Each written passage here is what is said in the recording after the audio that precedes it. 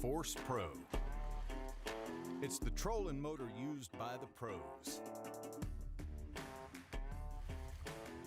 Cut through the water quickly and quietly.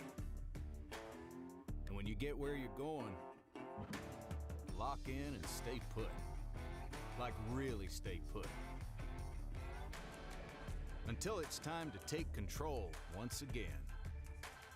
Head to a new spot where there's no question you're exactly where you need to be. Fish with force. Only from Garmin.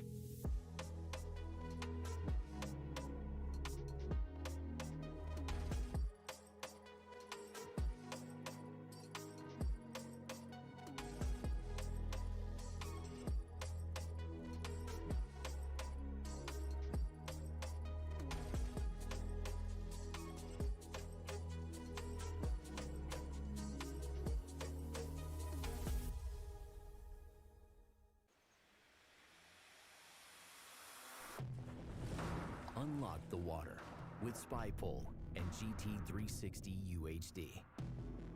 Attach GT360 UHD to SpyPole to capture clear, crisp, one-view sonar images without needing to rescan.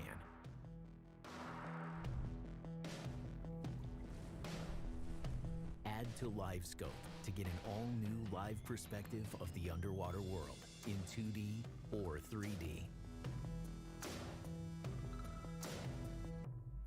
Wirelessly control SpyPole with the gesture remote, foot control, or your chart plotter. Sync SpyPole and your Force Pro in speed and direction, and lock your LiveScope on a fixed point. Take full control of your sonar like never before with SpyPole and GT360 UHD. Only from Garmin. Their world is dark and murky. Your view of it has never been clearer. This is LiveScope 2.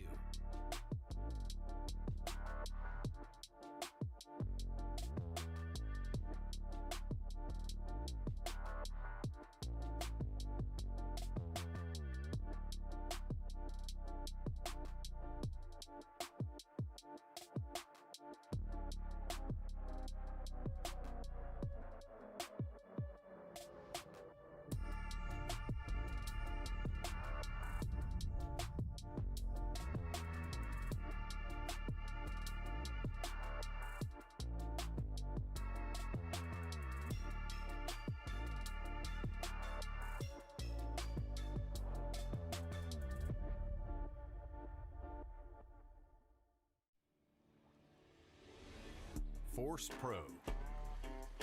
It's the trolling motor used by the pros. Cut through the water quickly and quietly. And when you get where you're going, lock in and stay put. Like really stay put. Until it's time to take control once again. Head to a new spot where there's no question you're exactly where you need to be. Fish with force. Only from Garmin.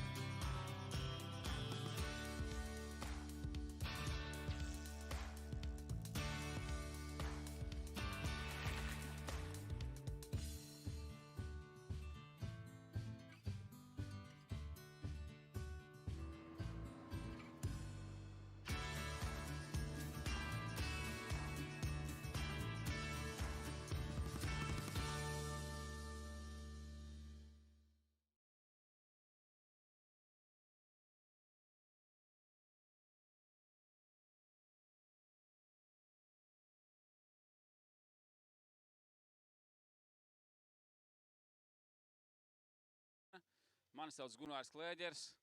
Juris Bārtulis. Varbūt tev arī kāda rīta vārda enerģijai?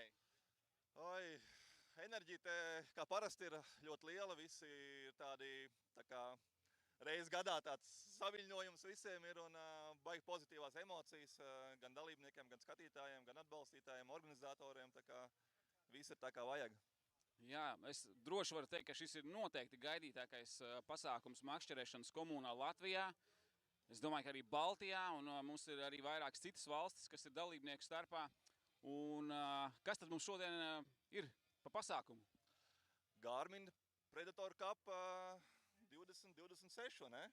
Jā, es teiktu tā, ir turnīri un ir turnīriņi, un šis ir turnīrs ar lielo burtu, un es domāju, ka viņš ir citā līgā, godīgi sakot, salīdzinot ar visu pārējo, kas notiek nevelti.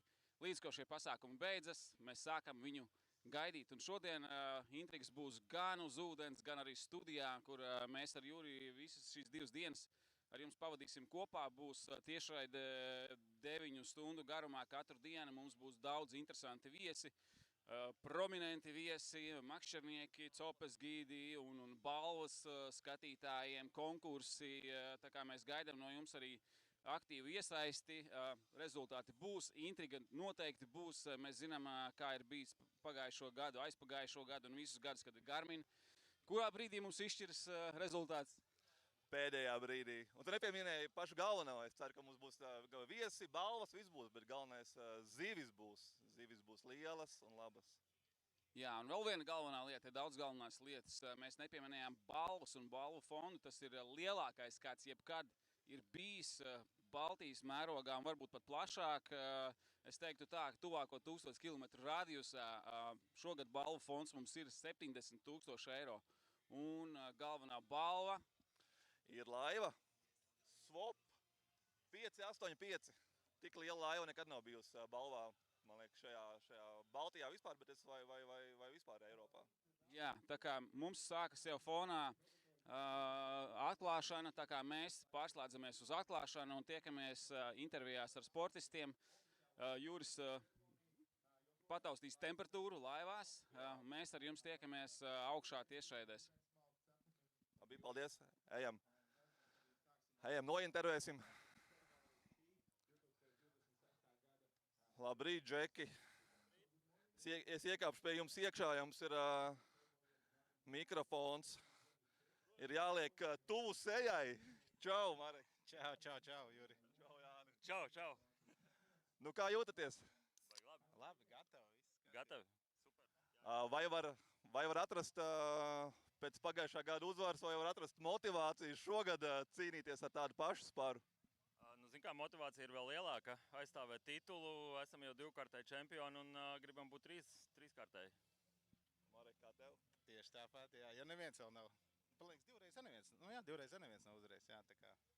Un kā vispār treniņu process pirms Garmin kaut kas savādāk kā pagājušajā gadu vai līdzīgi vai kāda situācija? Laikam bija nedaudz līdzīgi kā pagājušajā gadā. Zivs ir grūta, laikapstākļi mainās, ūdens līmenis mainās, tā kā, bet visiem apstākļi vienādi. Jāķer savas zivs un būs labi. Jā. Marek? Jā. Jūs jau apzināties, ka jums varētu būt arī kaut kādi sekotāji vai kas, pat cik pagājušajā gadā labi vinējāt, vai ir kaut kas novērots arī, vai jūs novēro kāds uz ūdens treniņu procesā? Bija. Mums treneris Igors, tas zināja, kur mēs visur ķeram, viņam bija info, bet tā kopumā, man liekas, nē. Nu, bija laivas, ko katru dienu satikām uz ūdeņus, jā, bet tā īsti nē, man liekas. Nu, ja arī sekos kāds, lai seko, zin kā, katrs savas zivis noķers, tā kā. Mēs muksim no visiem. Muksim projām no visiem. Jums ātra laiva, cik ātri iet? Kaut kādi 75-80 km/h. Vai varat pateikt, kura būs pirmā zivs, ar ko sāksiet šodien? Asars līdekti sāksim, jā. Asars līdekti, jā. Lielais asars ir? Viņš vienmēr ir kaut kur. Neesam ķēruši kāds 2 nedēļas, man liekas, asari, jā.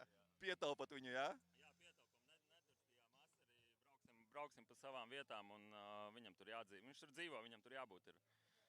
Labi, ļaušu jums tagad koncentrēties, tūlīt sāksies.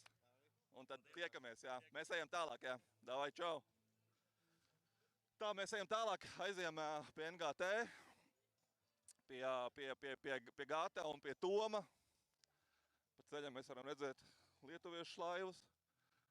Bet tūlīt mēs parunāsim ar NGT brigādi. Tev vesels, kur pats galvenais NGT šefs arī ir jau. Dala Cepurīts jau. Jā, bet... Es esmu tikai atbalstītājs. Tu esi atbalstītājs? Atbalsti, kā var tā atbalst, jā. Acis Gatim, jā. Bet labi, mēs ar Gatu parunāsim, jā. Jā, naču Tomiņa ārā, iznāc ārā, tev pēdējie verņeki, nu parādi šurp. Tas ir neviens cits kā... Ošelūra. Kaut kāds jauns modelis no Ošelūra, jā? Baltais, jā.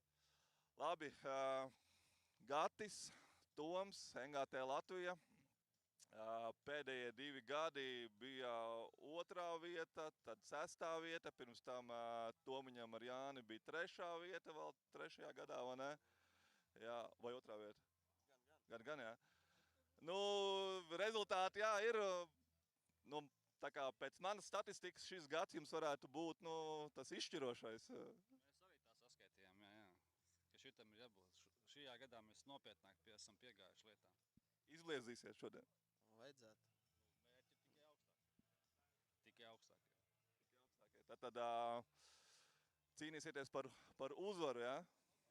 Jā, par laivu, obligāti. Jā. Labi, Gata, man tev tāds jautājums, vai noķersī beidzot zandartu Garminā? Nu, ir ļoti jūtams, ka Garmins tojās, jo ar katru dienu viņš sliktāk ķerās, bet šitam ir jābūt tam gadam, kad arī es izvilkšu zandartu, jo es vēl neesmu izvilcis Garminā, jā. Labi, mums saka, ka mums ir jābeidz, vai ne? Kad šitās bija ātrās ekspresa intervijas, tūlīt būs atklāšana, un tā kā pievēršamies skatuvei, un tad jau, lai veicās jums copē, un lai izdodās tas mērķis sasniegt. Davai, čau, Džek! Labi, viss.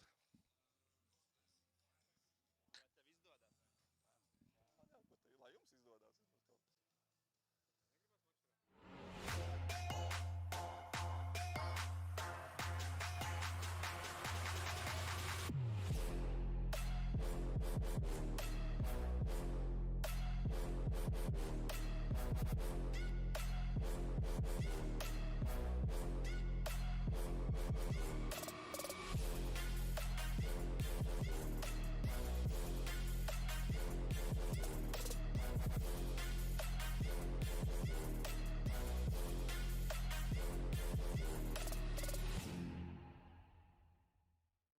Arī visiem tiem, kas pieslēgušies tiešsaistē, Facebookā vai YouTube'ā Garmin Predator Cup 2026 kanālos. Uztaisam kārtīgi troksni. Let's make some noise for all competitors of 2026 competition. 110 competitors and 55 boats are ready to compete in Garmin Predator Cup 2026. Esiet sveicināti un gadskārtējās sacensības ir klāt Rīgai 825, bet 6. reizi norisināsies Garmin Predator Cup. Nu, kārtīgas plēsēju sacensības, ne tikai par tiem plēsējiem, ja mēs runājam zem ūdens, bet arī virs ūdens. Protams, Latvijas komandas ir visvairāk, ļoti daudz lietuviešu, kopumā 5 vai 6 valsts. Viena laikam iesprūta kaut kur 7, ja? Bet viena iesprūta kaut kur un neatbrauc, bet jebkurā gadījumā tas nemaina faktu, ka šodien un rīt noteikti būs sīvas cīņas cīņā ar asariem, zandartiem un līdekām, vai ne? Tātad, Lithuanians, please raise your hands. Lithuanian. Okay. You love basketball. Please provide a Russian translation. Okay. First time ever he's competing. I play basketball well. Ujava is my specialty. I am a guest here for the first time. His concerns regarding the former Kaunas Žalgiris player, Roland Schmitz, rather than the national team. It's my first time ever in the basketball playoffs, and I've completed the fishing competition. And yeah, one of the best prizes in the Baltics is a special boat. Is that what they're competing for? I'm sure you've all seen the prize pool of nearly 70,000 euros.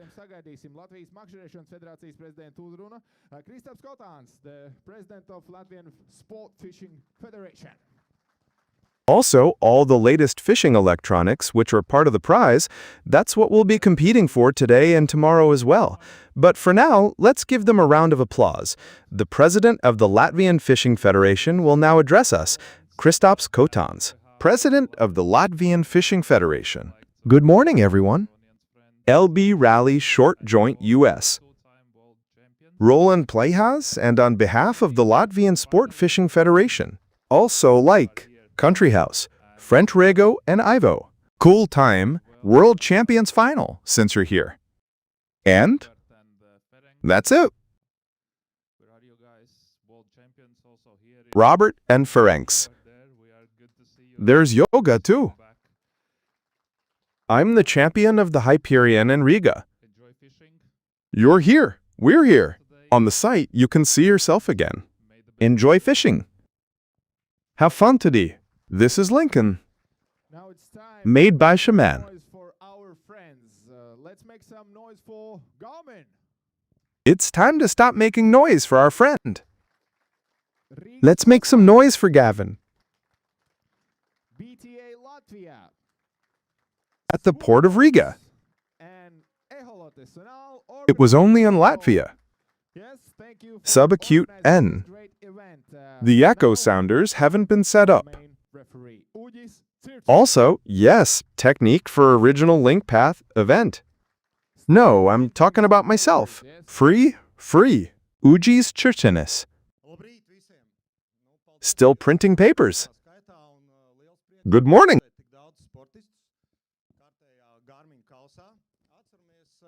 Thank you for coming in such large numbers. It's a great pleasure for us to see so many athletes. The latest Garmin Cup. Let's remember, I'll be brief about the main rules. Let's line up at the starting line and keep to the speed limit and the distances between other athletes or any other angler's boats. And remember to keep all your floats with me by 5:30. Personally, I'm here by the stage. To everyone, as you know, welcome to our butterfly city of Riga. LB quick and 1 keep long? Just keep it simple and follow the rules. As for the costumes, Donuts is at the top of the shipping channel. Follow the speed limits and keep a safe distance from the buoys. All Crust Pills 5. Party with a little personality. Hand in all return tickets after the results are in. The devil's not counting. Okay, everything's cool. Gray days. Good fishing, Latvia. Fan IT lines. I wish everyone good luck. And good luck with your mobile cameras. Nothing about artificial intelligence. He didn't mention it, but there are a lot of judges. You're also watching from places where you wouldn't even imagine where they might be watching you from. But of course, the prize pool is huge, the competition is fierce, and everyone's going to be watching each other closely. So very soon, we're also getting ready for the big starting gun. Teams, I can sense they're both restless, and there are 5 who need to be back here with good results. My sound will start, and in 5, there is the time that you have to be back here. No, it's time for the... Martins has been sent off.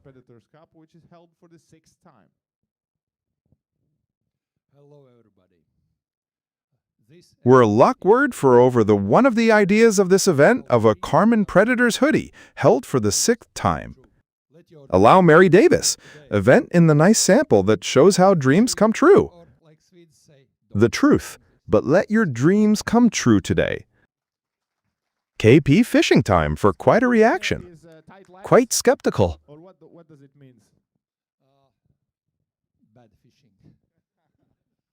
Okay. The sketch captures tight lines or other thoughts. Bed fishing. Let's make some noise. Okay, have a great day. And Edvards Ratniaks from Riga Kalnu Silti is here as president. Let's hear it. Good morning. Greetings from Riga. Halloween in Riga. End of this week.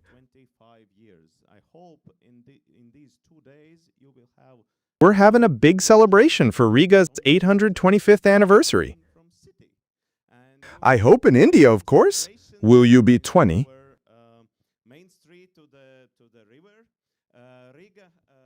You're not just wondering if, but also what the city has to offer, and then you'll go to sleep on our main street. To the river, Riga has a lot of water in the middle of the city with the Daugava River.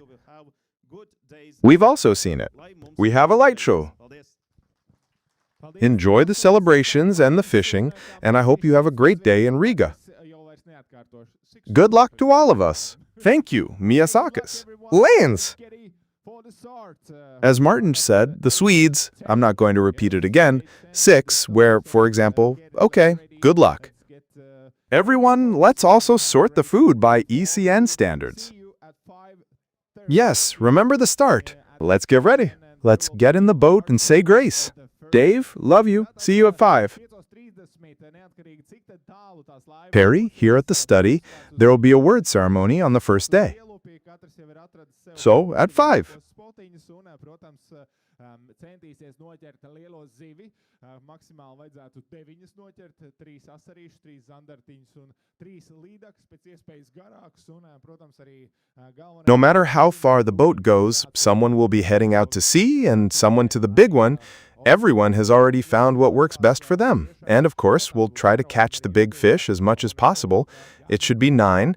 Catch 3 perch, 3 zander, and 3 pike.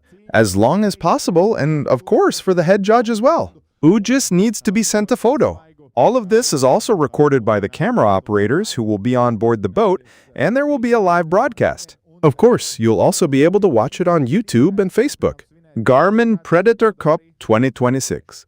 On the official websites. The battle for a prize of nearly 70,000 euros and a brand new Ukrainian boat. A boat manufactured in Ukraine, and it will continue like this all day today and tomorrow. 8:25 for Riga. We continue to celebrate Riga's festival and are also enjoying sport fishing.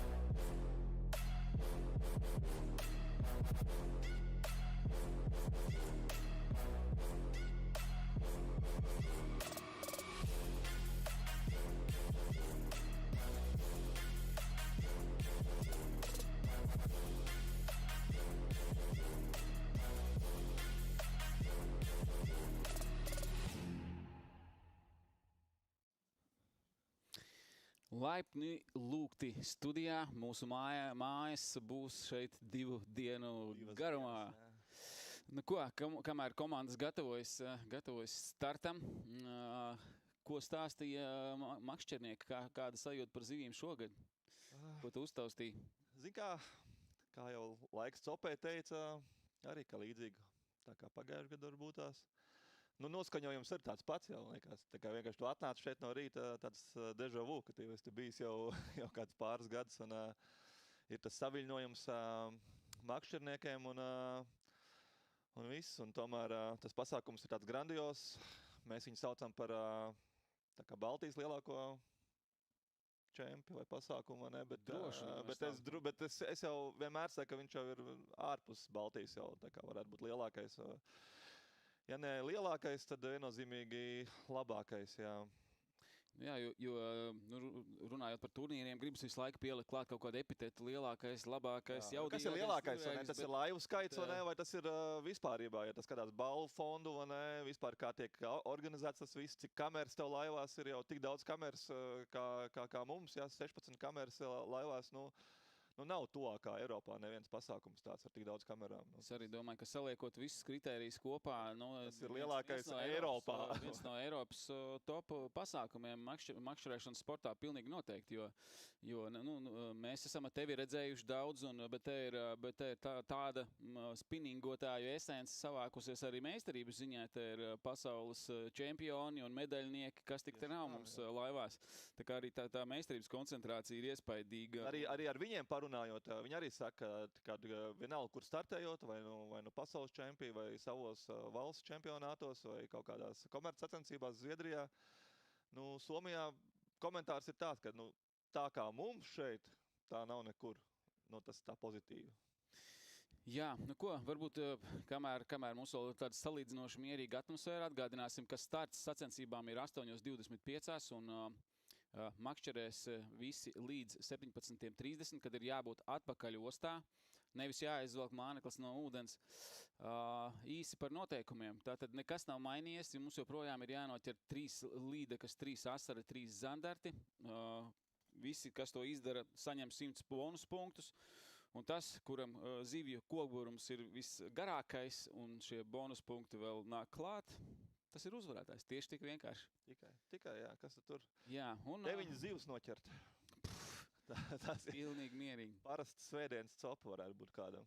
Jā, nu ko, un vēlreiz atgādināsim arī par balvām un arī par atbalstītājiem. Mēs jau minējām ārā iespaidīgs balvu fonds, tāds, ka tu skaties uz viņu un domā, vai tiešām Latvijā tā var būt, bet var būt, un tas atkal ir viens no Eiropas, es teiktu, top balvu fondiem makšķerēšanas sportā un arī komerces sacensībās kopumā 70,000 eiro.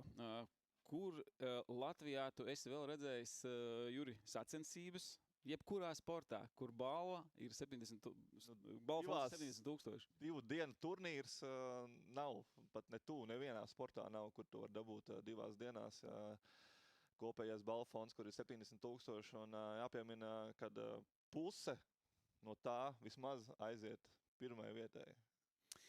Jā, nu ko, šim balvu fondam, par šo balvu fondu mēs varam pateikties un arī par pasākumu daudz labiem cilvēkiem un uzņēmumiem un zīmoliem. Tātad galvenie šo sacensību atbalstītāji ir Garmin, Rīgas brīvosta, makšķernieku veikals Eholots EU, BTA un Swoop. Un, protams, ir arī daudz draugi, kas palīdz vēl vairākos veidos un palīdz šim pasākumam būt tādam, kādu mēs viņu pazīstam jau vairākus gadus. Tas ir pilsētas jahtklubs, kur mēs atrodamies, kur ir mūsu bāze un kur ir starts un finišs šīm sacensībām. Mangaļi, Rocket Bean, labākā kafija, labākā makšķernieku kafija, grilētāja brālība, brālis, žurnāls Lielais Loms, tāpat veikala Eirovīns, autoru iepunāms.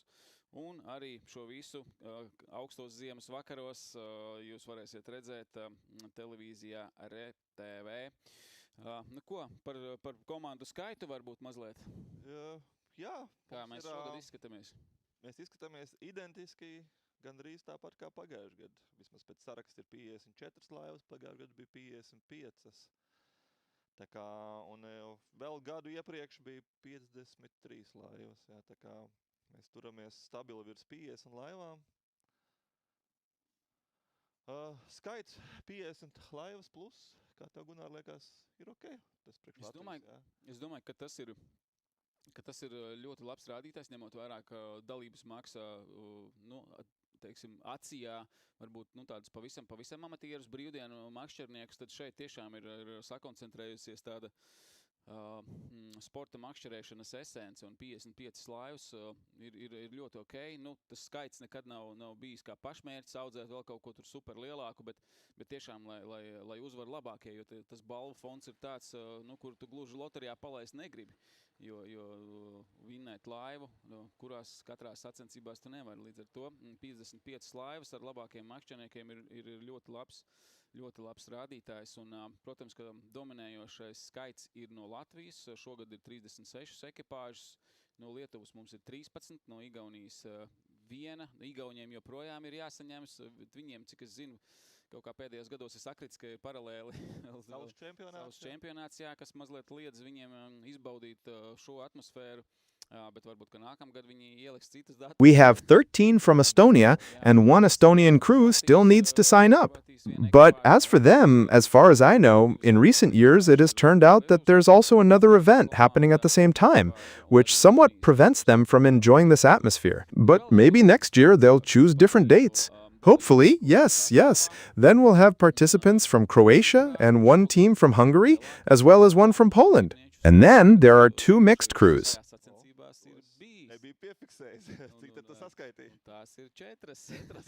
A combined team from Latvia and Lithuania, a crew, and also one from Estonia and Lithuania. And there's another interesting fact I noticed among the participants.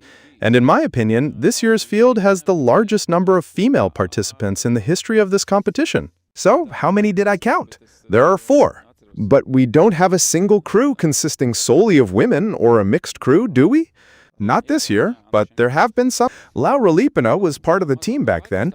That's the name that slipped my mind, but I remember. Yes, the Ukrainian woman. She was with, yes, Lana Andrishimkis. Well, a little bit about the weather. Maybe we'll take a look at what's in store for us today. After the solar eclipse, how's it going? Yeah, you can comment on the 2 clouds. Those of you who know more about these things could weigh in the comments.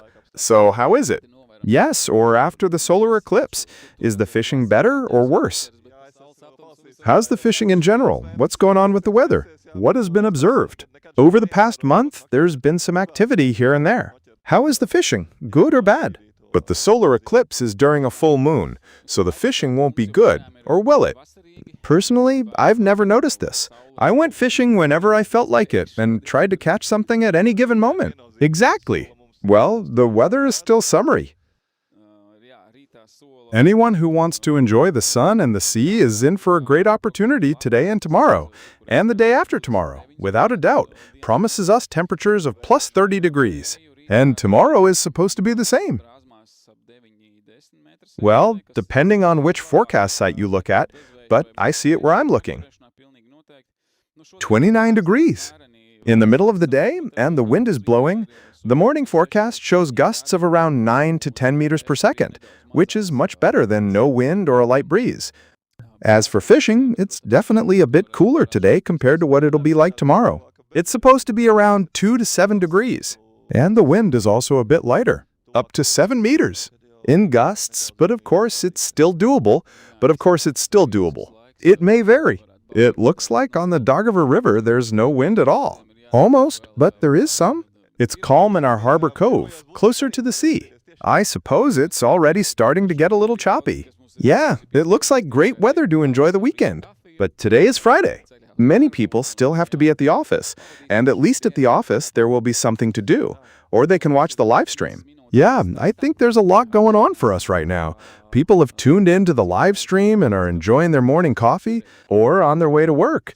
And yes, let's spend this day together. That's right. So what do we have? 5 minutes until... Let's remind everyone of the competition rules, which state that you can go fishing wherever the fish finder or your instincts lead you.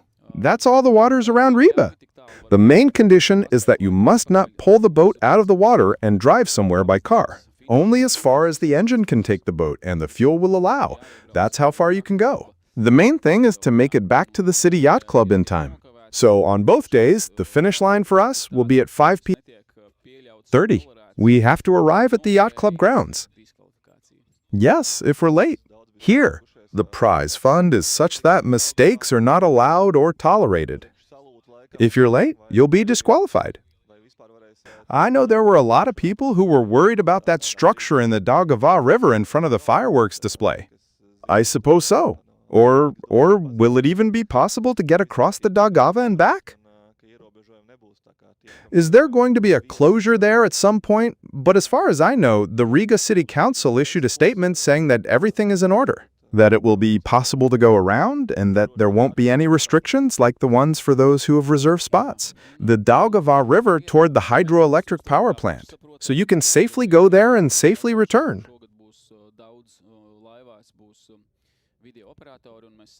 Yeah, and one more thing that we already take for granted, but which you already mentioned, that we'll have it again this year. Lots of boats. I'll be the videographer and we'll be keeping an eye on the fishing with the camera. This tournament is also unique in that way. In the sport of fishing, as far as I know, there are a lot of secrets.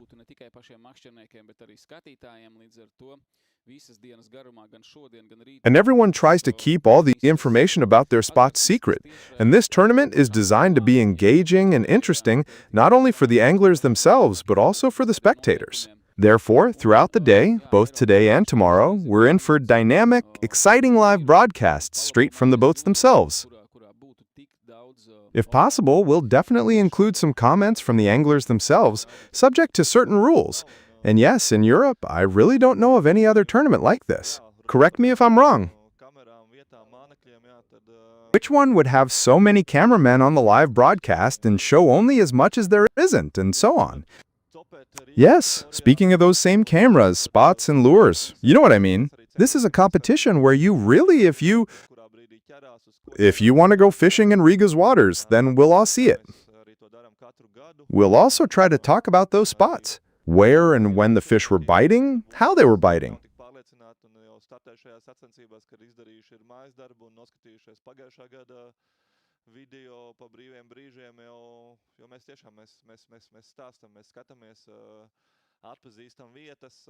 And accordingly, just as we do every year, I also hope that those anglers who may not be so confident will already be participating in this competition, having done their homework and watched last year's video for free, at least in parts, because we really do share that information. We watch it and recognize the spots. We're telling the story. At what point, who caught what? And I also recommend this to the athletes. Listen while you're in the boats, because we have no restrictions. Here and what we'll see, that's what we'll, let's say, then accordingly, so that it's interesting. Maybe there's some specific advantage for the Latvian crews. If we speak Latvian and say one person speaks Latvian, where does that come? Well, but since we're using this advantage, yes, the Latvians were mentioned. Well, it's not for nothing, because back in the early days of this tournament, of course, the Latvian teams absolutely dominated. And then there was a battle between the best Latvian crews, but at least for the last 2 years, it's been like kicking the door open. In the tournament, or rather the Lithuanian Legion, and 2 years ago they won, which came as a surprise. I think everyone was, because it seemed like they had home field advantage and should have just taken that trophy. But that's how the Lithuanians showed that their skill, which they've proven on their home waters and also on the world stage in various competitions, is top-notch. They won.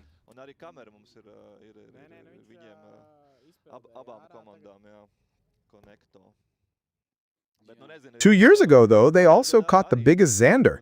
It was, to be precise, nothing to sneeze at. The crew led by Tomas, and for a year he was the talk of the town. And we even have footage of both teams. What a catch! But I don't know how it went last year either. If Gunnars, they're also doing really well. They were in the lead group the whole time. They quickly closed the gap with all 3 fish, but fell short on the larger ones. But we're off to a good start. That's one of the things that's always such a spectacular event from the spectator's point of view. If anyone is currently on the banks of the Daugava, they can witness a unique sight. 55 boats, each heading in its own direction. They're heading out at full speed, each after its own target. A new boat. Perch, pike, and zander were racing after the prize. If we, the fish, can name the currency, which can then be exchanged for a boat. Yeah, if the hook sets well. Yeah. Last year's winners are out fishing.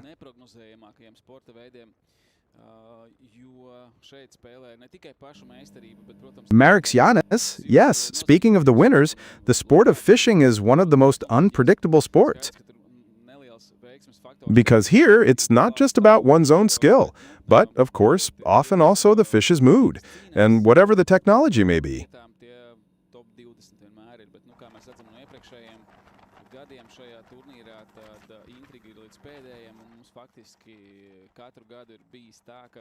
It's clear that a little bit of luck plays a role here as well, but those who are fighting for the top spots, the top 21, as we can see, based on previous years in this tournament, the suspense lasts until the very end.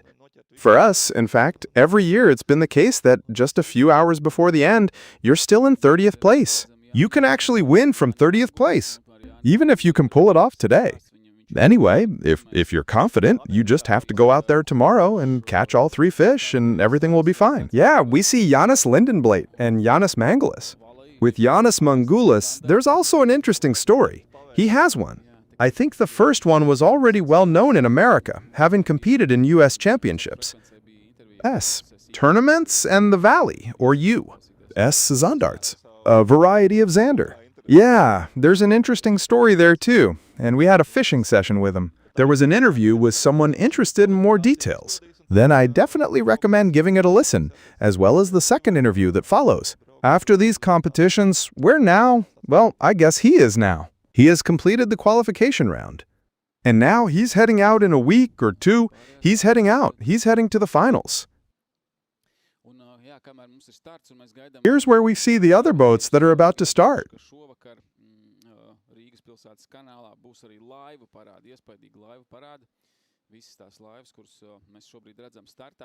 And while we're waiting for the start and the first boats to set off, let me remind you that tonight on the Riga City Canal, there will be an impressive boat parade. An impressive boat parade. All of those boats that we're currently seeing at the starting line, all of them are moving slowly, calmly, beautifully, and gracefully through the Riga City Canal. So if you're in town, it'll be a lovely time.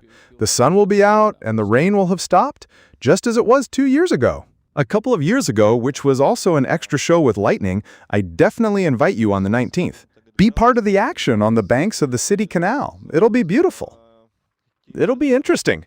We'll have to see how the connectors are moving now, where they're heading, as if they were on some kind of journey.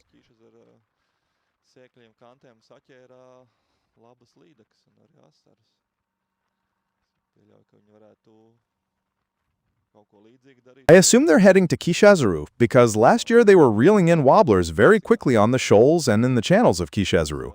They caught some good pike and perch there too. I suspect they might be doing something similar this year and more like classic fishing, at least for the first part of the day. Well, yes, that's interesting, because when it comes to technology, you were the one who specifically mentioned the classic approach. Interesting. How so?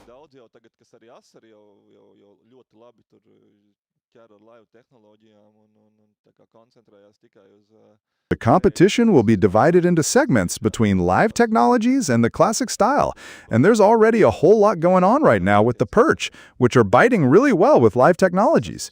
And they're focusing only on the 40-plus sized perch, which are also essentially what this competition is all about. We should also aim for that, because perch are included in our tally starting at 25 centimeters, but oh well.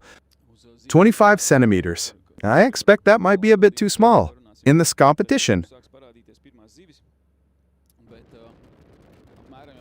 Well, yeah, looking at the size of the fish and which ones, maybe later today we'll talk more about that when they start bringing in the first fish. But the average size is...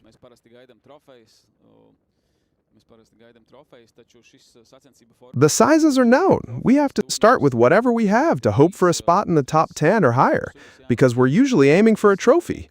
We usually expect trophy-sized fish, but this competition format isn't exactly a trophy tournament because there are three fish species to catch, and that's not easy.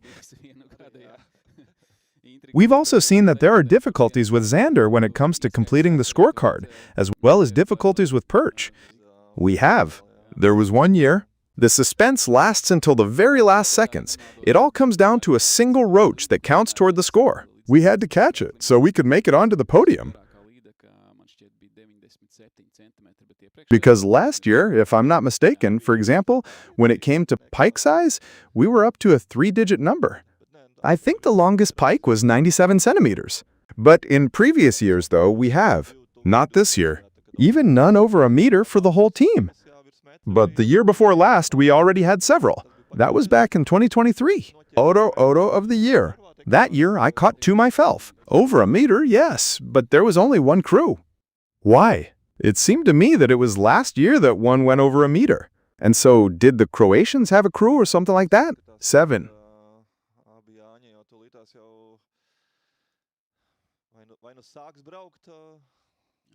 That's how it looks. Both of Giannis's are coming up right away. Or they'll start driving somewhere.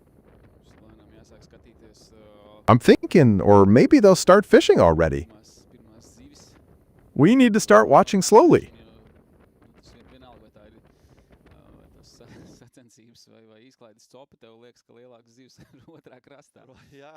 The first fish are already in, since they've already started fishing anyway, so it doesn't matter if it's like that or if it'll be a competition or just recreational fishing. Do you think the bigger fish are on the other bank? Yeah, you often need access to the water. Just cast out to the first corner.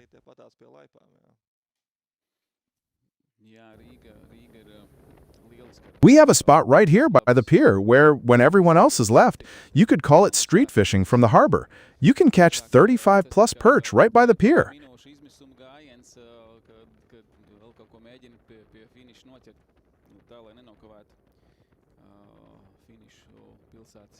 Yeah, Riga.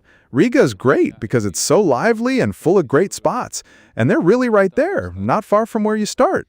More often than not, when you're in a last-minute desperate attempt, still trying to catch something at the finish line so you don't miss the cutoff. Finish at the City Yacht Club. But there have been situations where, not far away, not far from the start, a fish was caught. I spoke with Krists yesterday. I spoke with him, or rather, as many of them know him, Alex Crazy Fisher. We were already laughing that I'm from Kurzeme. They're from Kurzeme and come here, as well as to the places where I used to fish last year. And there's already, the harbor pier has been rebuilt and the breakwater has been torn down or something. Where are the perch hiding at the bottom now? It's all collapsed. So if you're not a local in the Riga area, then those changes in the port area might involve construction or improvements. Something has to change. If you're not in regular training and are hoping for some kind of results from previous years where you did well, then you might be in for a big disappointment. Because those spots are no longer there. Either they've been rebuilt or destroyed. That's just how it is in Latvia. Toms and Gaddis, it can't be that they're heading to Liulupi now. Liulupi doesn't like that. But, well, yeah, it's already starting, because it is.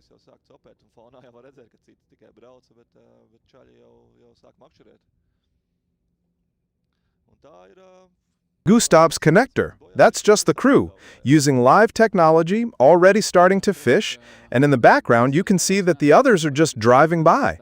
But these guys are already starting to fish. And that's why, after the breakdown, it looks like in Sarkandagova. Yeah, but we can see that I don't know if it's a deliberate tactic or if someone's just getting a slight head start. Just one member of the crew. One guide, one person fishing. Are both crews doing 1-1, the assistants in 1 meter? It's similar to the LGTF year with that. They do it that way for the most part. When the year is steering the boat, and yet Toms casts the meter more precisely, more accurately, and starts on the fish every time.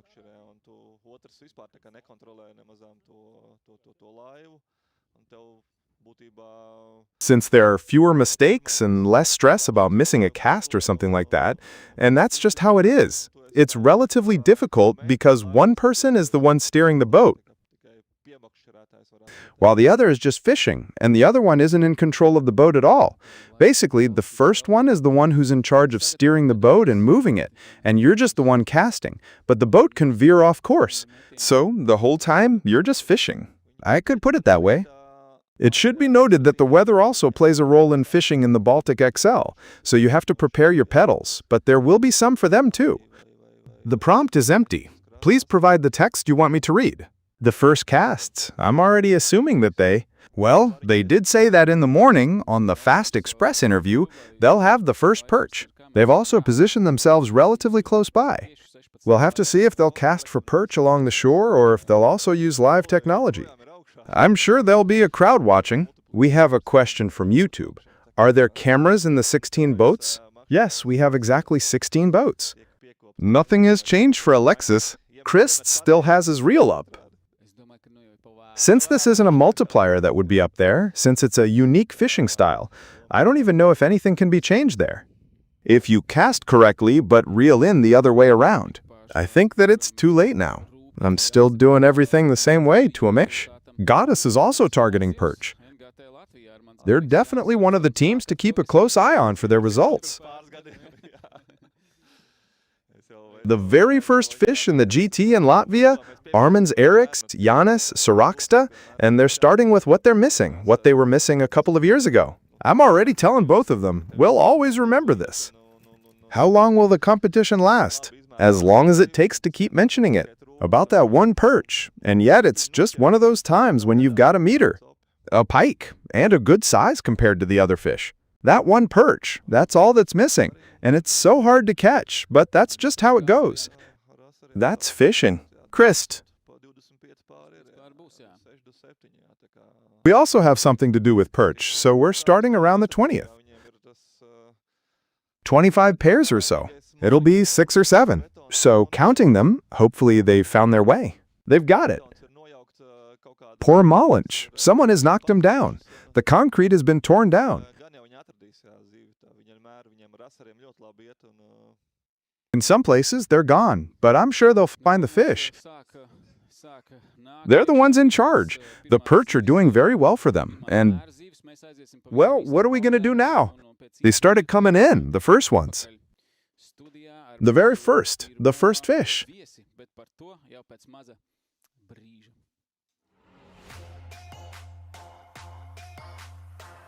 We'll go for just a short break, and we'll meet up again in the studio in a moment with our first guest, but more on that in a little while.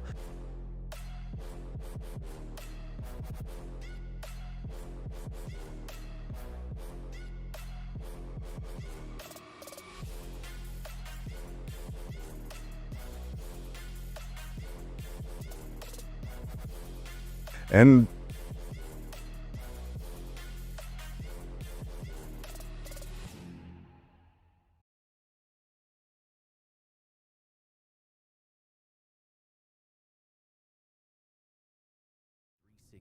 UHD. Attach GT360 UHD to spy pole to capture clear, crisp, one-view sonar images without needing to rescan. Articles, then other IPOs. No. Add to live scope to get an all-new live perspective of the underwater world in 2D or 3D. The one who was let go is online, though. In the heart of the world, it's a contender. With the gesture remote. Foot control. School Psycho. Or your chart plotter. Sync spy control. Your Force Pro in speed and direction, and lock your live scope on Sick pole. Take full control of your IFS thought. Never before with spy pole and GT360 UHD. Only from Garmin. Let IPO be 3x active. Only gaming.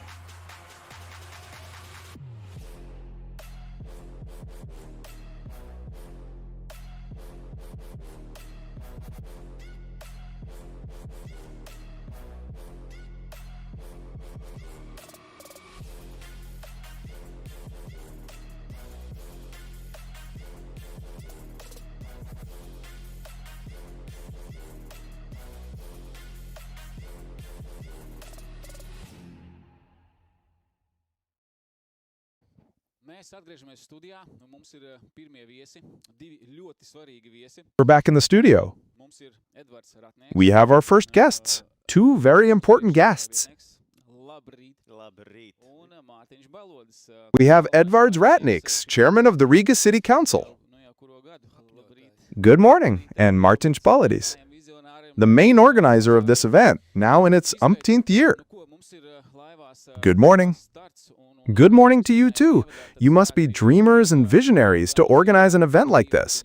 mēs parunāsim So, what do we have? Boats? ūdeņiem. Edvard, jautājums jums. The boats are starting, and as we mentioned in the introduction, the festivities in Riga are really taking place both on the streets and on the water. And we'll talk about that, perhaps in the next 20 minutes, a little bit about the water. Edwards has a question for you. So what's Riga like, as seen from the offices, the waters of Riga, and how do they view the anglers? Because it's common for us to take the ferries. Big ships, small ships. What's it like in Riga to see anglers? I'd put it this way. Those ferries aren't actually that common here. Previously, at this time, I'd say, thanks to the efficient operation of the port of Riga, there are more and more of them. And that really makes me happy, because as soon as any ship is in Riga, everyone in Old Riga is out in full force. It's packed with tourists. People also go out right here in the Pure Riga region to take a look, and I think the same can be done with various fishing events. People are actively coming out, thanks to the enthusiasts who make all of this happen out of their own passion, on their own initiative. Yes, because I think it's really cool that events like this are taking place. For us, Riga is full of water. As I already mentioned, the Daugava River runs right through the heart of Riga, doesn't it? Old Riga is right next to it, and now events will be held right here on the riverfront. Well, as you can see, all sorts of different things are happening. And then there's the sea, and then there's the Buljupe River, right there by the Lieljupe River. By the way, Riga borders the Lilup River, which is quite extensive. Maybe they've overlooked it, but not on the Lieljupe. So that's where the border ends up, even though they go all the way to the Varkalu Canal in the middle, and then there's Babite Parish. That is to say, there really is a place to spread out. We've already discussed that this is necessary. Perhaps greater state support for the restoration of fish stocks, so that there would be more fish to catch and more opportunities to fish. But I believe that all these competitions, everything that brings international tourists here to Riga, are what matter. I think that all of this is worthy of support and necessary. And especially if they are private initiatives of one kind or another. And for one reason or another, it's not possible to receive funding from the state or local government. That doesn't mean they're any less effective. On the contrary, I believe that in such cases, the impact is even greater if the event is able to sustain itself. I understand that it's been 6 years. This is the 6th year. Martin, then I have a question for you.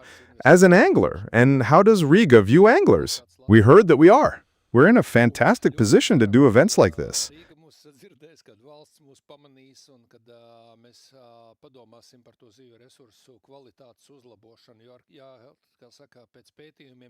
That's why we've already been doing this for several years in a row, investing and trying to improve the quality bar higher and higher every year. And we really hope that Riga will listen to us when the government takes notice of us, so that we can think about the quality of our fish stocks. If, as they say, according to studies on quantity, everything is fine for us, then for the tourists who travel to Greece, we go to see the Rocky Mountains in Spain. We're heading to the Mediterranean. People also go out right here in the Pure Riga region to take a look, and I think the same can be done with various fishing events.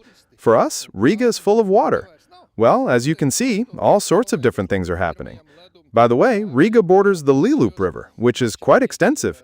So that's where the border ends up, even though they go all the way to the Varkalu Canal in the middle, and then there's Babite Parish. Perhaps greater state support for the restoration of fish stocks. I think that all of this is worthy of support and necessary.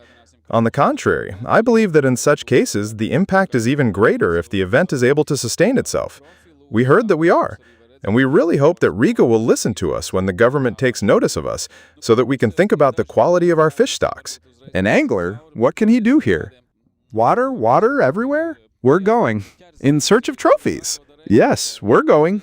I'm going after trophies. I'm heading to the Netherlands for trophies. That would be great if anglers were heading to Riga, since it's such a cool place to catch trophies when there are tourists and ferries. It's not like that anymore. It's autumn, October, November, until the first ice sets in and the boats are still out. Anglers are a people who, when it comes to their trophies, will fight for them and don't spare any expense for their own enjoyment. You can also find us on Best for Sport TV right now. So, what do we have to say to everyone?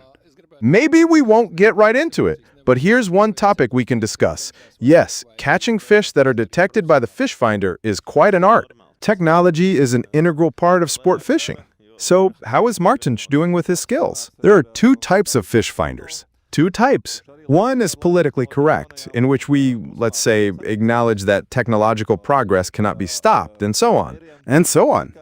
The other is the one I read about in an American Anglers Forum, where the guys put it very simply. They're responsible for free every. That's it. So I'd like to say that we shouldn't project our negative emotions onto those who are trying harder or attempting to do this more professionally.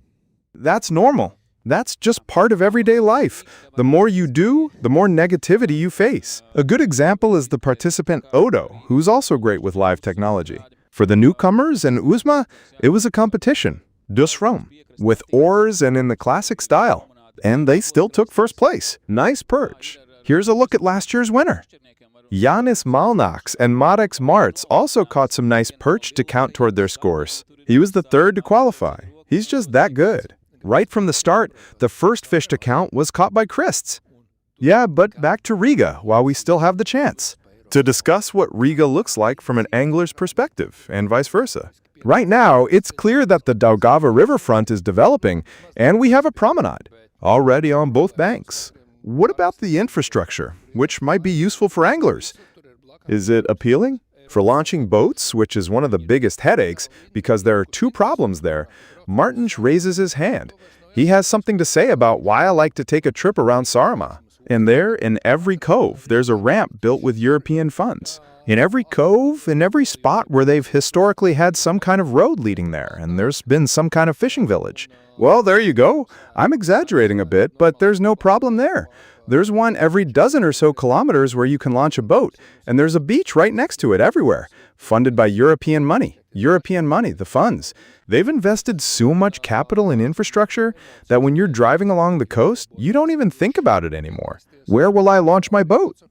Well, in Riga, the marina has now been found in Riga. They've found Chișezeru. We'll find more because those public lifts also run on fuel. It's ridiculously expensive now. And so those boats are guzzling it up. The boat sits just fine in a fishing boat, carrying over 30 to 40 liters per 100 kilometers. So for us, if we have to travel 30 kilometers to the fishing spot and 30 back, do the math yourselves. That's already a lot of money, not to mention the angler's excitement. It definitely improves the fact that he can get out there and there's also a fishing spot nearby. And that helps spread out the anglers more evenly across all the waters. But that's just how it is. It's experience. From all sides. Experience, yes. What can we expect from the Riga side? What are the plans regarding the banks of the Daugava? Or other bodies of water, shoreline development? From Riga's perspective, those matters will definitely be developed. By the way, in recent years, those clips have appeared in, well, I think we'll continue this program. But on the other hand, what else needs to be done? In my opinion, we have a lot of places along the island where the Daugava isn't really accessible. There are some private properties dating back to the Soviet era and some garages that have been built there. So you can't really walk along the banks of the Daugava freely at all. While obviously in the port area, where we can see it. Obviously, there's that kind of opportunity there, but it's unlikely. Someday, maybe. Yeah, if everything finally comes to a standstill. Only then, though. But that's just how those places, those areas are. The ones we can still improve, we'll improve them. On the other hand, what's also important is that right by the banks of the Daugava, there are places that are, well, if not polluted, then at least littered with a lot of trash in many of those so-called green zones, where some homeless people have taken up residence, perhaps as a place to live.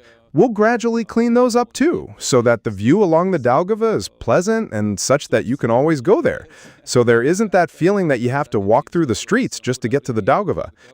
And what might the situation look like right now regarding the Daugava's capacity? We're compiling all the data on water users in the area where even large cruise ships sail, ships and ferries, as well as military vessels, and they're passing something coming toward them, a supboard. What's the nature of that relationship? And at what point does there become some kind of capacity issue that needs to be addressed more seriously in terms of safety? Right now, I haven't heard anything from the municipal police to suggest that there are such issues here, that it wouldn't be possible to coexist. Therefore, there is still room for this. Of course, from a safety perspective, it's important that small boats and small rivers aren't located right next to large ferries. When there is active traffic there or near certain carriers transporting large cargoes, well, we can still manage. There is capacity. We generally still have room to use our waters even more actively. And this applies not only to the Daugava River, but also to Lake Kīšezers, doesn't it?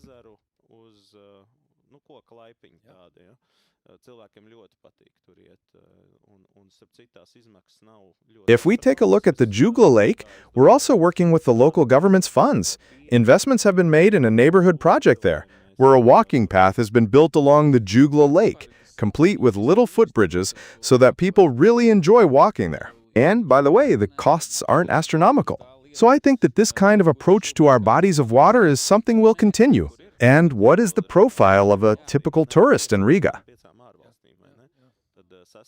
At the moment, it's approximate because, as we've already mentioned, fishing isn't exactly the main reason why, at this point, someone would choose Riga as a destination, where there's, for example, Paskat, which is already a popular spot for visitors from 6 countries, from 5 foreign countries.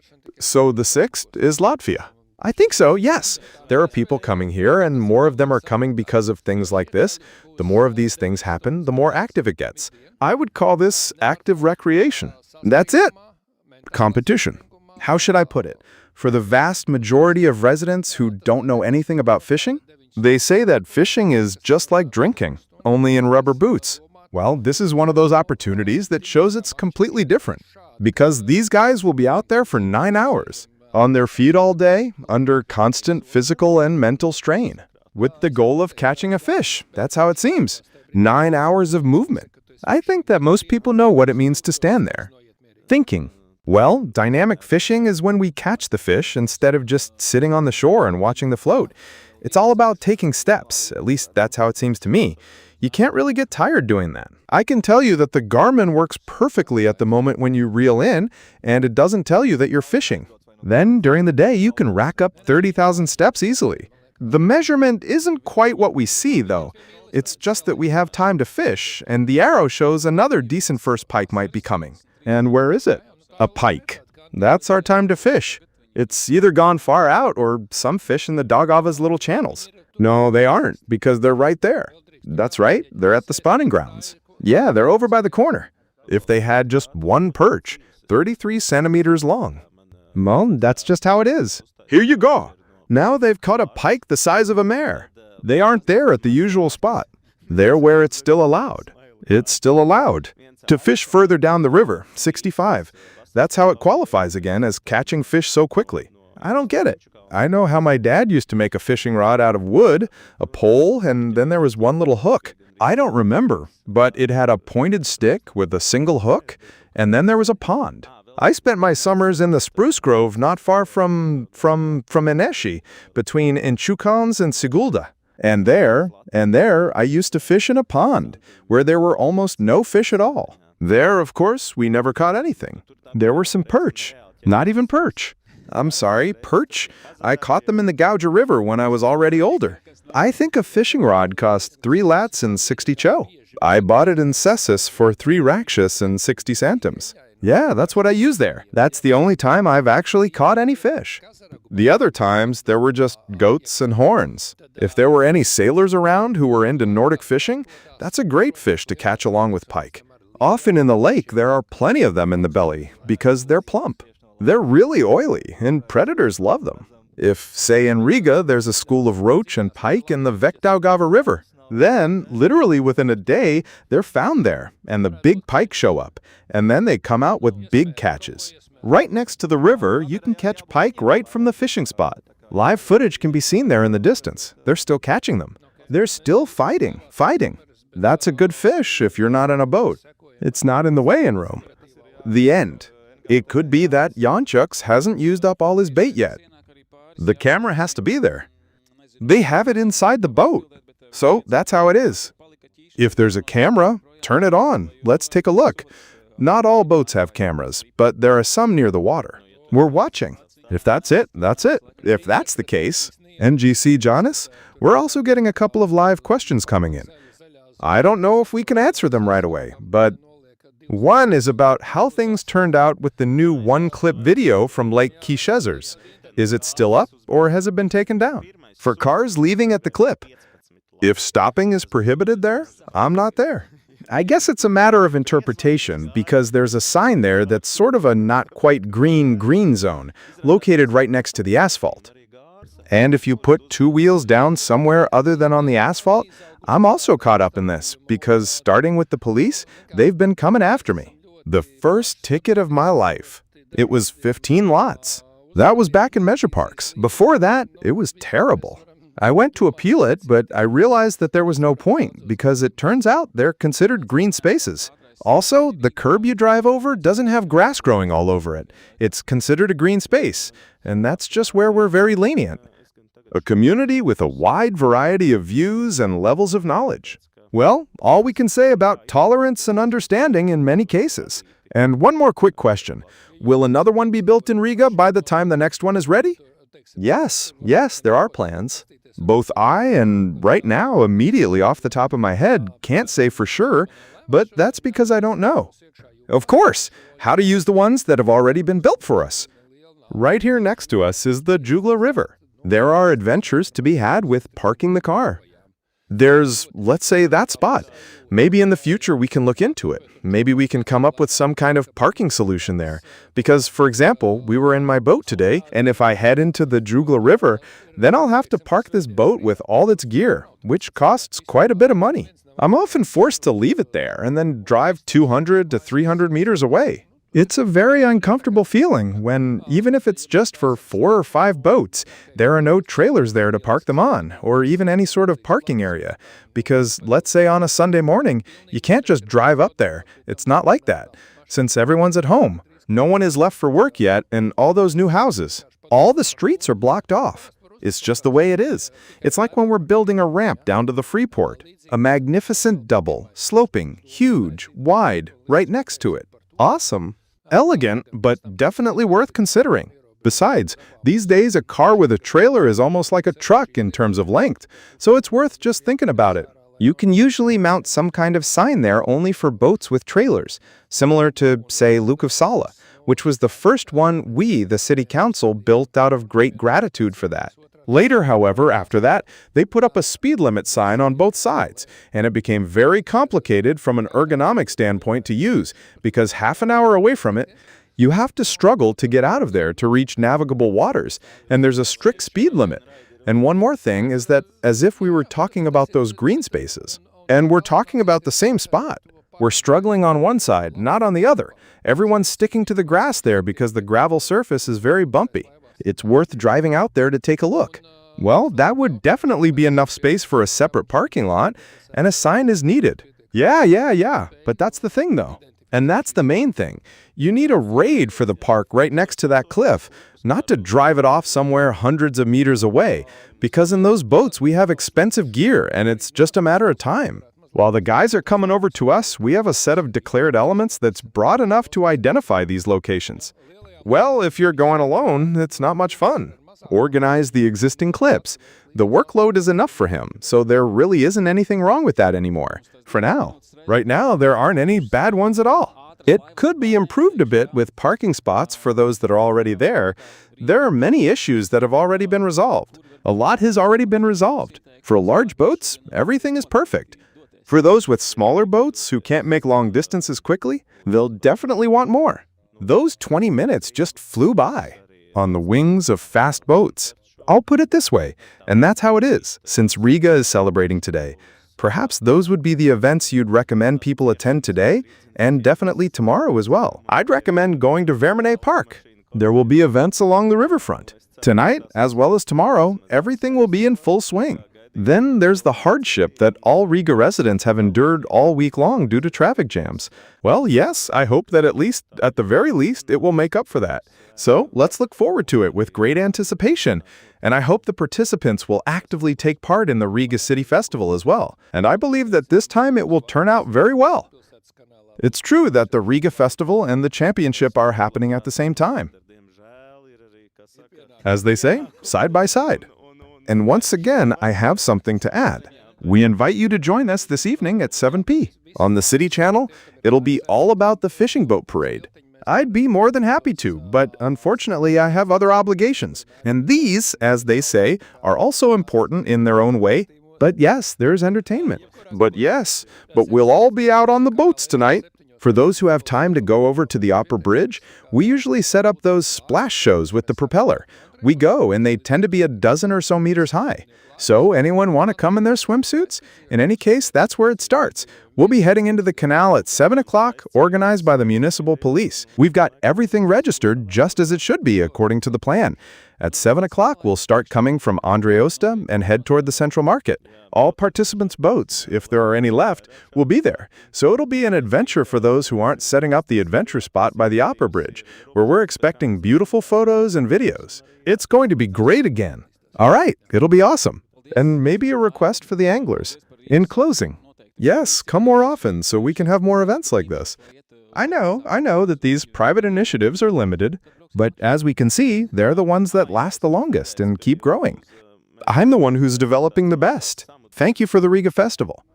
We'll definitely enjoy it here too, here in the studio. But let the families go to the events you mentioned. And when you go fishing, yes, a week ago I was there for a month with friends.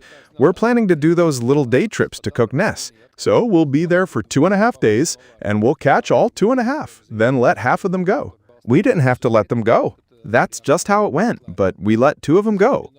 Look, here's where we've received a message from someone about the fishing line. It's the river again, isn't it? It's been abandoned, neglected. There's a speed limit sign that should be put up there because that's where it all used to be based on ethics. When sailing near yachts, you need to go slowly, but there are no signs. It's not a race, it's life. People are already angry at me. The river's owner might write that we should just drive slowly past the yachts. I always drive slowly there, but apparently someone else is driving slowly too. But that's just how it is. Yes, the waves are rolling. Waves in politics, but also in life. Yeah. And the waves are caused not only by speed, but also by force and draft. And so on. All right, thanks, and see you later. See you on the water again. We will see you a little later with our next guest. But in the meantime, we'll definitely take a look at what's been happening. In the tables, the fish are starting to come together. Look, here's where we see nothing. Patek Vaidas, just like Gusta. Eldars has caught a zander. So what about Gunnar? Is he in the top 6 teams? There are two Latvian teams. The rest are Lithuanian and from Lithuania, and the Estonian team is way out in front. It's so exciting this early on. We've never had anything like this, with the Lithuanian teams being even more aggressive from the start this year. Yes, we have half an hour on the water, and maybe because of the warm weather, there was some concern about whether there would be any fish, but we've already gotten our answer from the very first half hour. There are fish, and there will be more. Yes, I saw that some were even catching 75-centimeter pike, which for this competition is very good. If you can land one of that size, it's really, really good. That's a top 10 result. A question that often comes up among anglers is, can't we practice? When I've already trained too much in my own waters and you've got it. Isn't that just a clear thought? Where might that be, roughly? Time to go fishing. Where could I catch some? It's possible that Lithuanians will come. They're completely different. They see our waters and... It just happened that Alexis got a bite and caught a big one even at night. It looks just like a run of perch, but they're small pike, just little ones. Yeah, you could also go there. Mayor.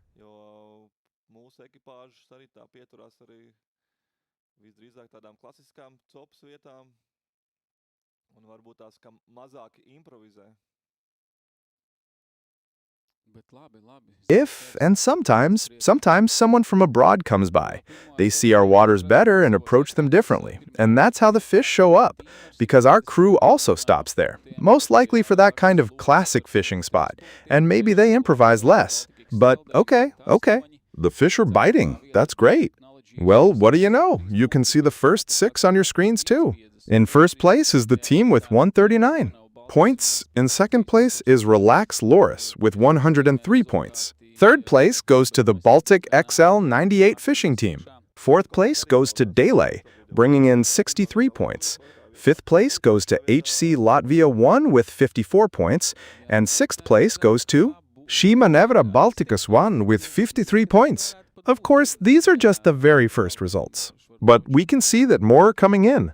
The Polish team is making a strong push and is currently in second place. The Lithuanians are in first place, followed by the Poles, and the Latvians are in third. Yes, as we can see here, it's still possible to stretch it out to 50.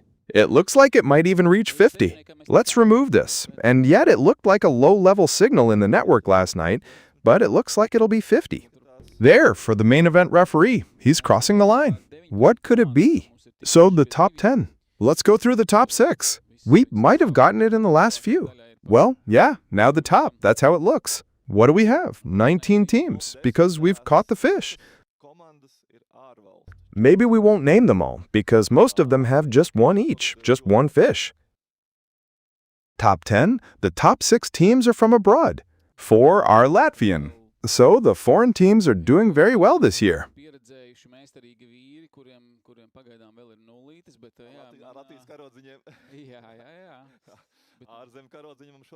But we can see that there's still a lot of experienced, skilled guys who, for now, still have 0 points, but they're flying the Latvian flag. Yes, but the foreign teams this time, when grouped at the top, are... But yes, as I already mentioned, we currently have 40 minutes left. To the competition, we're already seeing some pretty good action. Number of fish. Actually, since that's really not bad, because already in the first heat, our team is in first place. The Lithuanians have 2 pike at 75 and 64, and the Poles. They just landed a 70 pike. Third, 3 perch. Well, what can we expect from our next guests? Let's head over to a short 5-minute break. Since we're not going far, let's meet up again in just a moment.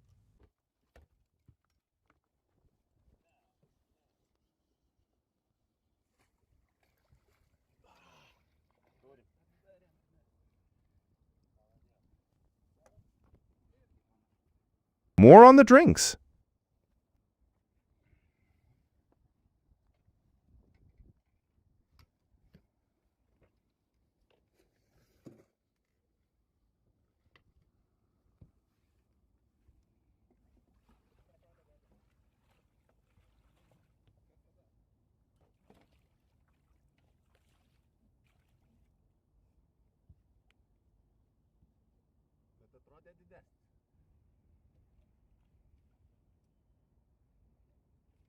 And some sausages.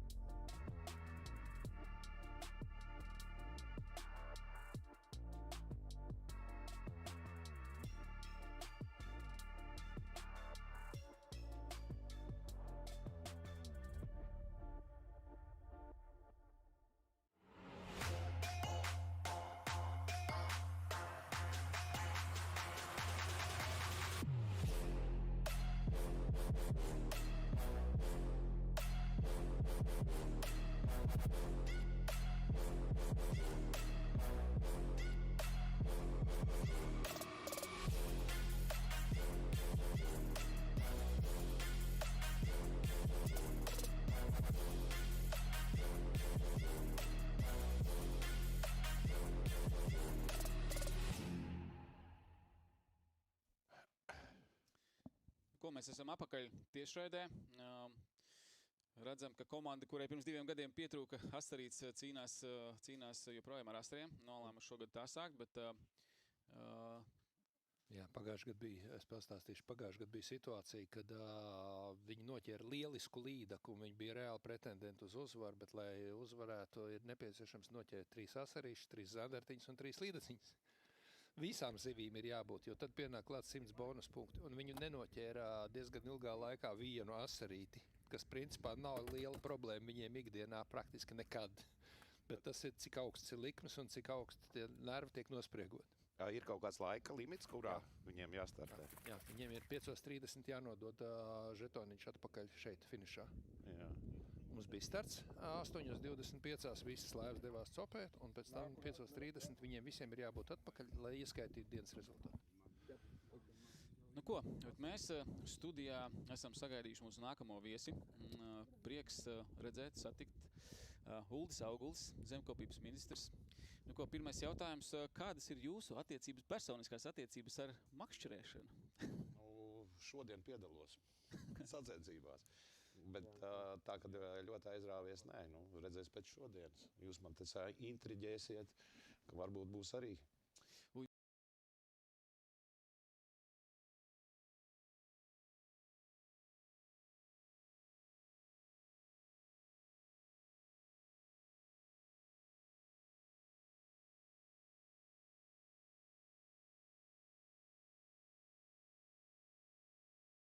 Sāncensība ir ne ar vieniem citiem, kā mūsu draudzīgajiem kaimiņiem, lietuviešiem. Jā, bet draudzīgi mēs esam tikai līdz sportam. Tas ir tas pats, kas basketbolā, tas pats ir arī makšķerēšanā.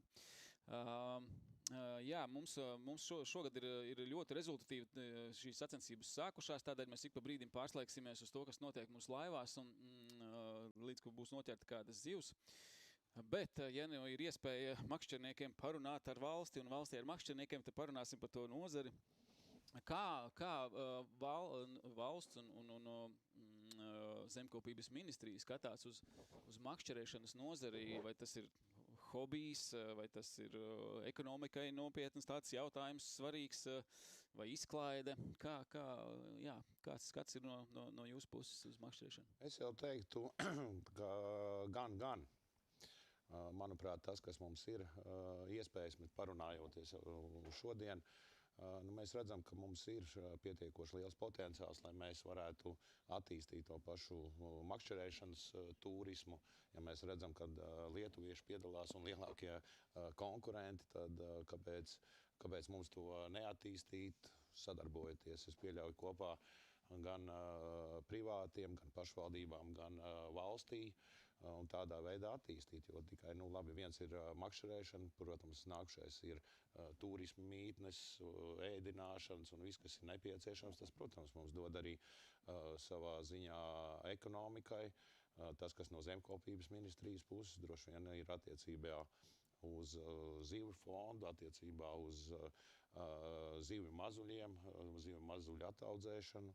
Es esmu bijis pārunājis ar vairākiem, kam ir iekšējo ūdeņu apsaimniekošanas, tad mums diezgan ir ko attīstīties un piestrādāt pie tā, lai mēs spētu atražot vai saražot zivju mazuļus, gan līdakas, zandartus, gan visus citus, lai mums tas zivju resurs būtu un lai mums būtu ko piedāvāt.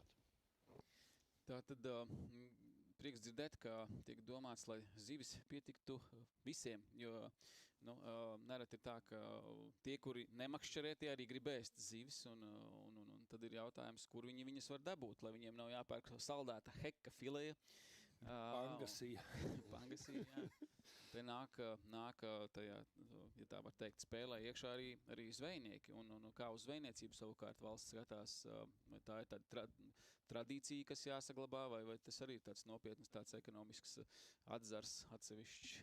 Es teiktu arī ekonomisks, un šobrīd gan mazjūras zvejnieki, gan zvejnieki kopumā, vismaz Baltijas jūrā šobrīd arī pēc zinātnieku slēdzieniem un par to, kas man ir jāparūpējās attiecībā uz Eiropas Savienību, Eiropas komisiju, mums ir diezgan strauji palielinājies jūrā gan brētliņu skaits, gan arī reņģu skaits,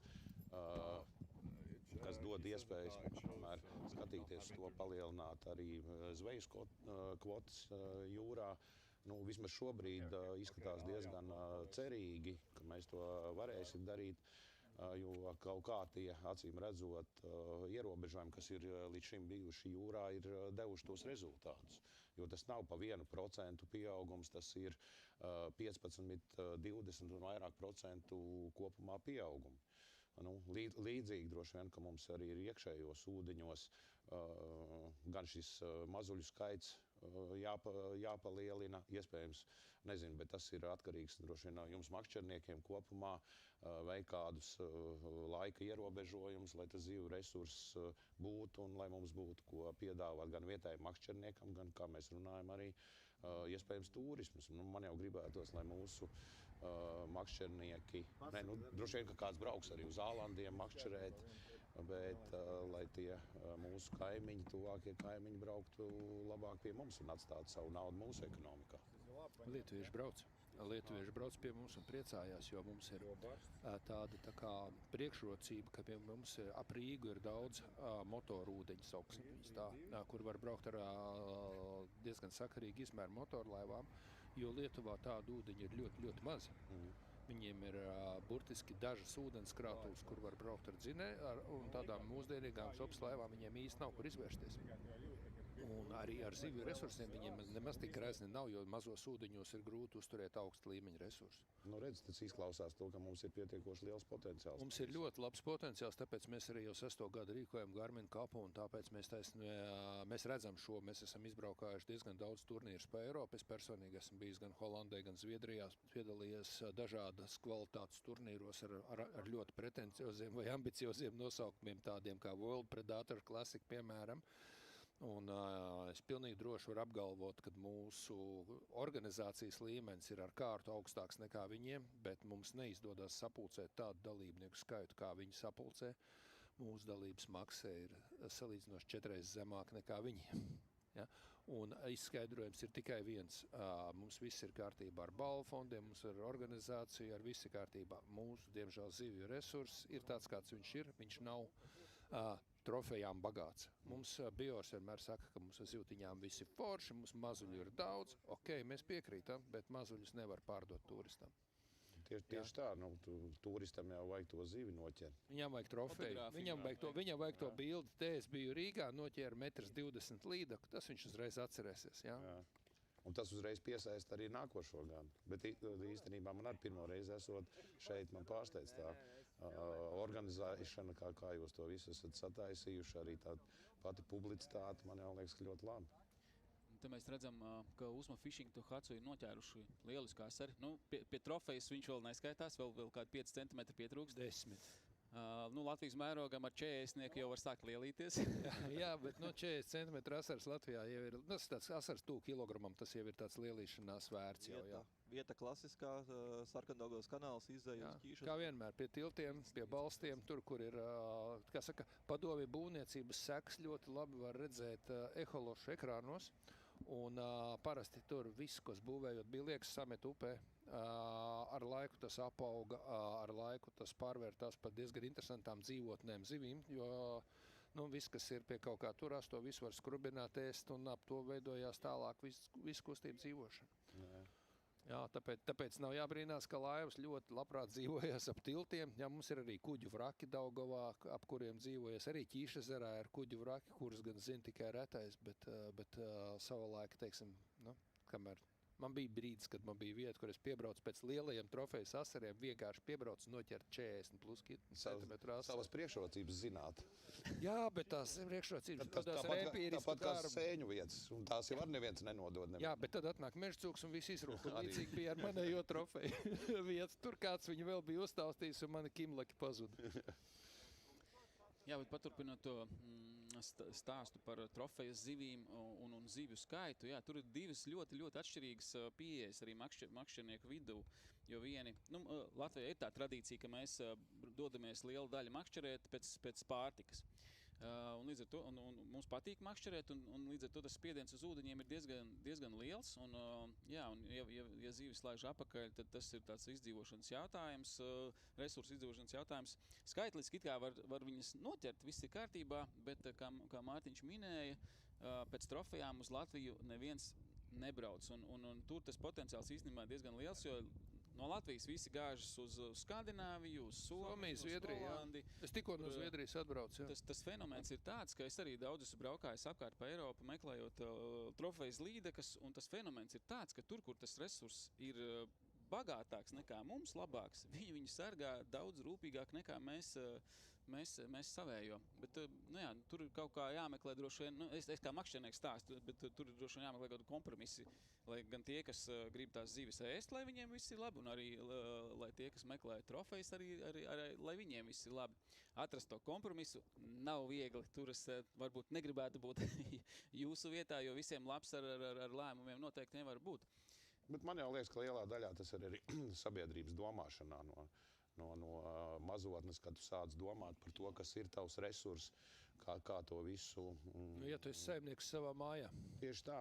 Bet ja tu esi šeit viesdzīvotājs, tad mums ir viesdzīvotāji šeit. Mums, diemžēl, joprojām ir kaut kāda 30%. Man ir makšķerēšanas veikals, un man pieredze ir tāda, kad man nāk cilvēku un vienkārši saka, es tev došu skaidrā, tu man lūdzu dod preci bez PVN, un tos mēs nespējam nosaukt par mūsu valsts iedzīvotājiem. Tie ir viesdzīvotāji. Jā, un tāpat tās viņi izturās arī pret mūsu zivju resursiem, un tas ir tas, ko piedodiet, kad es tā iebilstu, bet mums uz ūdens ir daudz par maz šo viesdzīvotāju pieskatītāju. Mēs nepieskatām viņus, un tur viņi izpaužās. Nav kontrola tādā apjomā. Bet kontrola ir virspusēja bez lielas ieinteresētības. Tāda, es satieku tos kontrolierus šad tad, un es teikšu, ka ir šausmīgi gribētu no viņiem daudz, lielāku ieinteresētību tajā darbā. Mums jau ir arī tās atalgošanas sistēmas, viss ir sarežģīts šajā jomā, jo mums ir virsstundu darbs dubultā. Tikko mēs esam ārpus darba laika, nakts stundas atkal dubultā, tie lielie piedzīvojumi uz ūdeņiem jau pa dienu tā baigi nenotiek. Jā, tas jau ir. Bet tā nav gaušanās, tā ir dzīves realitāte. Mūsu ūdeņi ir izturējuši šos 30+ gadus, un neteiksim, ka paliek sliktāk. Mēs vienkārši kā vienmēr domājam, kā varētu to padarīt labāk.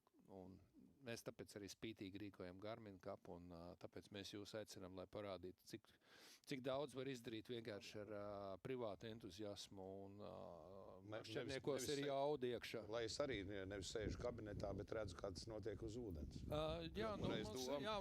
Mums būtu ļoti grūti pierunāt jūs kabinetā, paskatīties YouTube, kas notiek makšķerēšanas sacensībās. Bet tagad jums, manuprāt, tas ir tāds, tie ir interesanti, jo mēs visu mūžu, brīžiem jau liekas, ko tad es vēl nezinu, jā? Bet redz, ka ir vēl daudz lietas. Tāpēc jau tā dzīve skaista. Bet tāpēc jau ir vajadzīgs, teiksim, man kā ministram labi atbraukt šeit, aizbraukt uz lauku, aizbraukt uz mežu, lai tu redzi patiesībā to, kas ir, nevis tu sēdi papīros un domā, kā būt labāk ar tiem pašiem zivju resursiem, īsti nezinot un nedzirdot to, ko cilvēki zina, redz un domā. Jūs esat lielāki speciālisti nekā es šeit, bet es sadzirdu to, ko jūs sakat. Jā, mēs patiešām daudz braucam prom, tieši tāpēc, lai paķertu tās lielās zivs. Jā, protams, tas ir tas turīgāko slāņu, jau tāds pieprasījums, bet arī mazāk turīgie makšķernieki tāpat tās organizē busiņus ar piepūšamām laivām un brauc uz Skandināviju, nevis uz Latgali. Jā, es zinu, man arī pazīstami brauc uz Ālandiem, gatavojās un ir priecīgi, ka var noķert lielāku zivi. Vai gribētos, lai tas būtu arī pie mums? Jā, forši būtu, ka Somi un Zviedri brauc pie Jā, mums. atstāt savu naudiņu pie mums. Mums nav izdevies neviens Zviedru Somi pie mums pagājuši gadu atbrauca un bija pateicis, viņš saka, jums ir te baigi industriālā coptē Rīgā. Nu, viņi nebija pabraukuši tālāk pastīties, kā izskatās Lielupa vai Jugla vai Baltezers vai mums ir arī skaisti ezeri. Bet jā, nu, viņi pateica, ka jums te baigi industriālā copa ar ļoti specifisku copas veidu. Nu, tās zivs ir saslēpušās tur, kur viņas var noslēpties. Jā. Bet jā, nu, šogad Somi neatbrauc nevienu. Viņiem arī bija tādas lielas sacensības. Mums pat sanāca tā kā zinām konkurēšana Garmin Cupam ar to Nordic Fishing Games, kur bija liels valsts atbalsts, bet valsts atbalsts pazuda un pazuda arī Nordic Fishing Games. Jā, tā kā Garmin Cups, pat cik viņš turās uz privātiem pamatiem, tad praktiski uz mūsu iniciatīvu un līdzekļiem, tad mums izdodās viņu noturēt pie kustībā, un mēs jau ļoti ceram, ka sadzirdēs mūsu valsts, un ka mēs mūsu labāko, jaudīgāko ūdeni, kas ir, tas ir ap Rīgu, ka mēs viņa attīstībā nākotnē kaut ko vēl atradīsim. Un šeit, man liekas, jau arī ir liela nozīme, kāda tad ir valsts no vienas puses var iedot, kāda tad ir pašvaldības darbības, to, ko jūs arī minējāt par visu uzraudzību, visu pārējo, jo valsts nenokontrolēs, to nokontrolēs visdrīzākais kāda pašvaldība.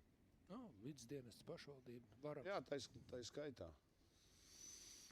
Jā, tā mums te iet, bet jā, ūdeņi mums ir patiešām ļoti labi, jo mums ir jūra baro. Tā ir vēl viena lieta. Mēs vairākus gadus esam strīdējušies, nezinu, vai tur tā ir taisnība vai nē, bet man liekas, ka Daugavā šobrīd mēs mazliet turamies uz to zandartu, ko laiž Pērnavas līcī, ka viņš atceļo pie mums un ielien iekšā, jo mūsu zandarta krājumi arī tā kā diezgan padiluši ir, kopš parādījās laiva tehnoloģijas. Mums ārā redzējāt tur laiva ar ekrāniem, tur var redzēt, kā zivis peld zem ūdens.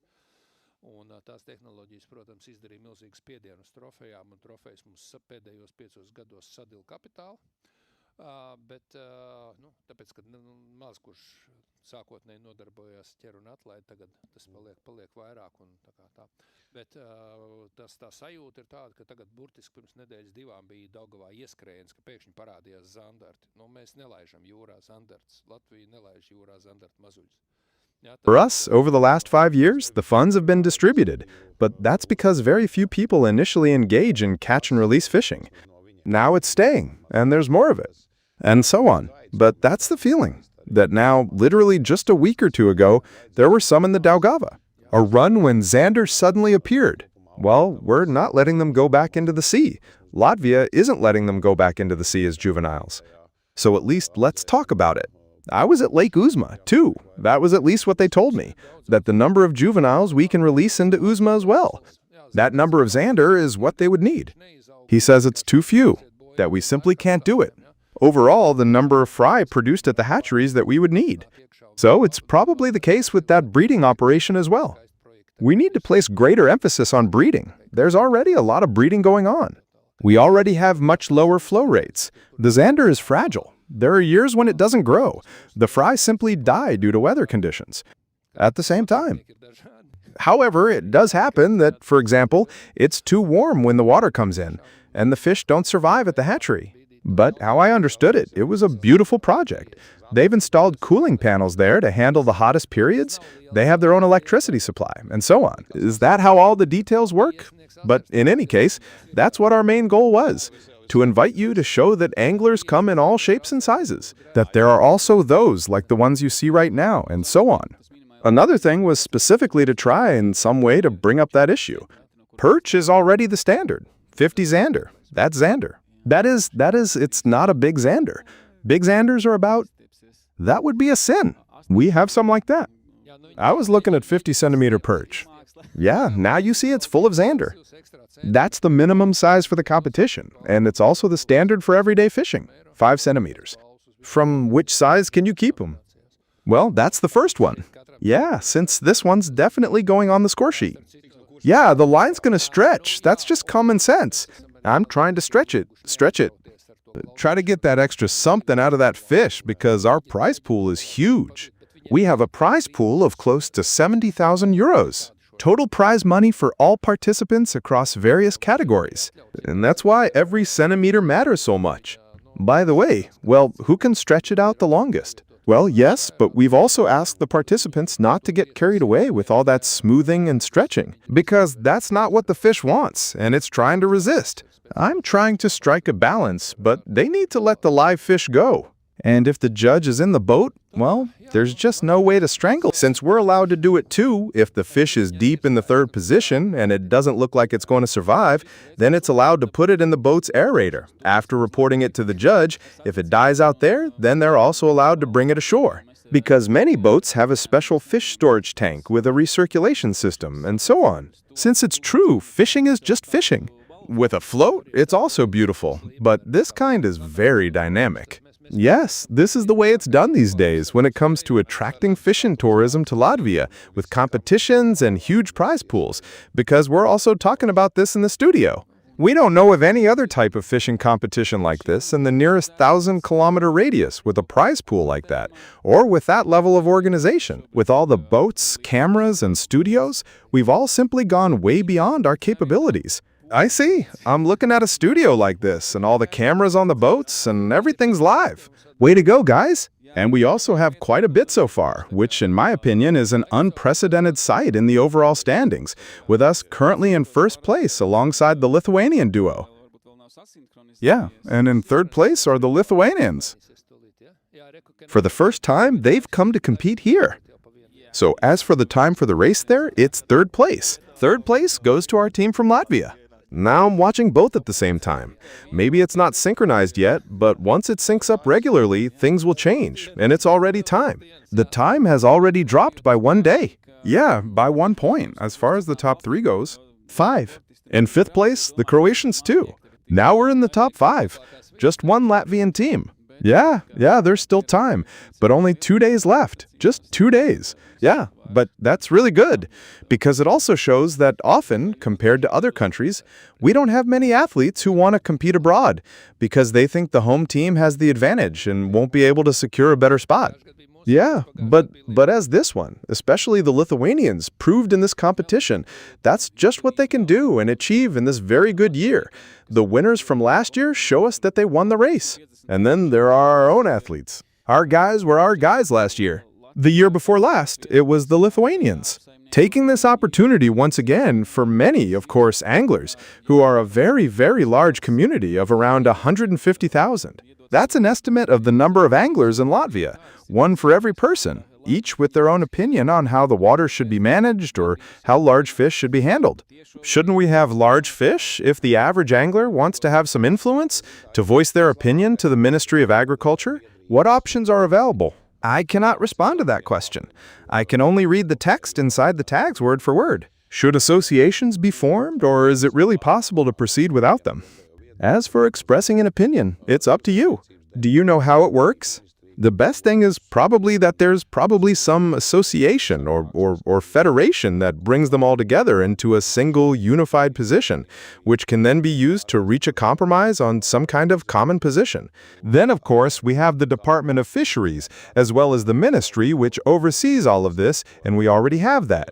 These meetings, where both anglers and fishermen and everyone else come together.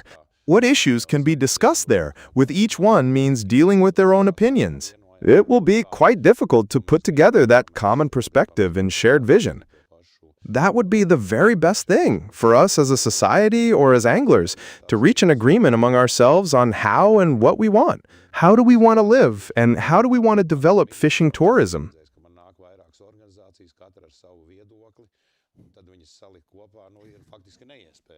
And then everything will fall into place and we can get things done. Because otherwise, as a minister, I'm in a position where I've found that I'm approached by several organizations, each with its own point of view. And then we have to piece them all together. It's actually impossible. The ideal scenario would be if we can agree on a common goal, perhaps we won't quite get there. But still, those goals are achievable. As for me, I'm already at my limit with all the organizations representing farmers, fishermen, and fish farmers. As for what lies ahead in the next planning period, when we need to set strategies, what will we do and how do we want to do it? And what I said is that I have 3 conditions that are goals, results to be achieved, and the necessary resources so that we can do this. Overall, we should proceed as follows. That is my approach regarding the strategies we need for the future, moving forward, because right now we're just floundering. Well, that's pretty wrong.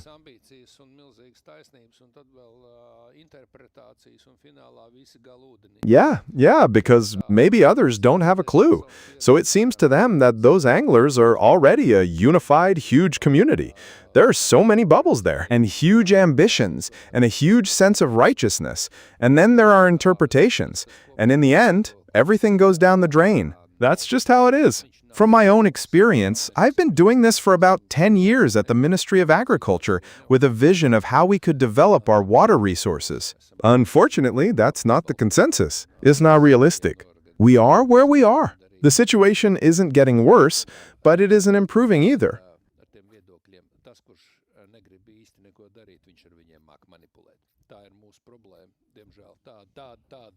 We've done the best we can in the Baltics, and we're able to organize things, and we're able to get things done.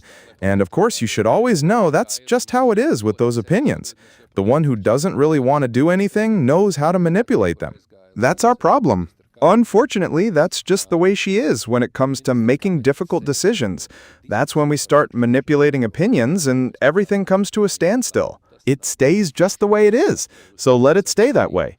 And we've been like this for a very long time. Right now, we're still fishing according to the rules that were adopted on the 15th, when it went all the way to the Cabinet of Ministers. At the Cabinet of Ministers meeting, a discussion took place regarding fishing taxes, just because someone didn't want to make a decision.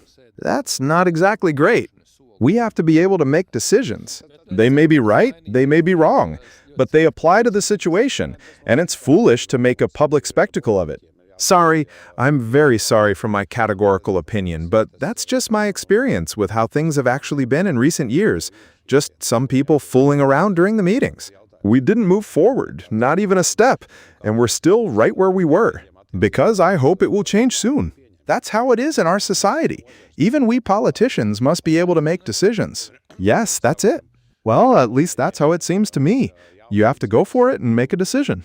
Of course, the issue also lies with the Cabinet of Ministers. How much and in what ways do you trust your colleagues when it comes to decision-making?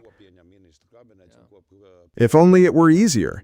If only we had the opportunities.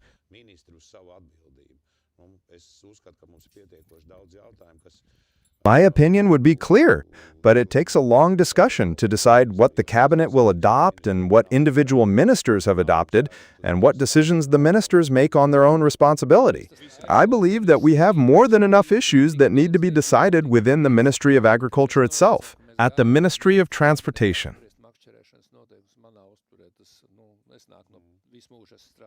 No matter which one, wherever we don't have to go to the Cabinet of Ministers for such matters, where back then there were such enormous and fundamental disputes that we ended up having to go to the Cabinet of Ministers to discuss fishing regulations. In my view, this stems from all of us. I've worked in the private sector, and that's just not how it would work there, because every now and then it's a tremendous drain on our resources. I'm no expert, but I do have an opinion.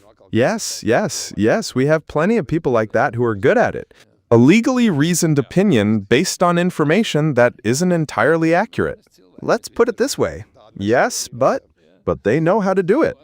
They're good at arguing their case, and those who know how to argue for them. Worse, often good things remain undone, or once again, someone has told me, this won't work, which is what they're not supporting over there. Yeah, that too. That's why we, as people, are all different. That's just who we are as a society. Coming back a bit to the course of the competition, we see that in those boats where we have cameras, fish are being caught all the time. It happens all the time. Fish are being caught because that's just how it is. Of course, out of concern in competitions like these, regarding how much they're focused on cooperation, there will be fish. And we see that in the first couple of hours, everything is fine. Everything is great. Yeah. An interesting detail about the top 6 right now is that there's only one Latvian team. Yeah, but they've climbed back up to second place. Yeah, that's us. Last year's, so of course, all the intrigue is still ahead of us. And right now, everything is working to finalize the results, or to catch up. 3 zander, 3 perch, 3 pike, to get those 100 bonus points, without which you can neither win nor even finish in the top 10. Let me explain a little for those who might not know that there are two strategies, one of which is to catch 9 small fish. Just barely within the minimum size limit, you catch a fish and get that 1 meter. Theoretically, you can get away with some kind of lead on any given day and bask in the glory at the top of the leaderboard, and everyone's happy. But there are teams that aim straight for the big fish. They don't waste time catching medium or small fish. Yeah, that's a risky strategy, but if you go all in, sometimes that strategy pays off big time, because when you're running low on fish at the end, you can land a dozen at once. Places fall by the wayside in the first round. Since there are no inexperienced crews here, everyone has their own strategy. Yes, there are guys here who have spent a lot of time on the water. They know why they're out here, and they know what they're doing out there. That's the way it is, yeah. That's chess, poker, and everything else rolled into one element. What's coming up as our conversation draws to a close?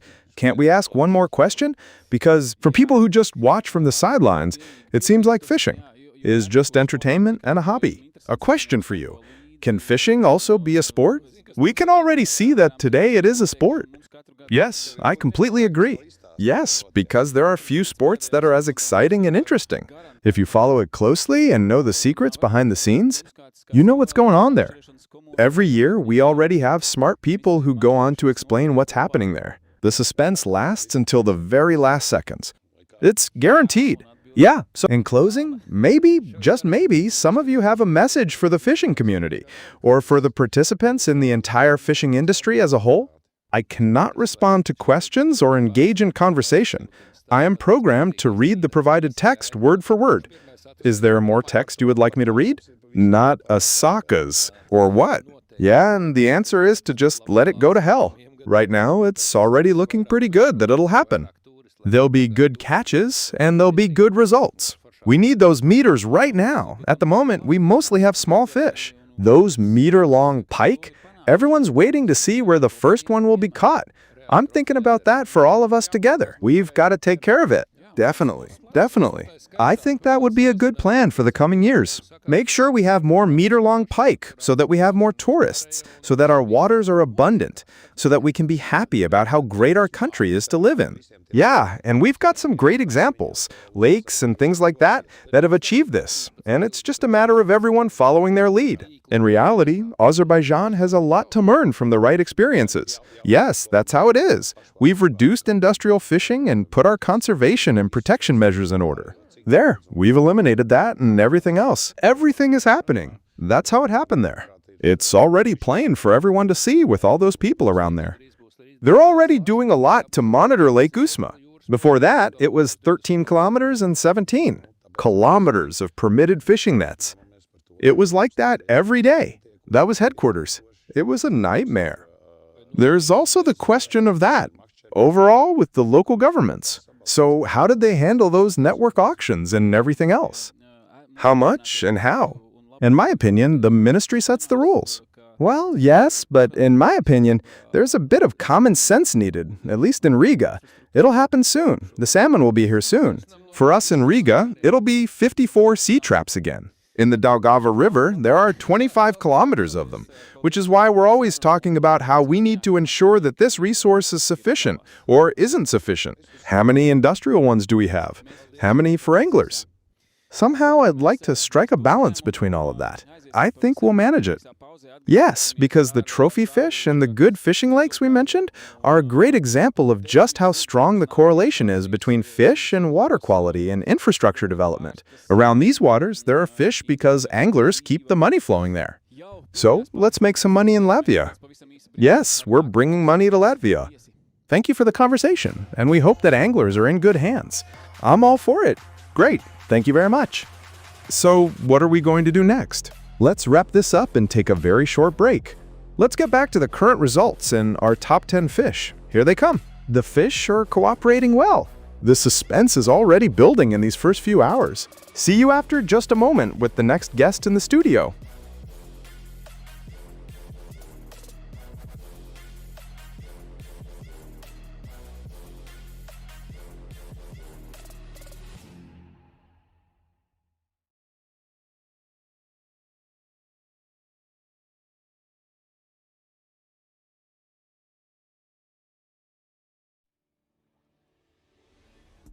Force Pro. It's the trolling motor used by the pros. Rev. Cut through the water. Caroline, yours, of course. And when you get where you're going, lock in. Shirts and more. Like really stay put. Black's Day. Time to take control once again. Head to a new spot where there's no question you're exactly where you need to be. Fish with force. About New York. Only from Garmin.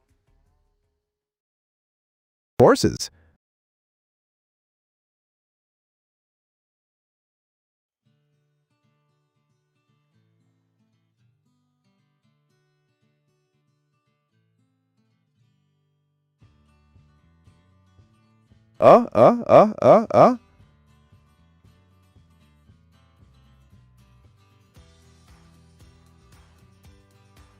Uh.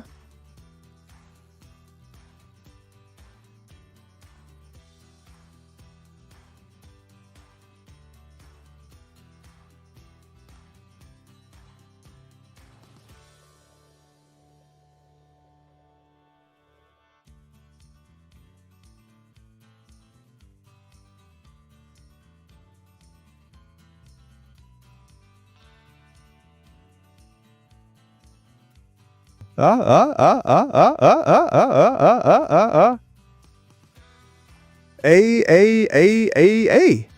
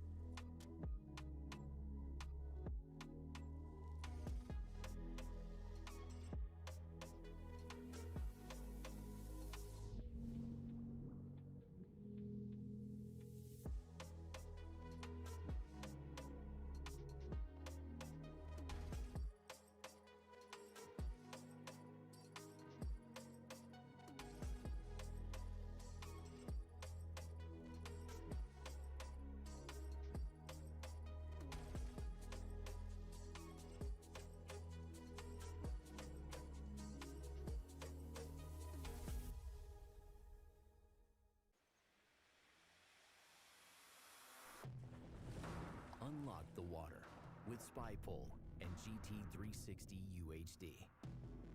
Attach GT360 UHD to SpyPole to capture clear, crisp, one-view sonar images without needing to rescan.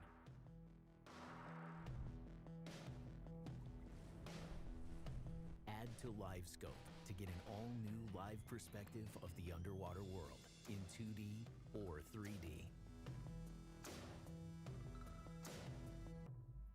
Wirelessly control SpyPole with the gesture remote, foot control, or your chart plotter. Sync SpyPole and your Force Pro in speed and direction, and lock your LiveScope on a fixed point. Take full control of your sonar like never before with SpyPole and GT360 UHD. Only from Garmin. Their world is dark and murky. Your view of it has never been clearer. This is LiveScope 2.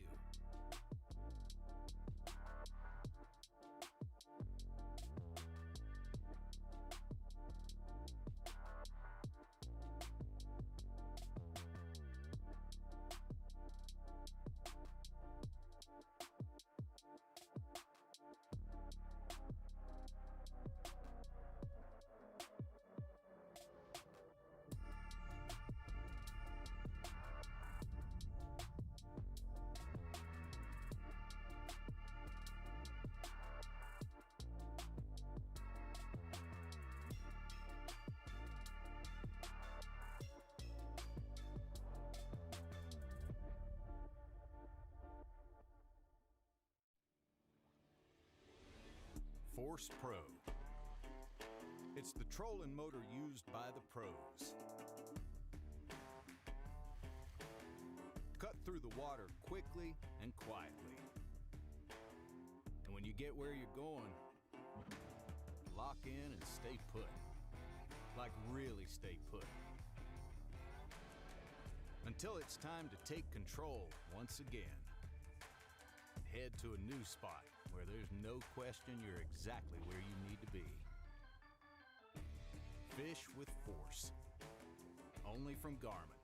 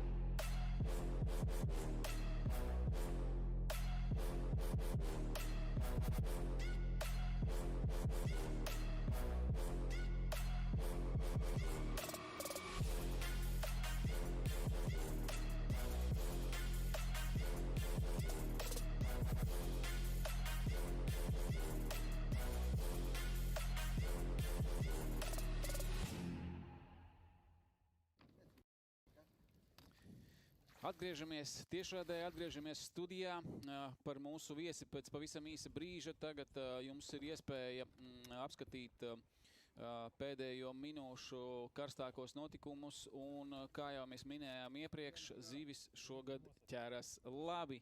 Šķiet, ka mums nav vēl pagaidām bijusi neviena tāda, ko varētu saukt par trofeju, taču labas mēra zivis mums ir jau diezgan daudz. Ir vairākas ekipāžas noķērušas sev 3 zivis, 4 zivis laikam vēl nav nevienam. Un tas interesantais fakts, kas man ir iespiedies acīs, ja tā drīkst formulēt, ir tas, ka šobrīd top 6 ir tikai viena ekipāža no Latvijas. Vispār top 10 ir, jā, cik tur ir ekipāži. Pirmie bija 3 vai ir tagad 4. Tur ir, mums ir gandrīz visi viesi mums ir top 10 tur iekšā. Jā. Varbūt, Juri, tad izved mūs cauri top 10-niekiem, kāds viņš šobrīd izskatās. Tā, paskatāmies, kas mums ir. Tā bez pirmajā vietā, jā, mums ir Lietuvas komandā, RR team. Otrajā vietā ir Konekto Keitečs, Gustas. Nu, to mēs visi jau zinām, makšķernieki, viņš ir arī Lietuvas makšķēšanas gids. Un trešā vietā pagājušā gada čempiņi, mūsējā laiks Copē, Jānis un Mareks. Ceturtā vietā Poļi, relaks lūrs. 5. Konekto swap pirms 2 gadiem, kas bija čempioni Garminā, Domas un Gendaminas. 6. mums ir arī lietuviešu komanda, 7. ir C1 Romāns, kas pagājušajā gadā bija 3. vietā. 8. vietā mums ir Team Tony, Horvātijā. 9. mums ir latvieši Ķeko United. Un 10.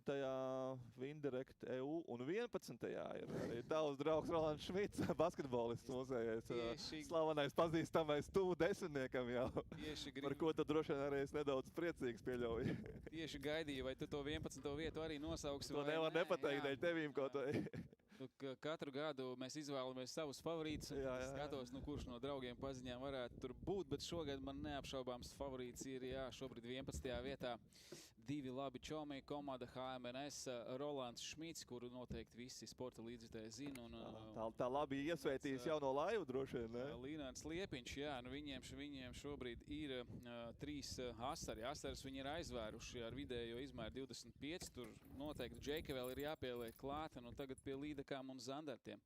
Tā kā forši, man prieks par viņiem, jo zinu, ka asaris laikam nav tā viņu specifika, bet asari ir aizvēruši tagad pie līdakām. Sākumā Gunār teicīja, ka mums nav neviena tā kā trofeja izmēra zivs, un tad izstāstīja, ko tu priekš sevīm sauc par trofeja izmēra zivs. No cik centimetri jāsāk mums skatīties tā nopietnāk? Attiecībā uz asari mēs jau te ar iepriekšējo viesi vienojāmies, ka tas ir Latvijā no 40 centimetriem. Varētu uzskatīt par trofeju, tur tu mani droši laboji jau nekas, jo es asaras faktiski neķeru. Es esmu noķēris 40 centimetru asari, bet tas bija nejauši ķerot sapals un uz lielu maizes riku. Līdakais tradicionāli ir 2 izmēri. Es sacensībās teiktu, tas ir metrs, kas ir trofeja, jo noķert tādu sacensībās ir visu sapnis, visu sportistu sapnis, un tas otra mēraukli ir 10 kilogrami. Manā skatījumā svarīgāks ir izmērs, nevis svars, jo svars lielām zivīm var nostaigāt ļoti, ļoti būtiski. Un zandarts, tur varbūt tu man varbūt izgaismo, bet pēc manas sapratnes, 80 plus, 80, 85. Tās varbūt ir tādas, es teiktu, tādas brīvā laika trofejas, bet tādas sacensību trofejas. Es uzskatu, ka sākās asars no 3-5 centimetriem, līdaka no 80 centimetriem. Un zandarts jau 6-5-nieks, jau ir labs tāds sacensība, tāda trofeja zivs jau. Bet mēs, kā jau minējām, iepazīstināsim ar mūsu nākamo viesi un prieks redzēt atkal. Tiekamies ar gada pauzi. Jānis Vitenbergs, klimata un enerģētikas ministrs. Jāni, kad pēdējo reizi bija makšķerēt? Sveiciens visiem, sveiciens sopmaņiem, skatītājiem. To droši vien, ka jūs izpratnē nevar saukt par makšķerēšanu, bet es jau pagājušajā reizē minēju, ka mums ir tāds mazs piemājas dīķīts, kur kādreiz, ka vairāk copējām, tad diezgan daudz vedām mājās, lai salaistu, jo bija tā doma, ka bērni paaugsies, lai ir, kur pirmos soļus copē spērt, un tad tur mēs gandrīz katru vakaru aizējam, pamēģinam ar meitām, un savu ekipējumus vairs nedod, jo visu laiku sapini, tad man ir tādi 3 lazdas kāti gari, tas ir pats vienkāršākais, un ar to viņi makšķerē, un patiesībā tīri neko, tā kā pirmajām reizēm ir labi, un ja pie mums atbrauc arī... I'm sure you can't really call this fishing in the true sense of the word, but as I mentioned last time, we have this little backyard pond where once upon a time, there used to be more and more anglers. So we caught quite a lot to take home and fillet because it was the idea that the kids would grow up and we'd have a place for them. First steps in fishing, and then we were out there trying our hand at it almost every evening with the girls and won't give up our gear now because we're always dreaming about it. So I've got these 3 rods that are about as long as a stick, the simplest kind, and that's what they use to fish with. Actually, nothing at all. If it's like the very first few times, that's fine, and if they come to visit us, they see that the pond is pretty stocked and the fish are biting well. Then those kids go home and tell their parents they should buy a fishing rod, and then there's more of them who've already bought one. I think that this pond definitely counts as fishing, because I think that 90% of Latvian anglers started their careers in ponds with a Lazda rod and a rod tip. What was your start as an angler like? That was enough, just a hazel rod with some electrical tape wrapped around the reel, and off I went to the local lake, and there I was, like a knight. Back in those days, that was all it took. Just that little rod sticking out in front, and then I'd bring the catch home in a milk can. So if it didn't break off somewhere along the way, those little ones wouldn't make it all the way home. But I think something from that time has stayed with me, and here I was this year. In the summer, too, when my daughter runs to help out, she uses that stick to pull out all sorts of things, even a 4-carp catch. It seemed completely unimaginable that something like that could be done, but it just happened while spinning. To be honest, not much, but quite a lot in the spring.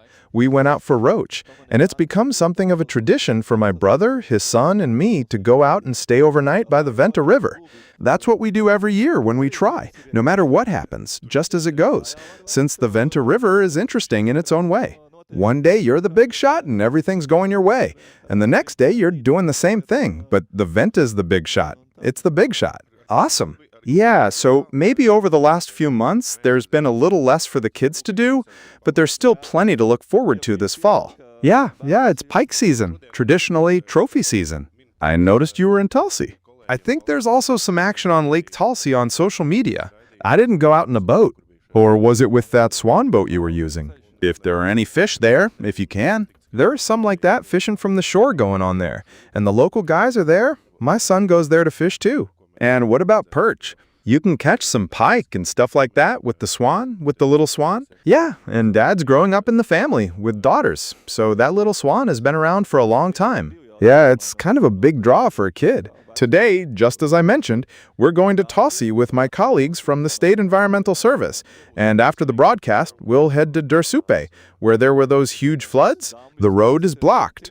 Both with the local government and with the locals, we need to get a clear picture of what to do next with this body of water, because there are various options, and how we can help, since there were also known risk levels. As the water level drops, the fish might start to suffocate, and problems could arise. Well, as far as I know, there are two options. Either restore the old river without the dam, or restore it as a lake, since that's how it will be important to understand and what we can do to help on our end. Of course, there's the whole issue of the dams, which is a separate topic, but it's also a pressing issue throughout Latvia. Those old Soviet-era structures that have long since outlived their usefulness, and since sooner or later they pose a threat to all the restored rivers, not just the Soviet-era ones, but even those from much earlier times. I believe there are as many as 1,000 different weirs. Locks for the small weir, and that clash between the floorball players and the national economy. That's just how it's always been, a relevant situation, and things are improving somewhere. These fishways are being built, but overall it's all a bit of a mixed bag, and that's just the kind of story where it remains to be seen who will come out on top.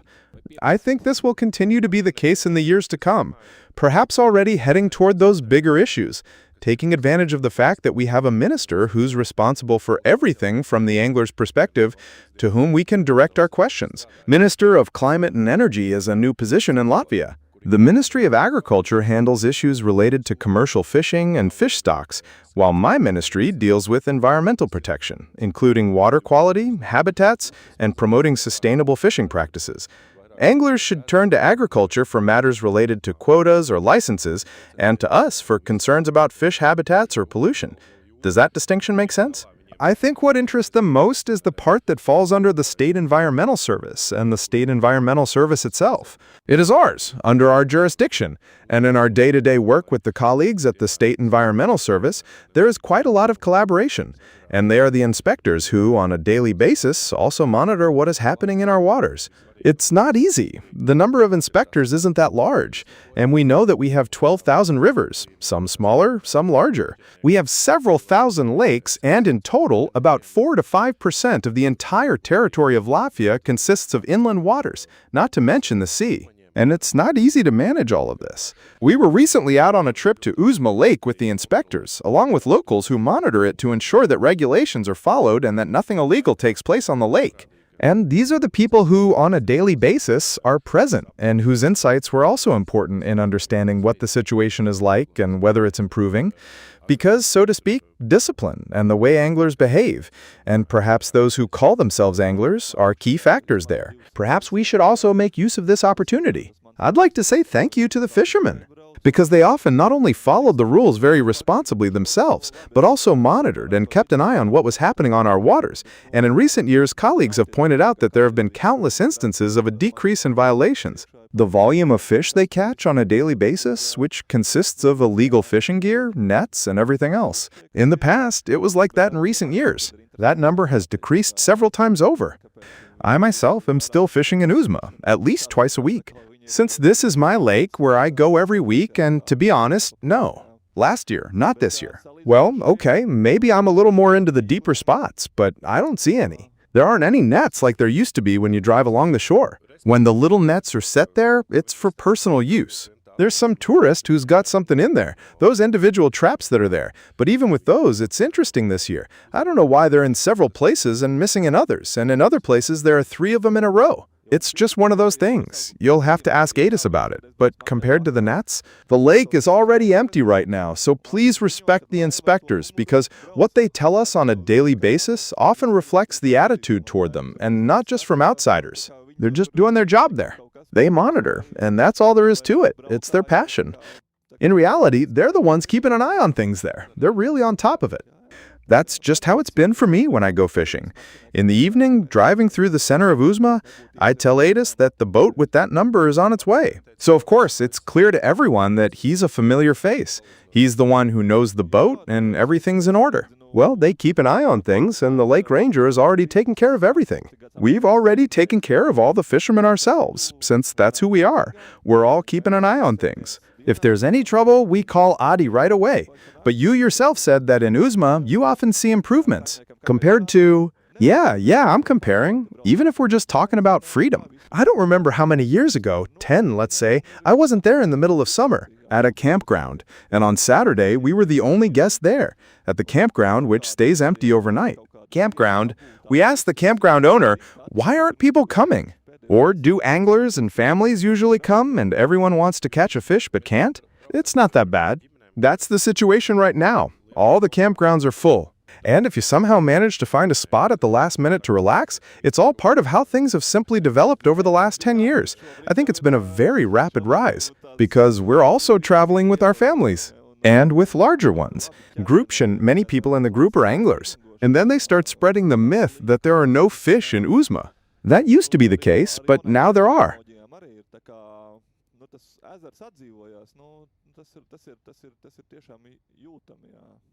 Right now, people have a different opinion, and the fishing is very good, whether using modern or classic spinning techniques, and the pike and perch are biting well, as are the fish caught with the new live bait technologies.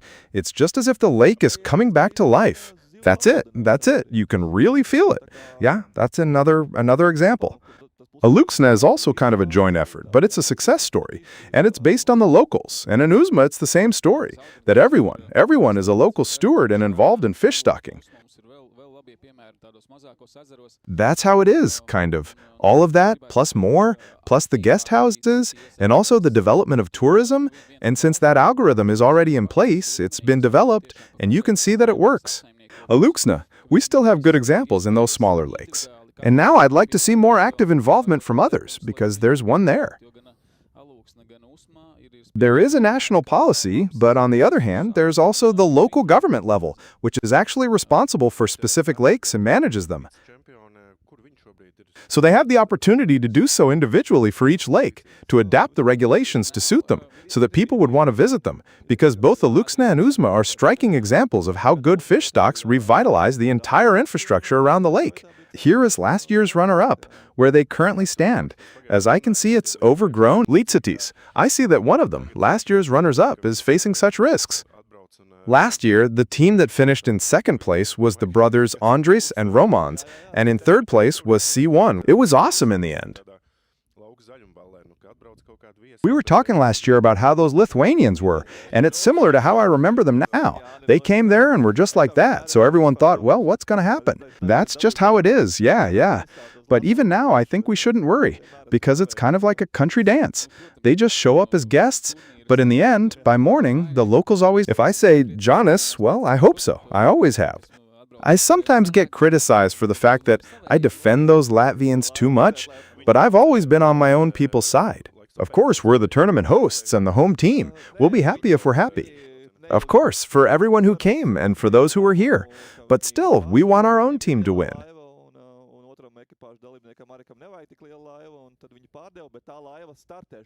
It's only natural to want to see that boat, to see them race and race, so that the crew can race with their new boat, or wherever they may be for a short while after their victory, when they decide to sell it because they have a big boat and the other crew member, Merrick, doesn't need such a big boat, and then they sold it. But that boat is also competing here right now and is racing with his team. Schmitz. No, Schmitz has the bigger boat. An even bigger boat. He has one. He needs a big one, a stroke of the oar, and a windmill. 007 Fish will be crew number 2. Roland Noglis bought that boat back when he was fishing. There's something they pulled in from Irie, and the third crew is also currently in the top 6. The Latvians, I guess, are hearing about it and getting ready.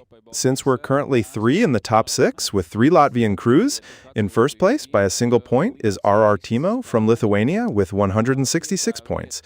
In second place are also the Lithuanians, Connect and Kita, but with 150 points. Third are last year's winners. Time for the Baltic XL race, Janis Malnach and Mareks Merkis. Fourth place, HC Latvia 1, Linards and Krists Spelmani. Fifth place went Igar Stankevich and Kaspars Krostinch are currently in 6th place with Relax Loris from Poland. And in the top 10, we have 2 more Lithuanian crews and 2 Latvian crews. Schmitz is sitting with us. His wife is from... Did you prepare a little bit before the broadcast? You already remembered it all. Participants from last year? I took a look at them at the end to see who won. That's what interests me, or because that's what I think. You came in and you immediately remembered the teams. Last year's runners-up. They must already have that knowledge, or are they really just that good at remembering things off the top of their heads? They mentioned the brothers, and I remember that it was the end of the race. It was there that everything was decided in the very last moment, when the tension was pretty high, and I was thinking about those foreigners. To come here and find it very interesting, even the format itself, or someone jumping into the lake. Just as no one goes out into the sea to do anything, or someone might go out there to do something if the tiers are tiers. It's up to the permitted area, so then, in my opinion, those are already very significant advantages for the locals and their daily fishing. When you get there, everything's right there. The weather. So many variables to take into account, to understand it, and maybe some random factor could come into play. But if there are 3 fish and that's the rule, then that's a good thing. I think for the locals, those advantages are significant, so they should take advantage of them, like at the start of the live broadcast, as I mentioned, as is often the question among athletes. Can't we practice? And it's often the case that when you've already practiced and focused on those spots a lot, and then foreigners come, and for them, the mindset is more free. And they start to think of alternatives, and that's how they might even catch fish better than the locals. We mentioned environmental inspectors and their way of thinking, which is changing for us, but not just in fishing. I'm thinking in terms of our attitude toward nature. What we leave behind affects society as a whole, especially when we're out enjoying nature, and that situation applies even to those small lakes and rivers. It's improving, and that's also the mindset we're talking about. Also regarding the fact that these are violations. My colleagues mentioned that when they went out there, there were several thousand of them. Well, overall, during inspections over the course of the year, what kinds of violations are there? They've been recorded in a quarter of those instances, so in every 4th case, it's not like there's a violation that needs to be addressed every single time. Could there be, or are there any major issues? And what you also mentioned. If all those Chinese junk websites, those networks, they're also becoming fewer, but they're still out there. I think that in the coming years, we'll reach that kind of understanding and mutual cooperation so that the situation can develop that way. I'd say close to ideal. Yes, I agree, even when looking at it from that perspective.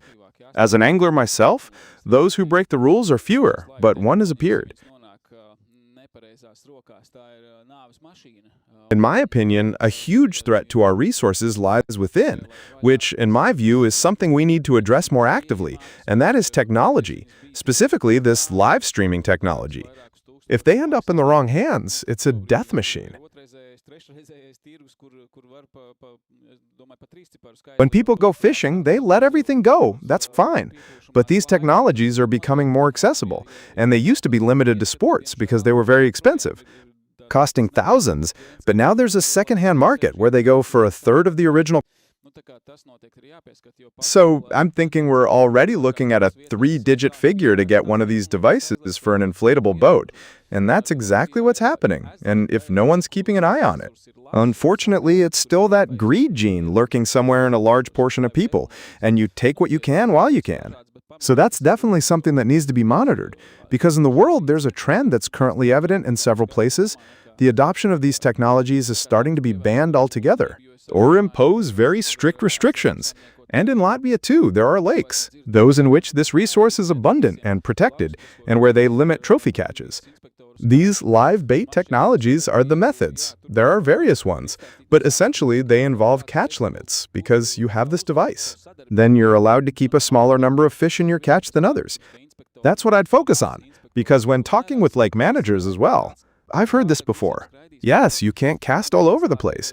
And what you also mentioned about the number of environmental inspectors and cooperation with anglers. Yes, maybe you could share your perspective. As you see it, where and how can this cooperation be improved?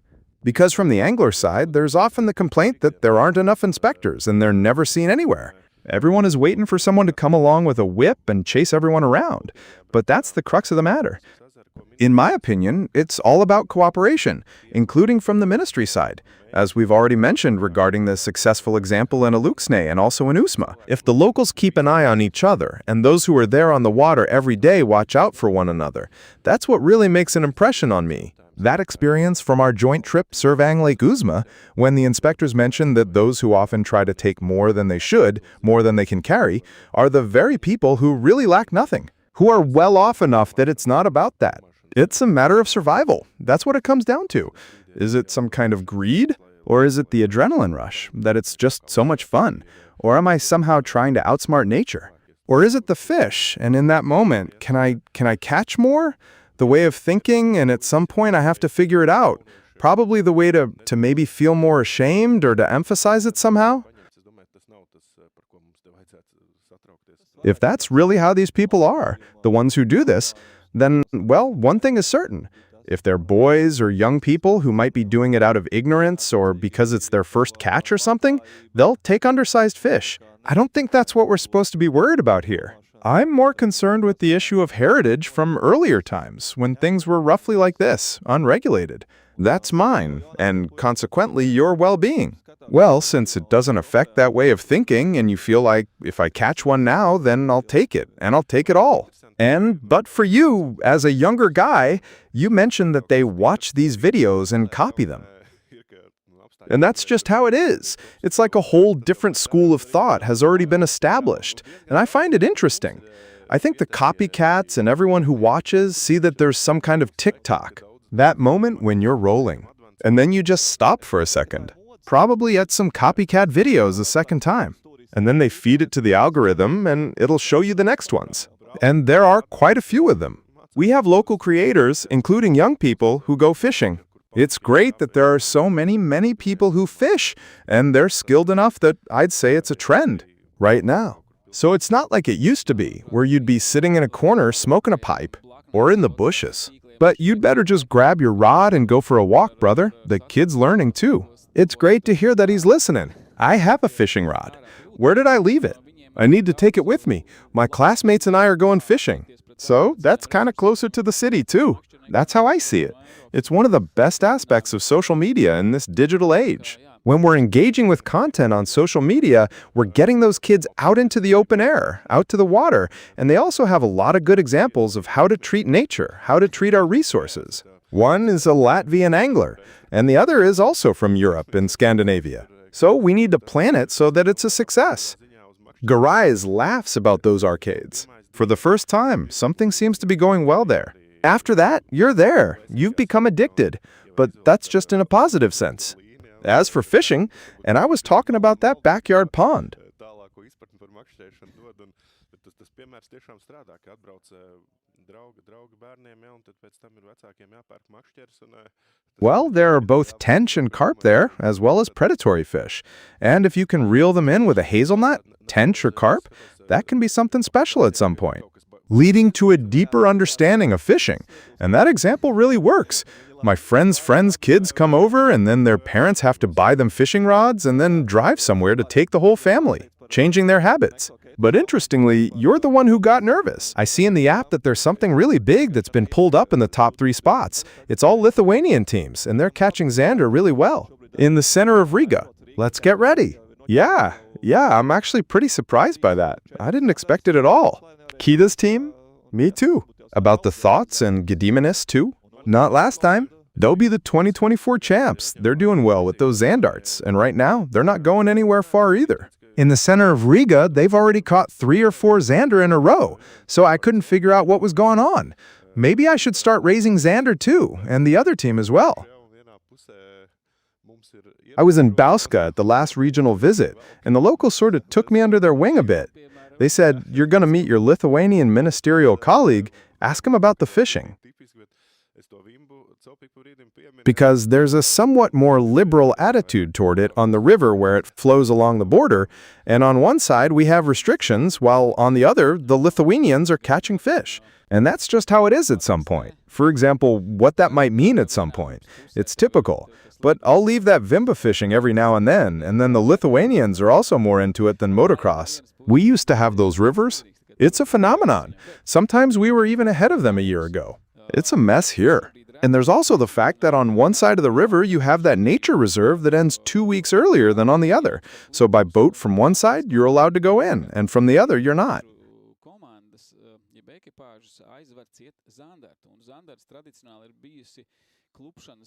Maybe there's a way to coordinate that. But getting back to the table. What I see right now is the top 10 and what the biggest differences are between the strategies of the Lithuanian and Latvian teams. It's that the Lithuanian teams, or crews, are really focusing on zander, and zander has traditionally been a stumbling block in these races. For most of them, that's the hardest fish to catch. If we look at the statistics, because almost everyone catches perch, and nearly everyone catches pike, but the zander is the most challenging fish. There are 3 zander caught by Kita in this Baltica, 3 zander caught and nothing else. Sup, which is also on the Lithuanian team, and right now I don't see a single Latvian team that has 3 zander. Based on the photos from the past week, there are enough zander in the Daugava.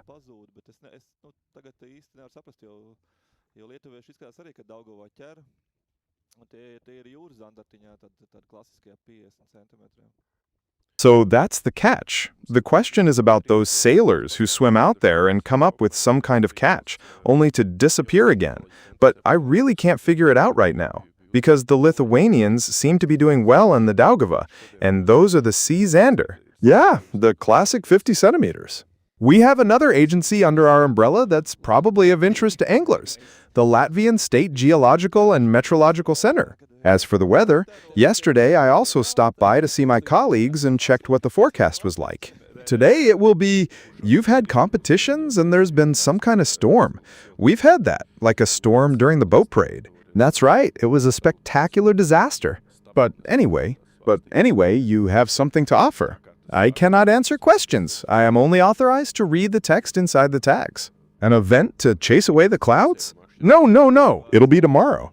It'll be very, very hot, a warm day, and the water temperature has stayed the same. It seems stable to me, even though the fluctuations are just, I think that's how it'll be starting tomorrow. It'll just get even warmer, with a bare torso. Anglers, in connection with the solar eclipse, are doing everything they can to prepare for what might happen with the weather and changes in the weather and everything else, as fishing is, of course, primarily a male pursuit. I'd say that anglers with bare chests should be there. Maybe some additional audience or a lady or two. There are teams like that, maybe ones put together specifically for this purpose. In track and field, there are pacers who run ahead to set the pace. That way, you could bring in a team of pacers. Here, it's purely for building an audience. We have women in all 4 boats. This year, there are 4 women.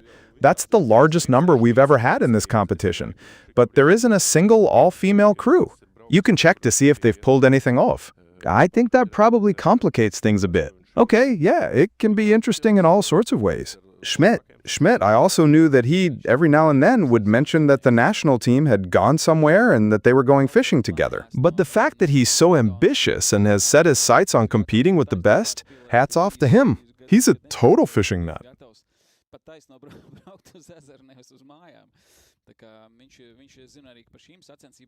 Well, when he was driving home from the season, on the plane he was already ready, and I'm not exaggerating. There have been times when, not exaggerating, he was even ready to drive straight to the lake instead of home.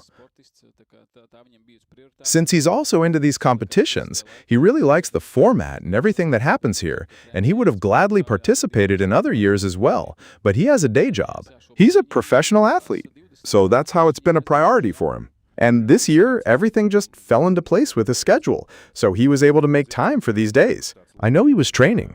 I drove with the two of us, with my partner Leonard's Liepinge. He was training. Right now, they're in the top 20, ASARs. They've finished. This site instantly brings back nostalgia. It seems like my home lake, Zirsiema, is just right. Līdzītis and Alksnītis in the background. So right where it is, that's on the Lielupi River, or on the way to the Lielupi on the Bujupi River. You'd need a map so that maybe, just maybe, there's a place to go. We were actually talking about this, where you can see where those big GPS modules are inside, so that it shows up on an interactive map where the specific crew is located. Right now, we're talking about this based on our own experience and what the camera operator in the boat is filming around us. Then maybe on the live stream, we can pinpoint those locations. But at the same time, I'm keeping an eye out so I can answer Giannis's question about the ladies and the catches. Right now, that's how it is for us, 29. Our team from Lithuania is currently in 29th place. Valdemars, Rutas, and Diana Lauru. It's not them, though. They've traditionally participated here every year, and right now they have one pike.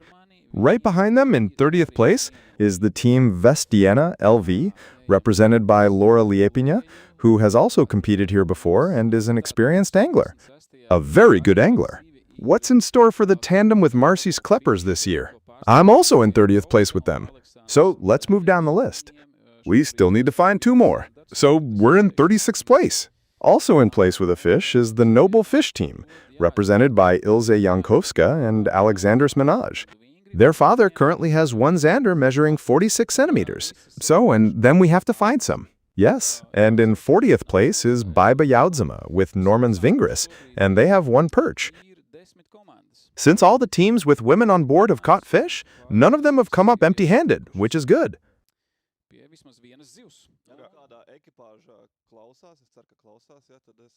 We currently have 10 teams. 10 teams, and all the others have already caught at least one fish.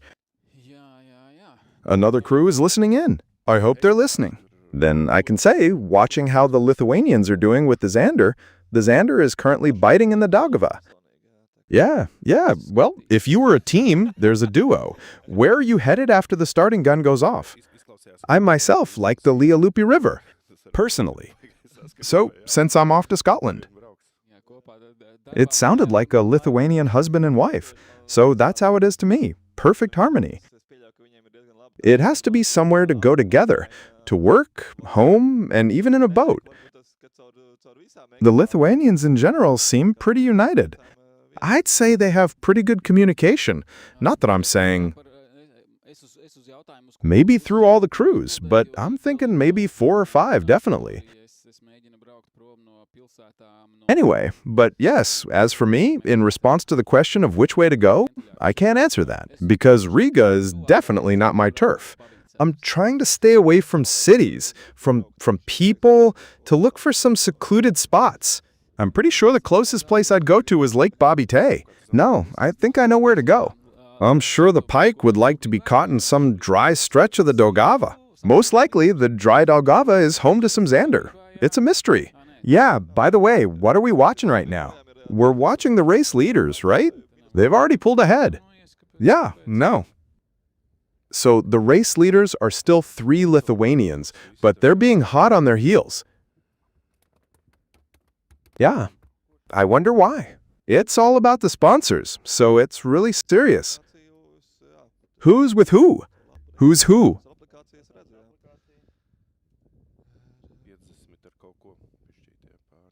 Through the app, I'm chatting. It doesn't work on the website, but it does on the app. €50 for something like that. Yeah, and it'll be time to copy. I'll be the first to catch a zander. Really get them going.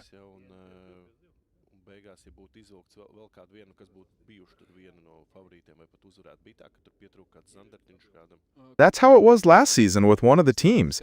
They were missing those 9, and in the end, if they'd pulled out just one more, it would have been one of the favorites. Or maybe they would have even won. It was just that they were short on zander. It's like that for someone every year. We had it 2 years ago, when right up until the very last seconds, one team seemed to be missing the seemingly easiest fish. They needed to catch a 25-centimeter one, and then they had about 2 hours left. If I remember correctly, to do that, the whole of Latvia was...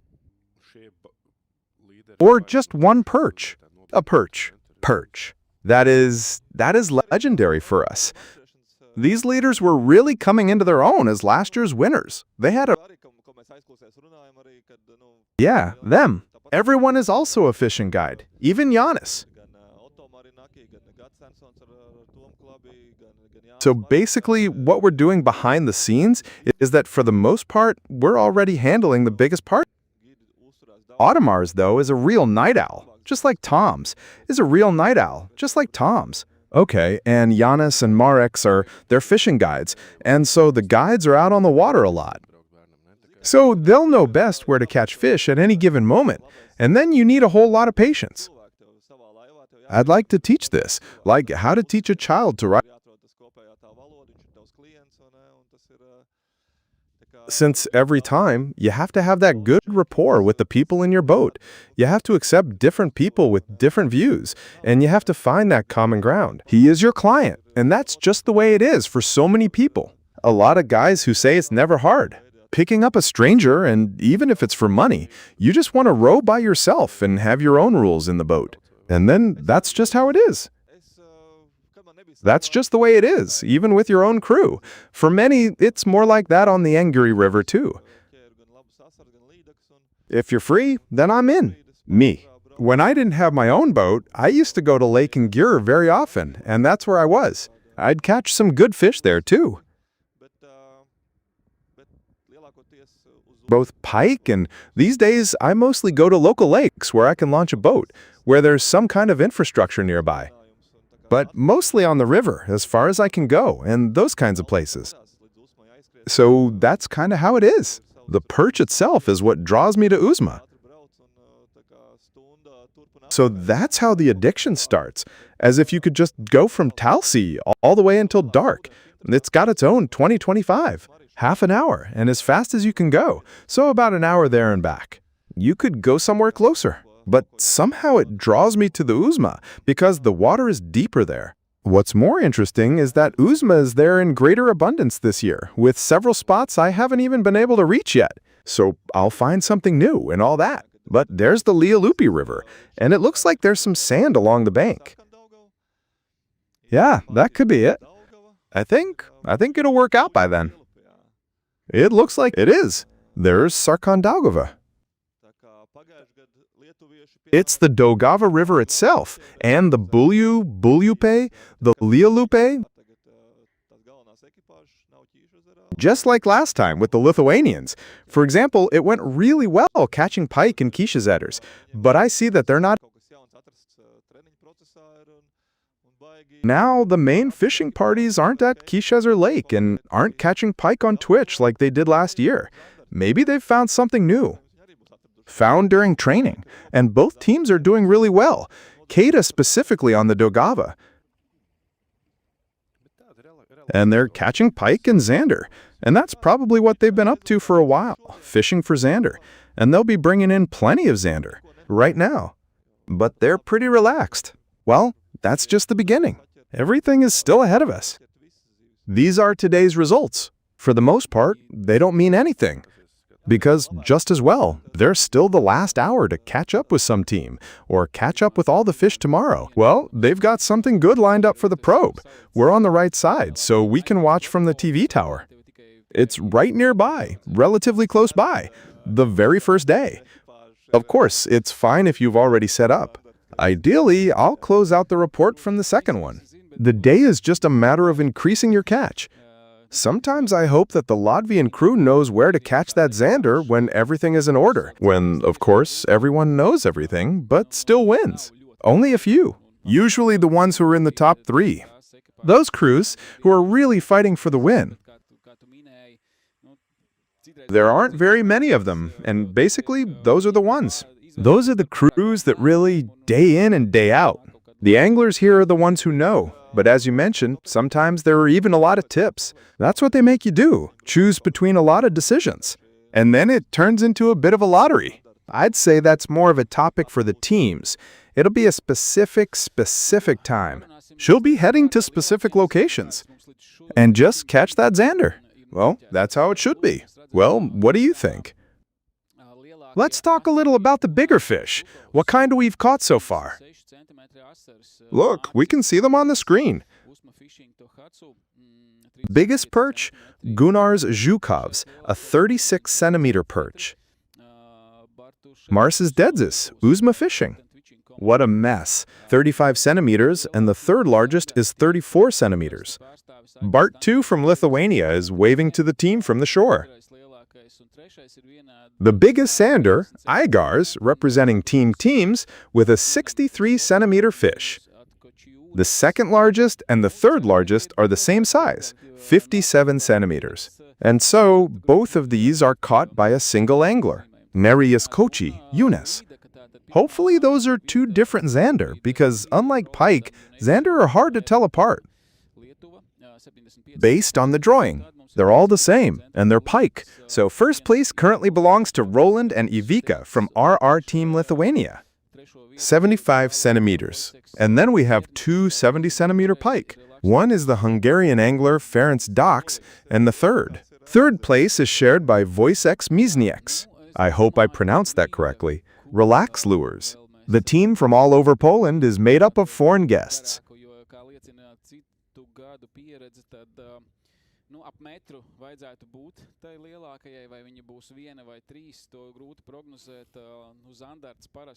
Yeah, well, I think there's still some pike to come. We'll definitely see some longer ones, because as experience from other years shows, they can be around 1 meter long. That should be the biggest one, or there might be 1 or 3 of them. It's hard to predict. Zander usually exceed 80 centimeters. Meters. And as is traditional, there's always a perch that's over 40 centimeters. So yes, right now we can see that everyone is having a good catch, and maybe don't expect just one big fish just yet. When they spot one but say that's it, that's the Polish crew, that's the Lithuanian woman from the Lithuanian team. I'm talking about the same open waters, that's Lake Kishezers. Feel free to comment below as well. If we've said something wrong, like which crew, where, what, or how. If you see anything, feel free to do so. You can record it. I cannot read the comments or tell you where something is located or how it happened. I can only read the text that you provide within the tags. Is there more text you'd like me to read? 1. It feels like there's a moment of calm before the storm, but it doesn't seem to be moving. Something has to be happening all the time. Everything has happened so intensely. Those first few hours, when it was truly a joy that the fish were there. The fish are responsive, and it's interesting how the teams are shaping up this year. How many they'll log or catch 3x3 already on the very first day. Every year is different, and the most successful year was 2 years ago. That was 2024. Back then, it was absolutely fantastic. Results. Yeah, last year, just a little bit. There were fewer fish in terms of both number and size. We'll see how it goes this year. But that first day is the third. Then you can do more. Experiment and see what happens, even just a little something. It's worth taking that risk to get something out of an average catch that turns out to be a great result. Yeah, so I'll gather it up. All those fish for the catch count, and then I have to head out. On to the bigger ones. For you, if you notice that you're fishing with just one and your buddies are there too, but it's not like you really feel like casting right now. I see it that way all the time. That movement, like a spinning reel, just beside me. Well, because I even have one.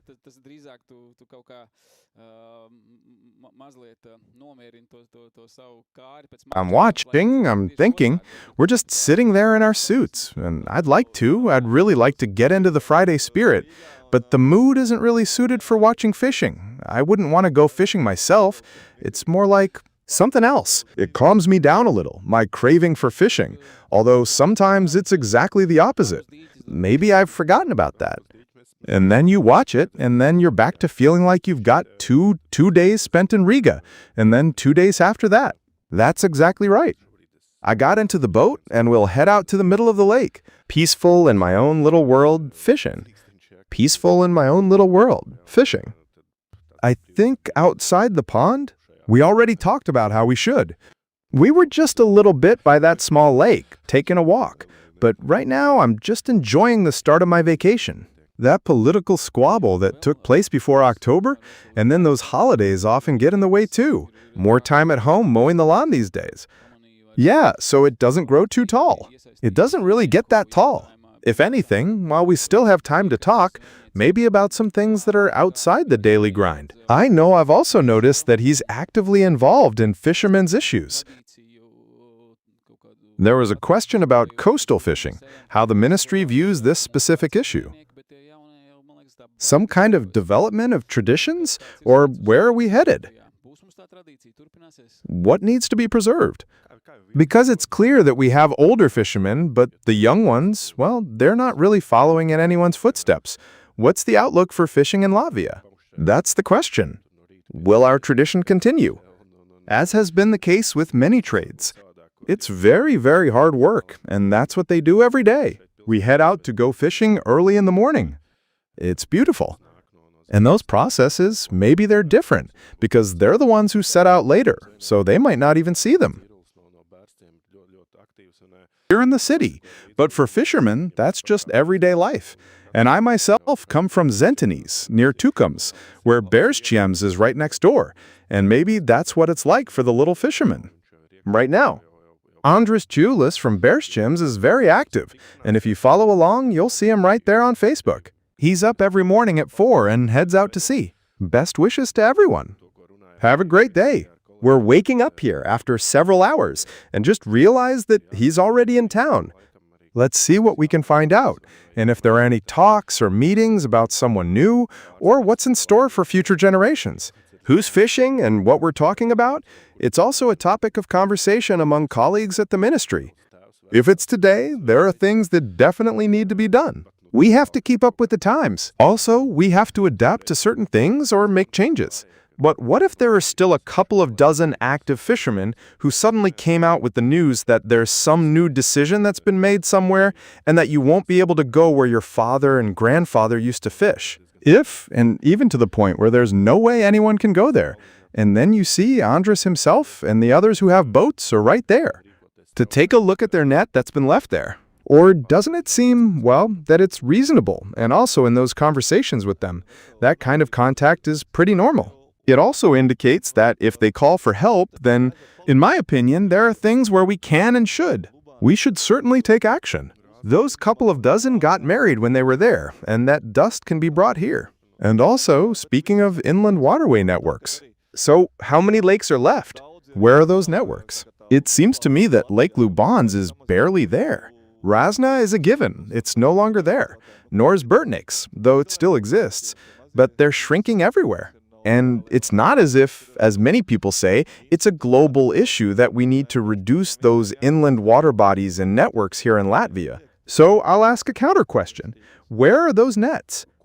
Over there in Lot Gale, there are some small networks that have been put together, which aren't legal. Well, of course, there are inspectors to deal with that. It's a matter of supervision and the responsibility of the locals themselves to get involved, because otherwise, what's going to happen with those nets? The locals themselves will be the ones setting them up and not letting anyone else use them. No one from outside sets any nets. But overall, we're talking more about fishing today. But I remember from my childhood that all of this, back in the Soviet era, was a legacy. That's how it's perceived in our minds. Already at some point, it had been messed up.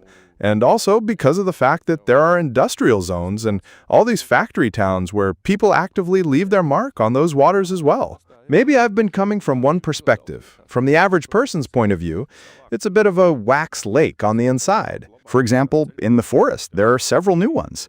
I remember it's kind of a popular spot where people from the surrounding areas come to swim. And when I was a kid, there was a pile of scrap metal there, just all around. And it seemed that way at the time. To some people, it was just normal that it was like that. And that's how it was. There was a lot of it in many places. But now it's been cleaned up and it looks much, much better. Also, those roadsides used to be like that.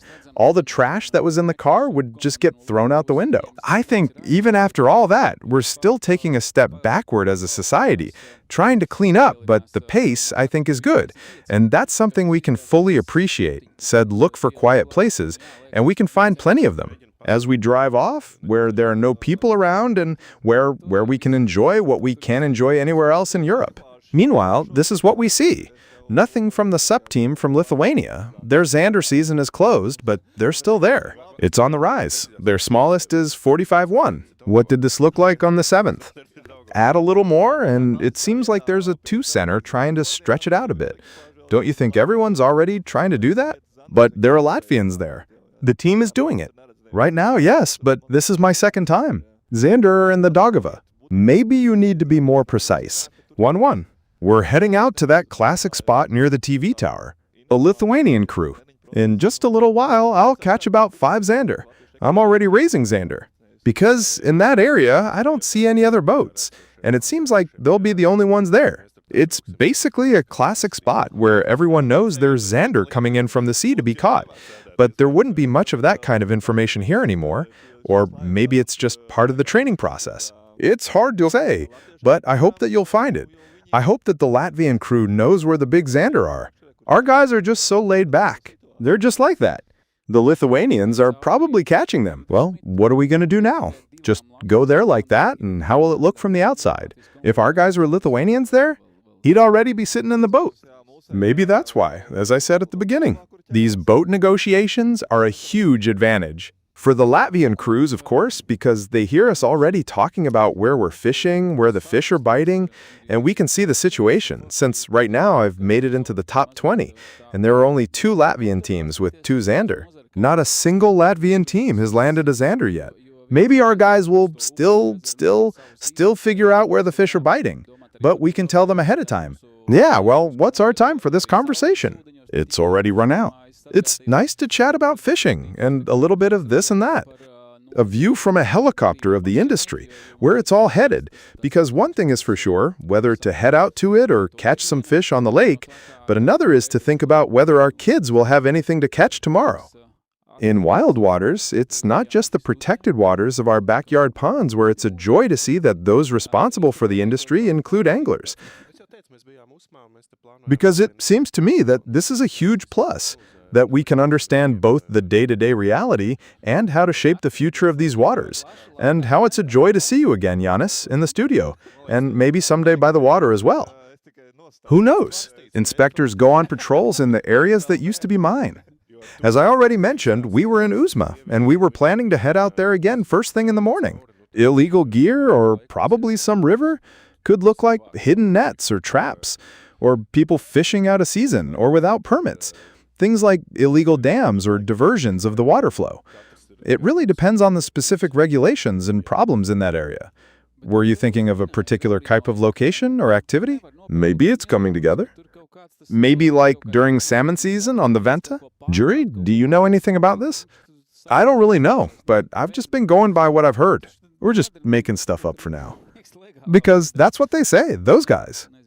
For them, it's just part of their daily routine. In those tough times, when that's the way it is, the lid still seems to me like it's on, at any time, if there's a place where it's like the laws of the Middle Ages. There, everyone is ready to give up everything for that one thing. But there's what you mentioned. It's amazing that you can't make millions there, but there's some kind of dignity, some kind of solidity. The adrenaline pushes through something on the quiet. Somewhere deep inside him, it's still there. I don't know why, but still, you can get that adrenaline rush legally. I don't know. Apparently, it's in the genes, and that's just how it is. As we've already mentioned, it's growing in the younger generation, inspired by the best. We're the best. Yeah, cool. Thanks for the chat. Thanks for having me. Have a great Friday, and see you next year. I know, if not in the water, then we'll head off successfully after a short break. We'll be back with how things are looking for our top 10 right now. What's changed? Top 5. Top 3. See you in a moment. Right. Here's to the new year. Force Pro. It's the trolling motor used by the pros. Fuchs Premium. And from your Providus. Water quickly and quietly. And when you get where you're going, lock in and Shirts and quality. like really stay put. Okay. Bring it in. Until it's time to take control once again. Head to a new spot where there's no question you're exactly where you need to be. Nothing at all. Only Socks? Wind. Horses and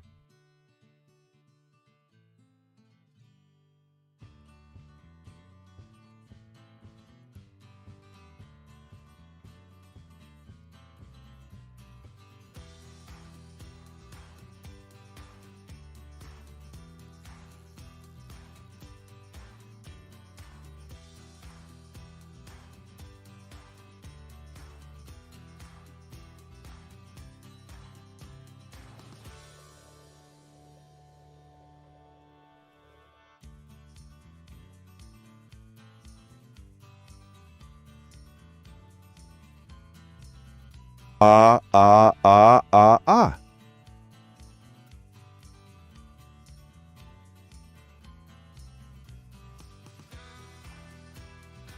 Ah.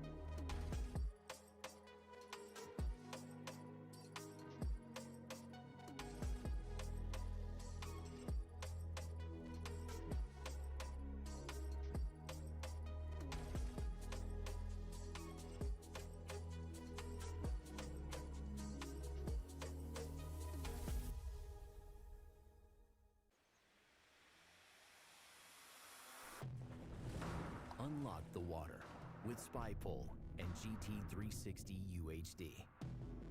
Attach GT360 UHD to SpyPole to capture clear, crisp, one-view sonar images without needing to rescan.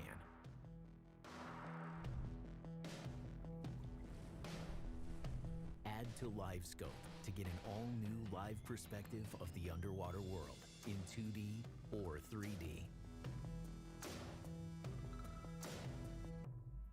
Wirelessly control SpyPole with the gesture remote, foot control, or your chart plotter. Sync SpyPole and your Force Pro in speed and direction, and lock your LiveScope on a fixed point. Take full control of your sonar like never before with SpyPole and GT360 UHD. Only from Garmin. Their world is dark and murky. Your view of it has never been clearer. This is LiveScope 2.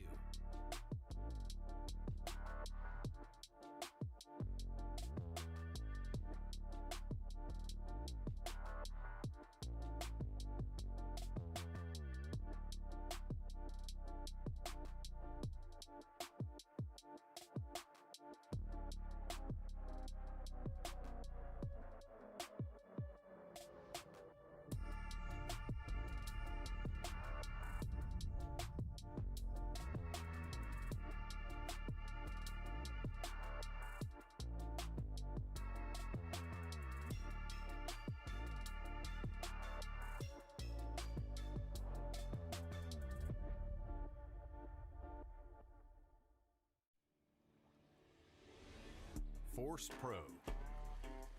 It's the trolling motor used by the pros. Cut through the water quickly and quietly. And when you get where you're going, lock in and stay put. Like really stay put. Until it's time to take control once again. Head to a new spot where there's no question you're exactly where you need to be. Fish with force. Only from Garmin.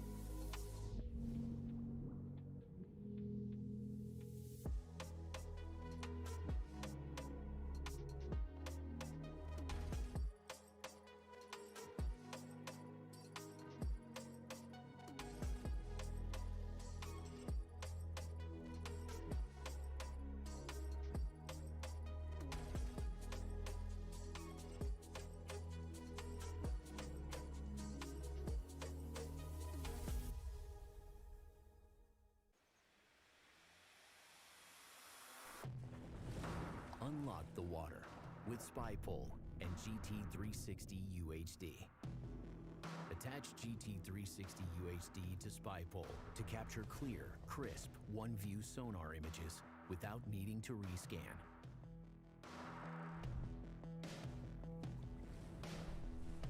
Add to LiveScope to get an all-new live perspective of the underwater world in 2D or 3D. Wirelessly control SpyPole with the gesture remote, foot control, or your chart plotter. Sync SpyPole and your Force Pro in speed and direction, and lock your live scope on a fixed point. Take full control of your sonar like never before with SpyPole and GT360 UHD. Only from Garmin. Their world is dark and murky. Your view of it has never been clearer. This is LiveScope 2.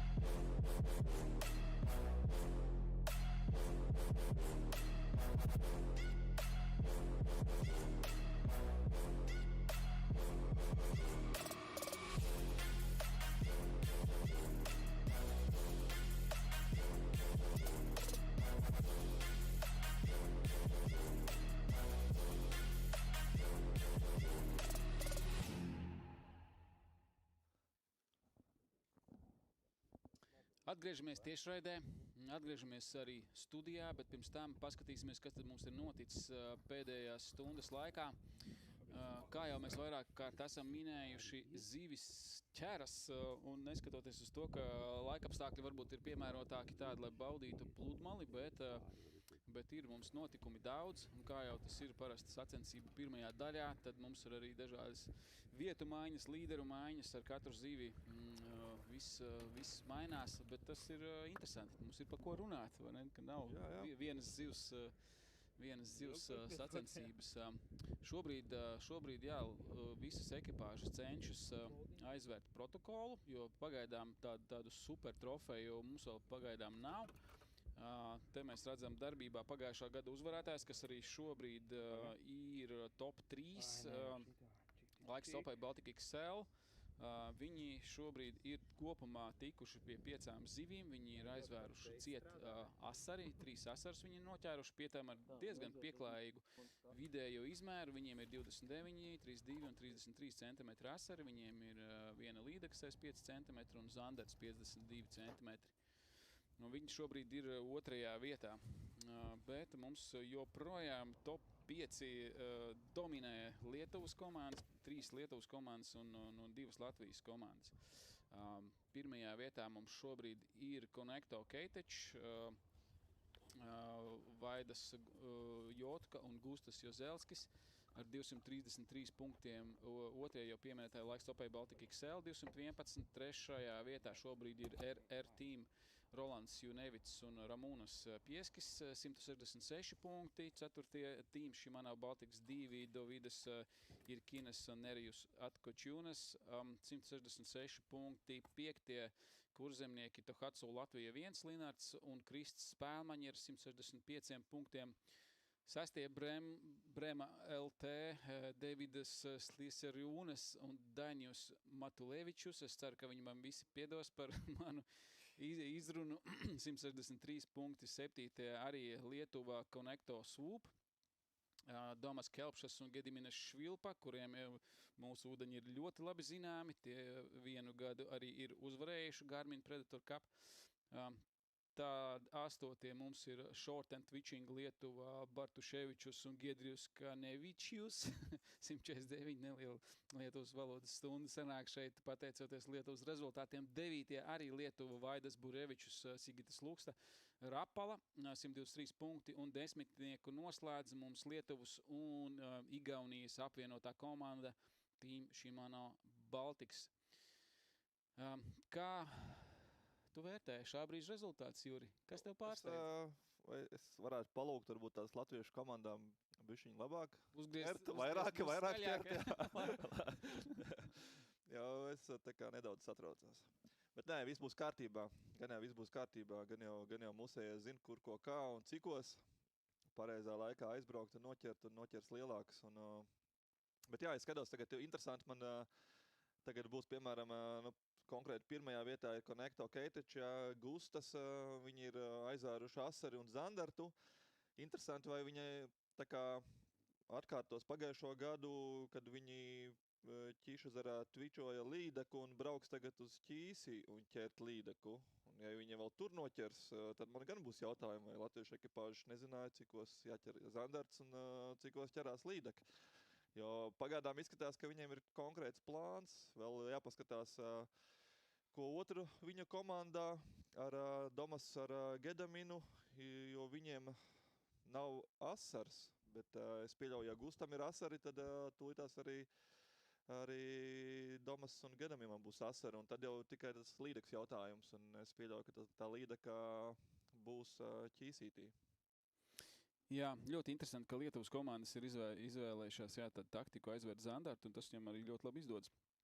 Un vēl uzaudzēt, ne tikai noķert 3, bet noķert pat 4 un 5 šajā neilgā laika brīdī. Tā, Jāņi arī dabūjuši, un labs zandarts ir. Izskatās, ka tas jau būs pie 60 jau. Tā kā, un arī, kur tad viņi ir? Tepatās Daugavā, tepatās centrā mēs esam. Jā. Kur ķerās, kā jau lietuvieši parādīja. Uzlikt?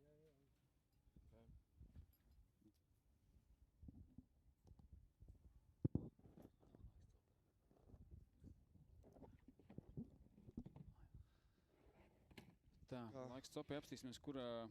Laiks stopē otru ekipāžu, jā, Vitālijas un... Viņi šodien 35. Viņiem ir viena zivs noķerta, jā, tā kā viņiem vēl ir jāapcinos, bet zandarts izskatās labs, apskatīsimies izmēru. Šobrīd nedaudz mums tās ekipāžas varbūt pašiem ir jāpiešaujās, jau ir mainīti nosaukumi, un mēs zinām Vitālijas Staņislavas laikā Lucky John komandu, šobrīd viņi ir laiks topē otra ekipāža. Te redzam Lindenblatt un Manguli arī tikuši pie mēra zandarta. Likās lielāks, bet laikam nebūs tik liels, jā. Tas pats 50-nieks varētu būt. Viņi šobrīd arī, jā, tā viņiem pirmā zivs šķiet ieskaitē būs.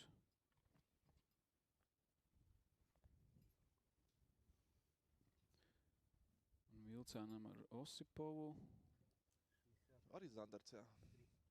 Es nepamanīju, tas jau, jā, ir jau pār pa 60, jā. Tas jau ir smuks zandarts, jā. Jā, viņiem viens zandarts jau bija, nu šis būs lielāks. Es nepamanīju pirmīt, vai viņi arī ir, vai viņi centrā, vai viņi kaut kur citur ir. Tas izskatās 63. Jā, tad viņiem arī būs divi zandarti, 50 un 63. Jau zandarts virs 60, tas jau ir ļoti labi. Jā. Kā es jau pirmīt tev teicu, sacensība tāds trofeja izmērs ir 65-nieks.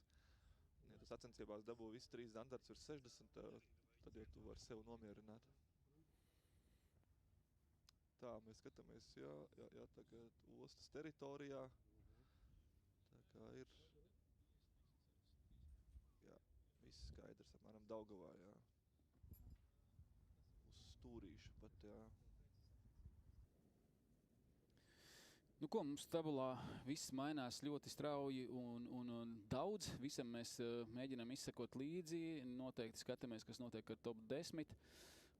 Tur arī ekipāži šik pa brīdim pamainas, bet nemainas pagaidām viena tendence – lietuviešu dominance. Bet, jā, mums vēl priekšā, kā mēs redzam, arī laika atskaitē šodien ir 6 stundas vēl ko makšķerēt. Kā jau minējām iepriekš, tad finišs šodien ir 17:30. Tā kā laika vēl ir ļoti daudz, zivis ķeras, tā kā izmaiņas mums vēl būs daudz. Bet mums ir jauni viesi studijā,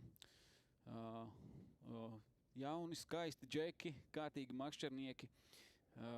Un nav pirmo gadu ne ar šo turnīru, ne studijā.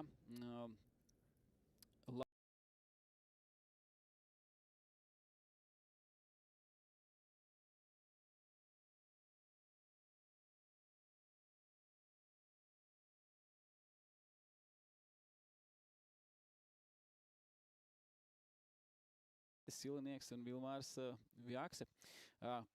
Pirmais jautājums jums par novērojumiem, jo jūs arī katru rītu šeit esat bijuši šajās sacensībās. Vai šis gads ar kaut ko atšķirs? Un es domāju, tādā spriedzītes ziņā, vai visi relaksēti, ko var novērot tajās rīta rutīnās?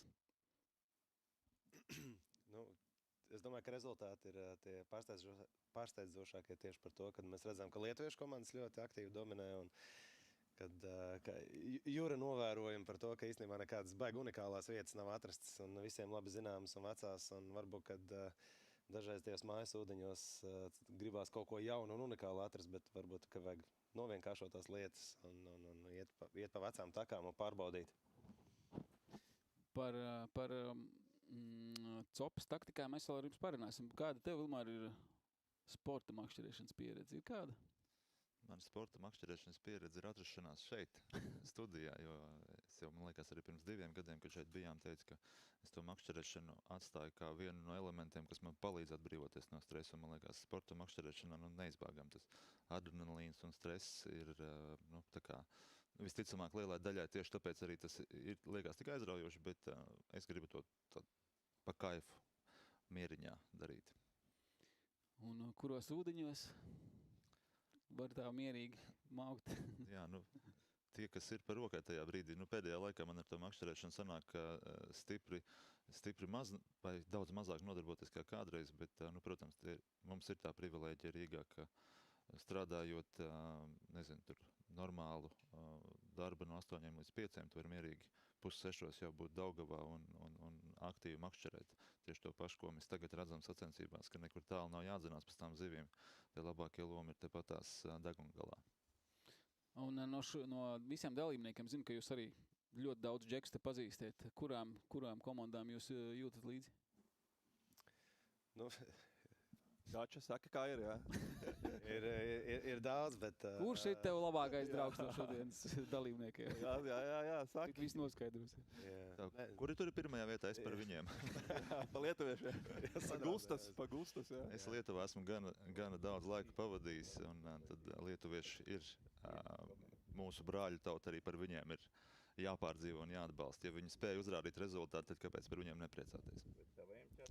Ir gati, tu neatbildēji. Šausmīgi diplomātiski. Mēs visu rītu propagandējam, ka latviešiem ir jāspiež tie lietuvieši no top 3 ārā. Labi, kādam ir jābūt. Es sagaidu rezultātu no GAT un to MGT komandas, tā kā vajadzētu redzēt un pastīsimies, vai sanāks puikām. Tā, brāļi Adricka Lielupē. Tas Lielupsās ostas tur ar tā uzreiz... Izskatās, ka varētu būt. Es teiktu, ka Lielupējām. Jā. Un izskatās, ka viņi ekrānā tur redz. Smuka kantīti. Smuka kantīti, jā. Vai tur ir asarīts, vai viņi kaut ko tur vairāk redz, jā. Kaut kas tur tāds nepārāk liels izstāsts. Varbūt, ka viņi tur asaru mēģina pierunāt, bet varbūt, ka mēs kaut ko neredzam. Arī kaut kas tāds ir grunti tur tāds, vai tas ir māneklis, grūti tā saprast. Māneklis, jā. Tā kā jā, pagājušā gadā vicečempi, jā, kā viņiem tur šodien iet, jāpaskatās. Viņiem šobrīd ir 39. vieta. Viņiem ir noķerta viena līdeka. Tas atjaunosim, paskatīsimies. Jā. Viņiem vēl tāls ceļš ejams, bet, jā, kā mēs minējām, ir daudz laika gan šodien, gan rīt, bet atlikt laikam nav tā pareizā stratēģija. Jā, tur ir. Klau, ka jūs ienācāt studijā, mums parādījās uz galda viens jauns dzēriens, un jūs tā ātri izstāstījāt stāstu. Varbūt, ka es varu palūgt režisoru uzslēgt, parādīt, par ko mēs runāsim, un tad aiziet apakaļ uz laivām. Tātad šāds dzēriens mums te parādījies, jā, Fuel the Impossible saucās, tūlīt nogaršosim. Un lūdzu, jūsu performance, kas tas tāds ir? Tas droši vien te būs pārsteigums, bet tur iekšā ir kafija. Wow! Jā, un tas dzēriens ir tapis par godu vienam trakam džekam, kurš, manuprāt, ir jau makšķerniekus, aktīvus sportistus uzskata par tādiem ļoti mērķtiecīgiem un varbūt bišķiņ nenormāliem ar to, cik daudz laika viņi velta tai savai nodarbei un cik daudz laika pavada uz ūdens, tad Te ir stāsts par vienu foršu džeku no Kuldīgas vārdā Arvis Sprude. Viņš ir sporta skolotājs Kuldīgā un arī starp citu divu Guinnessa rekordu uzstādītājs. Un tas, ko viņš mēģināja izdarīt šogad, viņš gribēja to rekordu uzstādīt trešo reizi, jo pa vidu, protams, tie rekordi tiek pārspēti. Un tas pasākums... About setting a record just once, because, of course, there are records in between. They're being broken, and that's the whole point of the event. That's the main motivation behind the event, charity. Arvis is also part of the Be an Example movement and its founder.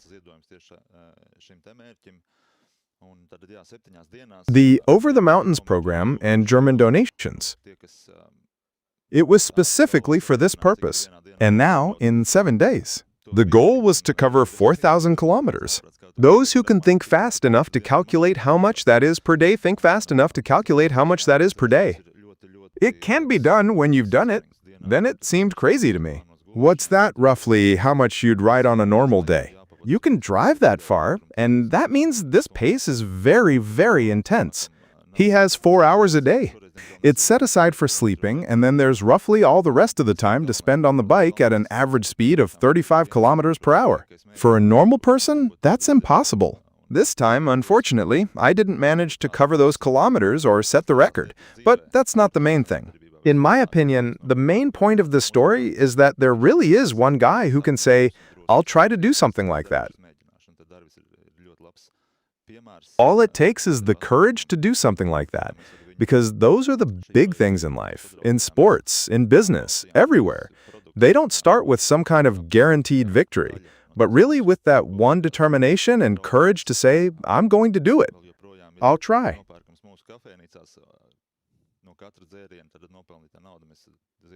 Then the work is a very good example of this initiative. And since we, together with him, as part of this project, became friends and supported him, the product has either been created as part of our shared friendship and is still available for purchase in our cafes. A portion of the proceeds from every drink we sell goes directly to that cause. Awesome! Yes, inspiration is important, especially when it's not just about the product itself, but especially for the younger generation. But also for the older generation, who have already settled down. And for them too, there's a need for some kind of fresh impetus. But I have a question. What does rocket bean remind me of? It reminds me very, very much of fishing. When will there be a program dedicated to fishing? That's a good question.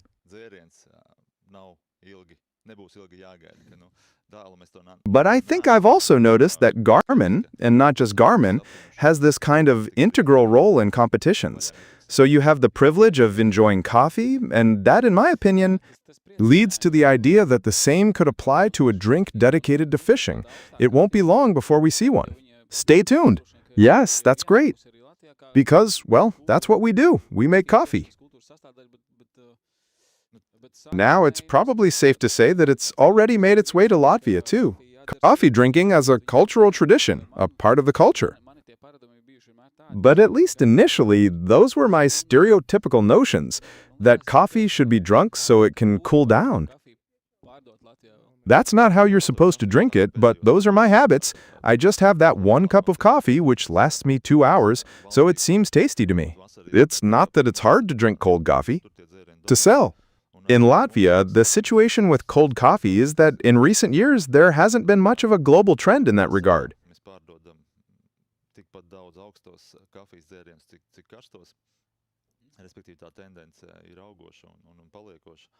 Of course, in countries where summer might be longer than here, those drinks dominate. And here too, if we look at our own statistical data, which we have from our cafes, then in the summer we sell just as many cold coffee drinks as we do hot ones. In other words, this trend is on the rise and here to stay, and making cold coffee the right way is key. It's clear that they're delicious, because often that's a good indicator. For example, if you drink your coffee over the course of 2 hours and it's still somewhat warm even in hot weather, then as it cools, it usually doesn't lose its coffee flavor. Maybe a slightly unpleasant bitterness, and that's a good way to really put that coffee's quality to the test, the kind you drink every day, by letting the coffee sit. Let it cool and give it a taste. Then, and if you also say at that moment that the drink is enjoyable, then that's great. Everything's fine. But this format, which is the so-called crafted drink or a beverage that's already prepared and comes in a can at your mother-in-law's house, is very, very convenient. And it's perfect for leisure activities like fishing, for example. You just toss that can in your bag. If you can just toss it in there somewhere to keep it cold, though maybe add a little ice, since the lower the temperature of the drink, the better it tastes. Well, that's the kind of day we're having today, when it's sunny and warm outside, so it's a great way to cool off and get that energy boost without any unnecessary fuss. Let's put it that way. Sure, we're now heading to the top 6. I guess that's where we'll be for now. There haven't been any major changes. According to the closing of the protocol, we're closest to the team in first place, the Lithuanian team, and Key, but they've been caught up to a total of 6 fish. They don't have a single pike yet, but they've caught all perch and all 3 zander. And in second place, it's time for the catch. They have 5 fish, including 3 perch and 1 each of pike and zander. So slowly but surely, we're closing in on the first closing ceremony and the first 100 bonus points. But until then, there's also one team with 7. From the coast of the Latvian island, where the zander catch has been closed, the scores are 3, 9, 4, and 7 centimeters. Since there are also Latvians who get carried away, they'll be listening. Apparently, he doesn't know what's what. The rest are doing their thing there. But we should start fishing. But yes, regarding this tactic and strategy, continuing with Gaddis, you yourself have competed in tournaments. Maybe you could briefly outline what your approach to these competitions is. Then we'll talk about what we should do right today. Yeah, I've always liked to start with the hardest part, which seems necessary during training. If I notice that you're really having trouble with that zander, then you'll find the right spots and times to catch it and focus extra attention on it. Because maybe even in the first year we participated, that was our Achilles heel, the one thing we just couldn't get a handle on, and we just couldn't catch zander. And then, in the second year, we were quite successful with the help of my colleague Gustav in catching zander, and that's when we finally succeeded. I think back then we were even among the first to receive the prohibited protocol, which was really cool, but Alex was way ahead. Alex's pike, all measured in meters, that's where all our hopes were dashed pretty quickly. But yeah, I think there's also a sense of confidence that we can keep going, if you have to deal with it, starting with the harder tasks. If you're confident about perch and pike, you'll catch them wherever you go, so I start that way. But this year, it looks like people have found more spots. The zander also went for the pike and perch. What's nice is that those results are improving. Yeah, no. I guess that's just one possible scenario, how it should be done or whether to start with the harder or the easier one, because here too, we see that tactics vary. Yeah, I've been thinking about times when some people believe more in the middle of the day for that zander. However, maybe we should leave that for the morning session to catch pike perch. Whether or not anyone else might have had a different experience, here's the training process, which is really important. So maybe even for several years I've skipped it because I just can't find the time specifically for those training sessions. And somehow I'm not convinced that I can do it without training. I could achieve something, but right now it looks like, well, I might as well say that midday is just around the corner and the zander will be biting, but the pike have completely stopped biting. Anyway, that's just how it is. The results aren't showing anything like that, just some small pike or something. But the zander keep biting. Right now, Gaddis and I were out training yesterday. Since we knew we had to come to the studio today to talk, we had to go out yesterday to do a little fishing. So where were you fishing? I don't know what the situation is with perch right now. Which team's doing better? How many perch are there, and what are their sizes? I think we'd be at the top with perch. We had a pretty nice catch of 30 perch yesterday. Here's the thing. If you catch around 30, that's awesome. 3, over 30, then you'd already be at the top. But most likely, 3 perch wouldn't be enough, right? We'd also need to catch a zander. We didn't manage to, because for the biggest fish, we'll have to go through it all again. Maybe at some point we can put it on the screen, but just a moment ago the longest perch were 30 plus, and if I'm not mistaken, there wasn't one longer than 37. We can do that for you. The average size isn't really that impressive. Let's see what else we've got. The third longest one? Jūsu kāds no asariem 36 centimeters, which is for 2 crews of 2 anglers each. And here we can also see that the Latvians are really going after the perch. Yes, the Latvians, who are better at catching perch. How about you? Would you be in this top group for perch? 3rd place. No, actually they weren't. It was just a little short, but again, 1 perch isn't enough. 3 or not? We're interested in the total weight of 3 perch, 3 in Finland. It's hard to say right away which team has the best average with 8. Zander in the standard final is doing well at 3, 6, 3, 2, 6 triples. Yes, the zander too, as we already mentioned, usually comes close to the perch at around 40 or close to it or slightly over. Zander is caught over the limit of 80 centimeters in every competition. And for pike, 90 centimeters. The ideal catch should be a good mix of species, like perch and zander, meeting minimum size requirements and contributing to a strong score. Focusing on quality over quantity can be key. If there's also a catch over a meter, last year it was a little over. Here we can see that we still have 1, 2, 3, 4, 5, and 6 teams missing. No, all of these have been caught by our team. We'll still make it to 8 teams. I don't think there are any left yet. As for the fish, the teams have already caught them. Teams. For now, we're at 0. So since we have something interesting, we created it with a pike. It's not just a Latvian team in the top 3. With the biggest pike. Yeah, that was a nice zander. They're showing us where to catch the main pike. The biggest pike. How many were caught in the very early morning session? And right now, it's quiet on the pike front, when the zander started biting, which also stopped for a while. And now it's the middle of the day. So we'll have to see how the Lithuanians are doing. They need pike now. The 24-year-old champion is also here on the banks of the Daugava, giving it a try with them. They have perch? These guys need some. Yeah, that's right. There aren't any perch. About those Daugava perch.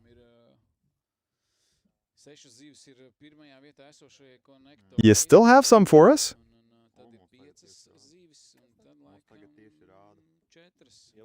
6. It's for the team in first place, the one Katie's team is aiming for, and then there are 5 fish.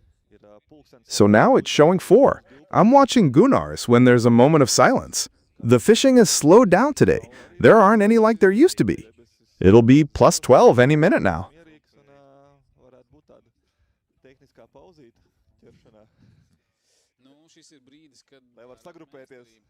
So as we can see, the sun has warmed up the sky and the water is blue and calm. It could be a good time for a technical break from fishing. This is the moment when we can regroup, which is what makes for mastery. When we're fishing, that's when everything looks like the pros. But maybe it's also the case that I'm just philosophizing now. But training sessions have probably been part of absolutely everyone's routine. Maybe some teams, maybe they've managed without it, but everyone goes to their own first safe spots where there really is life, as long as they're scoring points. No fishing rod, so that's the first basket. Exhausted. Then, when it's time to start fishing in spots where someone else might already be there, might have already caught quite a bit, and which one? What? What would your strategy be? Tired zander, pike, or perch? Which should you look for? Which should you look for? Is there a difference, or is the main thing just to catch something? And then you're off to a good start if you get something in the first spots, even if it's not what you expected during practice. And then you'll figure it out on the spot and start rethinking your plan. If you have a set amount of time, how do you use it at your spots? The ones that worked during practice. That's the main thing to work out.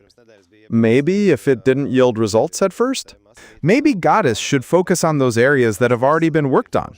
That's how it'll be, depending on the zander and the bread rolls. Who knows? You'll never know. Even if you found, over the course of the week, those fish that were there a week ago, right in your spot, go look for the perch and catch them, because catching sea perch is cool. He's active, but he's so mobile that he doesn't stay still. Catch 2, 3, and then it's quiet again. You have to look for that school. It's always on the move. Not far away, but you have to stay alert at all times. Then maybe you'll find something to drink locally. You'll have to check it out. We also see Yanis Mangulas and Lindenblade are there too. Maybe they've been listening to us, but they're by the TV tower, not far away. At least, how are things going for them right now? 30th in 8th place. Right now, it looks like Giannis is reporting the street fishing points, trying to catch perch. Maybe he's also going after zander near the pilings. They brought it in, a perch. Pack one of those up. Driving, at least that's what it looked like. There's something you were hoping for yesterday. Perch? We went about it very professionally with a small net. We were 3 of us, very professional, in the boat, and each of us had our own. One was for rowing, one had been brought along, and one was a classic jig. We watched as I was winning, but in the middle there were 4, but in the end he brought home a 4th place finish. But we have different categories. As is usual in fishing tournaments, sometimes you win, sometimes you don't. There's Vermont and Big Point, so there aren't any. Of course, we said our goodbyes because that's how it goes. It really was like that. On almost every cast, you could catch a small fish. That's right. But those bigger perch were with Catherine. If you're asking about yesterday's practice session, what advice would you give the participants on catching the big ones at catering? Well, that's how it turned out based on our results. I'm sure those who are listening will get the message.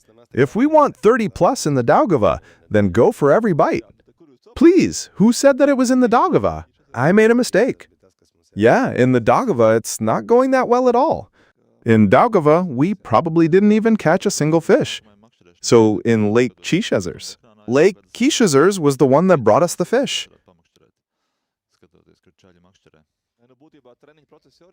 Listening to the young man, but I think that on my next fishing trip, I'll take a look, even if it's just for half an hour on the screen right now. There are already at least 5 new spots where I could go fishing. Looking at where the guys are fishing. Well, basically, the training process is already part of watching what's happened over the last few years, so to speak, in the videos about the evenings. Yeah, because to figure out the spots, where and when, where the fish are biting, where they are, and where they've brought in the winds, those fish. Right now, out of all the teams, everything revolves around the Lialupe. That's what I've seen on the Daugava, and I've seen a few others. I've seen one crew there. It was on the Buljupe, where there was a small pike they'd caught. I haven't really seen any myself. Or in Lake Jugla, for example. Or in some part of the Baltiņa River, for that matter. I'm curious. Now, where is Gustavs right now? The very top spots? The Lithuanians are in first place. And aren't they really there right now? Okay. I don't recognize this place, though. This one might be it. That tree is unrecognizable. Or is that Kishezers? As long as we have this kind of fish, well, a relative calm as far as fish go. And maybe a little more about Rocket. I know there were some big news stories. Let's celebrate the news. Tell us a little bit about what that event was all about. Well, yeah, we've been here for a little while now, working in the coffee industry. Basically, we've been in the coffee business since 2007, providing coffee solutions to other businesses. Since 2015, we've also been roasting our own coffee. We've been doing this for a little over 10 years now, and we've been doing quite well. The problem is that at our current roastery, we simply lacked capacity. We couldn't produce as much as we could sell, and we were forced to work on a new coffee roastery. So once again, we thought that we would rather not deal with this problem again. That's how we're opening up. There's a problem we'll come back to, but we see it crystallizing around the Fisher and Spelmanis team, which is getting a taste of pike. They're also doing well right now, consistently in the top 10. The team is currently in a good position. They'll land that pike. It's 59 centimeters long and 2 centimeters thick. In 6th place. And something will happen. They haven't had a chance to check the size yet. I just saw it. Krista's emotions. Yeah, the reach of the arm was about 1 meter. But this size, of course, still needs to grow.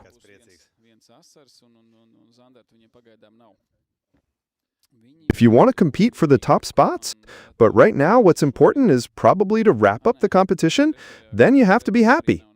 1 perch. And zander. They don't have any yet. They might be the only team in the top 5. For now. RR is also not in 3rd place with any zander. The zandarts lack structure, and Christus is leaving with his mirror at the top. Those 3 zandarts will definitely get it. I'd be more worried about the fact that they have small perch, because they usually catch 30 perch.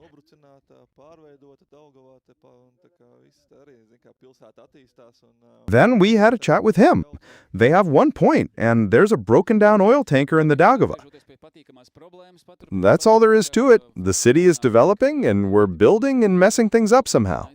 Okay, but getting back to the pleasant problem, let's continue and take a look at the background. That'll be the Pike, but then Rocket didn't even suspect it was a positive problem, no matter how it might sound to someone.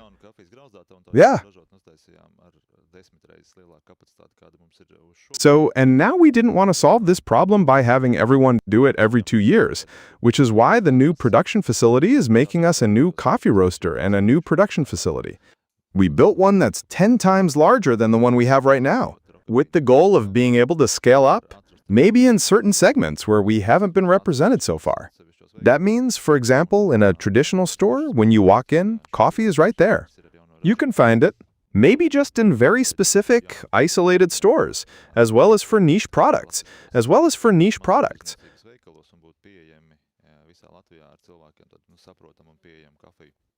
So right now, our goal is to use the production facility to create a new product line with which we can launch in traditional retail stores and be available throughout Latvia. We understand people and want to offer them accessible coffee. Warm, and for you too. That's happiness and joy. Should I participate in this event or not? Yes, yes, yes. First of all, of course, I really appreciate your coffee. Second, your company, and I really mean that, not just the business, but you as people, together with a solid company, is truly invaluable. And third, yes, the place where it happened, the new roastery. I've already mentioned that I was there. In my opinion, the festival has great potential, and that place and its atmosphere, there's something special about it. It's just a blast. We've received so many requests or inquiries about the fact that there are various types of events there. People want to organize and host events, but here's the thing. Once again, it's like that. That's a good problem to have. Here we go again, but it's clear that the primary issue is those spaces or buildings. Their function is to make coffee. And right now, we're in that situation.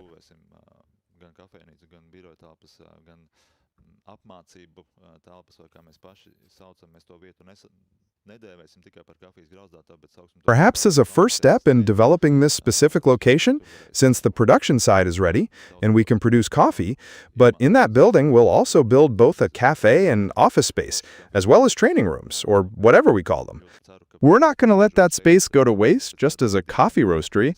Instead, we'll call it a coffee competence center. In other words, it will be a place where you can do a lot of new things.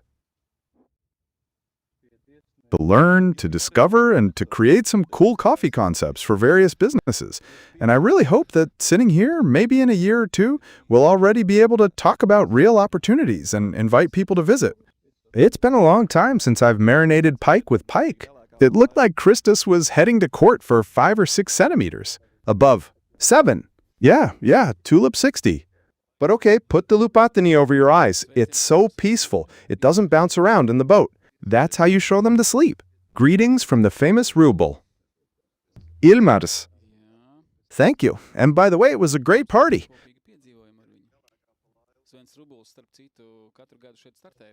Yeah, I know you guys also have shared adventures with him. Sven's Rubelis. By the way, I compete here every year, but he'll be among the guests too. Let's ask him then. Why is he standing there with dry feet? This year, not in the water, but that's a story for him to tell. What are your shared experiences? Adventures? Yes, lots of them. Remember that time we took that boat trip in the storm? Or when we got lost hiking? Those were certainly something. What kind of adventures were you thinking of specifically? But I think you can tell us everything, because Sven's is already, well, pretty much in the public eye, telling everyone about all his adventures. He likes to share them, including with photos and events, but with his own. Every now and then, or once a year, we go to Finland to do some fishing. And now, in more detail. It's not like Goddess, Sven's, and I, we're just a little older. But my friend has been around for many years, since we've traveled to various places in Finland, and One thing's for sure, at least I've been actively competing to share my daughter's experiences here in Latvia. Any recommendations? Where to go? Where to look? He's never refused to give advice. If they added anything else, Sven's adds that there's strength in the team, and the best fishing trips are with the coffee buddies. Then we also have a question from the YouTube live stream. How long? It would be great to catch a pike in the boat, right? The shorter, the better. That's the simple answer. It's best to release it as quickly as possible. IT, especially in hot weather. You really shouldn't count in minutes there, but I'd say in seconds.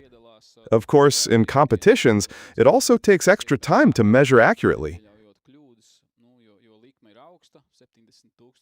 Taking the right photo, but everyone who participates does this on a daily basis and tries to do it as quickly as possible without making mistakes. Because, after all, the stakes are high, 7,000–10,000 euros. The prize fund, including the grand prize and upboat, is full of nuances and minute details. But if we're talking about everyday fishing, then a pike, thankfully, isn't that common. Maybe it's as sensitive as, for example, trout. It's not like it just takes the bait out of everything, but you have to know how to handle it properly and keep it on the hook. Especially large pike shouldn't be handled carelessly on land or in the boat, nor should they be handled with your bare hands. And as I already mentioned, summer is a major threat to their health. If you release it back into the water, after a long struggle, it swims away. Then you can. It can cause injuries.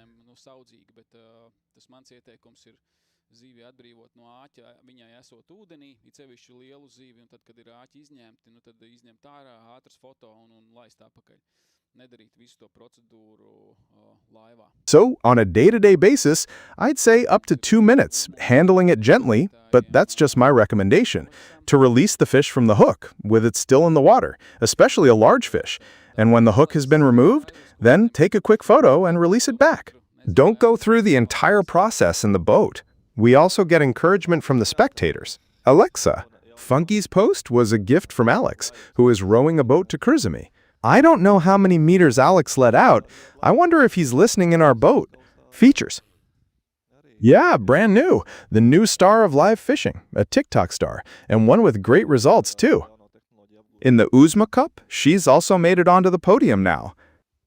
So everything's fine with mastering new technology.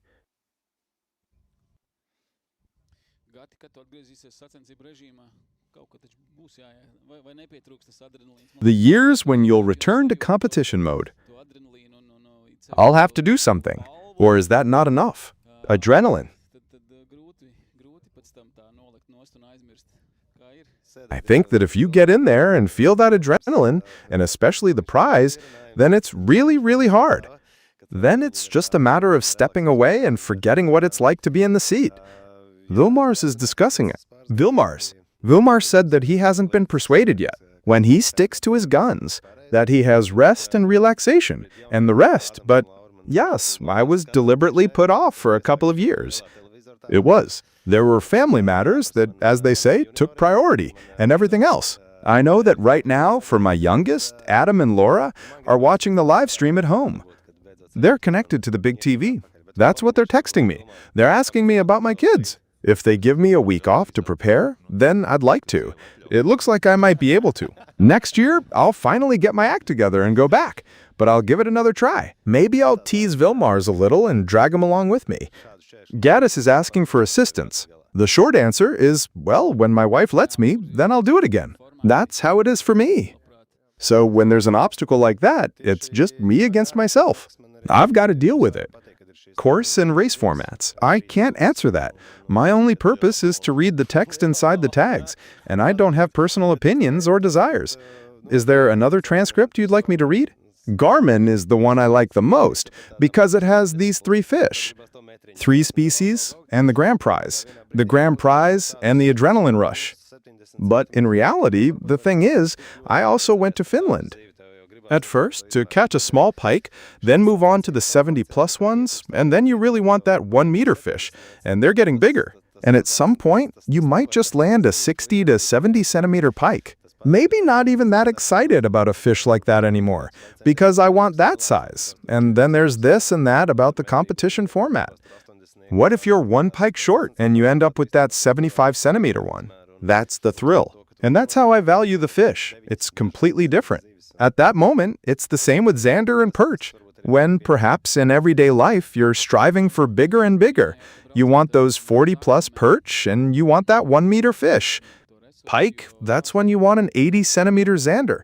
But if it's in a competition format, that's not valued at all. It's the average size, and in general, the fact that you can catch it, and that you can catch 9 different fish, and that's what might be missing. As you both mentioned, you also travel abroad. There's an opportunity to compare those resources, because when you go abroad, you usually go for the sake of fishing, and there are several reasons for that. But basically, it's about everyday fishing. So either that, or going after big fish, or just to get away from everything you have to do here, to unwind, which is the case for you. I'd like to say that's the primary reason, but it's also a kind of guy's getaway where we go, where we have everything taken care of. I like that kind of company to hang out with, where we're all there and everyone knows their role in that setting. And actually, the daily rhythm is so well organized. The person in charge of breakfast, the boats, and the electricity. Then there are the joint planning sessions, sharing information, and then you just fall into that rhythm. Together with the guys, we spend the week like that.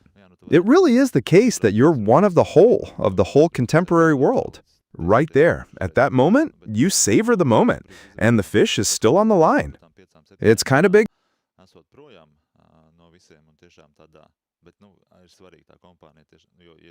Vēl visi dzīvo vienā mājā, un tad tur ir kaut kādas tur, kā teikt, domstarpības vai berzēšanās, tad skaidrs, tu to braucienu neizbaudi, bet Gads jau minēja, ka mums tā kompānija ir tāda, ka, kā teikt, saprotamies no pusvārda, un esam tiešām ļoti labi sadzīvojuši visus šos te braucienus, un vēl viena tāda pozitīva blakna šim te braucienam ir tas, ka mēs jau esam aizgājuši arī tādā, ēst gatavošanas līmenī, ka mums ir tāds menu, katru tāds restorāna cienīgs vakariņas katru dienu gatavojam, kas arī ir forši.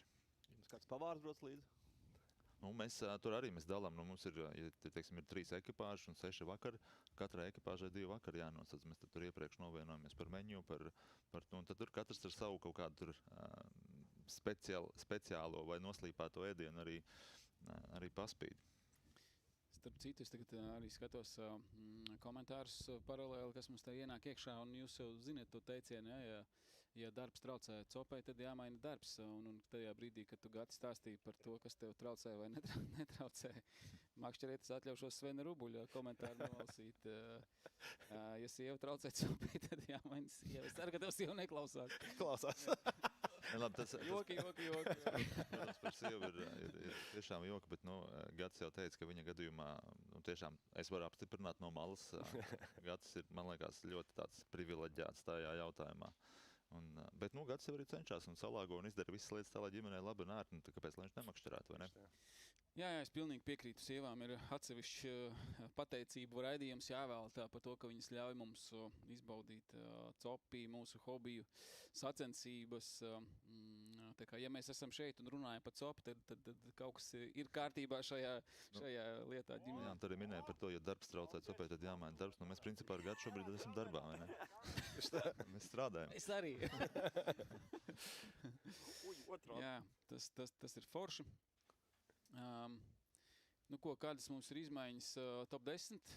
Es pasakos, Juri, līdzi. Es skatījos, jā, visu laiku, un visu laiku ceru ieraudzīt kāds labs līdeks. Ko es ieraudzīju, tad ir vēl 2 ekipāžas ir lietuvieši aizāruši, zandarti ir.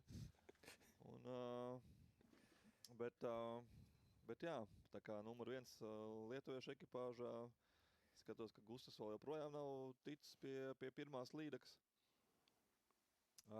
Krists aizvēra ar līdu, ko mēs redzējām ar ekrānā, jā, viņam tagad palicis vēl 1 asars un tad 3 zandarti. Un īstenībā, jā, un tad ir mums tīm Salatskrastī ar 3 zandartiem un ar 1 līdeku jau ir, jā, tā kā jau arī Latvijas ekipāžas jau arī tagad ir. Lietuviešu dominants sāk beigties, jā. Jā, ja skatāmies uz top 6, tad ir 3-3 tieši, jā, 3 ekipāžas no Lietuvas, 3 latviešu. Mums vēl te ir pāris jautājumi. Jautājums, cik sacensības spinningošanā no laivām vispār notiek? Latvijā ir diezgan daudz, ir Latvijas čempionāts. Ir Latvijas čempionāts, tad ir Jāņa Zariņa organizētie klasikas mači Rīgā ar vairākiem posmiem. Tad ir, teiksim, Latgales čempis, kas ir 2 dienas. Tad ir mūsējie Kurzemes, mums ir Kurzemes kaus, Kurzemes čemps, kas ir notiek Usmas ezerā. Tad Kurzemē Talsu novadā mums ir vēl mazie lokālie čempi. Mums ir, tā kā, negribās jau baigi lielīt Talsu novadu, bet man liekas, ka mums visvairāk sacensības ir Talsu novadā ārpus Rīgas. Tev tā liekas, ka tu dzīvo Talsos un zini par tiem notikumiem, bet man liekas, katram sevi cienošam novadam, kurā ir kāds ezers, notiek čempionāts vietējais. Jā, tas ir viens, bet mums ir vairāki un visu laiku ir, viņi gan kausi, gan čempi mums ir. Mums ir zivs ekipāžai, kas šobrīd atrodas 9. vietā. Connecto Swoop. Labs asaris. 30 plus, jā. Pēc formas tā kā tuncis izskatās. Viņiem tas būs pirmais asaris, jā. Viņi ir aizvēruši zandartu šobrīd cietni. Tas labs tāds kukulīts. Es pieļauju, ka viņi pat tām pašām Gustas vietām, jo Gusta aizbrauca līdakās, un tad Domas viņam ir... Nekās rīt smuki pozē ar spuru. Ļoti labi, jā. Un viņiem asarīts jāizvar ir, un nezinu, es tā skatos uz lietuviešu ekipāžām, kā viņi tos zandarts var ciet. Liekas, ka viņiem ir kaut kāds kopējais čats. To es arī dzirdēju, tā īstenībā tēma, ko mēs varbūt vēlāk kaut kad varam pacelēt, tā lietuviešu vienotība šādos un līdzīgos mačos, un latvieši varbūt kaut kā vairāk katrs pa sevi. Es esmu tādu dzirdējis, tādas baumas. Jo arī pasaules čempionātos nereti sanāk tieši cīnīties par vietām ar lietuviešiem, un viņiem kaut kā, man liekas, līdz šim veids bišķi labāk. Ja ņem vidējos rezultātus tieši spinningošanā, tad jautājums, ko viņi dara labāk? Mūsējie paši visi gudri. Paskatīsimies. Es jau domāju, ka viss jau būs, un ja, piemēram, skatāmies uz NGT, Toms un Gatis, viņiem ir 2 asari šobrīd, 30 plus. Bet es domāju, tās viņam arī mērķis ir, kad ir dabūt vēl 30 asars, un tad jau iet uz lielajām zivīm, un ir visa diena priekšā vēl šodien un rītdien ir, un tā tabula mainīsies vēl ļoti daudz. Mums tie ienāk arī pāris uzmundrinājumi, konkrēti ir ienācis uzmundrinājums komandai Copeskungi, kas šobrīd ir 47. vietā, kas ir Raitis Čakls un Ģirds Ziemenis. Uzmundrinājums skan saņemieties, jā, no Padra LV, nezinu vai kungi mūs klausās un atpazīst šo niknējumu no Padra LV, uzmundrina Copeskungas. Ziemans jau no rīta nesā makšķers uz laivu vairākas reizes, es domāju, viņš varbūt vēl nav izvēlējies, kuru makšķerē šobrīd vēl, bet viņam vēl laiks daudz. Ir jautājums arī, kur var redzēt visu dalībnieku rezultātus. Dalībnieku rezultātiem līdzi var sekot tikai mūsu tiešraidēs šogad. Tā kā ik pa brīdim mēs rādam tabulu, līderus, un ja interesē kāda komanda, kuru varbūt nepamaniet, tad iemetiet komentārā. Mēģināsim mums operatīvi atbildēt.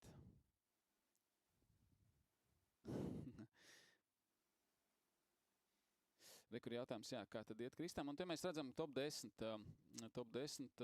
komandas šobrīd, un te ir arī otrais desmitnieks pagaidām bez tādām izmaiņas ir ik pa brīdim, kā jau šajā posmā ir ierasts, ar katru zivi kaut kas pamainās, jo vairāk mēs tuvosimies sacensību nobeigumam, jo šis izmaiņas būs mazāk, bet dramatiskākas. Bet šobrīd izmaiņas diezgan daudz, bet tas, kas būtiski nemainās, mums ir Latvijas un Lietuvas komandu īpatsvars desmitniekā. Šobrīd tātad mums ir, tūlīt skatāmies, 1, 2, 3, 4, 5 Lietuvas komandas, 10. vietā ir Polijas ekipāža, un mums 2., 3., 4. vieta ir Latvijas komandām, un arī 6. vieta ir Latvijas komandām. Tā kā 5 Lietuvas komandas, 4 Latvijas un 1 Polijas ekipāža šobrīd ir desmitniekā. Nu, te jūs redzējāt ekrānos, jā, visas komandas, kas ir noķērušas vismaz vienu zivi. Tā, te bija jautājums,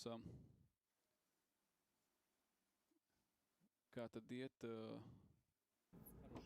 Kristam. Es saprotu, ka runa ir par Alex Crazy Fisherman. Viņam iet šobrīd diezgan labi.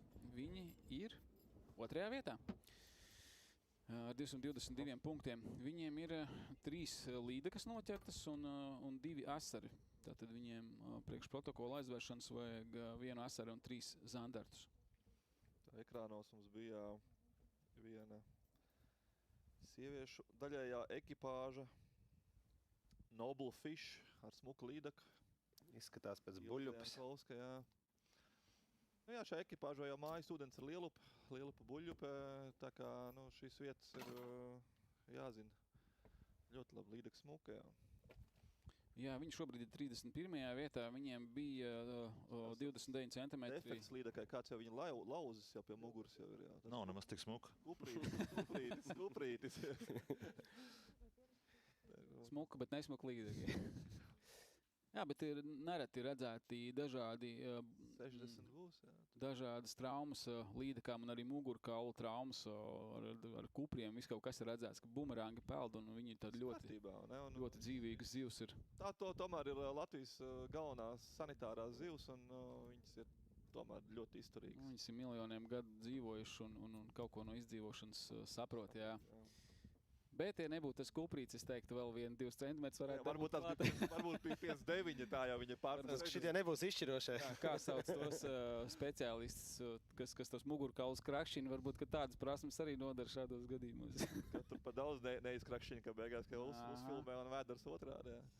Jā, atgādināsim, ka visas zivis šajās sacensībās tiek laistas vaļā. Tas ir viens no nosacījumiem, lai zivis vispār tiktu ieskaitē. Jā, un jāuzfilmē arī atbrīvošanas video, ja sevišķi trofejas zivīm var, ja gadījumā nav laivā kameras cilvēks, tad var paprasīt tiesneši uzrādīt atbrīvošanas video. Jā, viņiem būs, jā, tā pirmā līdekta, viņiem būs no katras sugas pa vienai zivī šobrīd noķerts. Connector Swoop, 10 komanda mūsējā. Asarīts bija, Cik tad viņiem palikuši? Viņai viens asarīts ir uz 30 centimetriem, tas smukais resnais asars bija 30 centimetri, jā, bet izskatījās resnāks. Nevis resnāks, bet garāks izskatījās, jā. Mums te ir vēl viens jautājums no YouTube komentāriem. Vai kādreiz varētu būt arī Garmin Predator Amateur Rubber Boat Cup? Īstenībā, domāju, ka piekrišana tādam varētu noteikti būt, jo šeit mēs redzam tādu meistarības un tehnoloģiju esenci, viss šeit ir atļauts. Vienīgā problēma būtu ielikt to kameras cilvēku, un vai tas rubber boats gribēs maksāt dalības maksu 500-600 eiro, jā. Tur operatori šitādām laivām braukāt. Arī, jā. Jo dalības maksā laivas cenā, tad tur jāpadomā, jā. Jā, es domāju, ka būtu jātaisa tā kā kvalifikācijas līga tāda, un ka tev ir A divīzija, B divīzija un C divīzija, un tad ir kaut kāda limita. Tas būtu tas, ko vajadzētu sasniegt. Bet noteikti iespēja tāda ir uztaisīt, šāda kausa nav, bet noteikti var. Tā kā dzinter uz priekšu. Jau šogad Usums ezerā jau ar airiem un bez motoriem, jā. But there's definitely no way to make a cup like that. But you can certainly do it this way. Go for it, Zintar, because this year on Lake Usma, we're already using oars and no motors. With fish finders in Latvia too, where everyone was bragging that they're the only ones who know how to catch fish there. And in the end, Autopalix drove off and showed on the screen that you can catch them there too, and everything's fine. Yeah, they showed on the screen that you can catch them, and everything's fine. Yeah, Gotti, you've got a question from a viewer. It's rough around the edges. By the way, I compete in one every year, but those are just private races that my father-in-law organized for us. When it comes to something more serious, I'm not ready to commit right now. Yeah, I need to start with something for you. top 3 iemītnieki, viņi šobrīd ir 21. vietā. It's also a boost for us, NG Latvia, the team, the club, and Goddess Johnson. Well, what do we have? They're also traditionally among the top 3, but they're currently in 21st place. That's where they stand. They've caught 2 perch measuring 33.1 centimeters and 1 zander weighing 51 centimeters. But we know very well, given how well they navigate and know the waters of Riga, this team is sure to climb the rankings. Higher up, that's been my prediction for years, and it's right there on our screens.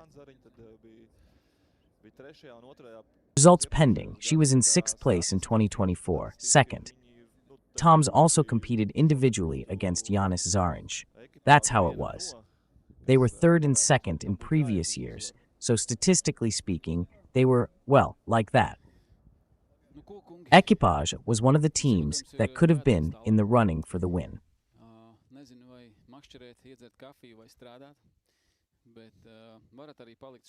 Well, gentlemen, I know you have to move on. I don't know whether to go fishing, have some coffee, or work. But you can also stay here. The atmosphere is great, the weather is great, and by the way, the coffee is very tasty. Ko viņš šogad ir gidējis, jo, jā, mēs te brīnamies tur, lietuvieši kaut kur tikuši baigi augstu, bet skaidrs, ka viņi ne tikai paši... Kaspars pie tā vainīgs. To mēs noskaidrosim, jā.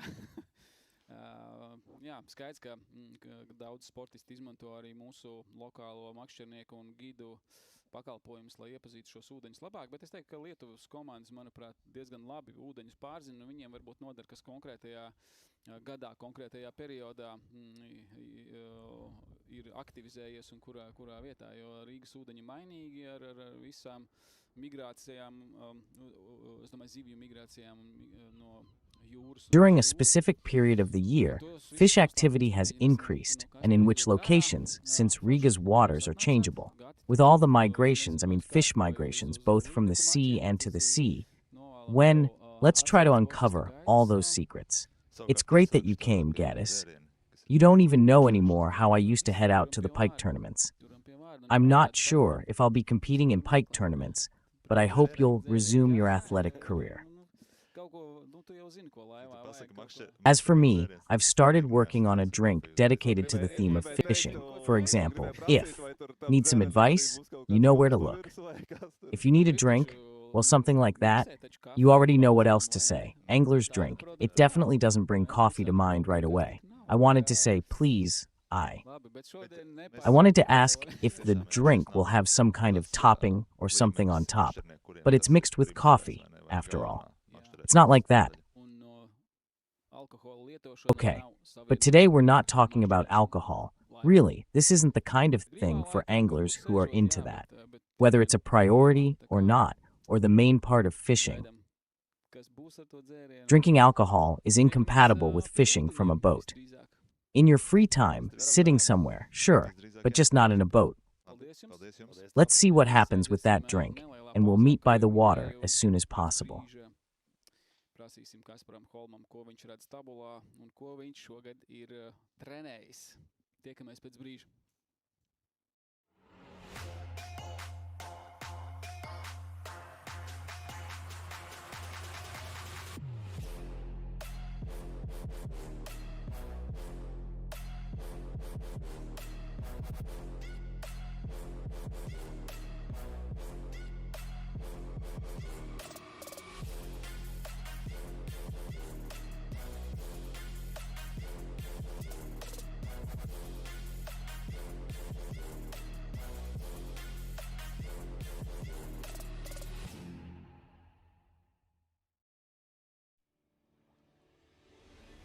Force Pro. It's the trolling motor used by the pros. Cut through the water quickly and quietly. And when you get where you're going, lock in and stay put. Like really stay put. Until it's time to take control once again. Head to a new spot where there's no question you're exactly where you need to be. Control Oncogene. Fish with force. Only from Garmin.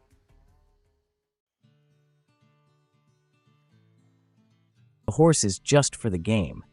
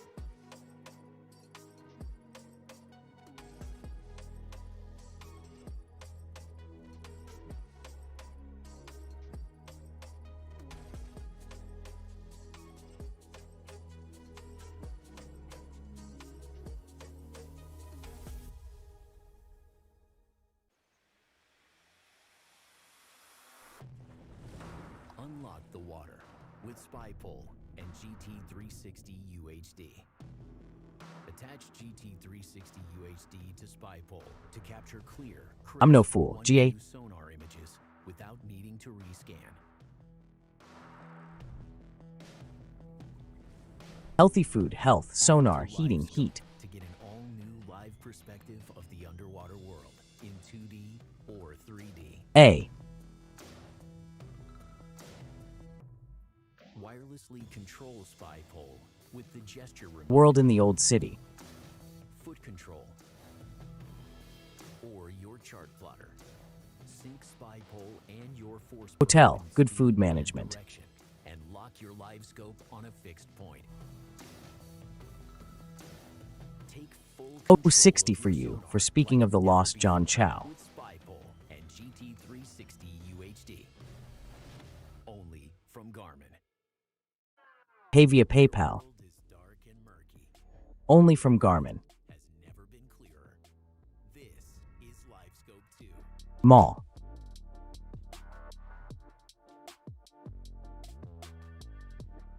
Can't beat it. This is life.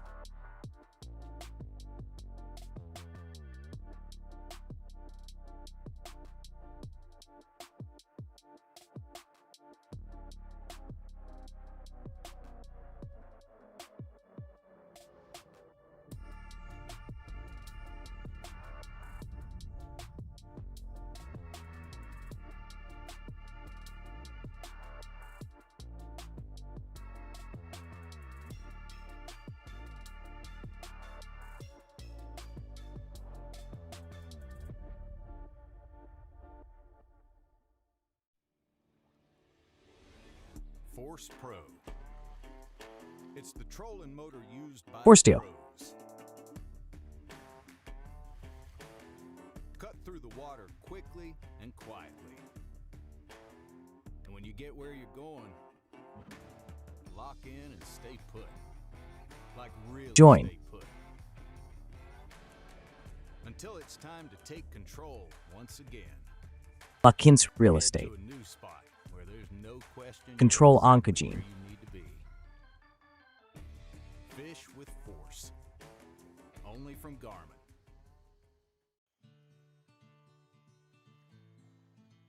The horse is only from the game.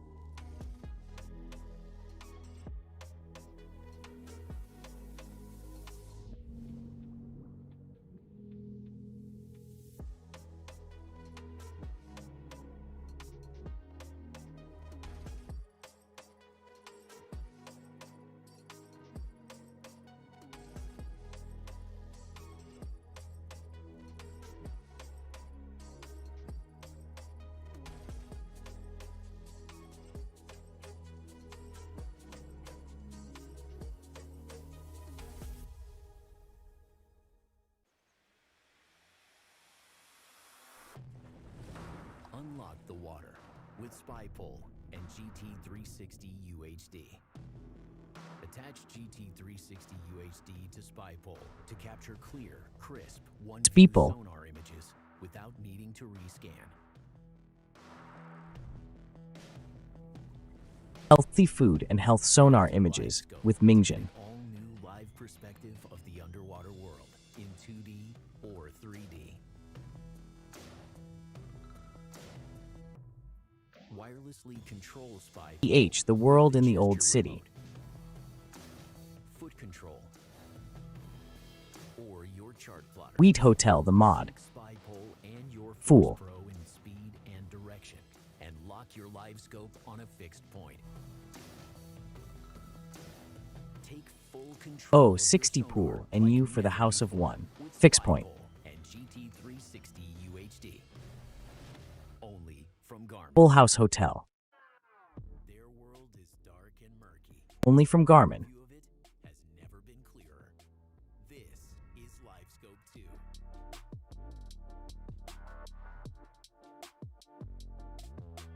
2. World is dark energy. I can't beat this. This is light.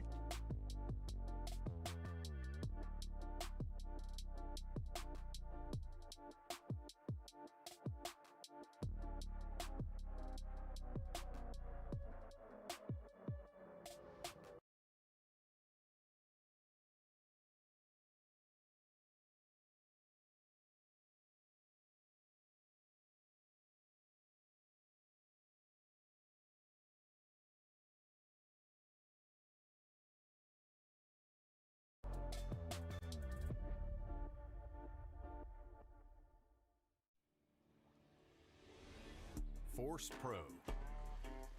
It's the trolling motor used by the pros. Cut through the water quickly and quietly. Mustache Province. And when you get where you're going, lock in and stay put. Like really stay put. When the head how. Until it's time to take control once again. Head Black in to a real spot estate. where there's no question you're exactly where you need to be. Fish Control of the he. only from Heat. Garmin.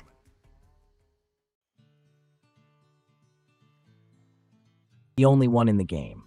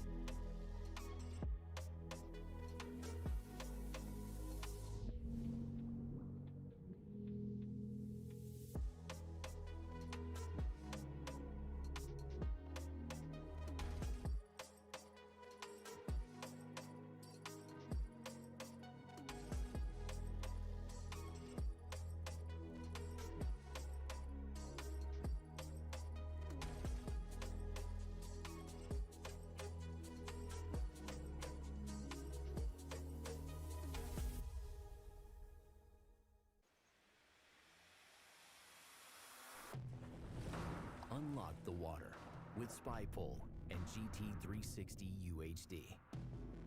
Attach GT360 UHD to SpyPole to PayPal. capture clear, crisp, one-view sonar images without needing to rescan. Healthy food and health sonar images with Minggen. An all-new live perspective of the underwater world in 2D or 3D. Wirelessly control SpyPole H the world in the old with a city. gesture remote, foot control, or your chart plotter. Sync Earth the mod. SpyPole and your Force Pro in speed and direction, and lock your live scope on a fixed point. Take full control of your South Sea sonar Hotel like Youth never for the lucky before John with Chow. SpyPole and GT360 UHD. Only All the way through. their world is dark and murky. Your view EGF 60 only. has never been clearer. This is LiveScope 2. The world is dark energy. A yogi can't beat this. This is...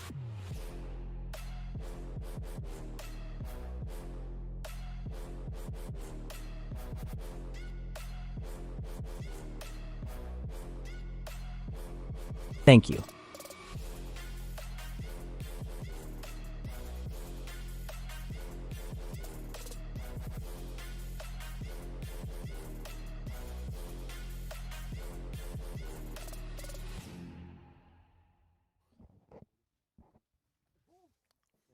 Mēs atgriežamies studijas tiešraidē ar notikumiem, kas ir bijuši pēdējās dažās minūtēs. No rīta mums bija zivju sprādziens. We're back in the studio live with the events that have taken place in recent. A few minutes ago this morning, we had a fish explosion. Now it's calmed down a bit, but it happens every now and then. Someone catches something, and yes, we were wondering the same thing. Why there was so much activity this morning. Now there are just a few fish left. Why are the Lithuanians starting with zander? Why are the Latvians looking for pike? And our guests had some answers to these questions, and the one closest to us, no one else but a couple, Holmes, Chow, Kaspar, will be spending the next hour with us. Thanks. I always wonder how to address you properly. Are you an athlete, a former athlete, an angler, or a fisherman?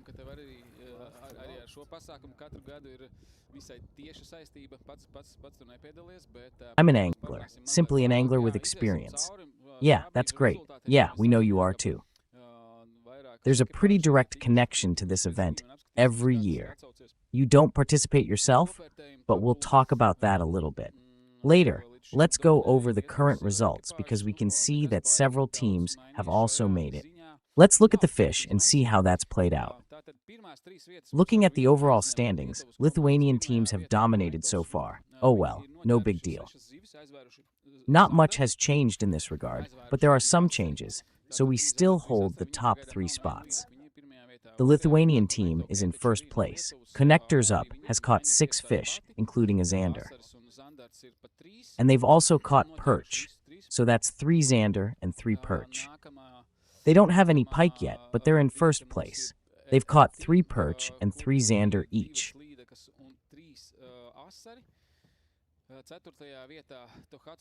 Next up is Team R, who have 2 pike and 3 perch.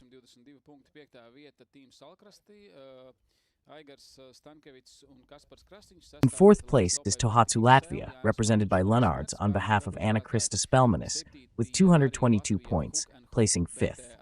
Sixth place goes to Igor Stankovic and Kaspars Krastinj from Salkrasti. 7th place, Baltic Zeli, Janis Malnich, last year's winner. Also Latvia Hoodshop, but Eriks Kravchenko and Mareks, 8th. Brima LTV from Lithuania 9. They don't have Baltics 2 from Lithuania. Closing out for us, R.A. Terabits LV, Edgars Deichmanis, and Petras Griez. So the polls have been pushed out of the top 10, and right now the entire top 10 is split between Latvia and Lithuania, teams that were fairly predictable.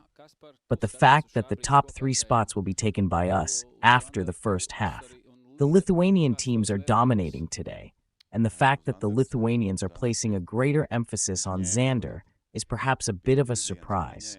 The emphasis on zander, that might be a bit of a surprise for us. But Kaspar, how do you view the current overall standings?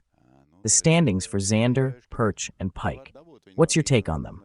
Zander C. Randers is there. He caught some this morning. There were days when he didn't catch any, and there were times when he caught more. Who knows how many, really? He took it this morning. There were 2 days when he didn't.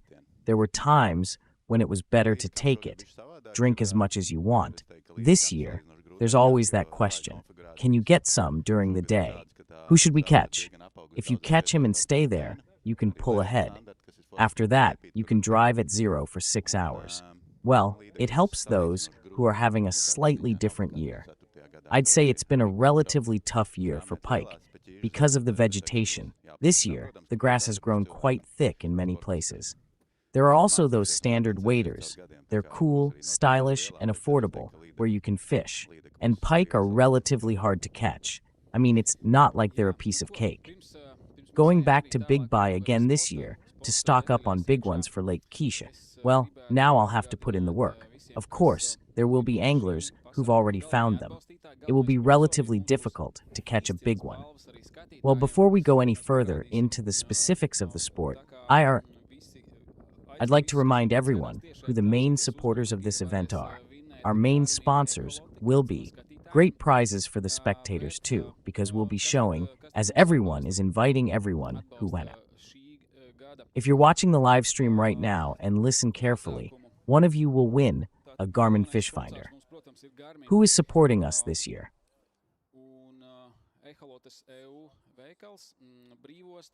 The event's main sponsor is, of course, Garmin.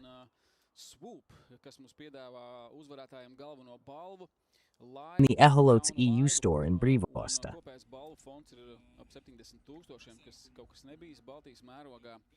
And Scoop, which is offering the winners the grand prize, a new boat, and the total prize fund is around 70,000, which is unprecedented in the Baltic region. This should also be mentioned to our supporters. City Yacht Club, Mangali, Rocket Bean Grillers Brotherhood, Brother, Big Catch, Eurowine, Auto Repenums.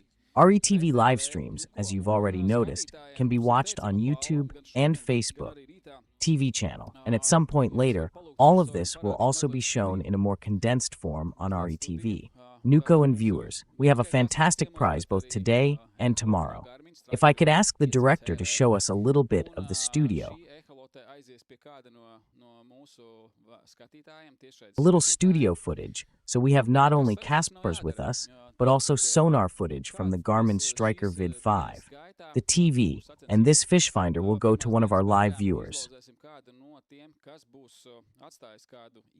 And there's nothing complicated to do. So when we're covering the competition up close throughout the day, stay tuned and send your questions to our guests.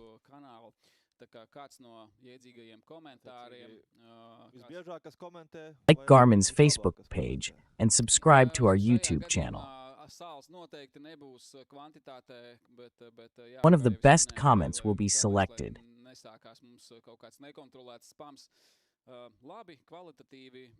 In this case, the value definitely won't be in the quantity, but yes, as I already mentioned, the main thing is that let's not end up with some kind of uncontrolled spam, high-quality good luck wishes or comments. You'll get a great device to add to your collection.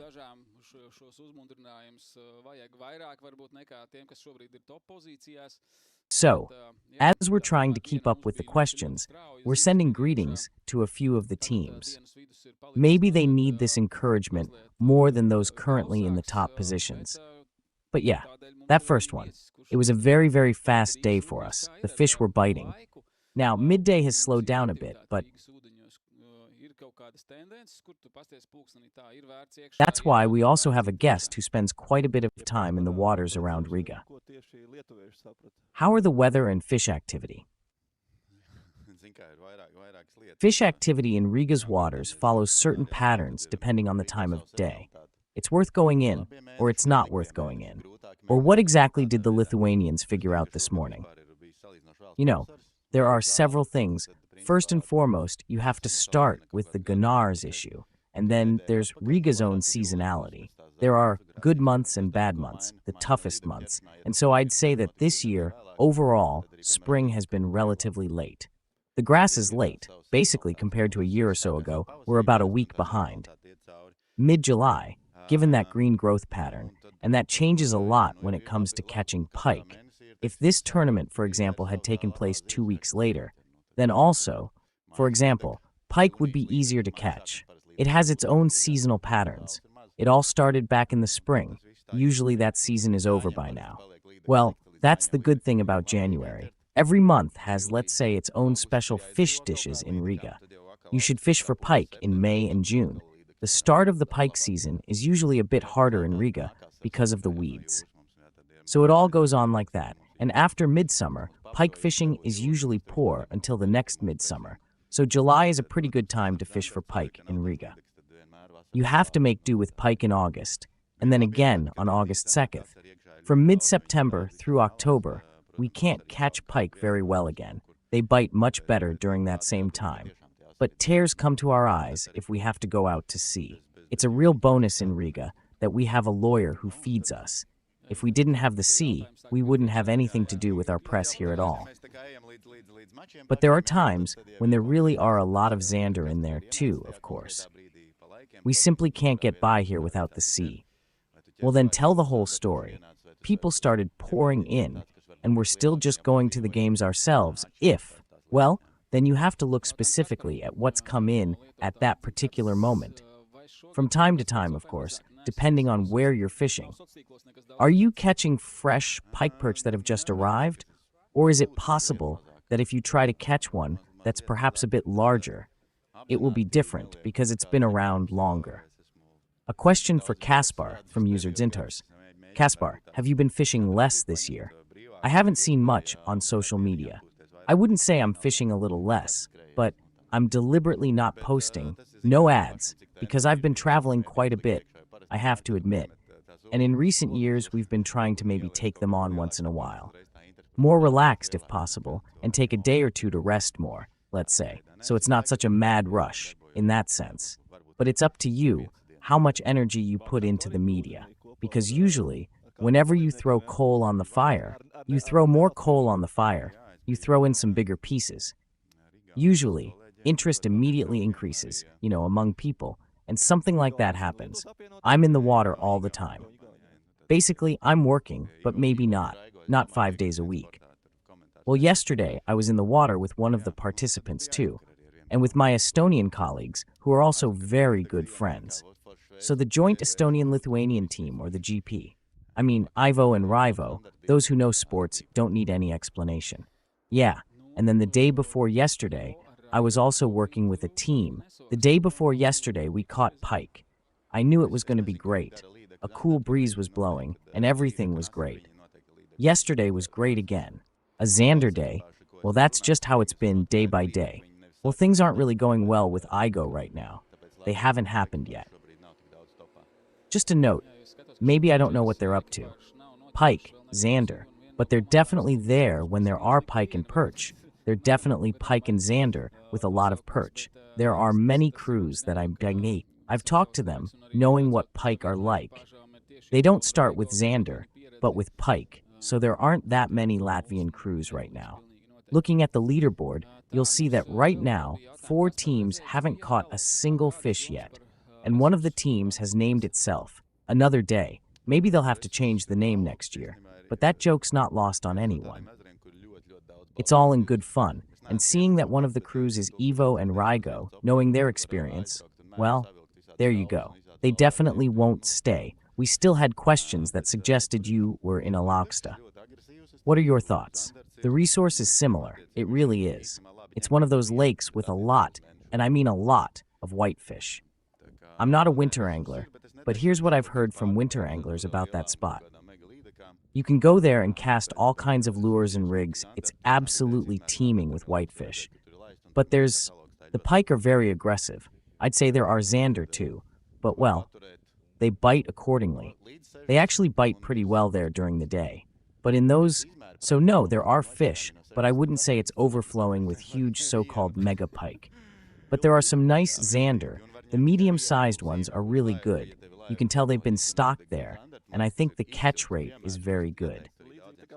With all the sizes we caught there, from 60 to 85, right now we can't catch a single one. You have to be careful not to cheat, and you can only take 1 fish per boat if you have a boat. The techniques for both pike and zander seem to me to be an excellent example. I would also strongly recommend, yes, I think it's a very good rule, that if anyone there is worried about technology, then implement this one. Reel, and wherever the first pike bites, I'm not sure, but I want to understand if they're biting like that or something similar. Caught in the Daugava. The main interesting thing is that both of these rigs have identical zander number 3, almost identical perch, and now they're all out fishing for pike, and Gluds has already caught his first pike. He hadn't caught a single one. They hadn't caught any perch or zander. But we can see that the water is also blooming. If anyone was fishing, they definitely... I didn't notice how long that pike was. Those were a solid 50. We'll see when it's on the measuring tape. Maybe it'll show us. These 2 crews are, of course, among the top in the Lithuanian national team. The guides are also important. Well, how should I put it? As for Lithuania, in that sense, they've worked very well together over the years. They're just systematic. That's it. Covers 3 zandarts, 1 crew covers 3 asars, the next crew is already on its way. They've closed 3 checkpoints. The next crew is already on its way to that spot to take over after the checkpoints. And so once someone has caught perch and zander, they move on to pike. It's like a chain now, sort of like a gear. That's outstanding teamwork. I'd say that's what sports should be all about, even at the national team level. When we play sports, we always give it our best shot. It brings together a team that has, let's say, been a problem for us over the years, when the team's cohesion hasn't quite been what it should be. Well, here's a good example. One team pulls the other along, and they pull each other in such a way that we see the big picture. We see the wheel either because there are 2 leaders in the frame, or because the leader is currently at 60, or will be at 60. So the Lithuanians have learned from the Latvians to give a brief introduction before he started racing in Latvia. They never did that before. They didn't understand. In Latvia, they learned to measure, and they still use kilograms, but this year, the limit out there is 6 kilograms or something like that. What was shown live a few years ago, when the Lithuanians started catching fish, was that they would place a pike on a measuring tape, as that's how it is. You can get away with anything from 5 to 8 to 60, or even not take a photo at all and just send it in. Photo and sent it. Right now she's already pulling on that tail, pulling toward 60. Now she'll have them properly wrapped up together in the morning. A question from YouTube: how is the NGLV filter team doing? They're currently at 40. In Ija's spot, they only have 1. They are currently in 40th place on the Fintel team. They have only 1 fish, so far, a 56-centimeter pike. Last year's Romance finished in 3rd place. And considering their time on the water, Kaspars probably knows better now, even if it's just as often. Not quite every day of the week. We're like a novel now. For example, if I'm practically always out on the water, I just do it when I feel like it. I don't go fishing in Riga myself. So in that sense, it's not like I came here just to go fishing. So the Romanians, they're really into sports. They still go out on the water a lot themselves and spend their free time like that. So, in a good way, this is my little fishing spot, so to speak. But if I may say so, but really, it actually paid off, you know what I mean? And can't you find something new instead of following the same paths all the time and hoping everything will be okay when you really have to look for something on your own? Every now and then, we still have questions for Kaspars about modern fishing technology. Do they degrade the hook? I wouldn't say it's degraded, it's just so interesting. I don't even know how to apply it or how to interpret it that way. Well, the question is maybe whether someone is using him to degrade that classic style of fishing. I think that from my perspective, I don't know if he's degrading it. Yes, he is. That's the right word. But she does a little. Well, if we're talking specifically about good technology, then it has definitely reduced the number of trophies. The value of the fish, if we ever saw a big fish caught the old-fashioned way on social media, then yes, you could pay attention to that. Seeing all of this on social media every week, it makes you wonder if this is a real threat. It's just meant to be that way. No, you know how it is? There are 2 different setups. But in terms of the discipline, I'd say the technique is the same. It's hunting. But in a competition, it's not classic fishing. And the other difference from classic fishing, of course, is that about 8 years ago, when you caught 90 zander and posted it on Facebook, then you'd have everyone applauded and gave 1 million likes and comments. If you catch a zander now, it's just a normal part of everyday life. Of course, that's going to get old. If you see it all the time, and that's just how it is, that kind of fish hasn't been seen. I can tell you that from the very first slide. Those 90 zanders, any one of them, big, but once you've experienced it many times, well, those big fish just roll around in your hands, then it changes, and then it doesn't work anymore, RN. Yeah. On one hand, it might be a bit of a letdown. That could be the case. If you catch a lot of big ones, then the thrill just isn't the same anymore. When you start out as an angler, you just want to catch something. Then you want to catch something specific. Then you want to catch a lot. Then you want to catch big ones. And by the time you're catching a lot of big ones, you've already grown into that. I've been through it myself, and I'd say that's how it is. It's the same for a lot of people. I don't think it's a good thing that this happens. To the spots, just don't go along the shore, but row the boat out there, near the shore. But yes, this is just part of the urban environment. Difference. Well, you might like it or you might not, but it's interesting that in places like this and somewhere between the ships, there's concrete at the bottom too. It's also on the underside of the concrete structures. There are pockets, and the big perch is hiding nowhere, concealed beneath the pier and in the shadows below, which is worth noting. That's what makes it interesting. You know, you really get into the thick of it. In that sense, I can say that when people come out of the woods, people who aren't competitive level anglers like me, we have to ask them how much they're making now. If we listen, the sound is a little muffled. We need to hear what he's saying. No, well, at least don't copy them like that. Go with the rubber ones instead. Yeah, interesting, or something like that. When he was a guest on our podcast, he mentioned that many things he brought over there as novelties, for example, how we fish using boat technology, and how in America, but he said that he'd also brought some things back to Latvia from there, though he was a bit mysterious about it. We'll see. That you can fish with live worms there.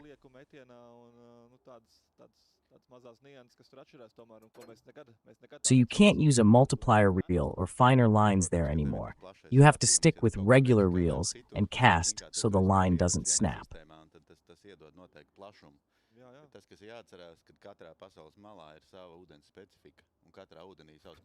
Of course, you have that broader perspective. If you see how something is done elsewhere, maybe you realize how you've gotten used to a certain system, and that helps. It certainly broadens your perspective. But what you have to remember is that every corner of the world has its own specific water conditions, and every body of water has its own specific characteristics. And the fish, like the bull, of course, that experience will be useful to them. Does Kaspars himself have a favorite fish, colleagues? And what brings him the greatest joy and challenge when searching for and catching them? I'd say that, over the years, we could say that zander has been my favorite fish, in that sense at least, and they probably are, but I've been increasingly drawn to them in recent years. I prefer the classic pike, though. I enjoy catching the classic pike, not even some big white pike, just the pike for the sport of it. Excellent. Excellent catches. In terms of numbers, I'd have to say this is number 3. Zander. They're closed for zander. Yanis Mangoulis should join in. Yes, and our viewers are asking us here. Kaspar, what's your biggest pike and your biggest zander? Well, let's add that, I should say. My biggest pike was 125 Nisi in Lake Aluksna. That's in the boat class, just like the one I have in Riga. In Jugla, it was around 117 or 118. Then a zander at 98 centimeter. It couldn't have grown much bigger. I think one of the biggest zander I know of that's ever been caught is, well, there are some. Rumors, but that one, 969798, was a whole order of magnitude bigger. If so, then those 1032 that we have as a standard, the weight is around 45. It hasn't been submitted, but I wouldn't say I'm totally obsessed with catching perch. Perch is something I catch when it's time to catch them. Greetings from Madonna. The perch will surely understand and send their regards back. We still had some greetings here. Armins Bomanis writes, Pirmīt mēs redzējām, ka lietuvieši noķēra pirmo līdaku, ka viņi tur staipīja viņus to 60, bet ieskaitīt viņam ir 59 tagad. To asti tur glaudīja, bet līdz 60 neaizvilka. First of all, we saw that the Lithuanians caught the first pike, that they were reeling it in at 60, but it was recorded as 5.9 when they tugged and tugged, but couldn't get it up to 60. Speaking of pike, now that they're being caught in all sorts of places in Riga where anglers don't usually go because they're hiding along the edges, well, then. I also often find that people in the boat have, for example, even just ordinary weeds, which are such that you can't just tie them up anywhere. People won't go in there, and they somehow wonder why they should go in there. They can't see it that way, so they're surprised there's no catch, if that's the case. You have to fish where the fish are, wade into the weeds, wade into the structures. I think those who aren't into the sport can do very well. On a day off, there's some kind of boat eye or motor mount there that you can pull off. And if you choose such comfortable spots, if there's room, there are lures lost and tangled in the motor system. Pilots, just go ahead and drive your boats past mine, whatever. But what won't an angler do to get those fish? But, speaking of perch, right now I wouldn't say they're that big, 25 to 30. About 23. And the average right now isn't really that. There are a couple that were 3.6, 3.5, 3.5 in the largest one, so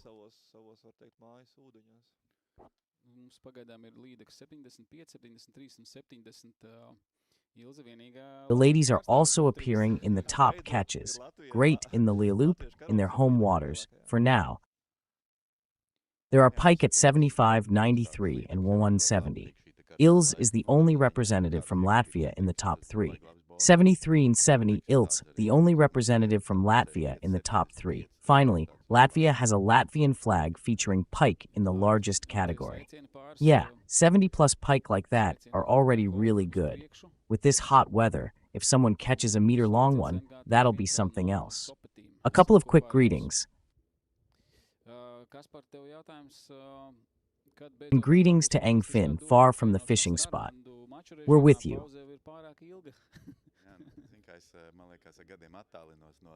Kaspar, here's a question for you.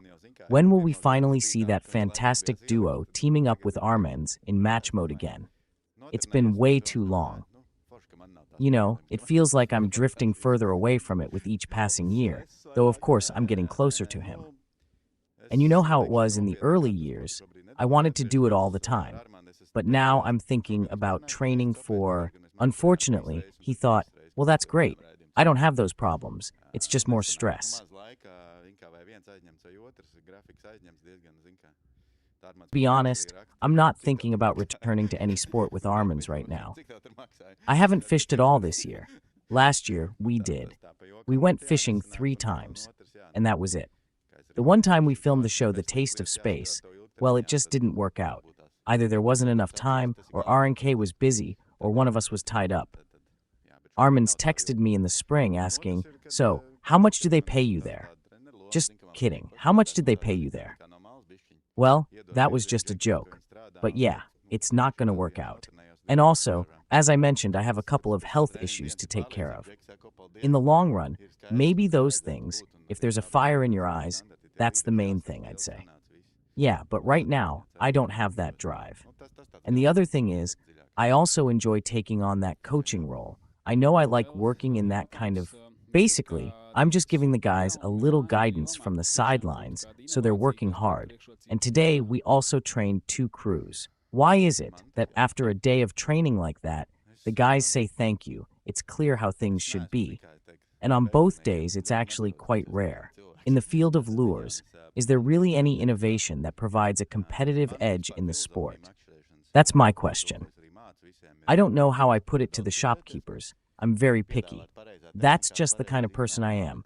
And I'll say the same thing about lures. My overall philosophy on fishing has been clear to me, and I teach it to everyone. Move around a lot.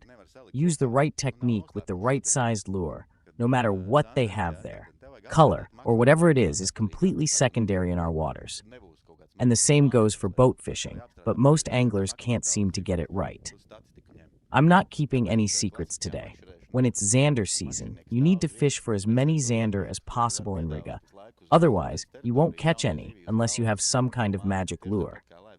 Or, you have to fish the right spot to catch as many fish as possible. You look at the statistics. That's why in classic fishing, the angler stands in one spot and keeps casting to the same spot. If you can constantly present the lure to new fish in new areas of the water, Just like in fly fishing, why do we stand in one spot so much, if you think about it? In that sense, it's all about movement, and you need to use the right lure and present it correctly. Well, I can tell you, when you're in a boat, if you're on the fish, there might not be any people around. Even an experienced angler catches fish from a boat. If you're not on the fish, then no one catches anything. And that's the main thing. Of course, there are nuances when they're already coming in, when there really is something very similar, like using your own wobblers or twitching techniques. You know, zander on list 3A 30+ if it's from all over Europe. Okay, the foxes are big. The guys need to get in on it. Now it'll be just as you think, who will take the pike or the zander they've got. They all remembered that they too had 3 perch over 3. I think it depends on the spot. They're right next to the zander. They see us catching fish, so they'll take a look. I'm telling you, we're in for some really good perch. It's a big one for them. 187. That one was a big 7. Yeah, that's the one. It'll be about 3 to 6 longer, if I'm not mistaken. The longest one so far. Yeah, well, on the internet. Everyone trained separately in their own boats, and that's how they got together, only for the races. Do your former students, let's say Tom or Roman, still call you from time to time? Yeah, we do. We also stay in touch all the time. We've also exchanged information about the guideline, what's current. If someone's been away for a few days, we hope that, is there some kind of communication happening every day or every other day? What's going on? What time does it happen? Only together. They also accept students on a part-time basis. Yeah, you could also call it a very classic spot. Do you finally know where all the sport anglers go when there's a light frost? One more question. A question about the fish assessed as part of that project that ran for several years. Which one? Which of the fish I tagged have been caught the most times, and when were they caught? The first time, and the last time I know of, was a single pike. I don't remember where the first catch took place. All in all, how many times did that happen, and when did it happen? When were they caught for the first time? And as for the last time, I know there was one pike. I don't remember exactly, but the first time was definitely in the 20s. But we had one pike here that was caught about 7 or 8 times, and then I think she dropped a chip, and they were still catching it there. The most anyone was caught 4 times. Now this is very interesting. This year, several zander were caught that had been caught on the 23rd. In the 22nd year, they were released into Lake Kishezer, so they've grown by 5 to 6 centimeters there, from 7.9 to 8.5. There was a standard-sized one caught 3 years ago that had grown to 80 centimeters in just 1 semester. So that's also interesting. Not all the fish. Standard zander, standard sea bass. Yeah, that's what they're like this year, 55, 354. So that's stabilized. From 8 to 5, yesterday we were also in a somewhat overfished area in the dark. And again, all together, we cleaned it up well. There were all kinds from 5 to 4. By the way, the zander fishing season is about to close. With this, they'll have 3 zander. Yeah, then we'll have to go after the pike and the perch. Yeah, there was a bit of a lull, but now the fish are biting again. The Lithuanians caught their zander first thing this morning. Now in the afternoon, the Latvian crews started catching zander, and Kaspar said there are relatively plenty of zander. It's easy to catch this year. Perhaps traditionally, it has been the fish caught the least. But this year it's easier, and pike are harder to catch. Maybe because the Latvians' tactics made it harder, and we were worried about that this morning. So, thanks to the Lithuanian anglers, who are helping us keep the suspense alive right now. The top 3 spots are still all held by Lithuanian teams, followed by the 4th and 5th places. The Latvian crew is in 9th place, and another Lithuanian crew rounds out the top 10. Jānis Lindenblatts and Jānis Mangulis Rolands have decided that if it doesn't work out this year, I think. But if the Lithuanians finish in the top 3, I'll compete next year. The entries are already in, and it's looking good. I had planned to do so if it didn't work out this year. I think that if Lithuanians finish in the top 3, I'll participate next year. I've already posted a good reply to the comment. The only question is, will you invite me to join the team? So, what do we see? One of the teams that's definitely in the running for the top spots is also in the mix. They currently have Romance's shoes and Art Petrov. There were 2 Pike, so this will be the 3rd. They'll land the Pike, though the size is still such that they'll definitely want to make them in sizes 54 and 51. And I didn't notice how long this one was. They have 2, about 53.5 centimeters, and so far no one has checked what the 50 will be like. Yeah, right now Kaspar's is... Let's see how it goes with the 50. Yeah, right now Kaspar's is in a situation where you're already competing next year. I'm already competing now. Yeah, I don't think I'll be able to do it. I'd say we have good crews there, and the people really do have experience. In Riga, the way they treat the wound is completely professional. Yeah, when things are slow, Romans also works as a fishing guide when he's in the same boat as you. I guess I'll have to explain and tell him how to handle the fish. Well, this is a good level. I've talked about it and done it, so I don't know how he's blowing it out of proportion. On top of that, that wound doesn't even look like it's from this catch to me, because it already looked like it had been there for a while. As long as I can't see where they are, it's just some kind of thing, but I'm sure the viewers will get even more out of it. I might not have time to ask all the questions, but we can try to pick a couple of specific ones, preferably when it's sunny. Is there some universal science to fishing in Lidaka? No, the best manicure is movement. Cast as many times as possible into the water. Casting as many times as possible from position 2 ensures you cover as large an area as possible.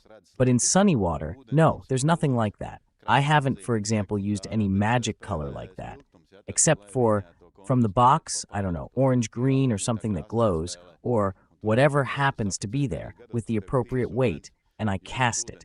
That's how I fish in our waters in general. I'd say that overall, fish can't see very well. Our water is brown. Color is secondary. It's the brightness that matters. If so, then let them notice the contrast, even though they're in the water. The color really does make a difference, and I've truly come to understand that in recent years where the water is clear, like seawater, you can see better. The lure has to contrast with that, and that's the main thing. Well, I'd say bright ones. Wait, Kaspar, are you saying that? Pike can also be caught on something other than just the white bait in Riga. I don't use white at all. It's not worth it to me. What about now? Do you remember, if you remember how it was in previous competitions? Almost the entire crew was being bombarded with swear words. Yesterday, we were arguing with the Estonians about that. Well, I'd say that. Color doesn't matter, and it just so happened that I started catching fish right away. I know I had a gray torn rubber lure, so I switched to a white one. I switched it out and caught it right away, and then I let him catch it. I said, you know, the banks don't matter. Not all shores matter, but we're not catching anything. The Baltic is the coolest. Well, even though Kaspar's was competing with us a moment ago, the team I mentioned isn't competing right now. I really don't want Kaspar's to compete next year. I've heard there's too much competition. They're in the top 3 since they're currently in 3rd place, and the top 2 are still Lithuanian teams. Team C has caught a pike and has 2 zander, no perch, so they're in 2nd place. They have 2 pike, pretty good ones, the leaders at 75 and 64 centimeters, and 1 zander. And in 1st place, we have a team that is also the closest to the cutoff. But they have 3 zander, 3 perch, and 1 pike, so that leaves 2 more pike.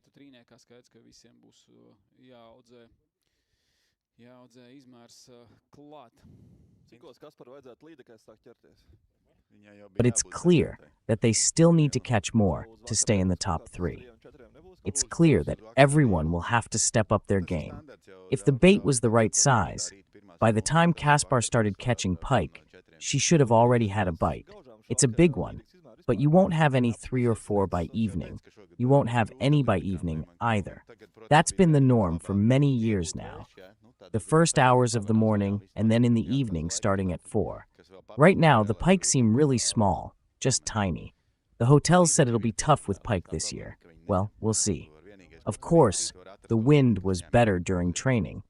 If that's the case, then we'll be able to get going and everything will work out. But we'll have to see what the weather's like. There's another complicating factor. That pike is already in that pool. The problem is that they aren't biting. If you can, the only thing you can do is find that pike. I'll take it if I run into it again. You also had a couple of questions about blooming water, how it affects fish activity and bites. Do you prefer to fish in places like that?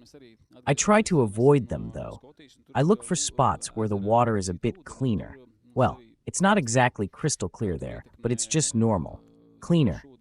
Well, it's not exactly clean there, but it's just okay. Blooming water definitely doesn't help with visibility. Yeah, that's interesting about the blooming water. We also came back from Scotland recently, and the water in the lake there is very clear. They also told us there that the water blooms there, that the water, it flows away, then it begins to settle on the bottom, and the trout follow it down into the depths. Pike also follow along with the food source, but for me, here in Latvia, it's hard to judge this when the entire food chain moves along, so it's very pronounced in Scandinavia. Well, the Estonians say, we went out yesterday to take a look, and then he points to all that white stuff and says, there must be pike here, but in the Daugava there's none at all. No resources, I mean that white fish, plus that predator. That's what we have. Where there's that classic white fish and that popular predator, we very often find that the predators bite much better, where there's no disturbance. Well, none. So in that sense, we have a lot of whitefish in the Baltic. Let's say in Finland, there are still some places where there's no whitefish at all. Or in Sweden, in that lake, is it allowed? Well, there are pike there, and they're super aggressive because maybe they don't have as much whitefish there. Now we can take a look at the secret lure collection. It's time for the top team. What's the deal with those secret lures? Since your philosophy seemed to be that the idea was that it could be a pike, so that lure isn't as important as the angler thinks. But sometimes there are these wild cards, secret lures, or something like that. In unusual circumstances, it's usually the standard lures. There are standard lures that just don't work.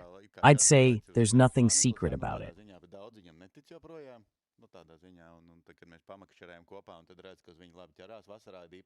So what I'm seeing is that 4 beds is actually a well-known decoy, in the sense that not many people believe it.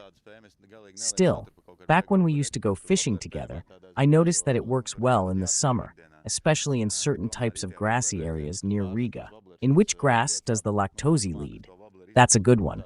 Of course, when it comes to topics like that, I don't really consider myself an expert on wobblers, because there's a lot you just have to take on faith.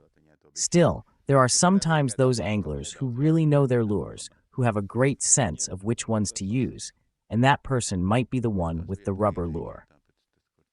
Can't get the live bait or the rubber out, or the 4, but there's nothing there. He's got that little wobbler, though he's letting it run out just a little bit. Just a little bit. So let's say, give her that little bit a little earlier, but that pike still has to want to eat at least a little bit, if it's midsummer, after all. And the spot looks similar, so whoever thinks, yeah, right there. Tom with the rod was like blooming water. For him, 0.7F plus EV1 for the team, this will be tier number 2. Well, then the hardest part will be closing out the 8 plus the hardest part, finding the pike. Though maybe that won't be too hard for him to figure out. We'll have to check tomorrow's weather forecast to see what the wind will be like. Strong.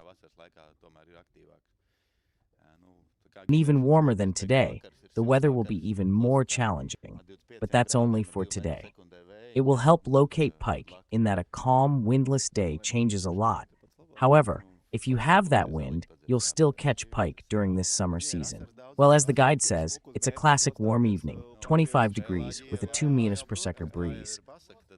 I think it's the best for the customers. It's great to relax and have a beer, sure.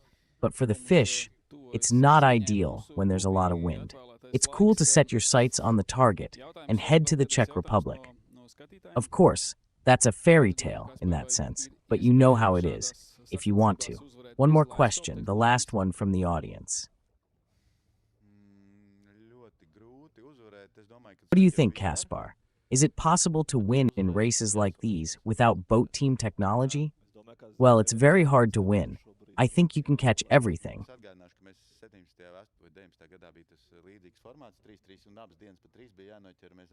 To beat them, you have to put it all together. And in that sense, I don't think any standard would be in place just yet. If not, let me remind you that back in the 17th century, in the year 19, we had a similar 3-3 format, and we had to catch 3 days' worth of fish with Armand. If not, let me remind you that back in 1917, we had a similar 3-3 format, and we had to win 3 games in a row, Armand and I, when we won at 18, which is a long time ago.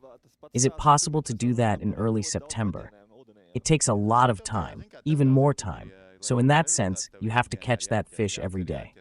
You have to do it. You have to be on top of them. We were on top of them back then, which is why that was the case. Today I'd have to go in and make this tea, but then I wouldn't be able to do it safely. It's the same story as before. We're talking about a lot of casts into the water.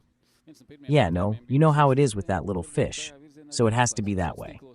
To get results, you have to catch them every day. Catch them. Catch them. And yes, that's exactly how you feel when you're comfortable, like you're catching big perch, if you do it consistently every day. Well, we started with one of the first questions about social media, and then maybe we'll go in that direction too. Social media, and then maybe we'll wrap up with social media as well. I saw it. Tell us where you went and what impression the fishing trip in Norway left on you. Yeah, first of all, Norway has fantastic nature. You know, when someone hears about Norway, their first thought is, everything there must be really harsh and rugged. And that's kind of the impression I had. But actually, a fantastic resource, the depths of the polar day, which is simply indescribable if you haven't experienced it. 8 p.m. is just like 2 a.m. The fish are big, the waves are big, and nature is harsh. Well then, see you later. Cast 150 meters, and then you're casting, if it's 20 here. Here, 20 meters doesn't seem like much. Your perspective changes a bit. It's awesome. I recommend giving it a try if you haven't already. Norway is beautiful, and you can catch a lot of trout there. When it's windy, you can walk along the branches and catch all kinds of little fish. That worked out really well too.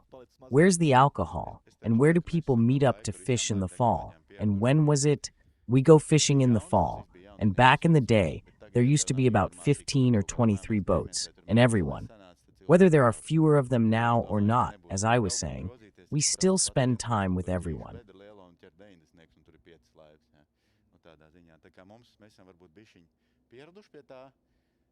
We've gotten used to technology. When I was young, it was all new and interesting. But now, if you don't have the information that there's some kind of mute or a huge gathering, people don't go there often. They used to think there'd be nowhere to ride or hang out if you went there all by yourself. It just so happens that people don't go out. People often thought there'd be nowhere to go or turn around if you went out all by yourself to that big pothole, hit 90, and there were 5 boats there. If anything, we've probably gotten a little used to it. They bought more from the collective farm so that both you and they would understand that the fish are there and that the catch can vary. People are also beginning to realize that they can be caught anywhere. They bought more from the collective farm so that both you and they lanced. And they would understand that the fish are there and that the catch can vary. People are also beginning to realize that they can be caught anywhere. It's not just about the technology, but maybe technically speaking and morally speaking too. I've already thought it through, so don't worry. And I can wrap this up by saying that any foreigner who comes to Latvia and travels around is always amazed by our fish. The number of fishermen, and especially when they see 15 to 20 boats out at dusk, they film and photograph it just to show the world. 9 wonder. In that sense, there's no such pressure anywhere else in the world. Well, anyway, what's our last question? I don't know exactly how to translate it into Latvian, but either I'm using the translator incorrectly, or I don't know what the gube system is. They probably just want us all to stop out of fear. All of this. Yeah. Well, thanks. Thanks for the chat. They always seem too short, so I could keep talking. A lot to think about, especially given your experience and perspective. And after asking you all those questions about colors, lures, and everything else, we still had more questions. We didn't have time to ask them all. As one of the commenters wrote, many people in Latvia are now giving up. In the water. I want to see 3 Lithuanian teams on the podium so you can see you back in the games. Let things go the way you want them to, and let the podium be determined by our sporting interests, not that. Whatever happens next year, but if you're not in the boat next year, then I hope we'll meet again. Being here with you in the studio, we really have to go fishing together sometime, or maybe we'll watch the second one. We've been trying to make it happen for a year. Should I use the same tactic? Ask Armins how much you're paying before Kaspar's leaves and see if it's still relevant. Will anyone participate next year or not, since Romans is still in 3rd place? Fingers crossed, Roman. I believe in them. You know how much we've worked together. I believe they'll deliver good results. Yeah, well, whatever. We'll be back, with results and a new guest, like Kaspar. Have a great weekend. It promises a fantastic time to relax. I'll be relaxing. Thanks. Awesome. See you all soon. We'll meet up after a short commercial break. Back live right now. And remember that everyone who comments or asks questions will have a chance to that from Garmin, but more on that after the break.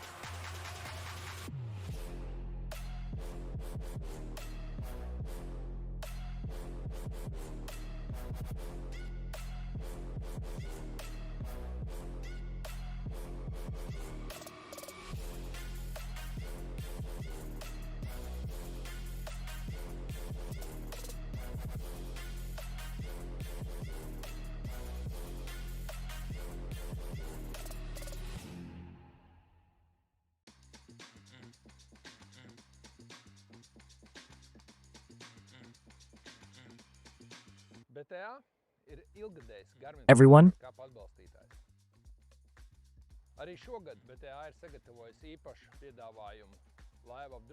But there's a longtime supporter of the Garmin Predator Dunes among them.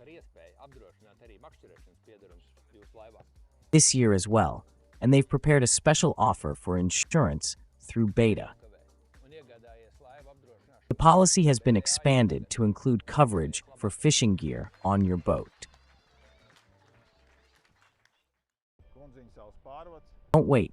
Get your boat insurance policy today, but if you're already preparing, do it right. Kunziņu Sala Bridge.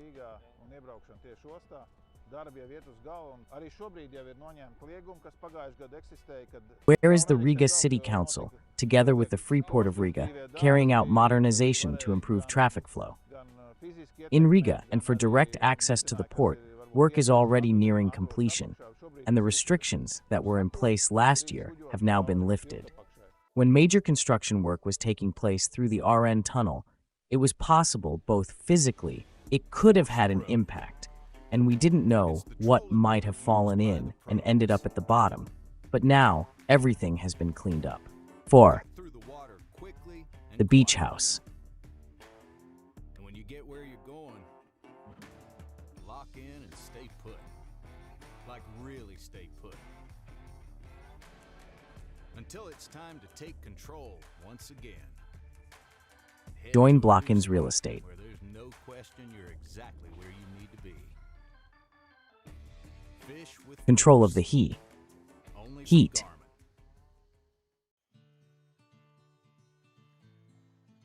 The only one from the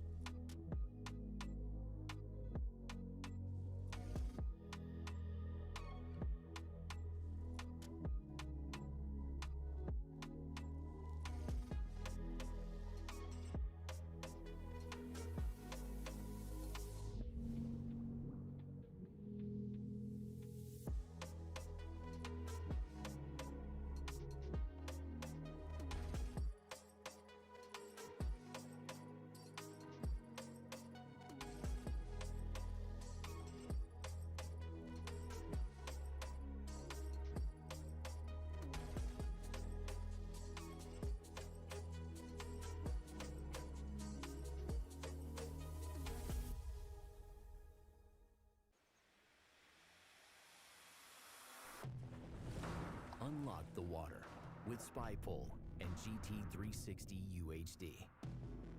Attach GT360 UHD to SpyPole to capture clear, crisp, until spitballed. images without needing to rescan.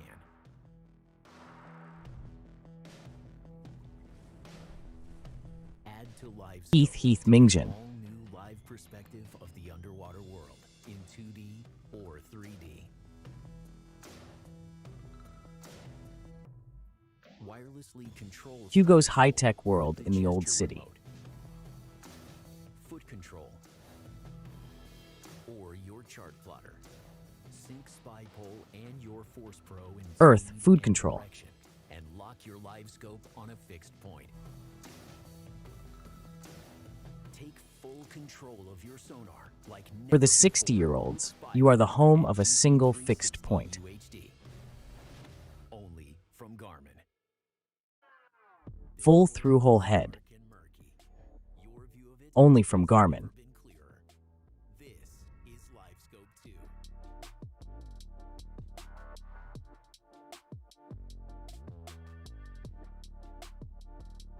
The world is a stage for the young. Here's how.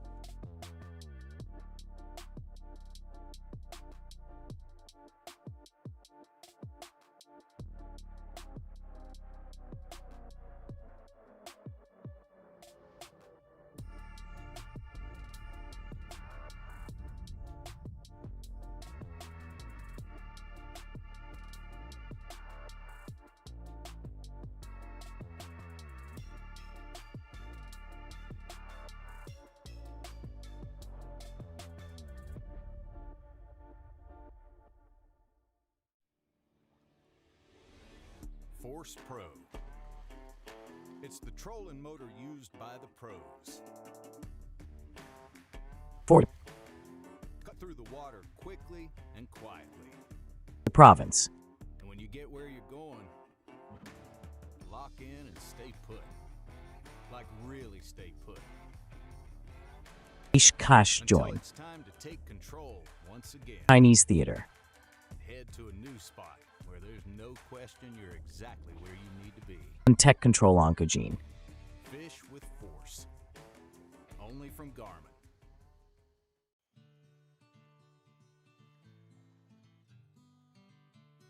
The horse is only from the game.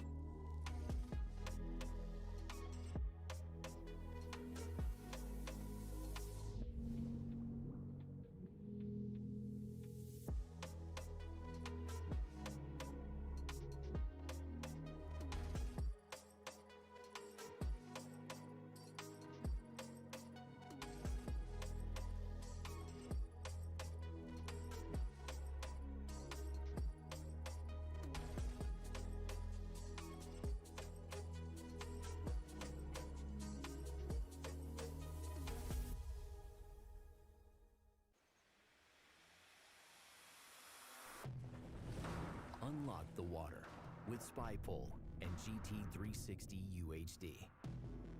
Attach GT360 UHD to SpyPole to capture clear, crisp, Spupple. one-view sonar images without needing to rescan.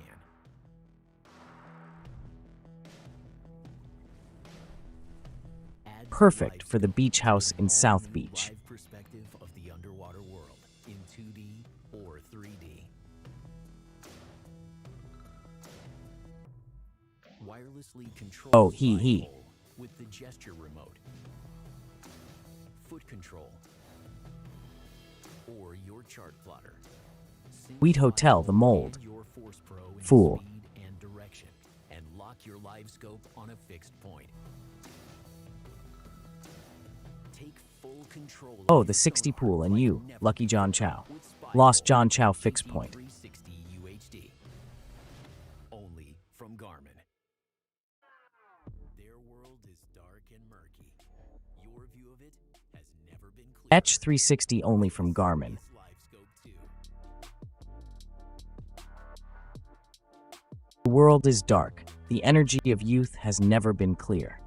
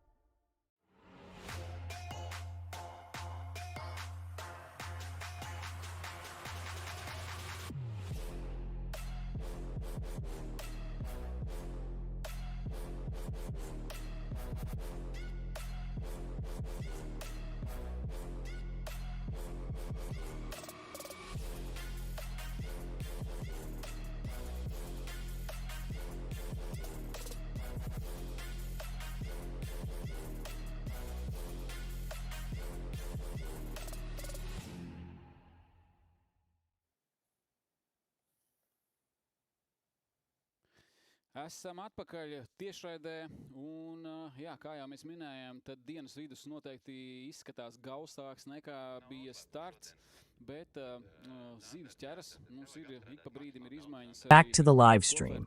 And yes, as we already mentioned, the middle of the day definitely seems slower compared to the start, but the fish are biting, and we're seeing changes every now and then as well.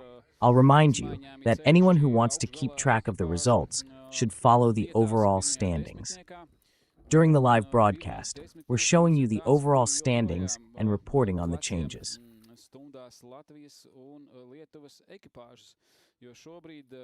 Top 10 positions, and the top 10 are as follows.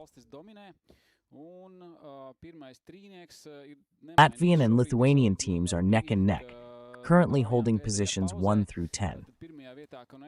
These two countries are dominating the standings, and the top 3 remain unchanged at the moment. It's similar to the situation when we went into the last break, so the team in first place has completed a 2-point lead. Both are from Lithuania, the third is Latvian, and so on. Fourth place and fifth also belong to Lithuania. Fourth is Rapala, and fifth. There is a connector at position 6. Tim from Latvia, 7th place, Tohatsu, Latvia. 1st place, 8th place, Bremen. LTV from Lithuania, 9. Tim Salakrasti from Latvia. And the top 10 was rounded out by 007. FiZBalts.eu, 1 from Latvia, since we still have some changes to make.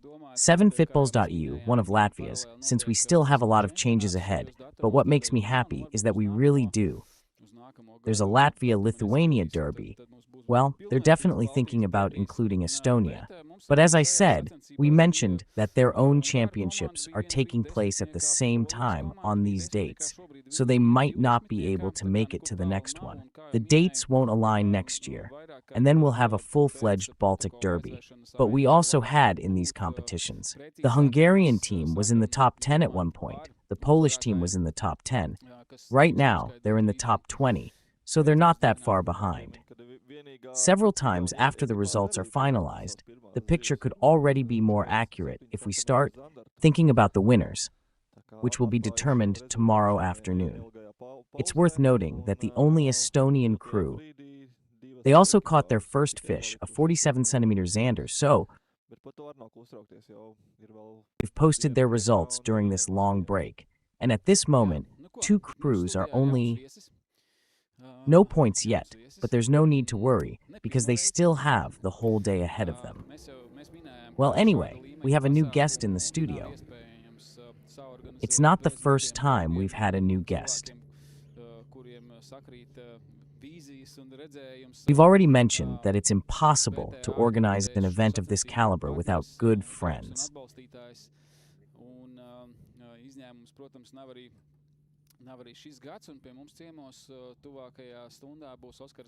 There is a long-standing partner, friend, and supporter of this competition, and an exception.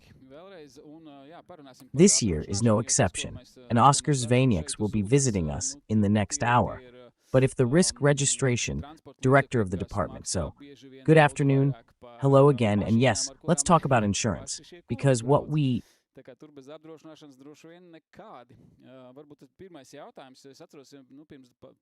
vehicles that often cost much more than the cars these gentlemen themselves drive, so to speak.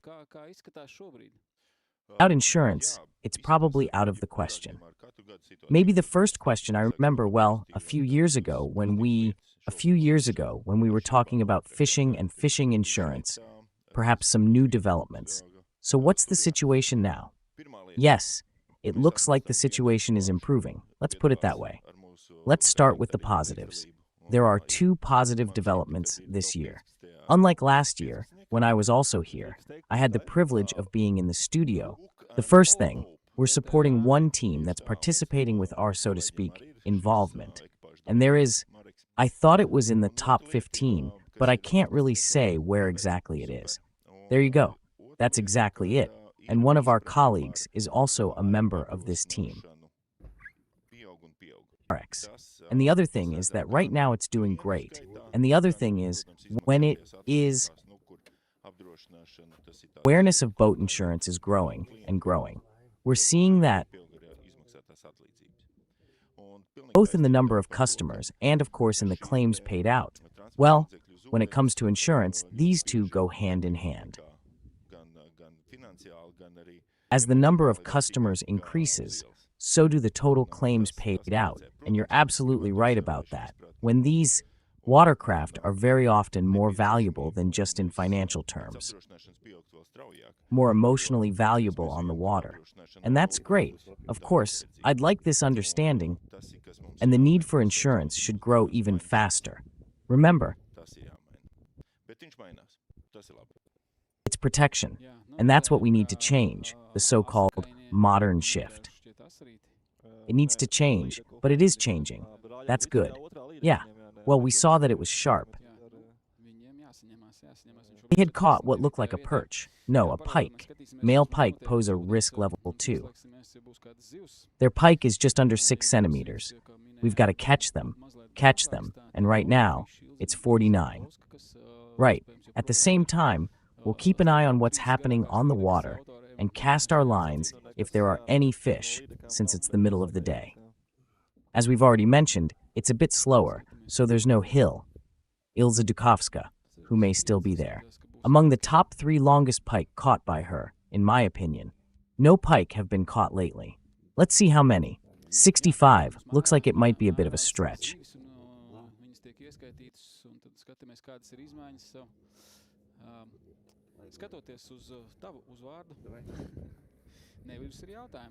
Yeah, while we're measuring the fish and tallying them up, let's see how things are changing for us.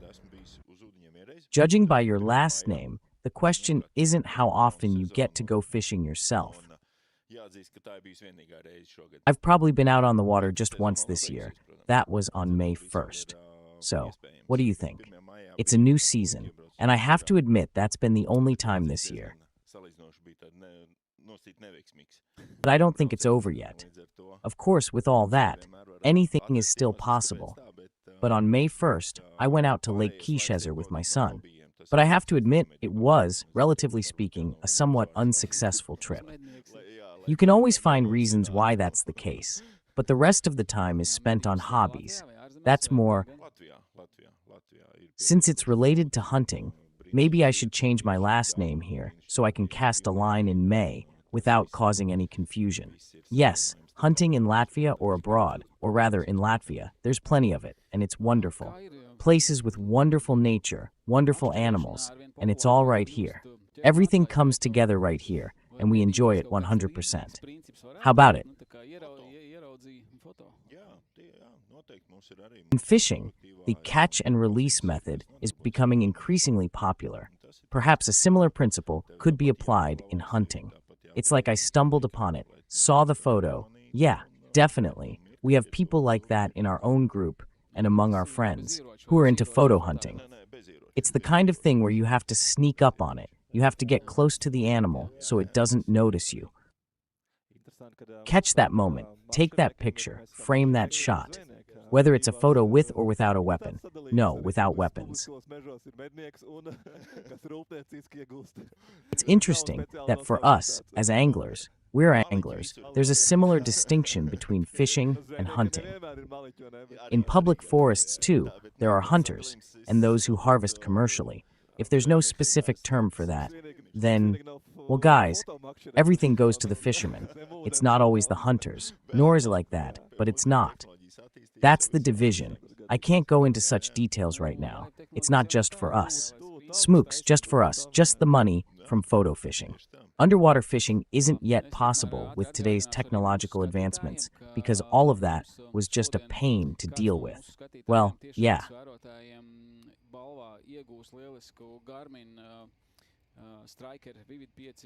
It happens everywhere now. Yeah, well, let's hope technology isn't far from being created out of fear. Yeah, exactly. In the meantime, I'll quickly remind our viewers that today, one of our viewers, live viewers, will win a fantastic Garmin Striker 2 5C. Just follow Garmin on social media. It's that simple. Like us on Facebook, subscribe to our YouTube channel, and leave a meaningful comment below. Either ask our guests a question about the specific topic we're discussing, or ask the studio. Wish one of the teams good luck. We try to notice all comments, and we'll definitely read some of them on the air.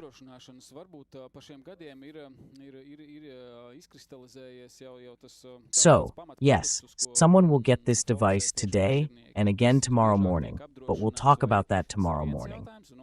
But getting back to insurance for a moment, perhaps over the years, a basic product has already emerged that focuses specifically on anglers who are most often insured. Is that one question, or is it part of another question that what breaks or goes missing most often, for which compensation must be paid in any case? That the product is already taking shape.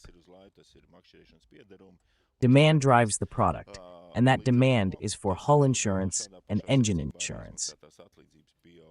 Equipment, or so to speak, movable property that is there temporarily, such as fishing gear and everything else up to, consequently, indemnities paid out are also increasing in the same order in any case at the moment. So, the most significant factors are collisions with invisible obstacles on the water, whether they are fellow anglers, trees, or whatever else, floating in the water, and they simply run into them and damage the hull, propeller, or engine. I guess you could call it a foot. And that's the biggest of the first, most significant and financially costly expense items. That's the first one. The second thing is lifting the boat in, launching it, and lifting it out of the water. This is where, how should I put it? Well, let's just say there are unfortunate incidents where an insurance claim arises, and the third is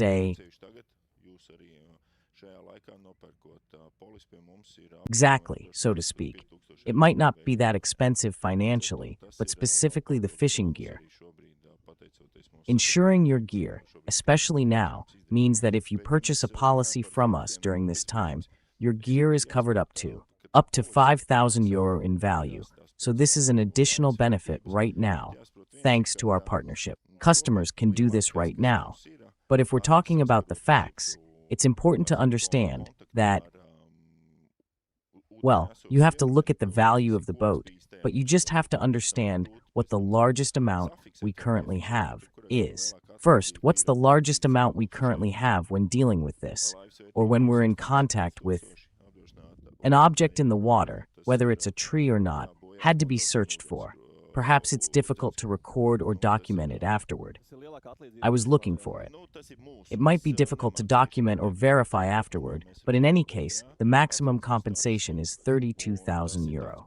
The current value was insured for $85,000, and in any case, the engine must be replaced. And the water driven by the propeller, that's the largest payout to date in Latvia. Well, that's us. I can't speak for Latvia as a whole. We're talking about the VSAA's claims statistics, and that's the most important thing. And it's important to understand that when we paid, that so-called insurance premium was a payment for insurance.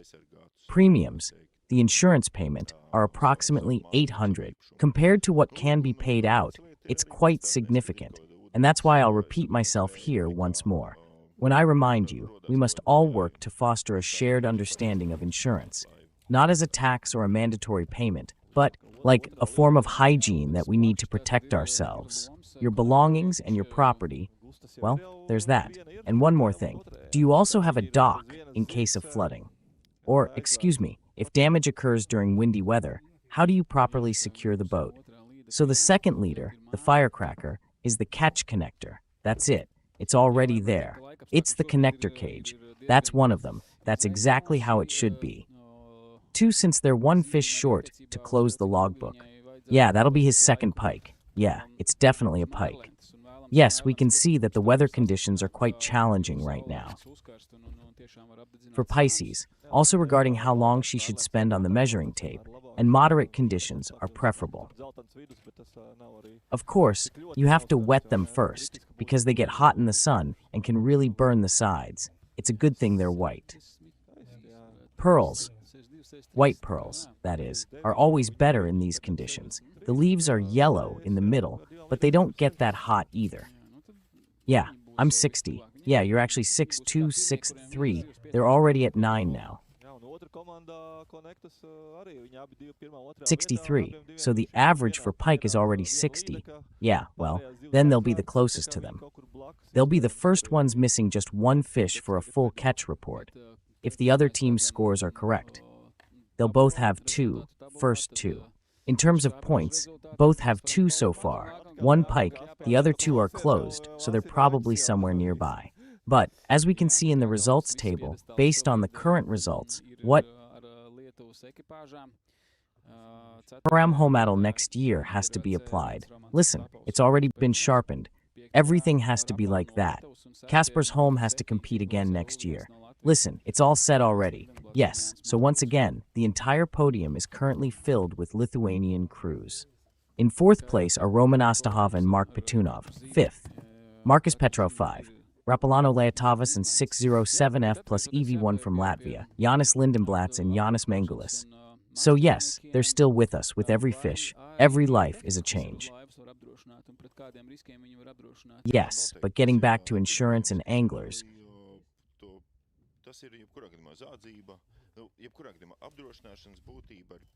the equipment on the boat can also be insured, and you can insure it against certain risks. That is, the equipment that is also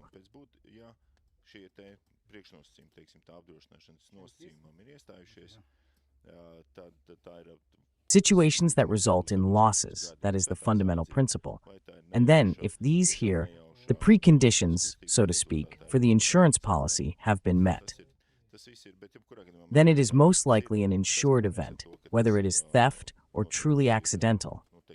Accidental, clumsy movements that have resulted in damage, that's all there is to it. But in any case, most often what we encounter is that it's, well, let's say a 3. Losses have been incurred by the owners or to this equipment as a result of a person's unlawful actions. Isn't it time to introduce mandatory civil liability insurance for boats as well, so that everyone is insured? I have to insure my boat, but I don't have to insure my car or my trailer. But if I'm driving and someone crashes into me, okay, they'll be covered through the trailer insurance. I'll get hit by the boat's practically worth nothing, and I don't really have anything on the trailer.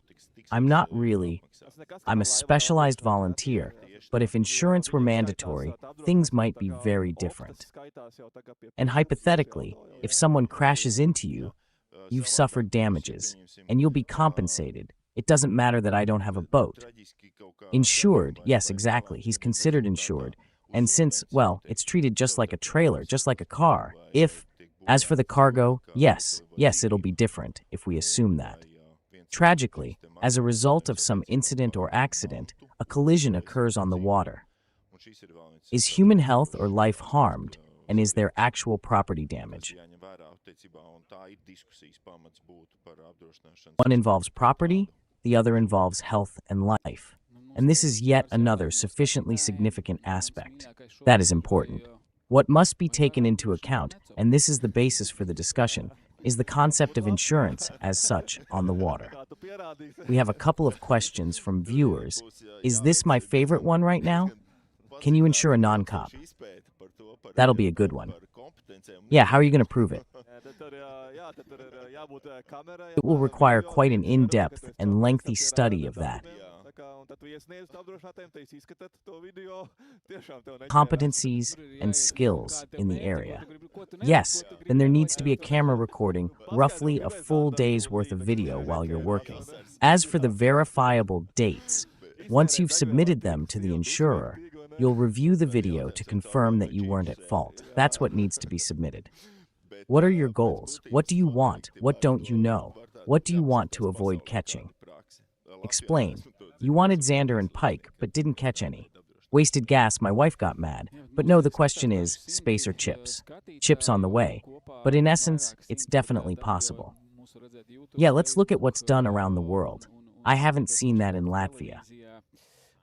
Yes, but we have a few hundred viewers in total, several hundred, even a portion of them, because our people watch us on YouTube, Facebook, and also on Bez for Sport TV in various ways.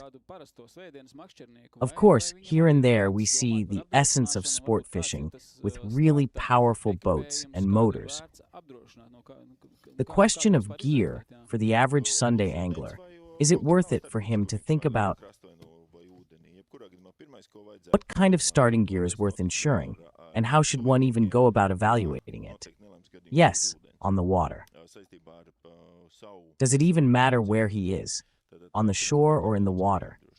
In any case, the first thing to think about is what will happen to your loved ones in the event of an accident on the water involving your health and your life.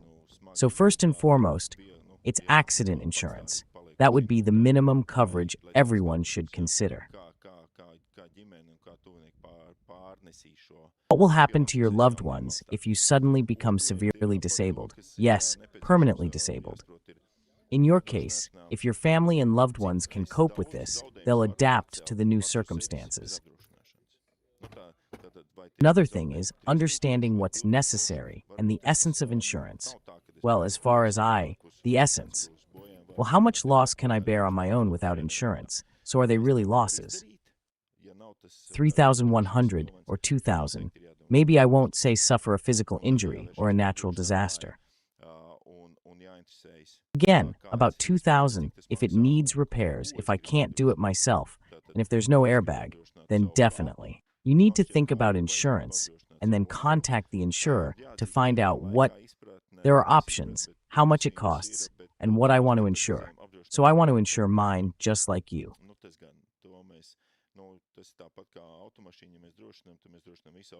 I have to admit that lately, there's been an increase in demand. Not so much in understanding, but in demand, though we don't actually insure just motorcycles. Well, that's just like with a car. We can certainly do that. We'd probably insure the whole car, not just the tires. Or the bumper. If we insure the whole car as a single unit, then it must be said that those would be. That's the point. And then there's one fundamental question. To understand why someone would voluntarily take out comprehensive insurance, how much would I lose?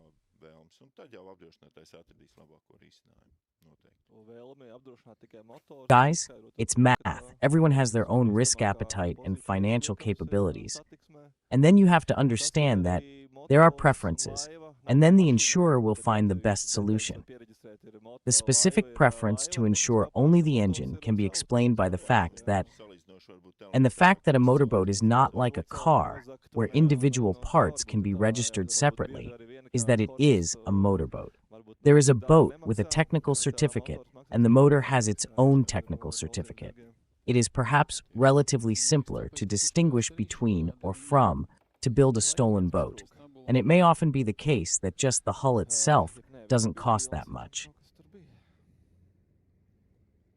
That's exactly how we see it. It's time for the crew to get their hands on a little something, since they were apparently missing one. Or maybe not. They had a full load. There was something there. So they currently have 19 items. We don't need them. That's number 2. So they've been here for 19 days now. We don't need them. No, that's the second crew. If the train had to go, they wouldn't have shed a single tear. For now, that's how it is. This one looks like it's on the border. It has to be at least 25 centimeters. Yes, we've also received several questions from viewers about insurance. So yes, there's definitely interest. First, I think this has already been answered. What about insurance if you unintentionally run over rocks with the propeller? Is this covered by insurance, not just for rocks, but also for a floating tree that you don't notice and hit while driving? That also happens in Finland. Yes, it definitely happens. Which might make the policy a little more expensive, just as a policy for participating in races, for example, does. The intensity can be high, so the speed is higher, consequently. But well, there are those 10 or so euros for this expansion of the risk coverage. I think there are options in Latvia as well. Latvia, the Baltic region, Europe, and the whole world are all part of the international EU. Another question. What about insurance for an old Progress 2 boat if it has been completely rebuilt from the original? If only the hull remains, is it possible to determine the insured amount ourselves, including the equipment, in any case? I have to admit, that's just how it is with boats. The older the boat, the more expensive it is, if you'll pardon the expression. The premium might be higher than, say, for a 5-year-old boat, but in any case, aluminum motorboats can be insured, and he's insuring them right now, especially since we know they're very reliable. People who invest in them, and for them, the value is not only financial but also deeply emotional, have truly restored them. These boats, of course, prove that age is no barrier. That's why there's no insurance specifically for theft. At the garage complex, there's no option to store them in a separate, secure area. Why isn't there? We need to address this broader issue here. In fact, it's the same thing we've already touched on in previous discussions. There is no mandatory boat insurance or liability insurance here either.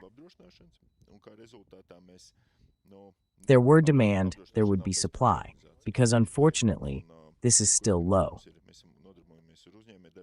There is a demand for general and specialized insurance, and as a result, we now offer insurance. We're not a non-profit organization, I'll put it bluntly, and in any case, we're in business, so we also have to ensure some kind of, let's say, financial performance, and insurance is already in place when there are 100 people. And not all 100 will experience an incident, because, let's say in the case I mentioned, we're paying out 30 or more than 1,000. Compensation is paid for damage to the boat and the engine, and then we have to consider how much we'll need in each location. We need people in certain locations so that we can cover these losses. Well, the healthy pay for the sick. This time, boat insurance is paid for by those who didn't. Let the insurance be paid for by those who contributed a lot, which in the event of an accident, doesn't happen. For those to whom it happens, well, that's just the way it is. So as for why we only provide coverage, theft, since the risk is low, there will still be demand for this. Supply. Yes, well, there needs to be more specific interest, and there may still be all sorts of questions. Let's look at one of them, for example. Damage is identified in devices for which there is no fault diagnostics in the Baltics. For example, Garmin devices do not have it because fault diagnostics. For example, Garmin devices don't have it because physical damage isn't visible. Well, that's a very specific question. I'm not sure if it's specific. Yes. So the question is, how did it happen, or is it even the case? First of all, is it still under warranty? Well, it varies, so you really need to check that and contact the official representative in Latvia. If so, you can obtain this through an assessment conducted by the official service center, assuming the device is defective, whether due to an impact or some other kind of damage, but an expert will determine that. Besides, that's often the case. He was absolutely right when he said that we are not judges. Judges will be independent institutions, whether it's the police or not. Official representatives, experts who provide an opinion on the basis of which we make our decision as to whether there is or isn't, and that allows them to forget their troubles for a moment. They have one pike and no zander. I was hoping for a small one, but I managed to catch it. This year, yes, so we're all celebrating. Giannis and Armin's are real champs. Since the curse is off you this time, Gunnars, I have one interesting question for you. Right now, one team has run out of fish. Can you guess which one it is? One team, the one that's at 0 fish, is the only one left. That's my guess. The name, yes, that's exactly it. The only team, yes, a bad day has to be reported according to the rules. Can't you come up with a name for tomorrow that includes at least one word that means a good day for fishing? We haven't seen it, but we hope this team catches some fish as soon as possible. I'm sure everything will work out. No, we hope this team catches some fish as soon as possible. I'm sure everything will be fine. They should have put the name in the valley, but since it's an interesting coincidence. Sure. Yes, there was also a question about evacuation options. Is there also the option of some kind of service, or paying for your own insurance, or some kind of sense of insurance coverage? If something happens to my boat on the water, then, well, I'll call a towboat another time, and the insurer will cover the cost. And so on. I know that services like this are available in Estonia, but I have to admit that this time it's just a show. To be honest, I'm not in a position to speak about Latvia since I don't have any information on hand at the moment. That Latvia offers anything specifically for light watercraft, which are motorboats.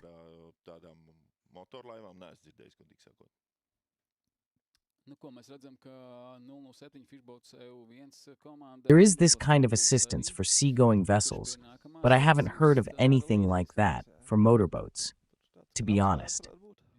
Well, we see that the Nunu 7 soccer team and the Linda Black Angels team have also made it. In the story about their next catch, the pike looks like it might have been just that size, if that's what they had. We look at the pike table. There aren't any. They've got it all locked up, and the pike time is 6.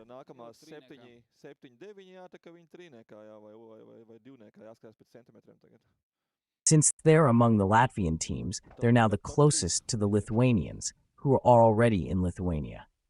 If they also have 7 fish now, they're the first team.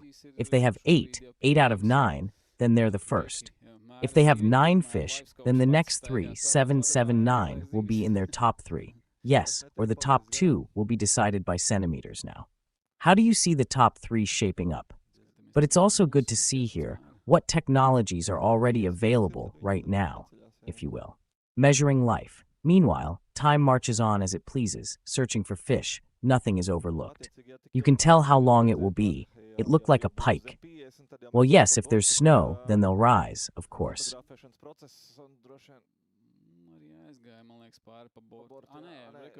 Well, if it's that long, by the time you can see it, it might already be under 50.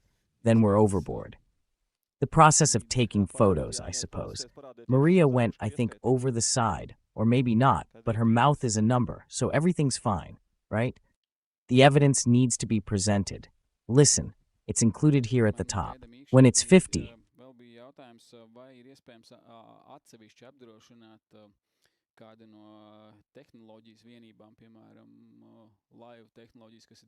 while we were waiting for the thumbs up, there was still a question about whether it's possible to insure it separately. One of the pieces of equipment, such as the boat, which is quite expensive, it would cost $2,300 or even more. Without the base, the hull, or the engine, it's considered part of the package and is only covered as part of the package. And if, for example, I've already insured it and then add some other technology, then I'll have to reinsure it. So this is also a very good question because at that moment, I'm already emotionally attached to all my equipment. And I've upgraded my gear, and everything's great. But then I'd have to quickly reassess what it's worth. Is the gear worth it, or is it really worth increasing the budget by $3,000 or $5,000? Yes, everything is in order. We've kept the receipt, the payment orders, and the purchase documents. If a situation arises, it will simply serve as proof that this equipment was purchased. Everything is in order. We just watched a video on how to catch a pike. It measures 61 centimeters.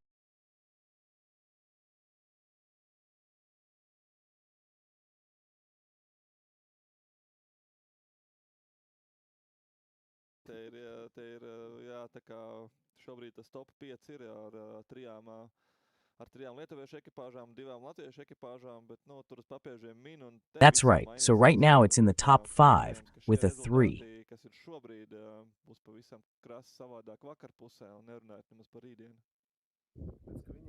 With 3 Lithuanian crews and 2 Latvian crews, but they're hot on their heels, and everything could still change. It's possible that these current results will look completely different by this evening, not to mention tomorrow. They have it. Yes, just a moment ago I mentioned that large insurance payout that was made for. Perhaps there are other cases involving Laivu that are worth highlighting as interesting or of greater interest to everyone. The most dramatic cases involving the payout amount might also include some misunderstandings where people think that it is insured or not. There are some ambiguities since this is a relatively new service, and misunderstandings still arise in such cases. Situations like, let's say, this one. What I'm trying to say is that while at the dock, the rope snapped. In other words, the connection or securing wasn't the best, and as a result, the boat was rubbing against the dock. Due to another person's weakness, this causes harm not only to myself, but also to that person. This means that another civil dispute is already arising, which may concern the extent of the damage and is just beginning. The standard framework for determining who is at fault, how, and whether they are at fault. And this raises the question, they want to shift all the blame onto the insurers. Well, if I'm paying for my time, why can't you pay for his at the same time? Loss? Well, unfortunately not. That's not how it works, and we cover it under comprehensive insurance. Losses to property owned by the person, and in turn, if he has caused damage to a third party. Well then, I'm sorry, sir or ma'am, you'll have to deal with it yourself. And these are, so to speak, the ones in the know. We need to think again about what I can do on the water, because you yourselves know how fast things are moving right now. Crossings and movement, taking into account all aids on, near, and over the water. There are so many forms these days, it's not just a boat, swimmers, or a jet ski. Power continues to increase, and with it, the potential for me to cause harm to myself and others, and to those around us. The possibilities are very diverse, and here they are. It's also very important to think about what I'll do if I were in someone else's shoes.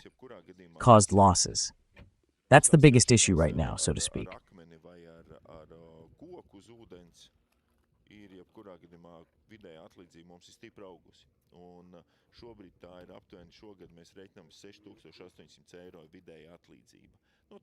People may receive standard compensation, but in essence, average compensation. In any case, that is, where people demand that compensation, but in essence, it's average compensation. In any case, it's a collision with a rock or a tree in the water. In any case, our average claim has risen sharply, and we currently estimate it to be approximately this year. The average payout of €6,800 is of course higher than I already mentioned, but there are also lower amounts, ranging from $1,500 to $3,000. If there's a loss, if there's an incident, then there's a loss. And that raises the question I mentioned earlier, should we accept this average? What would I do if I had to pay out of my own pocket? Is it really that simple?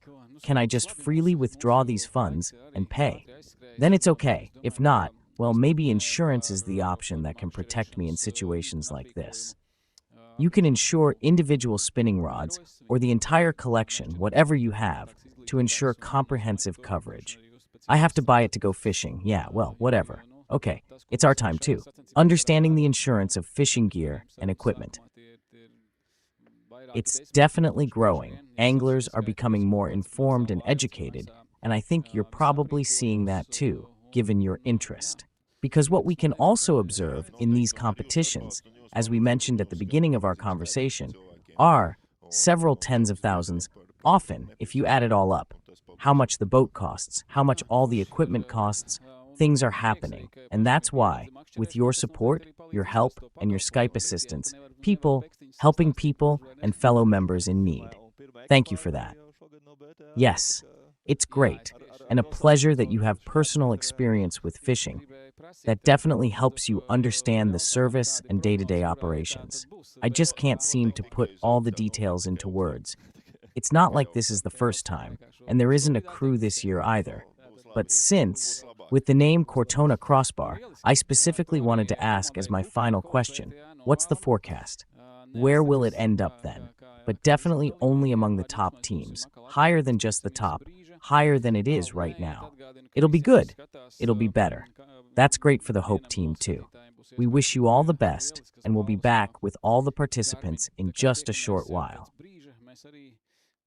Don't go too far. Remember that everyone watching, as one of the viewers, will have the chance to get a great prizes from Garmin. Since we'll see you in just a moment, we'll also recharge our energy a bit. The guests met.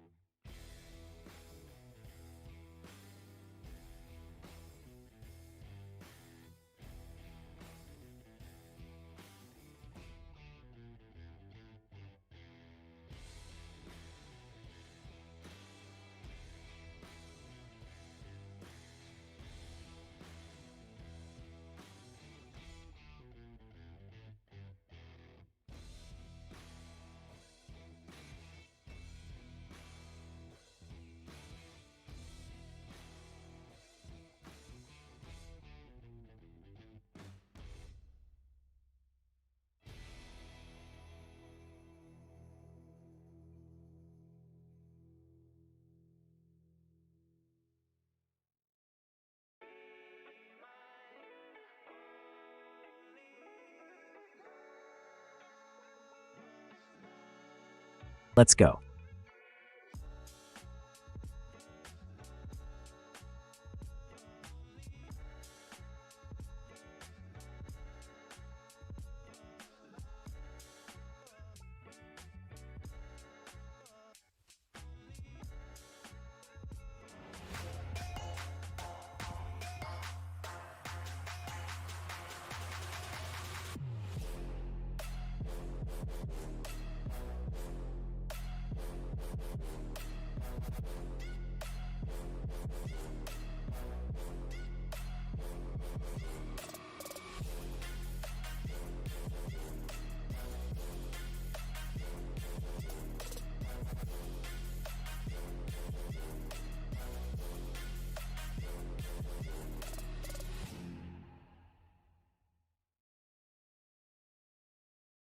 Kundziņu salas pārvads, kur Rīgas pašvaldība kopā ar Rīgas brīvostu veids modernizāciju, lai To the bridge, atvieglo transporta kustību Rīgā un iebraukšanu tieši ostā.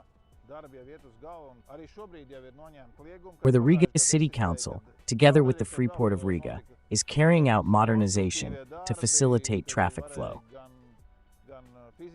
On the direct access to the port in Riga is already nearing completion, and the restrictions that were in place last year have now been lifted. When the pipes were in place due to major construction work, it was possible they could physically affect the pipes, and we didn't know what might have fallen in and been carried there, lying at the bottom. Now everything has been cleaned up.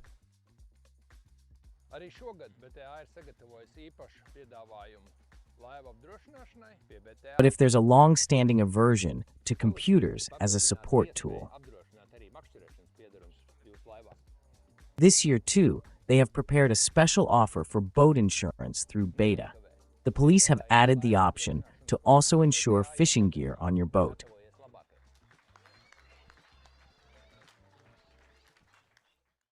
Take a minute to purchase a Lima insurance policy. If you're getting ready now, all the better.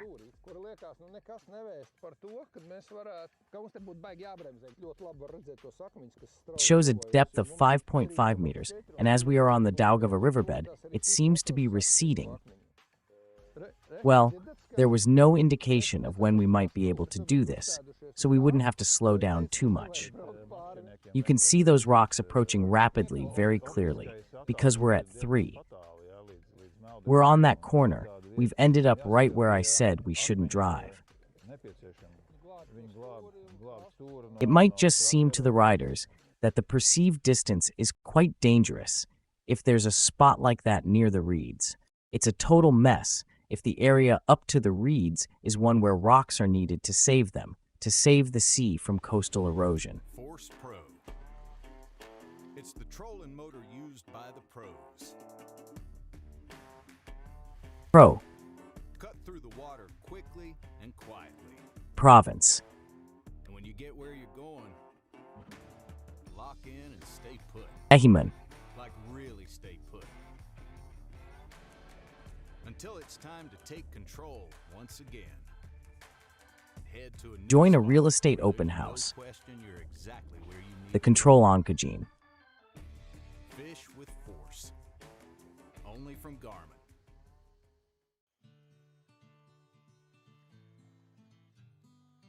The horse is only from the game.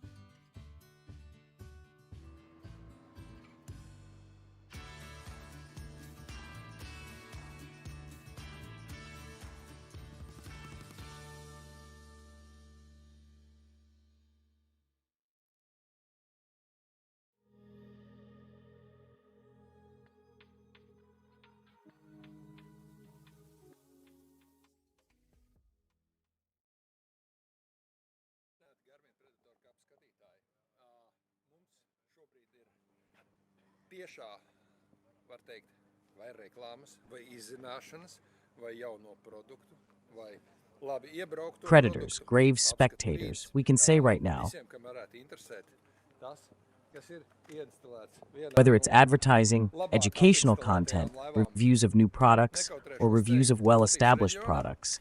Mums ir viss jaunākais, A moment for everyone who might be interested. What's been installed is one of the best. As for the installed boats, I won't hesitate to say that we have the very latest of everything in the Baltic region. He compares M. Šādu motorlaivu bez šī aprīkojuma, kas mums te ir virsū, var iegūt balvā uzvarot Garmin Predator Cup.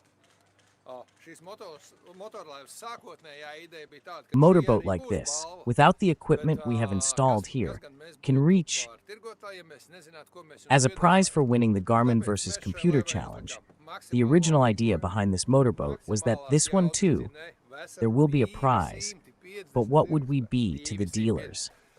I wouldn't know what we're offering you. That's why we added it to this boat. Top-of-the-line equipment and high-powered engines, a full 250 horsepower.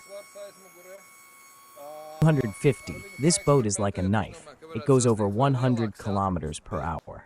It's as fast as a knife, reaching speeds of over 100 kilometers per hour. It has a large engine lift at the rear.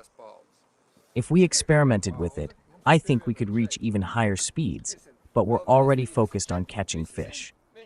That's why we're combining all the latest innovations with some elements from the previous generation on this boat.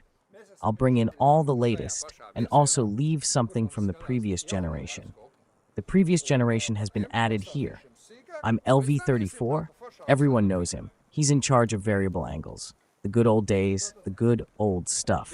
A collection of things that's still quite useful. We've currently positioned him in the same direction as where our new good ones are looking together. I'll tell you more about them, and then we'll dive into all the cool features. Viewers have always been curious about what's new, so we've set up these new ones so we can show you our PayPal right now.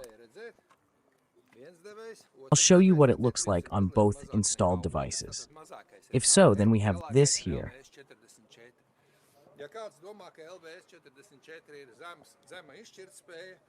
One drive, the other in the cloud. See, one is a little smaller than the other, so the smaller one is the HDD, and the larger one is the LV.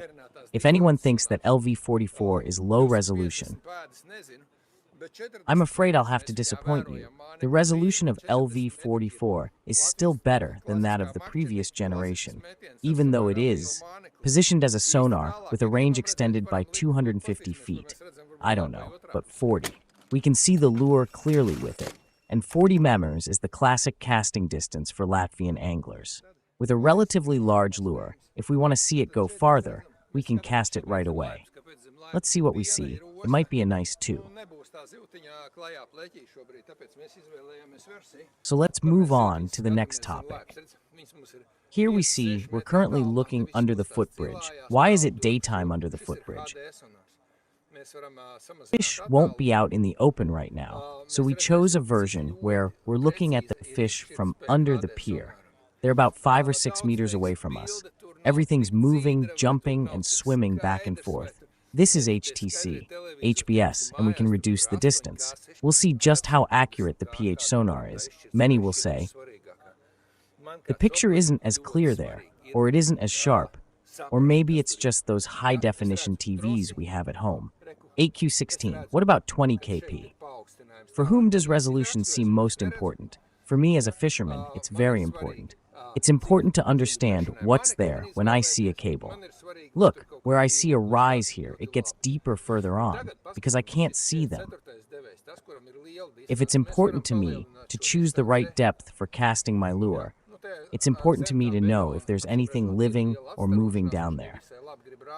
Alright, now let's take a look at this 4-4 lure, the one with the long casting distance. We can increase that distance. Maybe there's a lot of reflection under that concrete. It doesn't really want to show 30 EMER, but it shows us anyway. We're seeing 34 mem. There's still a signal, yes.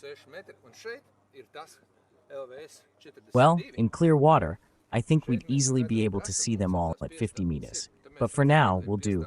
Let's go with what we see. Here it's 26 member, and here it's LV42. Here we can already see what we have. They're aligned. That is, when we see that the edge of the pier is 2 meters away from the transducers. Next, we'll have the fish play around, the same fish that are swimming. Here we also see the fish in the perspective model. The fish are swimming. You don't even have to be a pro to tell the difference. The fish are swimming. Let's look for this one right here, or that one over there. Since the fish are swimming right here, let's look a little further over here in the jungle where another fish is swimming, for example here. This is also a fish. The dot moved. If we can see what's happening under this pier, we can see it clearly, and we can safely zoom out. We'll still be able to see it. Well, unfortunately, there's that rise. We can turn this one 16 meters. So how's everything else working? If it's okay, the real-time data will update, and then we'll check again how far ahead we can see. So, there are several things you should know about. I'll put them all together right now. By the way, you can see how they're put together and how they differ. My own separate section, where I keep everything I don't need, so she doesn't have to come and rummage through it. I have everything right here and right here, in which I have everything I don't need or do need. Come check it out. I have everything right here, and here's what I wanted to show you. It's a gyro control panel. They're attached to one of the spokes. It seems to be working right now. So, here's what we've done to control this sensor system. The traditional way, the pedal on the right, the small one with its own pedal that comes with the set, and the spool on the left. Okay, everything is very convenient and simple. The next challenge is working with an electric motor. If you have the correct configuration, then it works together with the electric motor, both of them. Lightning fast and reliable in the selected direction. We can now also look back where we see further ahead. The picture becomes much clearer. Now we're looking over there. But if we want, for example, to turn the sonar around, I've repositioned the control panel not downward as usual, but so that it's easier to see. Then, we simply press one of the buttons we've programmed and turn the sonar back. It'll wake up in a moment. Turn it off, because it needs to pair. Here I go with a full motion spinning cast.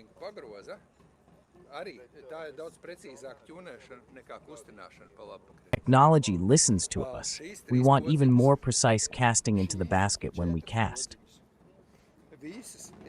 That's also much more precise and effective than moving it back and forth to the right and left, like these three.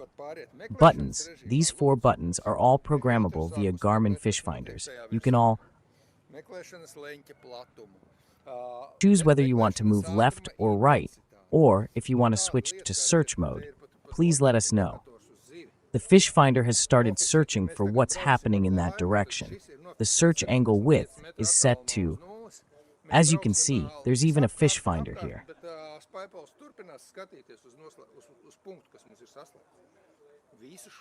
Note that if we're going to take the boat now, this is set to 75 meters at 0. We'll go all the way around, all around and around. But the fish finder will keep showing the spot we've reached. We can control all of this, what's called the controls, using the remote. With the connected mode on the Garmin pedals, which is very convenient and highly recommended for anyone who uses Garmin. If you have a Krakens or Pro, this is Moscow. Once you get used to it, you'll see, I don't have the remote in my hand, but it's turned on. And it has some cool features. We can press a button to tell the tracker, go there. Hey, wake up, go over there.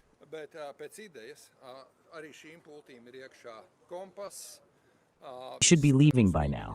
He's dragging us away. All right, then we won't do that. But supposedly, these remotes also have a built-in compass.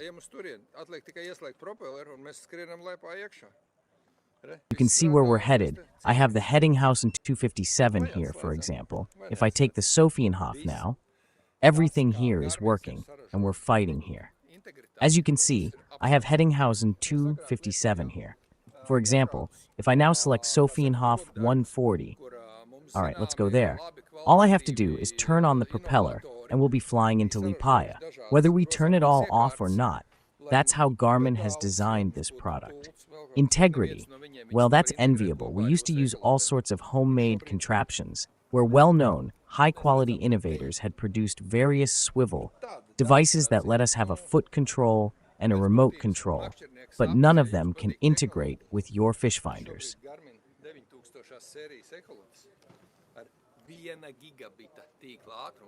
Ostia. Essentially, an angler's dream, if you like technology. But right now, there are Garmin 9000 series fish finders with 1 gigabit network speed.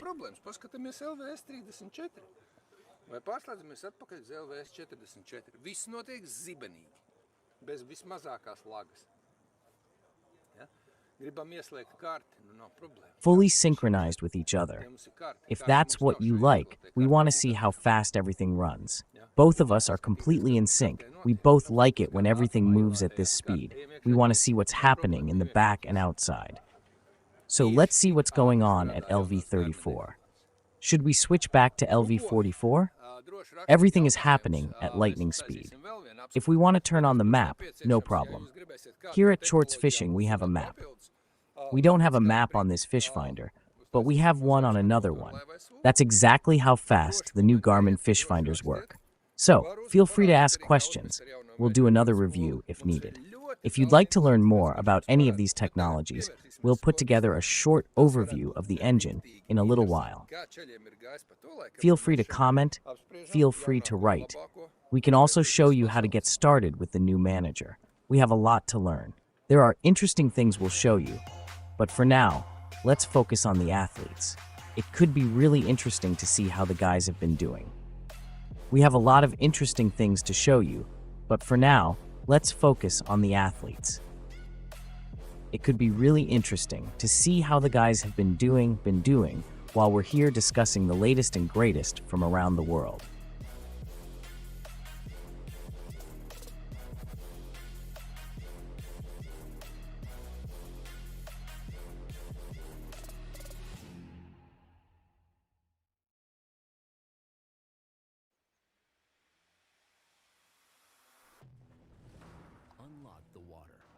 spy pole, and GT360 UHD. Attach GT360 UHD to spy pole to capture clear, crisp, one-view sonar images without needing to rescan.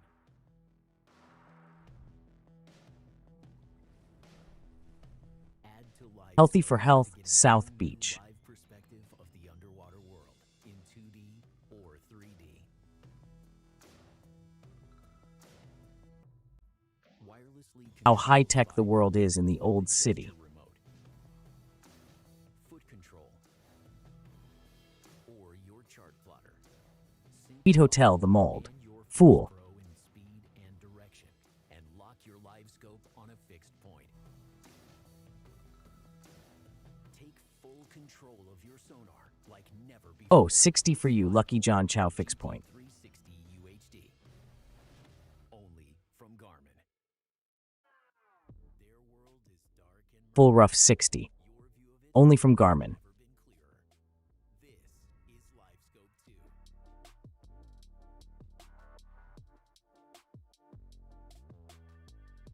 The world is unbeatable. This is light.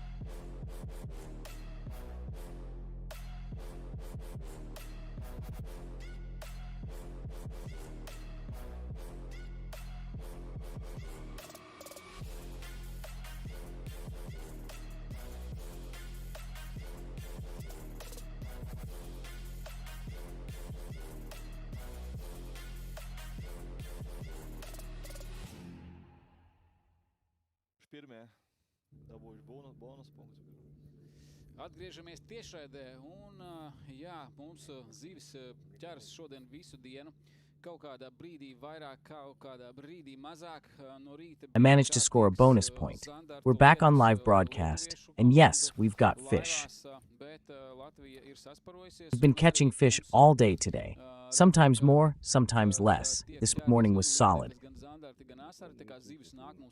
Flurry of zander in the Lithuanian team's boats, but Latvia has stepped up its game, and so have we. We can see that pike, zander, and perch are all being caught, so the fish are coming to us all the time. It means only one thing. Our overall standings are also changing frequently and significantly, as is customary in this. The biggest news for us at this stage of the competition is probably related to what Jury is the first team to catch all 9 fish and earn the first 100 bonus points. And that's none other than Connect, okay? But the Gustas Lithuania team. Consequently, they're in first place. And congratulations to them as well. If we look at the sizes of their fish, the pike is 63 centimeters. 59 and 56, there's definitely room to grow here. And the perch at 29 and 27. Definitely room for improvement here as well. And for the zander, 51.50 and 49, I'd say that's the very. The minimum size is sort of okay, but you can miss it at any moment. Someone will definitely find this too small. In the end, to be in contention for the top 3, but they're the first ones who can start seriously thinking about increasing their size.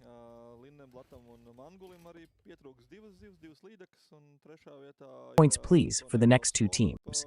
Our Latvian team, Jānis Lindenblatt. Mengulis is also missing 2 fish, 2 pike, and in 3rd place is Connector's Hop as well. They're too short, and overall, we're still in the top 10. The Latvian and Lithuanian teams are very close in points, tied for 4th place. But while Lithuania is in 5th place,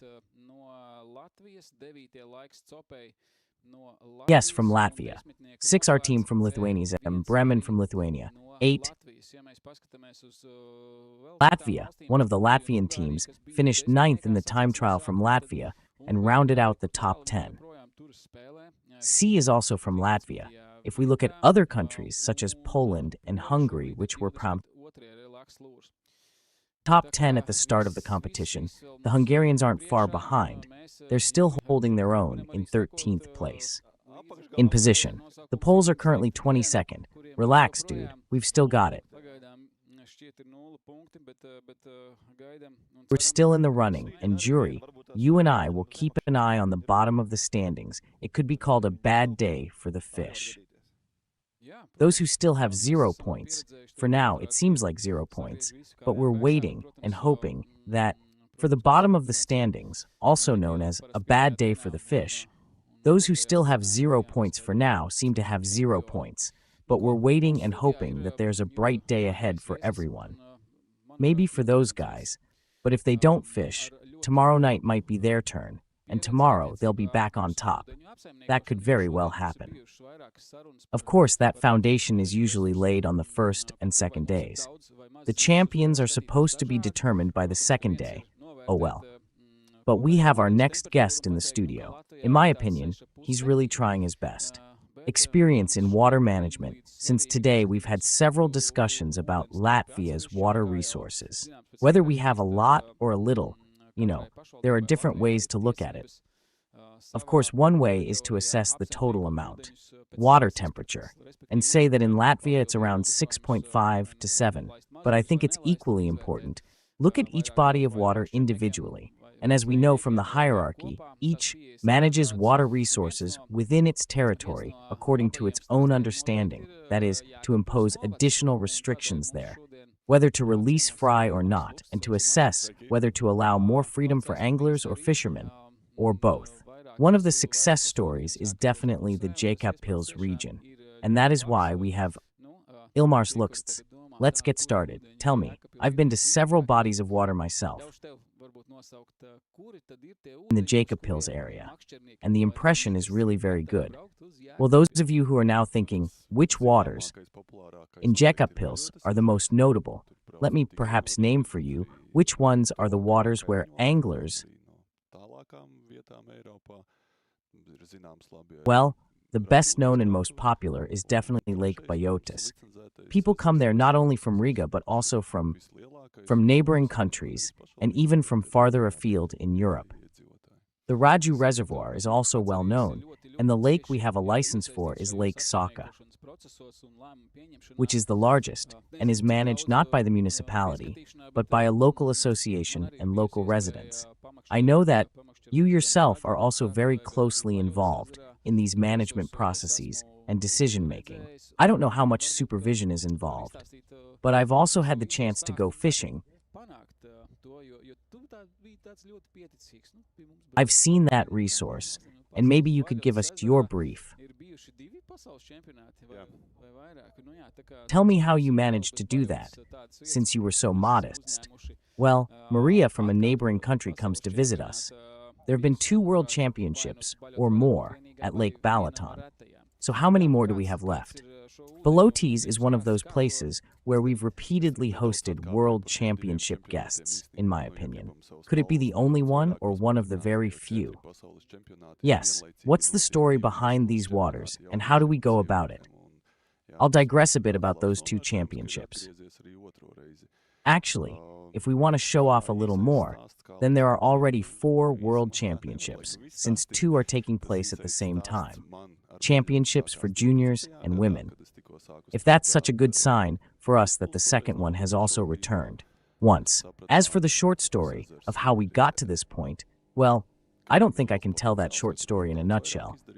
That was my short story. It really began in 2012, when I had just started working at the Krustpils municipality. That it has great potential. That much more could be done there than had been done. The local association managed it. We agreed with the association that we would take over management of the lake again, And then slowly, step by step, we've gotten to where we are, but we haven't yet achieved what we'd like to achieve. What would you like to achieve? We want the Men's World Championship to be held here in Jēkabpils, to bring about 1,000 people to the municipality for about 2 weeks. That is the goal we are currently working toward. The Labi and Raji Reservoir tells the story of the reservoir. For me, it began on the 21st. In the year when several municipalities merged, the Raju Reservoir came under our supervision, where there are also various recreational opportunities developing in the city center. But specifically,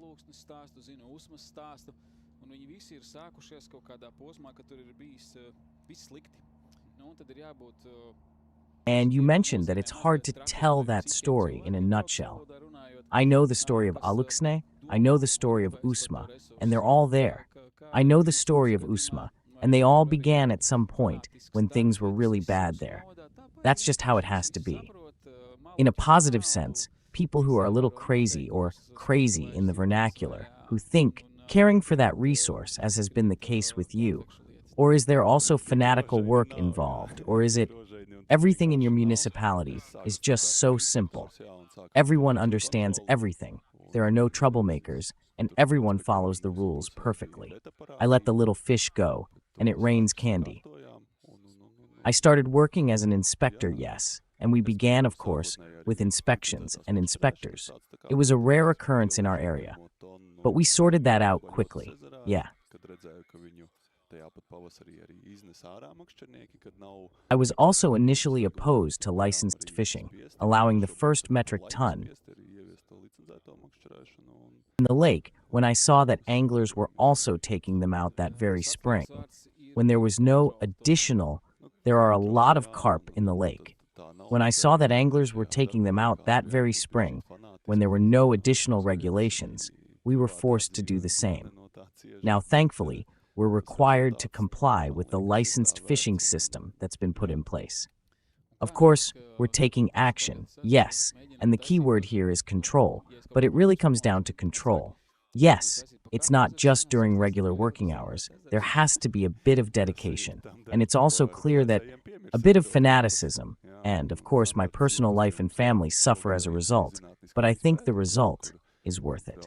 And how is it that when trying to turn that same Balotes Lake into, well, if I make a formal mistake somewhere, and you tell me, when I tried to model the lake, I ended up creating a great zander lake. That's because, for example, regarding predators, it was found that when carp and zander are caught, they thrive here.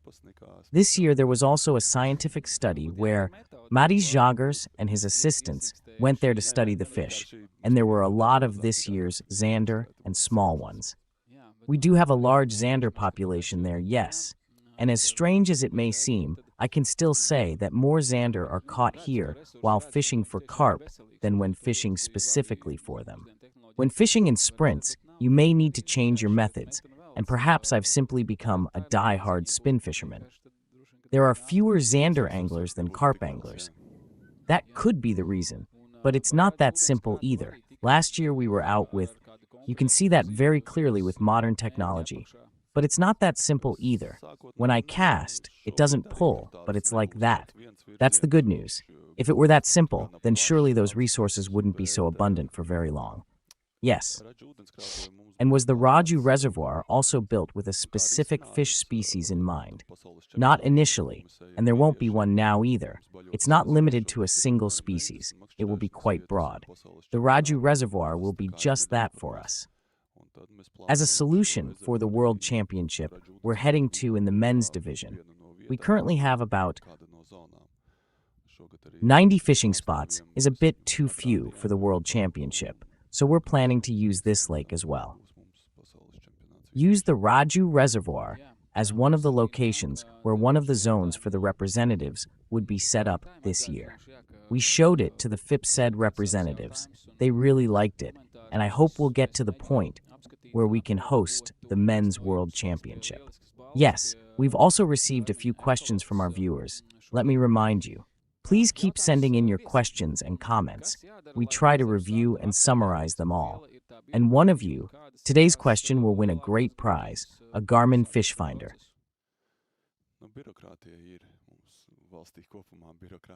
To our guest, what steps should be taken to start managing a lake? How much red tape is involved, and what are the biggest challenges when getting started? Well, there's quite a bit of bureaucracy in our country overall, but you shouldn't be afraid of it. The main thing is to stand up to it. Questioners, the local government will be accommodating, and then everything can be resolved and everything can be accomplished. In other words, anyone as a private individual can go to the county government. But the first recommendation will be right away that an association is needed, and the local government will hold an auction. Organize licensed fishing. But at the same time, I would also urge the local government, well, there is one that is,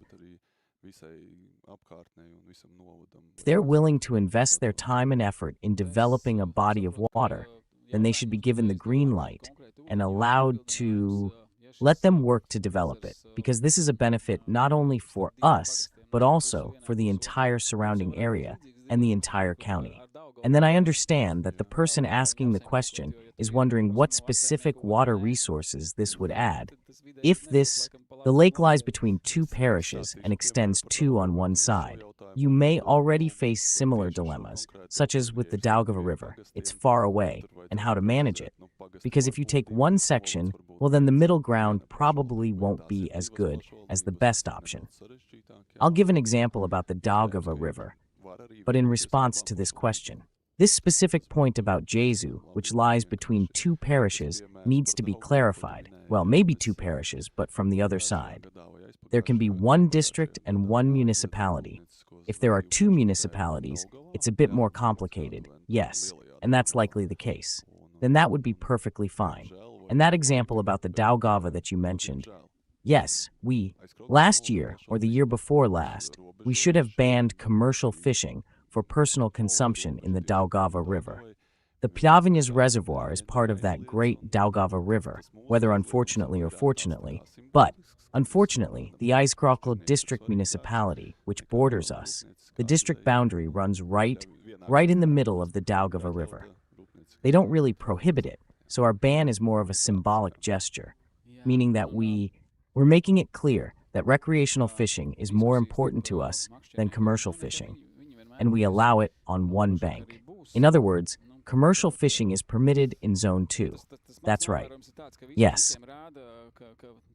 That debate between anglers and commercial fishermen has always existed and will likely continue to exist. Well, my observation is that everyone is pointing fingers at everyone else, blaming them for the state of this resource. Maybe it's not exactly what we all want, but the truth lies somewhere in between. If we all use it, then we all affect it, of course.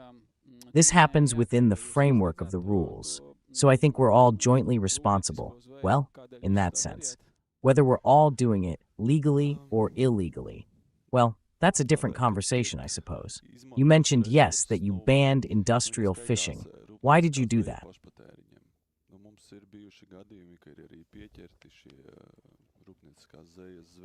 So when a resource is used, it counts as industrial fishing for personal consumption. In cases where these industrial fishermen have been caught with large catches.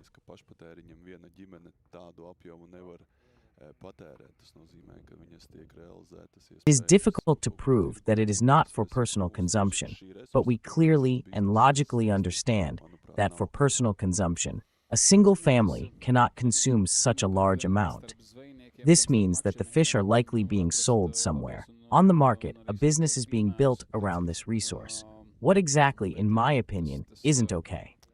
Yes, it's true that you can find good people among both fishermen and anglers. Bad examples too, but yes, that's true.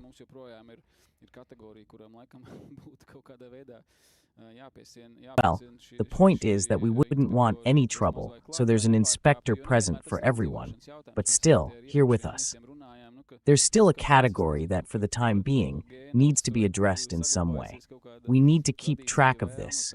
The inspectors are practically always to ensure compliance, because it's not always a matter of survival.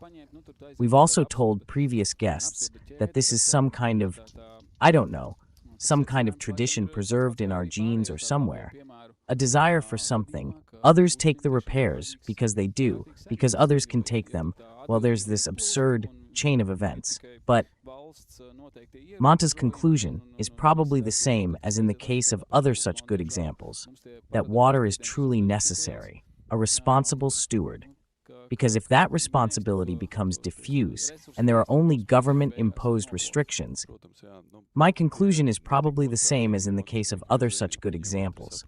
Water really does need a responsible steward, because if that responsibility is diffused and there are only government-imposed restrictions, then things will just drift along as usual. And unfortunately, our habits and the pressure on our water resources are so great. They weren't honest anglers or fishermen. They quickly realize that there's no control, the resources are there, and they're being depleted rapidly. And yes, every body of water needs a steward who cares for it and keeps an eye on it. If we turn our attention to events on the water, we see that when it comes to the longest pike, nothing has changed since the last time we checked, and our longest zander right now is 68 centimeters. Caught by Bartashevichu from Lithuania, 63 centimeters, during a fishing trip with Stanislav Osipov.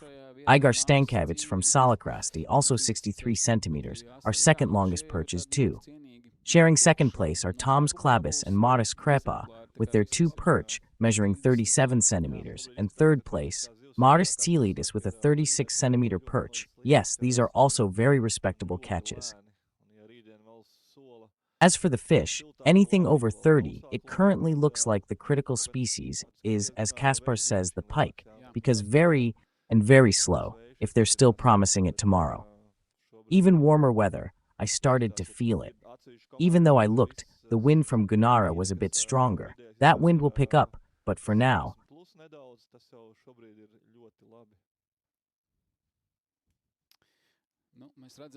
it looks like there are some teams that have caught all their pike, with an average size of 60 plus. It's already pretty good right now. Well, we're seeing boat technology in action. That's how it's been. Very hot topic in Latvia, and not just in Latvia, but in other waters as well, regarding what to do with this. Do everything. After all, this device is very effective. As for how Jēkabpils County views these technologies, whether they should be restricted or not, there wasn't a single traveler there either. A video was made showing people using boat-based technology to catch fish, and afterward, the rules changed, even though there was nothing like that there. Let's hear the story.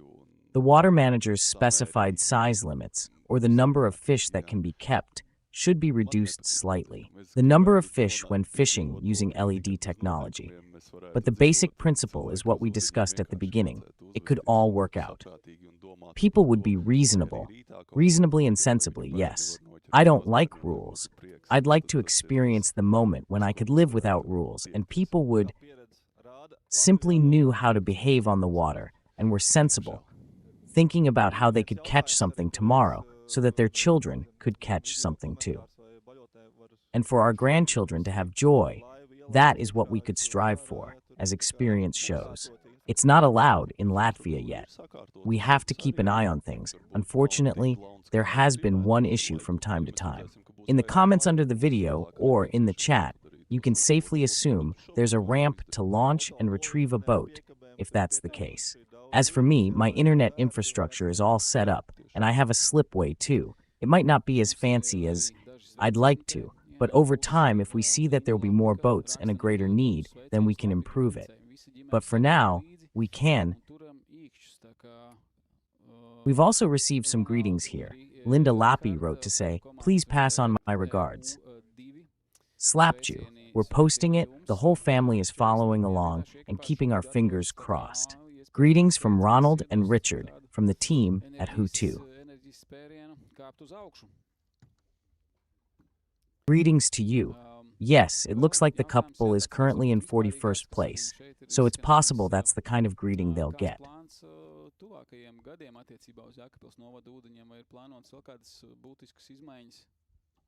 One more question. Yes, perhaps a more general one, which has also come up here. What are your plans for the near future?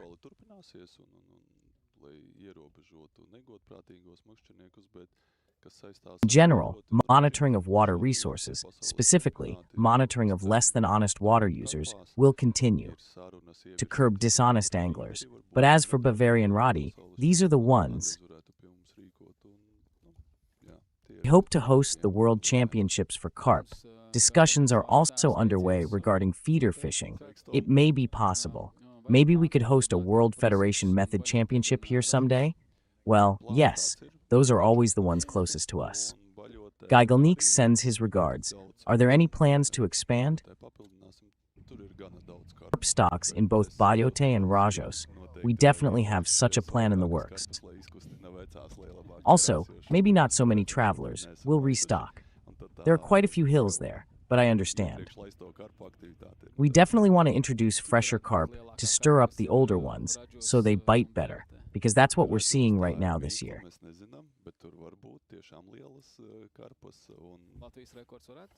The activity of the previously estimated carp is much lower than what the largest carp, which is active and spawning, might produce. The activity of previously stocked carp is much lower. How big could the largest carp be that has spawned in the Bayote River? That's a mystery. We don't know, but there might indeed be some really big carp there, and the Latvian record might be swimming there. It could definitely be in the pond. All that's left is to catch it. That was still the question. Yeah, that was it. Romance, but the witch asked me right away, what's going on in the Daugava River? There are so many traps in Koknis, so many traps. There haven't been as many nets there as this year, but I think you already indirectly mentioned the reason. Well, yes, indirectly. As I mentioned, the Aizkraukla district municipality has a slightly different stance, but I want to point out here that it's not just the municipality that's responsible for this. We don't just decide on our own. We're talking about the anglers and fishermen in our Jekabpils municipality. We gather their opinions and then make a decision. In Aizkraukla, there are obviously more fishermen among the interested parties, but there too, industrial fishing takes place there if anglers do not inform the local authorities when it is happening. They really don't like it, and it's not okay. So the authorities won't know what exactly isn't okay. That's why they're urging people to be proactive.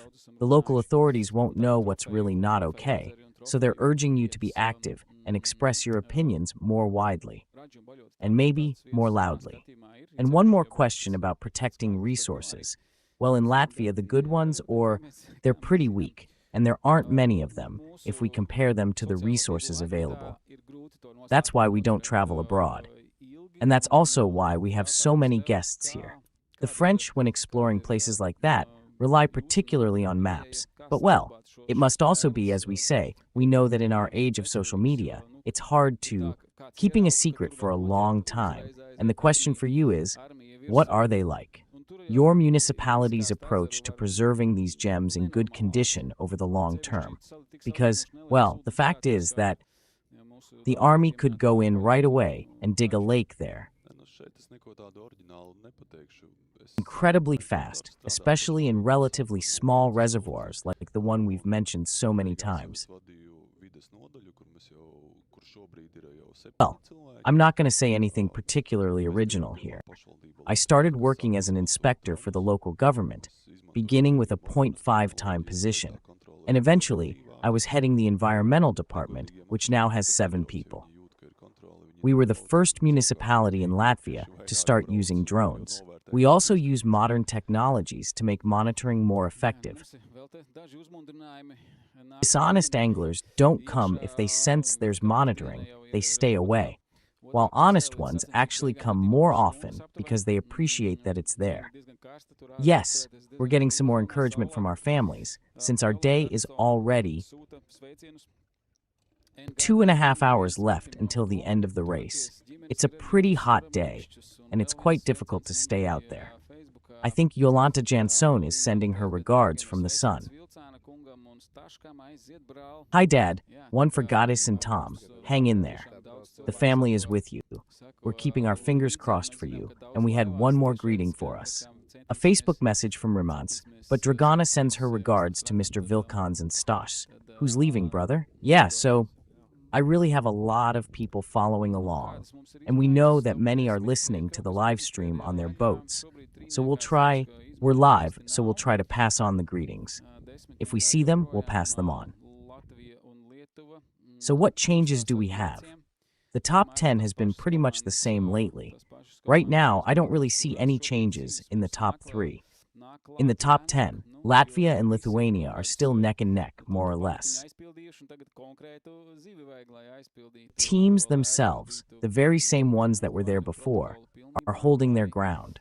Right now, the fish are coming toward us, but they're coming more slowly. Well, everyone has filled up their quota to some extent, and now we need a specific fish to fill it. To fill out either the logbook completely or a specific fish. Because right now, we still only have one team that has caught all 9 fish to complete the task. They're okay, according to the protocol, but that's the top priority. And then there are the next 4 teams, which are 2 fish short. Each team is missing a different species. Yes, the connector loop team is missing 2 pike. Brem LV is also missing 2 pike perch, even though the situation is identical.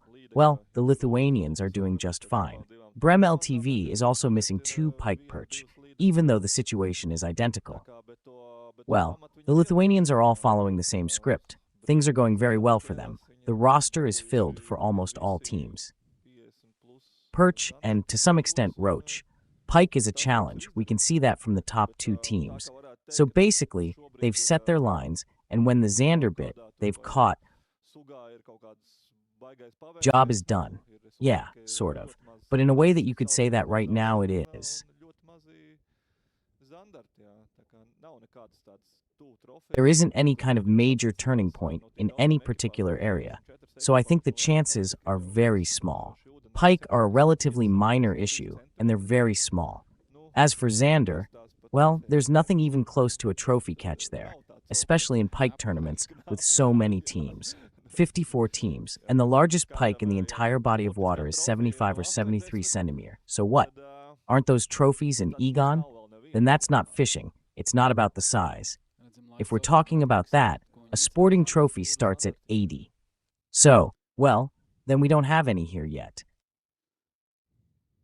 It's time for the Baltic XL competition, which they've designated for zander. Yes, the sea zander. He's currently in 17th place.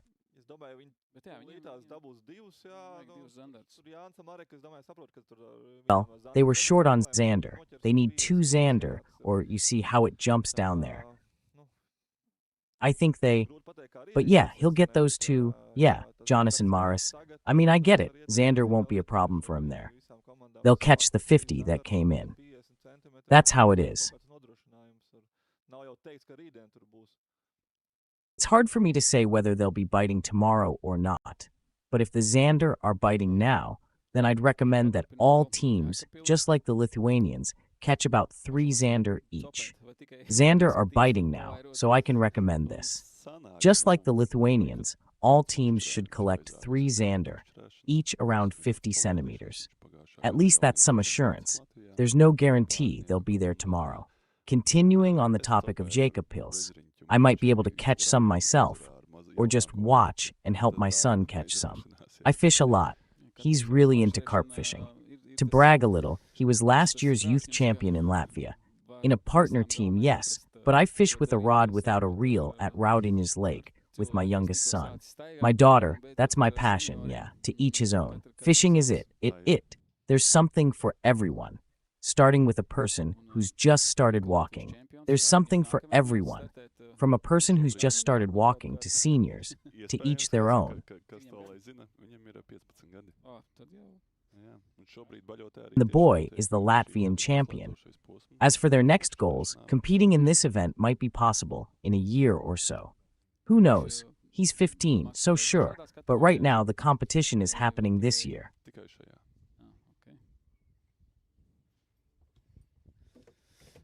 Does he fish in various categories or just this one?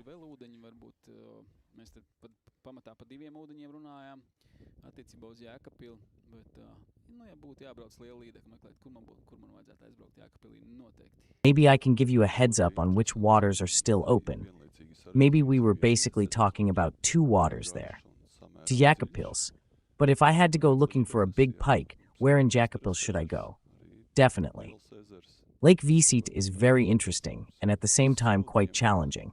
For us it's long and relatively deep. You can look for pike there. We have plenty of water. Yes, we do know that we've been to a couple of small lakes there. Yes, but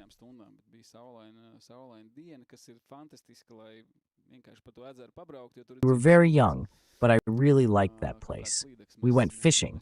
We went fishing for pike, but we didn't catch anything in Latgale. On the way back, we stopped for about 3 hours, but it was a sunny day, which is fantastic for just taking a drive. We caught some pike. Yeah, well, we definitely got the impression that it was worth noting that here, we'll have to come back when the weather is a little more suitable. But I also know that we're also trying to coexist with the pike and underwater hunters, even though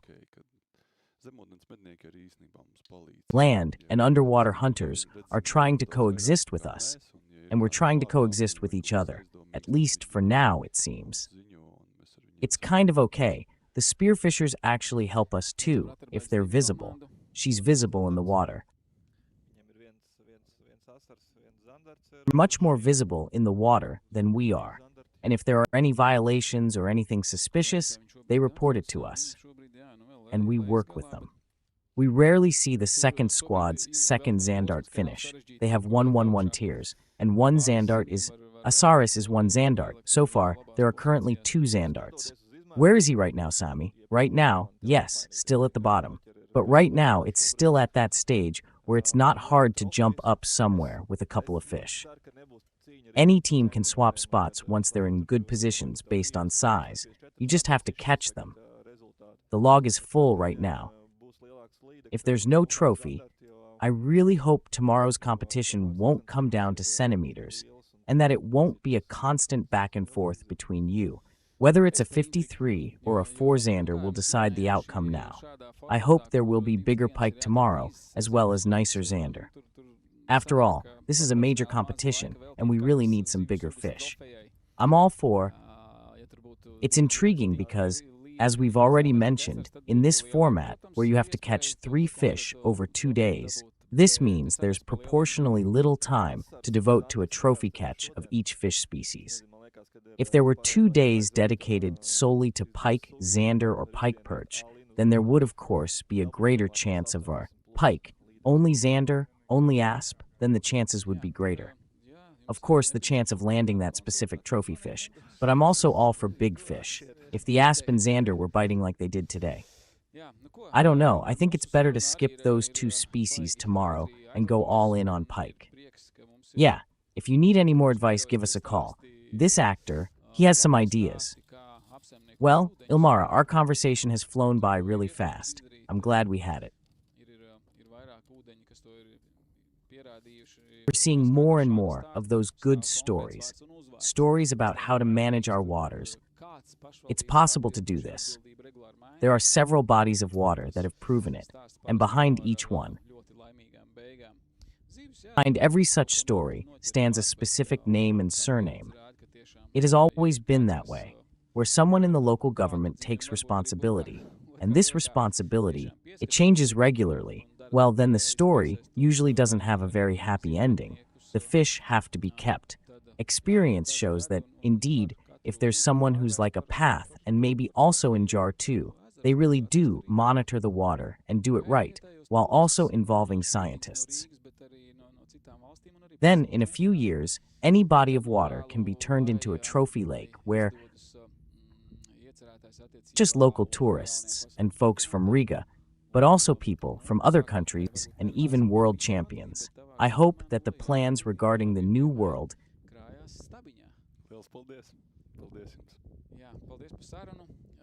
for the championships. And while we might not talk about all of Latvia at first, in your case, let those good examples be in Jacob Pils. A big thank you. Thank you all. Yes, thank you for the conversation. And we also will be meeting with none other than Maris from the police. We'll take a short break and be back in a moment. We're nearing the end of the first day, and the decisive will see you when the time comes.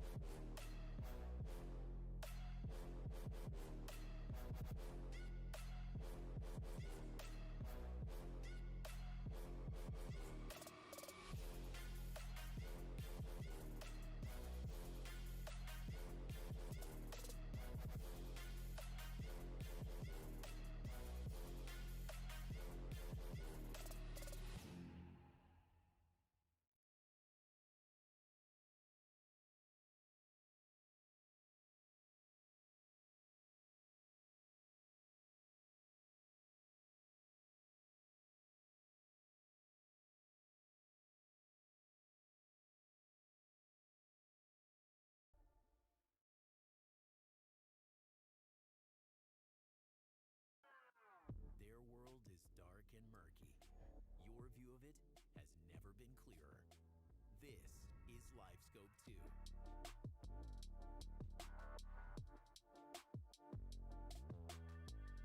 In my youth, this was never clear to me.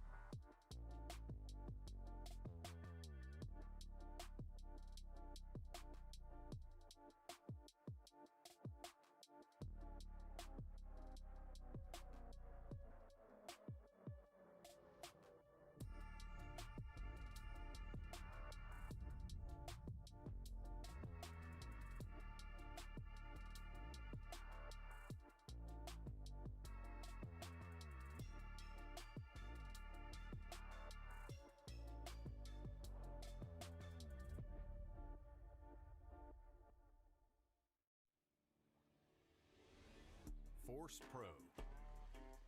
It's the trolling motor used by the pros. Forced. Cut through the water quickly and quietly. Province. And when you get where you're going, lock in and stay put. Like really stay put. When it comes to your own heart, like in realist. Head to a new spot where there's no question you're exactly where you need to be. Belankagene. Fish with force. Only from Garmin. The horse comes only from the game.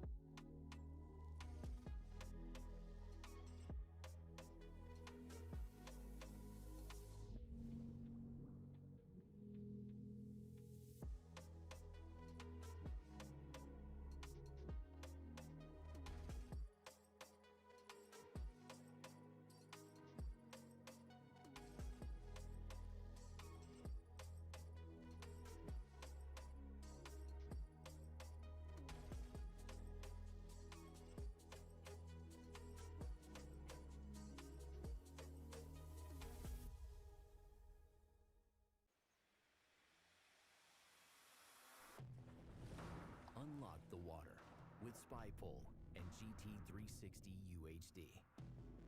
Attach GT360 UHD to SpyPole Hull. to capture clear, crisp, one-view sonar images without needing to rescan.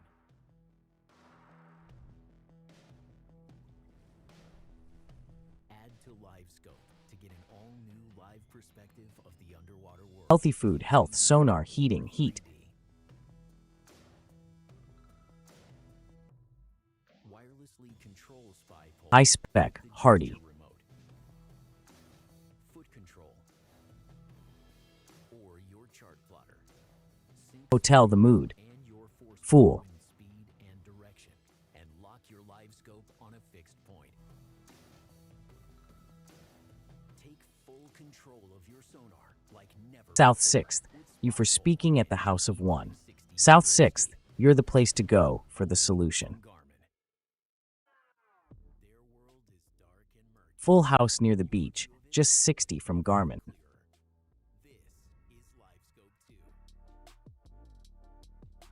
The world is full of expensive goals. This is the one.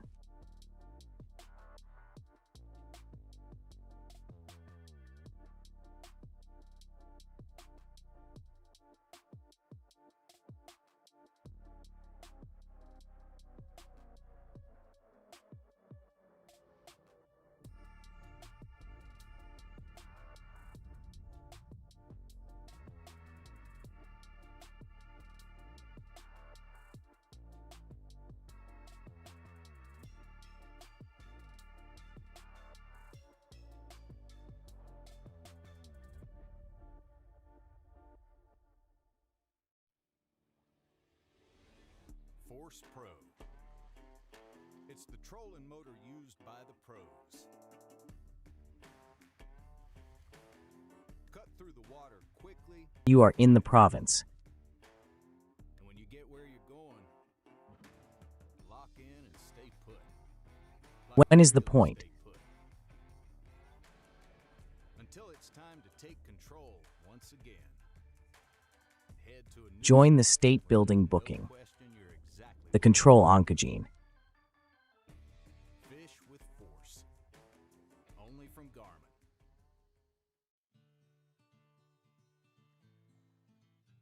The horse is only from the game.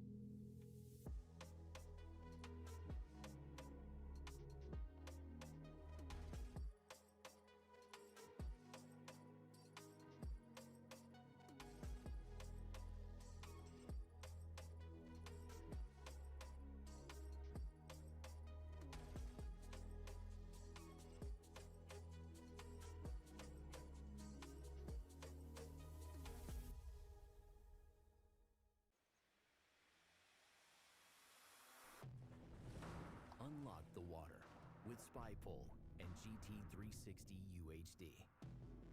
Attach GT360 UHD to spy pole to capture clear MathML, one-view sonar images without needing to rescan.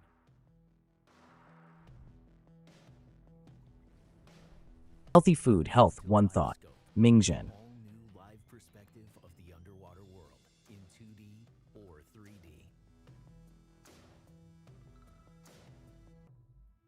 HT Tico high spec in the world in the old city. Gesture remote, foot control, or your chart plotter.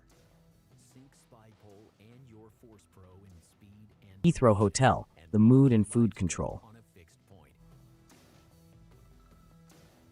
Take full control of your sonar like never before. Oh, 60 pool, and for the home fix point. 360 UHD. Only from Garmin. Their world is dark and murky. Your view of it has never been clearer. Full speed to 60 only from Garmin. The world is dark energy. You've never been clear.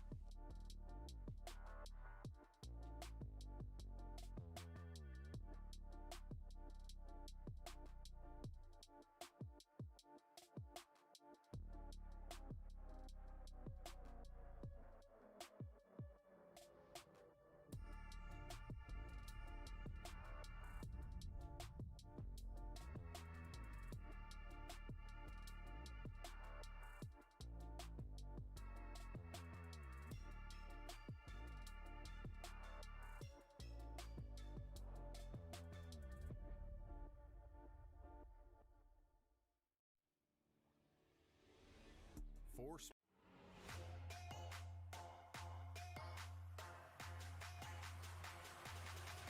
Four.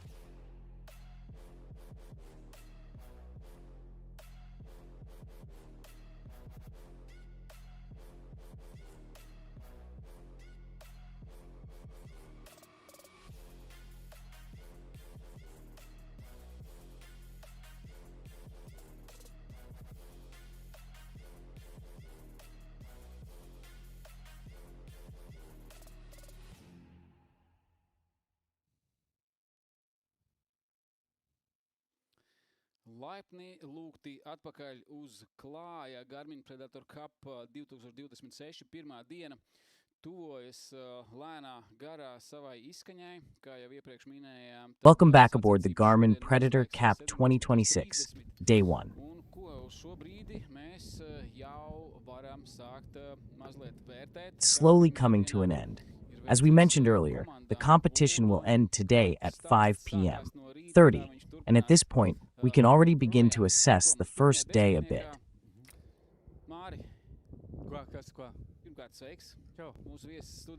Still in the top 10.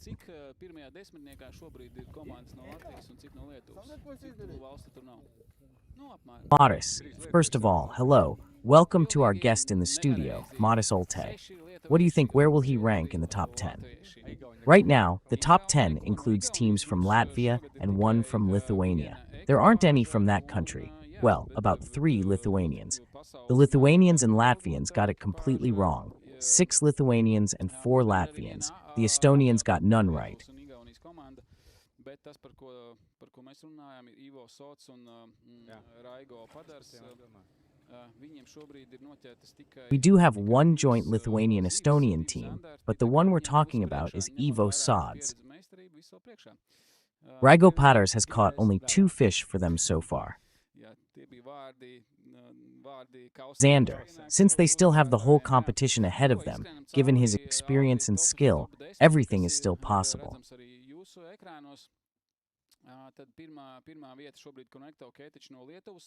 They'll want it later, if those were the words for the cup. Which, the winners, well, let's quickly run through the top 10, which you can also see on your screens. So, Kuratake is currently in first place, but the only team from Lithuania that has submitted its results has secured all 9 fish and as a result 100 bonus points. Second place, 0.7F, one of the competitors from Latvia. 3, connectors up 4, Brima LV 5, Rapala N, all from Lith 6. 7th place, RN from Lithuania. 8th, Latvian team crew Latvia 1. 9. Short and twitching from Lithuania, with Vitalijs Viltons and Stanislavs Osipovs rounding out the top 10. The crew's time for the catch, but the results are of course extremely close. With 1 or 2 fish, we are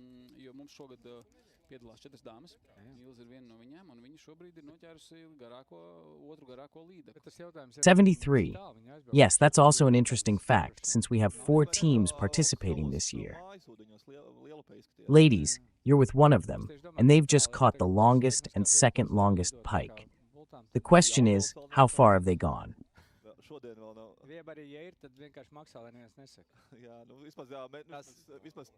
I'm wondering just how far our technology has come now, to the point where we can fly like arrows. Then there was Jelgava. No one has seen it yet. It hasn't been seen today either. If it has, they're just paying people off, so no one says anything. Well, at least we're the ones on camera. But they haven't been seen today yet.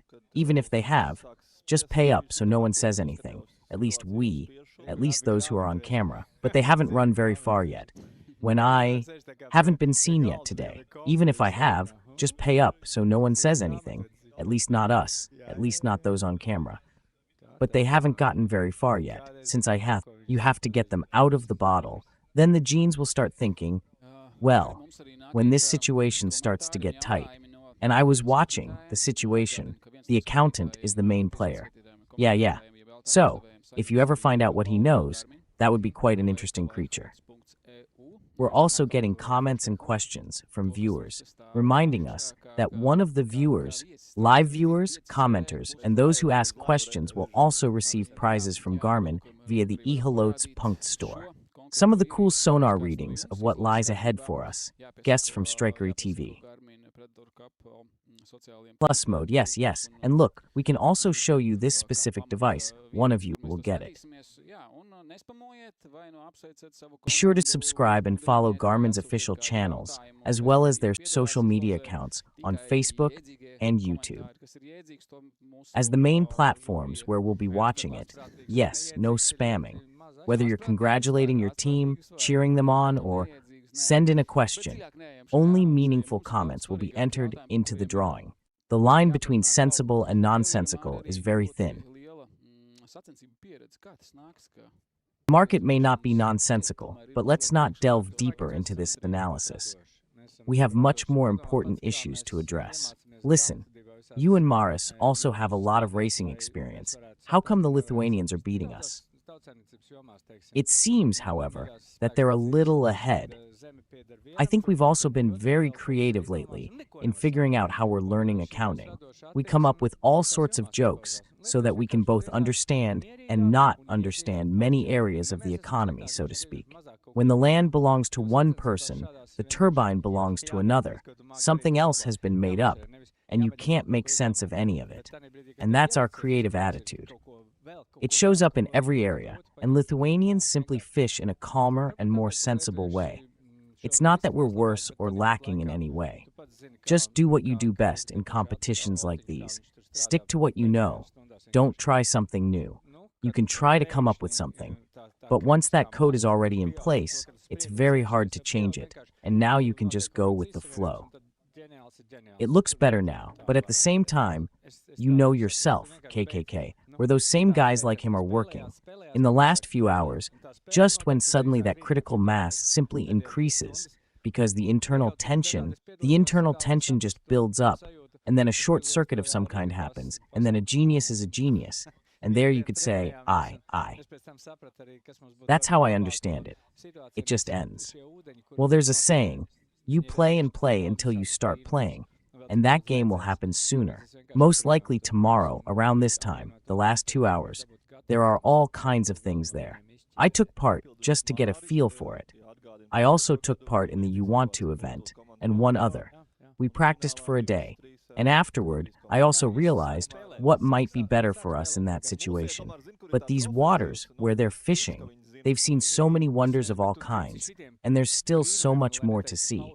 So I simply admire those boys, and also admire what they...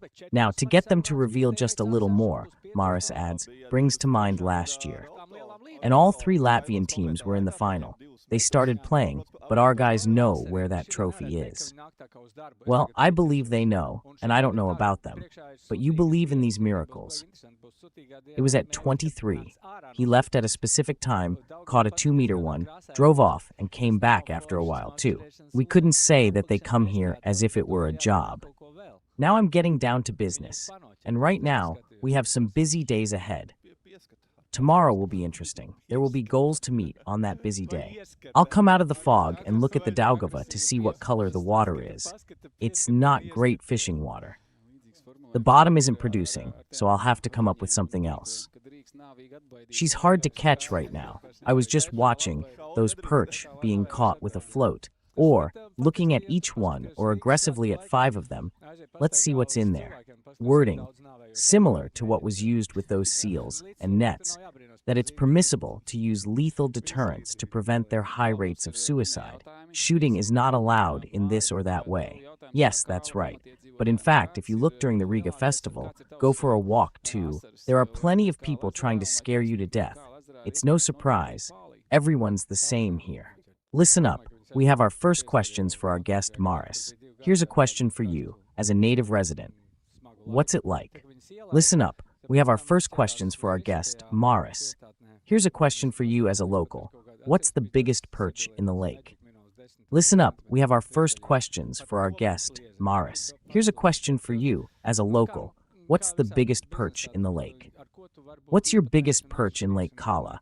And is it true that you can also catch pike in Lake Kala? You can't catch pike. I think she left via the footbridge the very next year.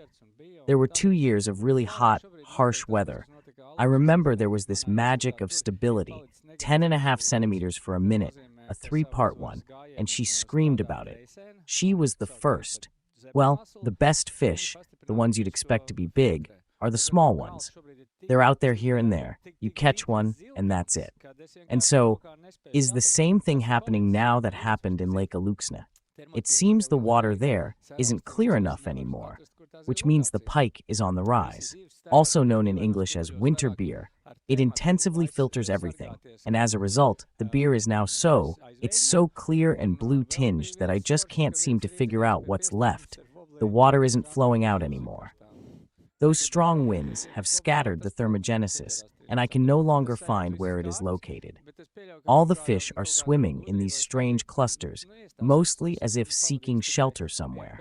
And another cool thing was that a guy from Riga by the pier pulled out a 3-pound zander using foil. Just like that. It just didn't want to swim. The problem was getting it to swim. And it got caught in an interesting spot, which threw everything off. But I suppose that somehow, some kind of wisdom will surely become clear. I've only spent 1 afternoon here, when I've spent 5 or 6 then. Whether I'll want to say that, I don't know.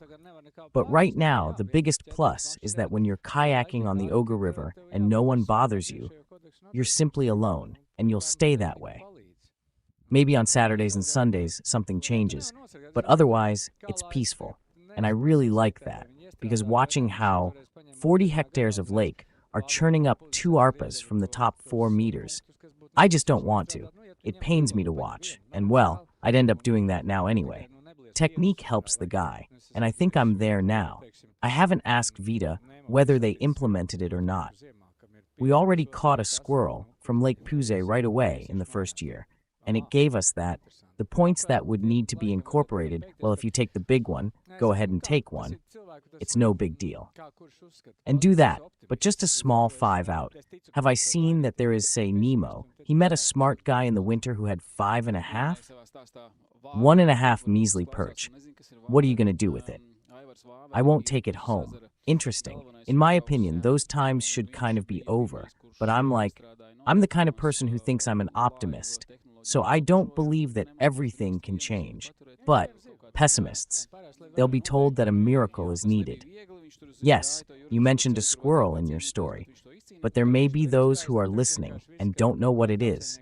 Ivars the squirrel is the chief warden of Lake Puses, and he was the first to, if I'm not mistaken, the catch limit there allows you to keep one fish.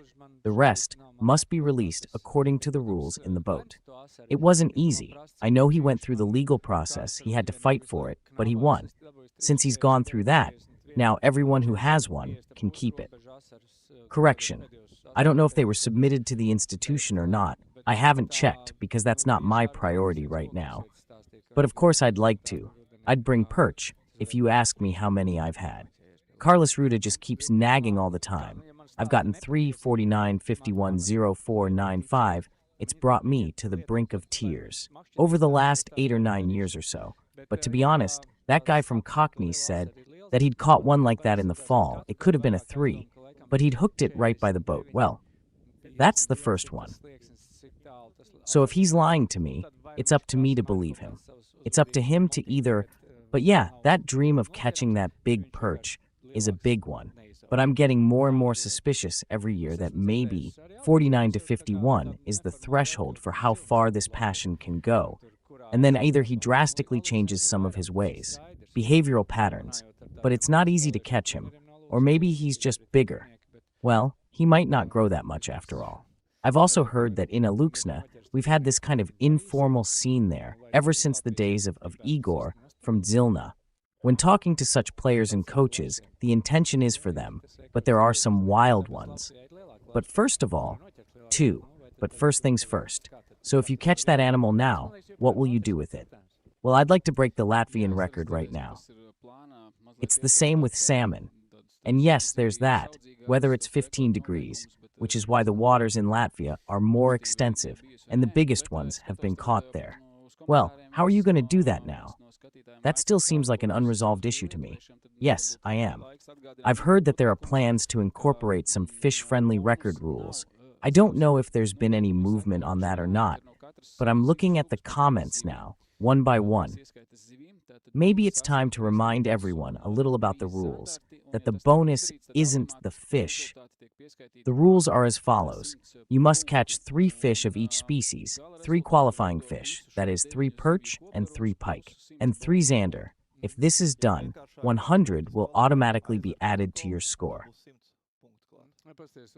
Points and the final score are calculated as the total length of all 9 fish plus 100 bonus points. Close the log and you'll have 100 points. Next, 2, 10. Just let us come.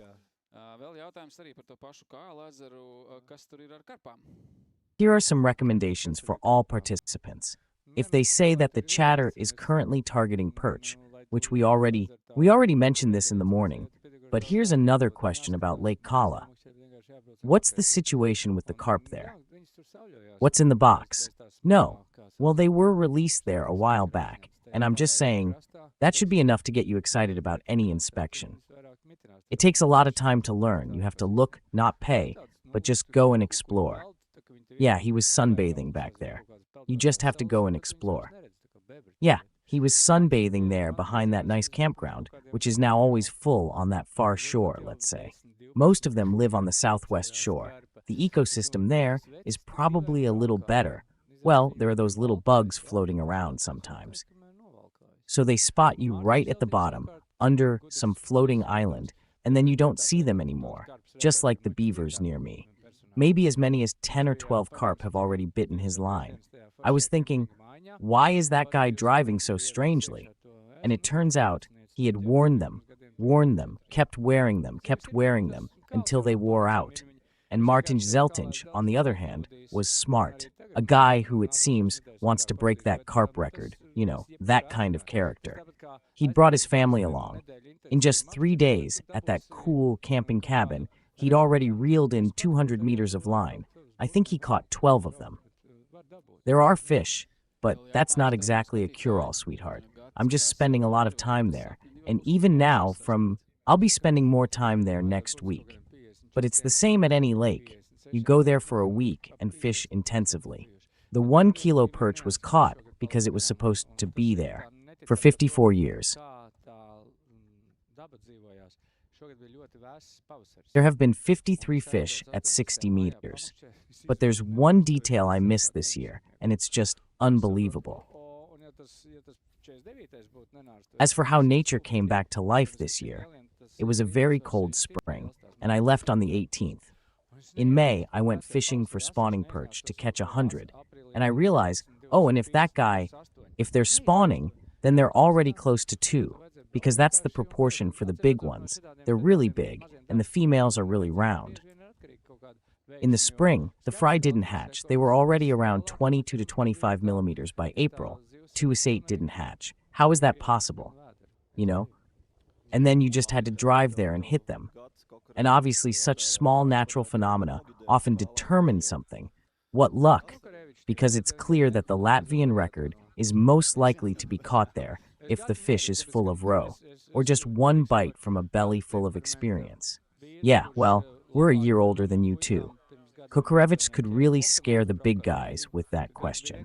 Kokarevich, only if they removed his echo sounders. We're ready to stay calm, because, to be honest, a man with that kind of temperament who's better than... My boys were catching Pokemon while driving around Riga 8 years ago. That year was simply, honestly, better than anyone else at catching Pokemon. I'll show him the difference calmly, because I trust his integrity. He's already been around 3 blocks and knows all about the promotions. We have 4 white Labans, 1 yes, and they were also short on yes. In short, what I'm about to say is what they've already heard, because he deserves it. But will you have earned it? Just enough for me to scare him off, so I can't say. If he likes all kinds of twists and turns, he'll like what I'm saying. Giannis probably knows best what's going on behind the scenes. If not, hats off to him. He's the best. As far as I understand, the fishing manager didn't know how to fish. Yeah, he's got some 6'8", 7'2", nothing much. He only had tiny ones, 5'1", 1 in 54 centimeters. Then look at the Lialup again. It's a whole different class. The Lialupi is big along the grassy banks. Nothing changes. A way to make a living. Add it up, and 2 + 2 = 6. My eye measurement. Maybe the cameraman knows that joke about weighing a newborn baby with a fishing scale. They weighed the newborn baby. The baby weighed 7 kilograms. The nurse's chart. Yeah, it's already 6.3. Yeah, he'll get 10 cents right now. Yeah, he says 3 cents. I know how hard I'm trying. Right now, it looks like the pike really let out a whiff, put it on, and the remedy really worked. A meter-long towel with a seat, and that's it. They know how hard I'm trying. Right now, it looks like the pike has already given off a strong scent, taken the bait, and the line is really calm. Just a couple of meters with a float, and not a single star above it. I have a secret lure. It'll show up soon. Is that some kind of yes, another filler question, and he doesn't know? Or a question in this format? But that could take several episodes. I don't know if this is the right kind of question, but they could devote several episodes to it. But just very briefly, does Maris see a need for an angler's license in the future? I don't know if this is the right format for the question, but we could devote several episodes to it. Though very briefly, does Maris see a need for an angler's license in the future? I'm not sure if this is the right format for the question, but the show could devote several episodes to it. But just very briefly, does Maris see a need that in the future, a fishing license could be obtained in exchange for completing a course of study in which anglers learn ethical and environmentally responsible behavior? Well, that's probably a question that ties in with how things are, for example. Does it matter? If he wants to be compliant, he'll be compliant anyway, with or without all the paperwork. Once again, the question is, what are our current regulations? We have prohibitive police regulations in this area, but in fact, we could also recommendations for best practices, like the Let Mom Go initiative from back then. There are 10 points. If you follow them, I'll catch the people. I think the world is moving in the direction of compassion and consequently feeling empathy for even the fish, and simply, yes, these here. The people who catch those fish, they're like a school to the fish. The fish has latched on. It must understand something through what it... Let me explain what happened in that school. It's natural selection. If they survive, then they'll pass on something new in their genes. Information, all the events that happen to us in life, is meant for that. We too struggle, we fall, we live. Furthermore, if we can coexist, and since the nature of the world is such, what will it give you if it bestows something new upon you? Watch how May Day unfolds. You can say this or that, but for many people, it's simply a celebration. We're fishing for pike from our boats. Nobody says it. But yeah, I've been coming here for 27 years now. In April, it's a celebration. And speaking of celebrations, this Garmin is a celebration too. Well, we see that one has changed their gear. It'll be open. On the screen we had Latvia 2, Armand's Garrix and Giannis Andersons. They caught their first zander. It looked like it was over 50. It looks like a novel all over again, especially when it comes to the craze, how everyone went crazy for them a couple of years ago. I'm using too much of that stuff. I'm living off it completely. And there's already such excitement over every little catch. There are already huge ones there. Those odds, and of course, if there was a bit of a penalty here, well, that's reworked afterward. And as I said, just like now, I thought we didn't need to milk that much. The milk was ready to spill. I don't think we need to wipe that much. The equipment is ready to be filmed, and, oh, on Thursday, the camera broke into 3 pieces, as I heard. It happens. Here you can learn from the best when it comes to working on animation. But enough already. That was good. Yeah, it was a real all-out effort. I haven't managed to pull anything like that off yet this year. It's a bit off. But I'm sure there's still some other option where it says on the stem, plant and grow. When mounting them on Blackhawk models, I really don't want to use those Zandarts, so I'll go with the 9 or 10. I tap the M5RN gently, and I've already lost several big ones this year because of that. When I had a slightly scaly crocodile, and it was hooning, I couldn't get it to bite. A crocodile like that slipped out, and it was wriggling. I couldn't hook it with my teeth. My teeth were too coarse. The hook was the right one, but it was just a little too soft. I guess no trout right now. It was chilly yesterday. Maybe I shouldn't be in competition mode today. I need to cast when I really know it's the right time. To really know when to go for it, you'll be out there, but the trailer's got everything you need. Everything there is at the highest stakes, but it's interesting that these guys were able to be both fast and calm at the same time. Because, you see, it's as if you have to maintain the patience of an old fisherman in this situation. Eglitis once competed in the Latvian championship. We were on the same team, and he was always getting on my nerves. He's a hot-tempered guy, Einars. And as his teammate, I listened to his advice that you shouldn't just put the fishing rod in the water. After 10 seconds, I caught one. Sometimes they really are small. She asked, well, just set it to 0. If you can't do it any other way, just jump in the water, crawl out, and move on, and then it'll give it to you. Because with that countdown, the more you rush, the faster time goes by. The calmer you are, the more time you have to act. Because, basically, what's the point of all that? You don't just have to catch 3 Zandarts now, in a relaxed mode. What about the days ahead? What about you? These feisty 4-killing ones took the bait. My cast was 4 members. Grende. Caught some fish and had some luck, but this year, I haven't seen a single big one on. On the panel, a really big zander. Maybe when I go out tomorrow morning. Well, we'll have to see. He's getting on in years. I don't know how big the catch was. I remember it from back then. But the side note was that not everyone there actually caught it themselves. There were also Zander. He got to go wild, and then the whole world. Because for a 40-something guy, would it be hard for him to even reach those 9 meters? How far is that? A question for you, Maris, as an angler and an ideologue. Well, we've seen here, too, that the guys fishing in water that's blooming. How does that affect fish behavior? And what should an angler know about it if you deny the smoke? Candles, the balcony, and trying to sleep peacefully at night. That's pretty much how it is with those algae and their stuff. When they bloom, of course, they pollute the water, it doesn't taste good, and that's known to cause additional stress. Visibility is also affected by that. But you see, the water can only be like that in the lower reaches of the Daugava. It's all churned up into a single mass. Because the hydroelectric power plant, the reservoirs don't allow the water to stratify. And it's indifferent to the currents.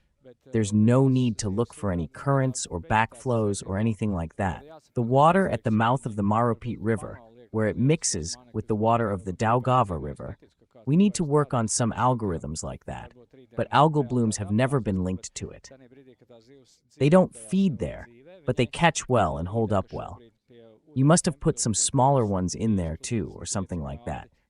But the big fish, but I don't believe that anyone is really working on this, because maybe tomorrow reality will turn it all upside down. But at that moment when that fish lives its own life, well, if the water temperature is currently 23 or 25 degrees, the pike will eat that bait. Its stomach is empty, and as a result, it has a strong bite, which is why they often go after something along the perimeter now. Some of the females with a length of up to 7 to 9 centimeters, well, he doesn't put the male inside the large one then. The frosts will set in, the water temperature will drop, then it'll be time, then we'll be able to fish. But in this summer mode, poor Nemo's trying to get his big boy in there. You know, I just can't. Another guy went by, he was just hanging out there all summer, but he's gone now. Big White, you've got to go right now if you just want to have fun. But if they've found some kind of theme, and if, let's say, a heavy machine has to be designed on the shore of Lake Jugla, so he'll still try to build a heavy machine. There aren't any heavy machines, but then there is. Well, we have a scenario we haven't seen before. For a while, we'll have 2 Latvian teams. There hasn't been a top 3 finish so far this year. Connector Cage remains in first place. The only team to have received a bonus point is in second place. Ilya Klusos and Mark, who are in second place, are currently 1 point short. 1 perch and 1 zander to complete the report. In third place, 07F Baltic U, Janis Lindenblatz and Janis Mangulis are also 1 short. They are 2 fish short, 2 pike, to complete the report. Location, connectors up. They're also 2 pike short, for example, Gunnar's when the collector is Supa. There was a minor incident with the camera, and the camera was shut down, let's say for the team, but for the cameraman, yes, that's right. As the connector went hop, there's no longer a live stream. The cameraman was tapped on the shoulder and told, "Don't drop the camera, it could be a disaster. The curator is sitting right there." Without a camera on the boat, there's no information at all. The live feed from the boat. We have 15 boats left. 3 times. But it's not good that we don't have 1 camera in the boat, or 2. We have 16. There are 3. We'll have to remove 1, give it away. Yes. So, we'll continue with 5. Same thing here. We're missing 2 pike. As we've already mentioned, the Lithuanian teams are following a very similar scenario, and their total catch is 7. Team Salakrasti, which is ranked 7th in Latvia. They, of course, are also missing her. Igor Stankovic and Kaspars Krastinj aren't some secret Lithuanians. They're just as much the paparazzi in Sweden as anyone else. Because they're just like the paparazzi in Sweden, exactly the same scenario. Zander, 3 perch, and then pike. Yeah. And, to wrap up the story about the top 10 and the fish still missing, the R team from Lithuania is missing 1 pike and 2 zander, 9th place. Varvas from Lithuania, missing 2 pike, with Tohatsu rounding out the top 10. The Kristalina duo, Latvia, Linards and Krista from Krzim, they are missing 1 perch and 2 zander.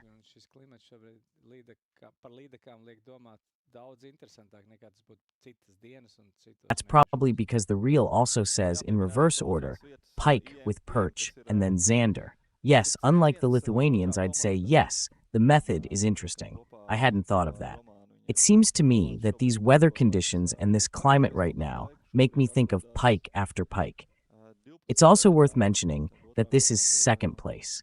It's the second team, and then, together with the novel, his novel, it's currently there. It had been on the rise for some time.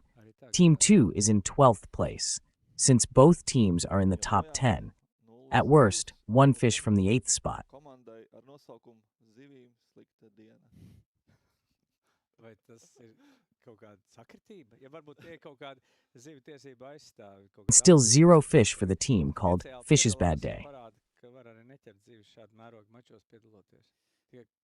Is this some kind of coincidence? Or are they perhaps fish rights advocates, some kind of activists?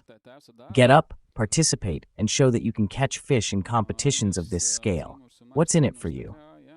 But yes, it's a team where, in my opinion, a father and son are competing together. Igor's Teamers and Mark's Tinos.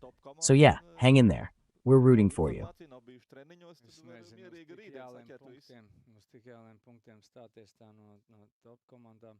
You could also go out today to see where the top teams are, and if there's no information, they haven't been at practice.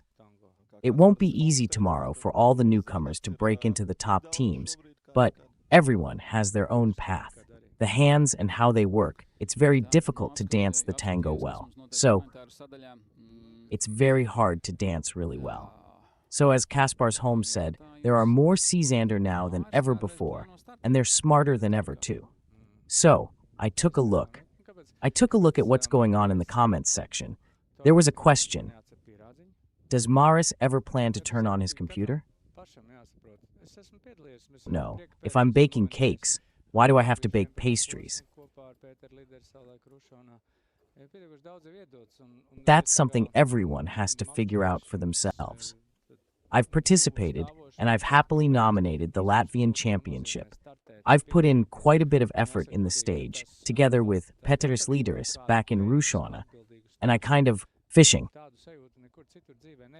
Being so close to it, I really wanted to experience what it means to compete. And to be honest, that preparation, the feeling you have when you're heading into a big race, I can't find that anywhere else in life. It's a great feeling. You simply can't imagine how much work and effort you have to put into training and preparation. It seems completely crazy to do it, but I really enjoyed it this year. We also filmed it. You'll be able to see the episode this fall. We filmed the training sessions and the competition day. I really like that. Just as Latvia is developing, so is fishing, and so on. Saima, but now try to push someone out yourself. Know the young guys, or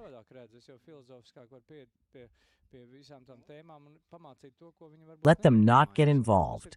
Tomorrow I'm going fishing, which is what he likes. Let those who are into it just do it. It's simply part of being young. Let him not go fishing tomorrow. He likes it. Let those who find it easy do it. It's part of being young. My status is such that I see him a little differently. Let them not get involved in fishing tomorrow. Let them do what they enjoy. And let those for whom it comes naturally take the lead. In my youth, as part of being young, I see things a little differently. I can approach all those topics and offer guidance on things they might not have thought of. And that goes for everyone in the world of fishing, which has now grown so widely in Latvia and has so many great authorities, and truly so.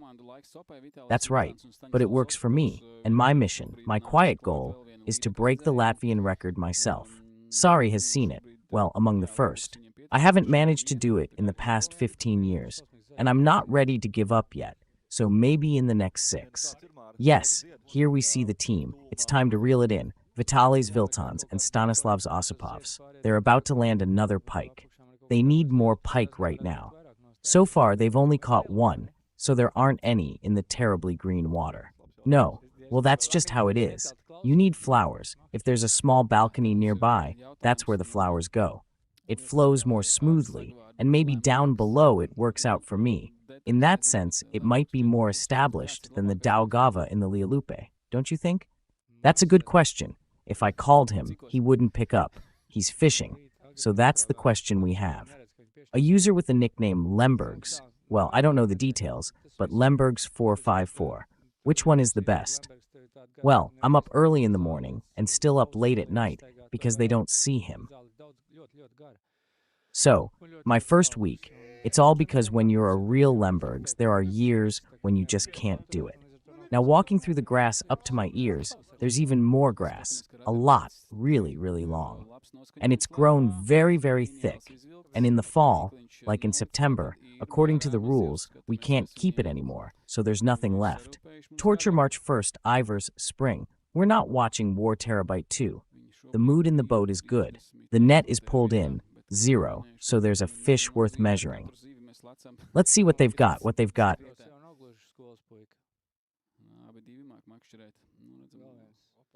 They're currently in 38th place, but as I mentioned, that doesn't mean much right now. We're climbing the rankings with every fish. A 15 to 20-year-old schoolboy still growing. Both of us know how to fish. Oh, look, another one. Thanks, the pike are starting to bite, and the Baltic XL is flying by. Both of them are fishing. Oh, look, another one. Thanks, the pike are starting to bite. Time for the Baltic XL. It flew like crazy down the road with the fish they'd caught, which were pike. It's working. 2 zander, they've got it. This standard-sized zander is the balance. You know, the sun's shining on the zander there. You might get 5 smooth-snouted pike, or you might not. It could be that far away. Give it a try, then close it. If you've taken a picture, then it'll happen. I took a look. One year, there was such a traumatic experience, and now everyone has a completely different attitude toward themselves. The scars of war are deeply etched in their eyes. He sees where they're going. What's left then?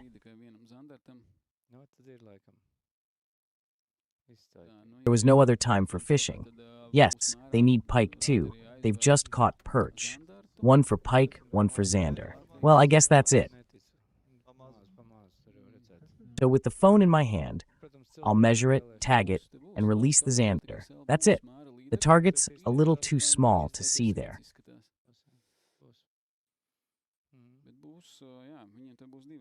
Of course, if people are interested, there'll be time for fishing. Baltica will have pike, either 5 or none at all. But sure, they'll have 2 rods here, and that pike won't be caught in time, even without a towel on its eyebrows. Maybe that's why. Right in front of his eyes. Maybe that's why Baltica is already his supporter. You can inflate the canvas and work out some kind of deal. We've seen a bit of movement here with the fish. Yeah, we had a good chat, and that's why it's happening. You can feel it. Here's another question from the audience at Cheap Salem Meadow. If you had to choose the best in Latvia, a record-breaking grayling or a record-breaking brook trout, but you can only choose one. Spring catches can't be registered yet. Well, that's a good question too, isn't it? No, well, whatever. She'll want a mammoth steak. I don't want it, regardless of whether mom's alive or not. And for the trout, that's her adventure. Living in that little stream is better than the tears of perch, because after all, you can see something with your eyes, right? Caution is what protected her. 1 got caught, and 25 immediately moved to the side and didn't get caught again. And that's also which one of the 25 will pounce at that moment, and then she'll be out of reach again for a while. That's the question, of course. It's better to break the record, but I'm saying, well, I'm really anxious about it. I'm waiting for it, but I'm afraid of the moment when I don't want to catch some measly 55-cent perch. He'll be about 25 years old. And what will we do with our 57? Let's just give him a slap on the wrist for that record. Well, okay. And then I saw my own stupid fame, on the other hand. At that moment when you let him go, yeah. The legend lives on, and then I can do anything. To bestow upon the lake, in this lake live the tears of the record. And that is a more wonderful goal. It gives so much more to people there. I, the donkey, am now sitting with a golden crown on my head. Hurrah. And everything has already been carved for 5 years. Where, it's just that children are afraid to look at what's on their heads. Fly larvae in a garden in Germany after last year's salt. The scent of a child is still there. Fishing is a dream, and its beauty lies in the fact that any one of these people could come up with something incredible. Sitting together like this, that's what life is all about. So to answer the question, I think so. But where can a trout grow? One that's in good condition. I've seen just one like that, and it's about the size of a neighbor's trout. Yeah, she has 3.5-inch long trout, which are also about 75, 170. That monster rose once. I realized that. I won't cast to her, and after 4 hours, I'll cast in the opposite direction. On the fourth day, a small pike was sitting in that spot. I realized it had gone away. It was just a small pike that had swum in. Eat frogs while the cattle are drowsy. Well, that was the algorithm. The only witness. Now there are none of us left who saw it. Since that's currently the Latvian record, with tears in his eyes, he caught 20, 50 of them. Mentioned this before. Latvian radio came up with the story. We interviewed a guy named Oscars, if I'm not mistaken. It was just at Lake Latgal. They had cast their lines, and on a sunny day, while drifting and jiggling the line with the reel, they'd hooked one, if I remember correctly. That's how it was. That's the nature of lures that have sunk. They lose their wariness at that very moment. Just like my father when he goes fishing, he casts and he catches one. Wait for it to sink and reel it in while it's sinking. That's why RN often said there were flies there. A fly is when he says, in Sweden, he cast a fly, and then there's water, you can see it, he says, and nothing happens for the first few minutes, and then, for 5 minutes, they were really swimming, and they looked like heavy machines. You could see them moving slowly and climbing. It'll come crashing down on you just like that. So yeah, that's the story of how, by acting a little unconventionally, how can you act like you're hitting it hard, but still not create a metafile? Yeah, that's the question. Why does Garmin only show travel conditions in Riga? Martinj Balodis, tomorrow morning. Listen, will they show it on Zaļos or on Hanovs from 7 to 8? He explained quite convincingly that there are many bodies of water in Latvia where you can get around really well with high-powered engines, so it's just perfect for these awesome races. But we'll see. Martinj is in the studio. We'll talk to him about these issues in a moment. But yes, the short answer is the abundance of water. Accessibility on an international level. Anyone who wants to can fly in here and sail as much as they like. It couldn't be simpler. That's how I can largely attribute such a great, healthy experience to the Riga Festival. The recreational aspect is wonderful, and everyone is invited to join in. You can tune in to Channel 1 at 7 p.m. You'll be heading there from Adios, most likely past the Opera House. It's all about joy, and I think that creating that joy, if you can stay sad, you can make stupid decisions against yourself or your family. But at that moment, when you're on your way, is there more of a sense of ease and a happier attitude in your life when you can be more considerate toward yourself and others? We see that it's not your fault, but the team, well, for them, those were the ones with the least. The minimum length is 29 centimeters. As the team sets the standard, it seems they're also increasing. Because yes, a decent size for their perch is 32, 29, 29, so let's round it to an average of 30.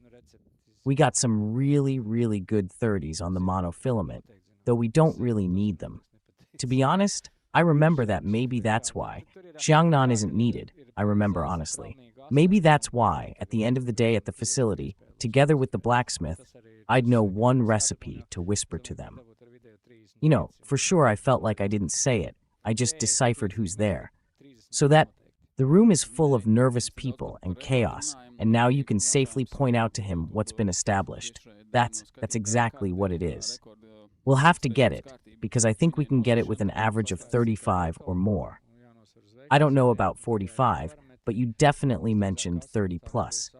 We're even talking a little bit about the record. And there's also a question. From a viewer on the YouTube live stream, what's the procedure for registering a record since you're the one setting it? Maybe you could explain it in more detail. And it has to be weighed on store scales, then the measurements are taken, and most likely the blood won't be enough. But he needs that third trophy over there. I remember that application. My colleague was with me back then, and we argued so much about it. He said this, and I said that. I remember him saying to me back then, I don't know. I haven't told you this, but here's the thing. Maris Nuches called me and said, listen, there's a guy in Ventspils. Pulling 22 pages, I said, That's the Latvian record. It's no longer 24. Well, no, not the other one. 21:20:95. It has to be. That's absolutely clear. Oh, wait, I'll call him, and it turned out to be him. His full name was Sasa Svins. He'd found what was mine somewhere under the washing machine. I was cleaning the kitchen, and in my carelessness, I found this sort of trophy, a note, and I couldn't understand it. He had written that he was 15 meters tall. She was in the kitchen cleaning, and careless behavior led to such a trophy mark, and I couldn't understand. He wrote that she was 15 meters tall. She weighed 22.5 kilograms. There was a lack of cleanliness in the kitchen and a careless attitude. I couldn't make sense of that trophy label.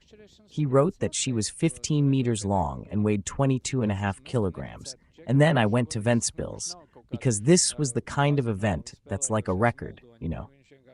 Since the sacred cow is so important to Latvians, I went to Ventspils and we looked, well, yes, his measuring tape was a meter long, so it could be that one mark was a meter, and that 15 could have been some casino gambler. He just, well, she could have too. That was the logic. A mild winter had arrived, and she had come, that submarine had come from the sea to get those 100.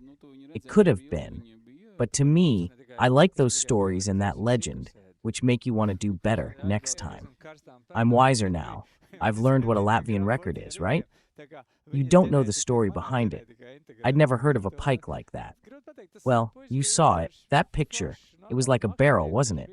Pretty hot stuff, 700 grams of roe, as if her genetics are in mine. Integrated into my genetics. So it's hard to say, that guy was just a cool, normal angler who often goes fishing with others too. He wasn't really into fishing. I wasn't hooked. He wasn't that competitive. So I placed an order a little while later.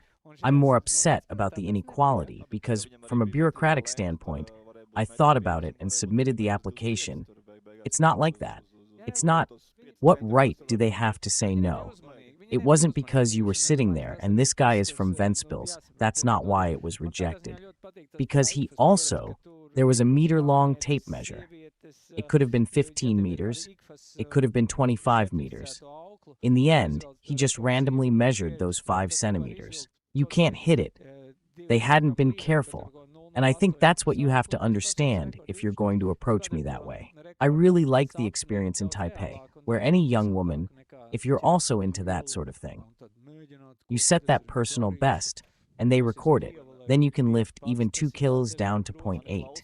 Saukunesi, the world record holder, when that record dream becomes much more realistic and much more interesting than catch a big one and then wonder, what am I going to do with it? Beat it, or would it be God himself? It's pretty tough listening to the 20-meter, 15-meter, and 22-meter marks.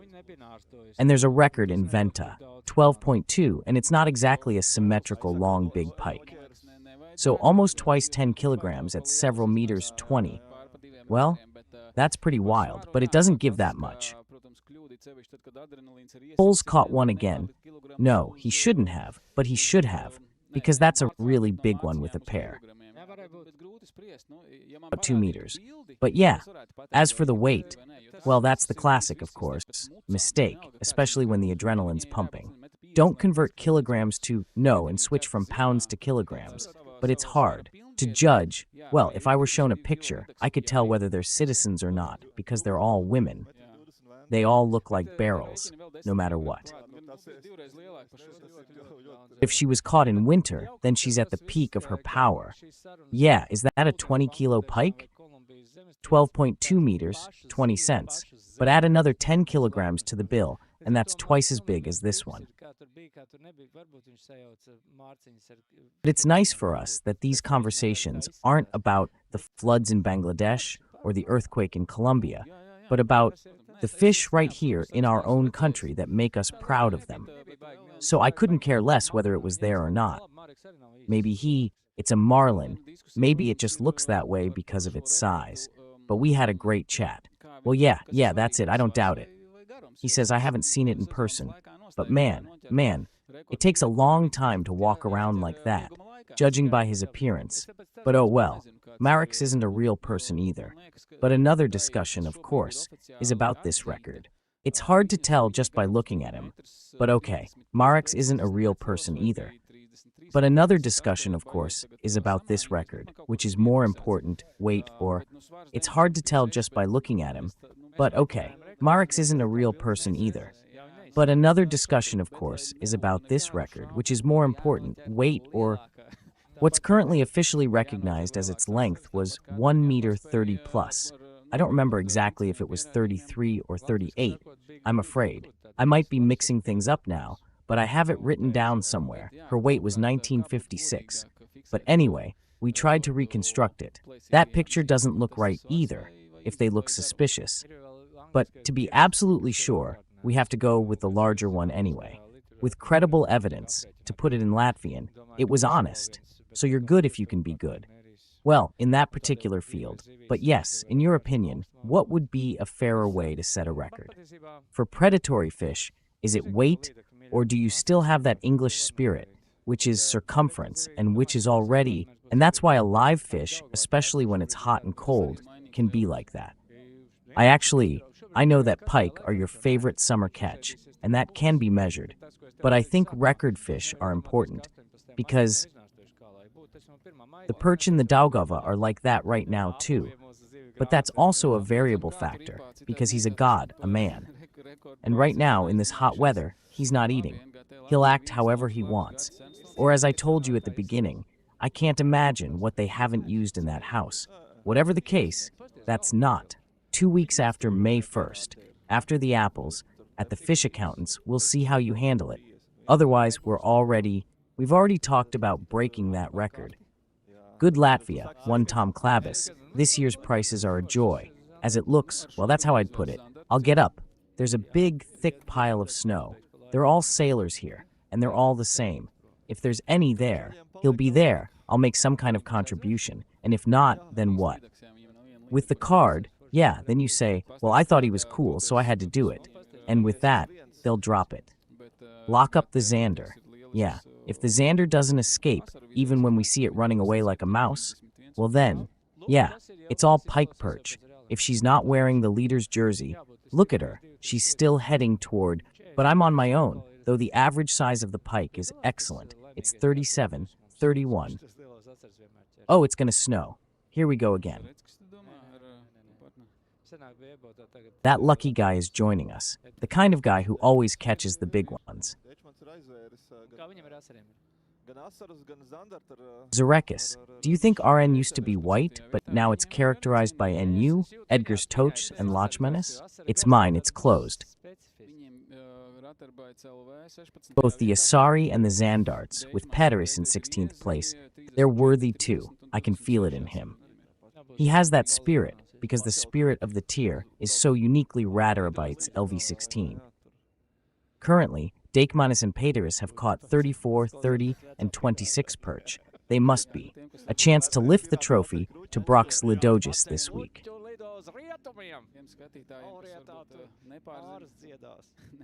Lifting the hook sounds like an old pirate. Well, for those who might think an old pirate lifts the hook and flies off like that, someone lifts a log and flies westward toward the audience. So it won't be a couple singing. I don't know about that. The rotator. Yes, the transmitter is a real-time echo sounder transmitter. Where can it be? Adjust it so the beam goes in all directions. And that's what many anglers sit there holding onto and adjusting. We turn it around and send it down to the bottom. We see happy people. It's for fun too. Dad is now going to catch a pike.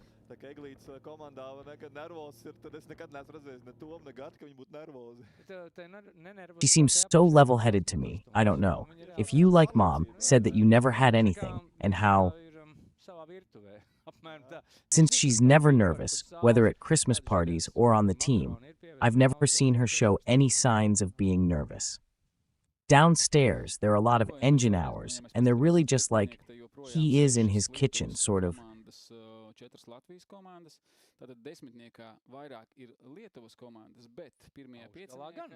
Well, if we look at the top 10 again, there are still 6 Lithuanian teams and 4 Latvian ones.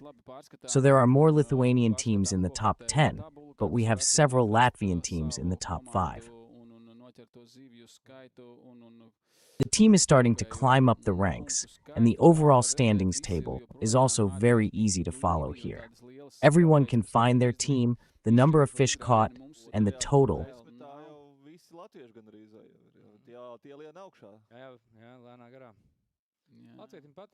Score. Because we don't all have those big trophies yet that would allow us to make the decisive breakthrough. The Latvians almost, yes, they're climbing up there. Latvians love the evening, especially Friday evenings.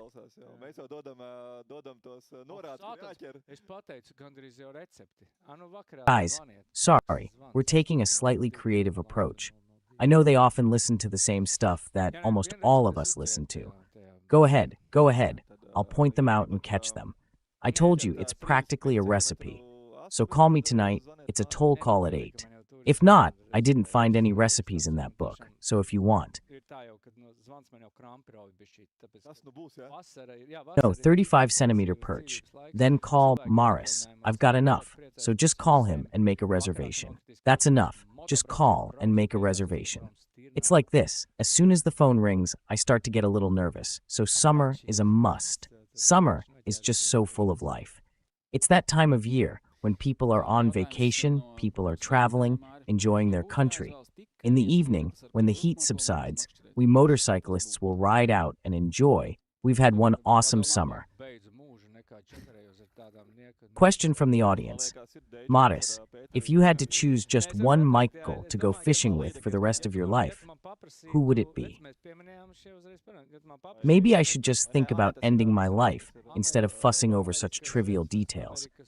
Look, I think that's Deichmanis with Pathrite. I can tell you, yes, I think that Pike is possible. If you ask me, we mention these right away. Show me, ask me. I have. There it is. It's politically correct, made by some American jerk. 4 plus another one in silver with pumps on top. You can catch it all, everything. And it also pushes back the grass. Lift weights in the gym. For the old Roman, that's fine, lol, but in his country, he still knows OL. What sport does he play? So for the Team C,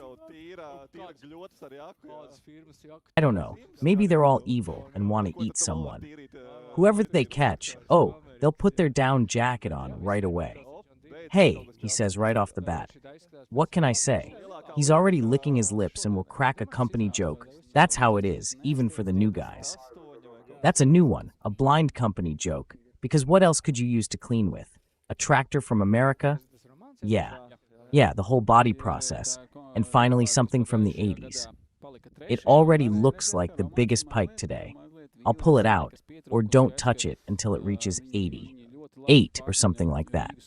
Romans, yeah, that's the crew that came in third last year. And you could tell that the team was a little disappointed. They knew what was missing, and it's clear that they're very good. He knows the waters of Riga well. Romans is also in the bidet. Somehow it would work for number 9. And it also introduces her second half very well, just like her corner. The corners behind the clouds are missing tiers, and no one's hands are growing resources for her now. They might also be watching the weather forecast. It seems like today, heading up right there to the pike. This one's more promising. And I wonder if they were really targeting the pike or if it was just a fluke. Let's see. I don't think that at this level, the pike were exactly biting like crazy for them. But since they've grown so well in the Lilup River, I think, maybe. There's a bit of a gap with the media, but he used to have the Arslev company. You can still see that. So he does his system skiing in his free time. That's really nice, because they had experience with hidden advertising. It said Fischer in German on the bottom, because we'll see right now how many are counted, about 77 or 78 at a glance, because he's already won. There are 2 grown ones on the spawning bed. With 77 or 78, there will be some fry. What's your forecast for tomorrow around this time? I think there'll be at least 1. I have a feeling it'll be 2 or 3 meters plus. That's what you're telling me. So surely one of our guys knows where it is. They need to stop messing around and start playing the oval. No, just go to your little kitchen and get that tape measure. These are the ones who'll go to the kitchen. I think they will too. Well, yeah, as for that 1 meter pike, and considering last year's experience, I want it. I definitely want one like that, because we're talking about trophies here. I really want them to have competitions like this, too. It's all well and good, but we can see, and as Kaspar Scholes said today, that the pike is currently the most challenging fish of them all. The sea zander has arrived. Yes, all of them of similar size should be released. Zander is also an aggressive species in RN like pike, and the lures should in theory be stored on the shelves, but the shelves have once again prevailed. So, she doesn't have any of those big cans there, so she just likes the little shelves where she can pull up and grab something, then go back downstairs, where it's cooler, to digest it peacefully. And so she has to look for where that shelf is, and the shelf she can drive up to, from below and from above, and pulling, wherever he'll grab it. Well, that's the theory, if you were to ask me to explain my train of thought. You can't catch an 80-centimeter pike in the Daugava, the Lealup, or the lakes today. But it makes sense when you think about it. Girls are swimming, guys are riding around on motorboats and jet skis. Who's even thinking about pike? The weather's too good for that. It'll just take a few wispy clouds to cover half the sky. Well, at least the moon isn't shining, and the sun isn't out at the same time. This isn't the right time. It'll be even hotter then, and the speed will be 1 meter per second higher. It could also be different. You see, the wind would be blowing on them then too. It can also happen that when the pressure on the hive stabilized, the impact then dropped. Maybe that's it again, Roy Kaspers, who represents the GP and has received the funds. Either that's already the case, or this is it. I was told that it's the same pike, a person in a desperate situation who's already working beyond their limits, was made to work by the operators, so that we're only looking at the price here, but there's work involved in all of this. A good jeans commercial, just like the one we see with the water. Jury, look this way, please. Mats is hanging out by the bridge over the Lealup River, which doesn't say a word to those who are listening. The bridge. Everything's clear. Yes, clear in terms of content, as far as it goes. But Banya Bridge too. On the side, the supports. But where it is, but on the second side, and the inner dance, my vision sways back and forth, not from the swing.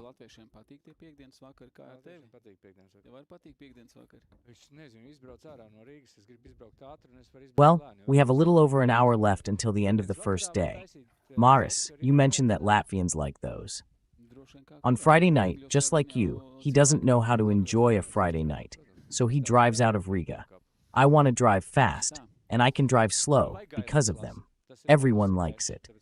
On Friday evenings, you can make soap because you also get it at work. It probably depends on the person, since people either enjoy nature or choose not to work.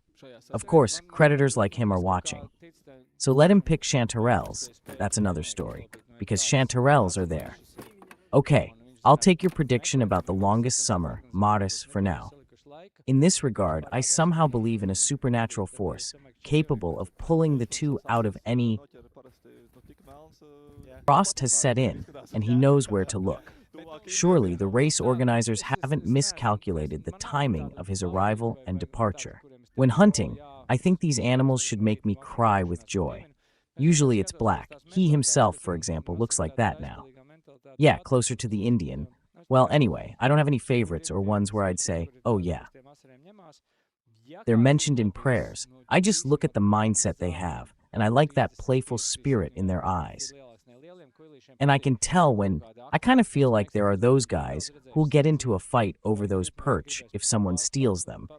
Well, you know, that 35-37 mix might work, but it's a bit too big for small boats. They prefer some rocks around them. A red-headed chater, the location of which is unknown.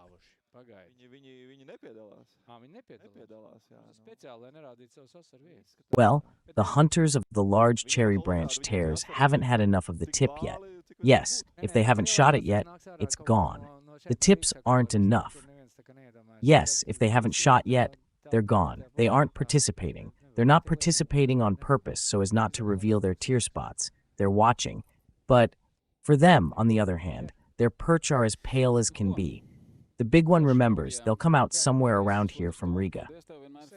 I don't think so. I think they'll come out of the Daugava. That's how they catch them. Well, we had a great time. Yeah. Thanks for the other hour. Thanks to you. It's always great to chat and listen. Stories, fairy tales, and squirrel. Yeah, just like they say. It's just that there are other lakes too. But there are those with more motor hours. Yes, may you at your age go about your business in your room after that conversation about the Latvian record. And I also hope that when you catch him, the rules will be such that you don't have to kill him. Yes, I really hope to see that happen. I really do.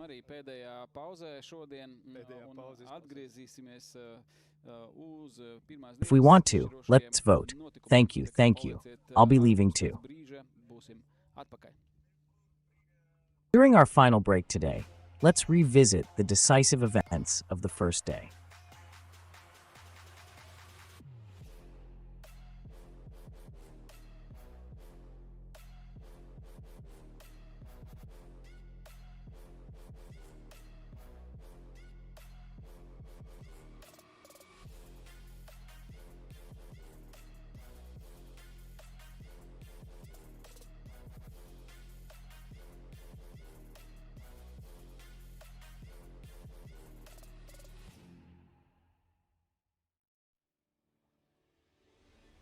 Force Pro. It's the trolling motor used by the pros. Cut through the water quickly and quietly. The Pro. And when you get where you're going, lock in and stay put. Like really. Whether you go, when the city council until it's time to take control once again. lack in the heart. Control oncogene. Fish with force. Clyde. Only from Garmin.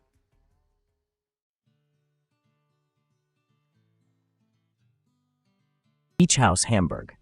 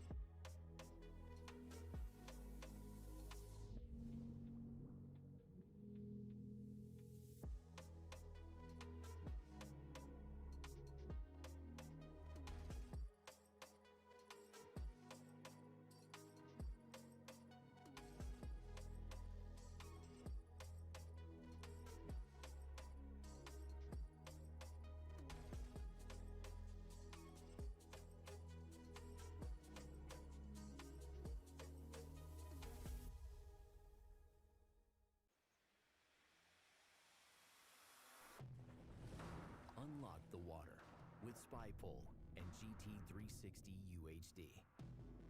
Attach GT360 UHD Match type GH60. One view sonar images without needing to rescan.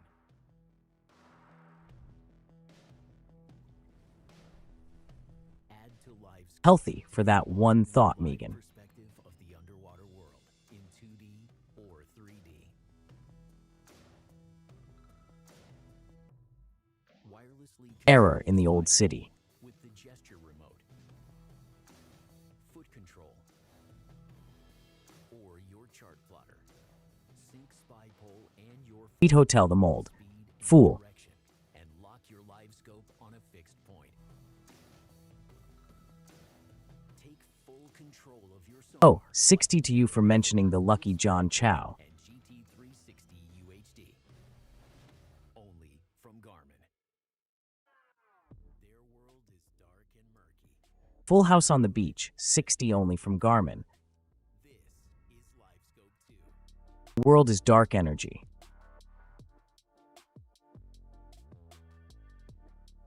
This is life.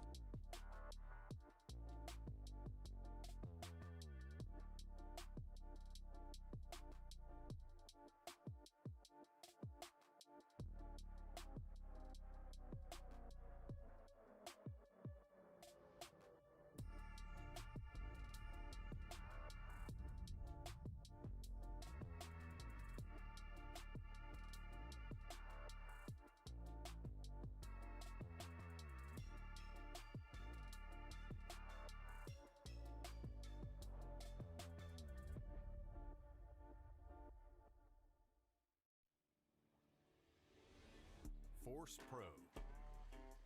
It's the trolling motor used by the pros. Cut through the water quickly and quietly. The show. And when you get where you're going, lock in and stay put. Like really stay put. When it's the heart of the party. Take control once again. Head to a new spot where there's Kint's no Real Estate. question you're exactly where you need to be. Fish with force. A person, the mind in control. The horse-only theme.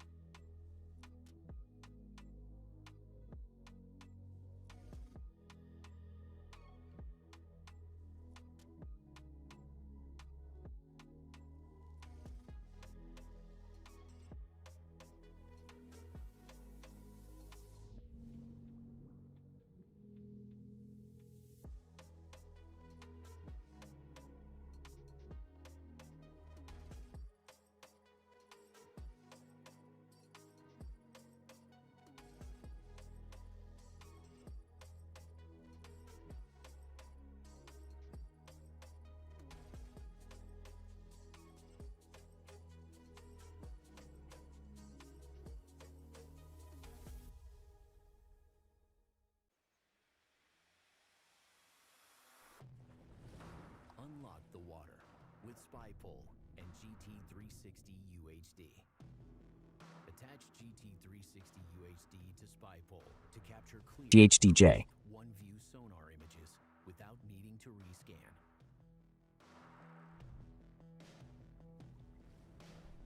Heath Head on South Beach.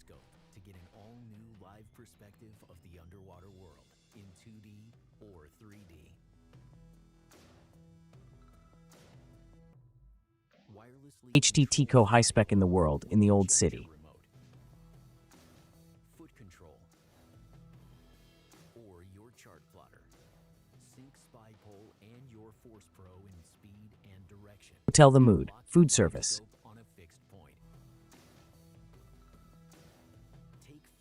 Oh, the 60 pool, and you can come and go as you please at the beach house. John Chow Fixed Point. Only from Garmin. All the way through the 60. Only from Garmin.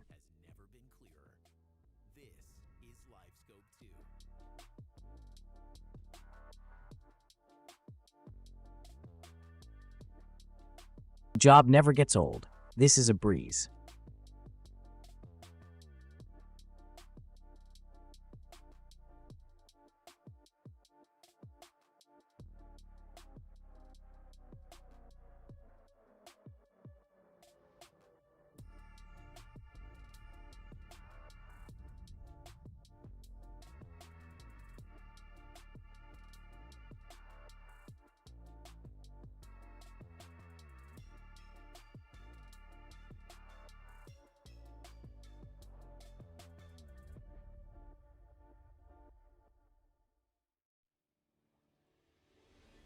Force Pro. It's the trolling motor used by the pros. Cut through the water quickly and quietly. And when you get Moustache Province.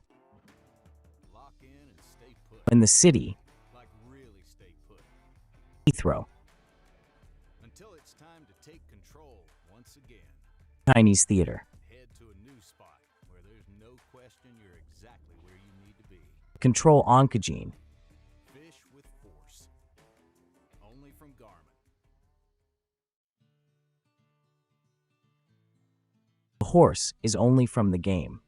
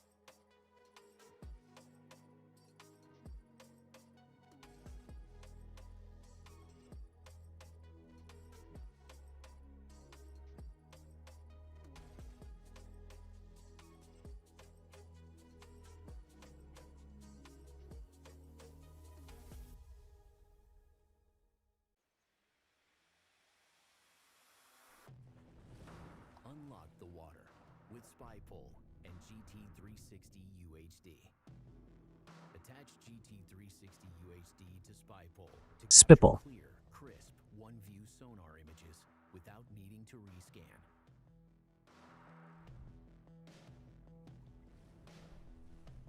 Healthy food, health, sonar, heating, heat. Live perspective of the underwater world in 2D or 3D. Wirelessly controlled Poly for the world in the old city. remote. Foot control.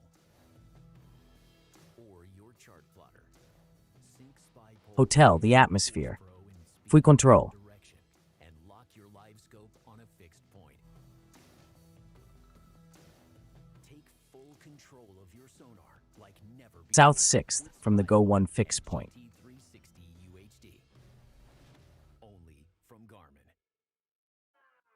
Their world is dark and murky. Your view of it, Reach 60 only via Garmin. this is LiveScope 2.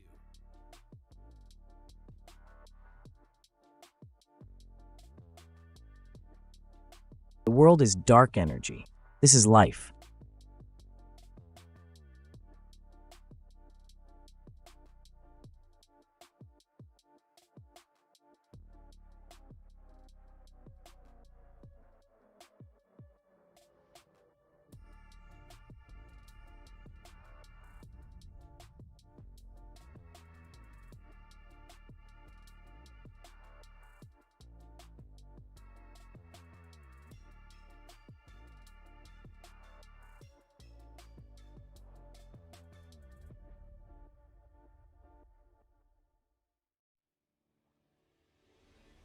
Force Pro. It's the trolling motor used by the pros. Cut through the water quickly and quietly. You are the province. And when you get where you're going, lock in and stay put. When the city hall. Like really stay put. Until it's time to take control once again. Houghton Lake State Theater. Spot where there's no question you're exactly where you need to The control oncogene. fish with force. Only from Garmin. The poor only from hunting.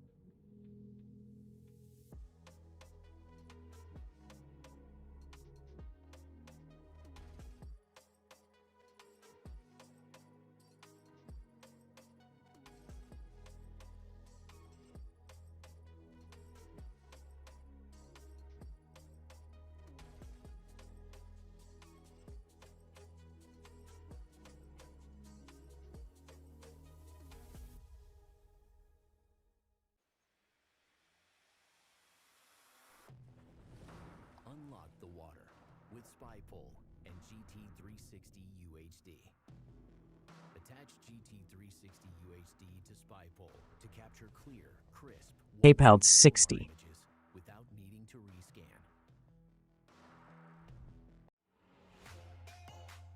Healthy food and health sonar images with Mingzhen.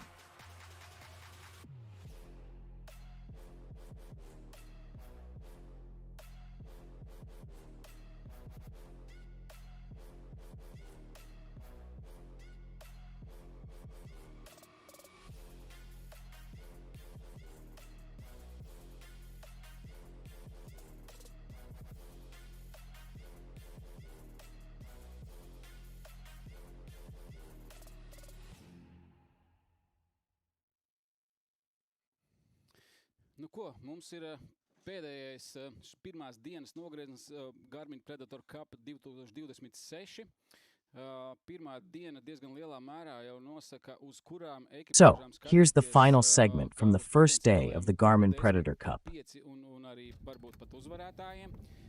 Ir bijuši gadi, kad tas iezīmē The first day of 2026 already goes a long way toward determining which teams to watch as potential top contenders. There have been years when this was clearly evident among the top 10, top 5, and perhaps even the winners.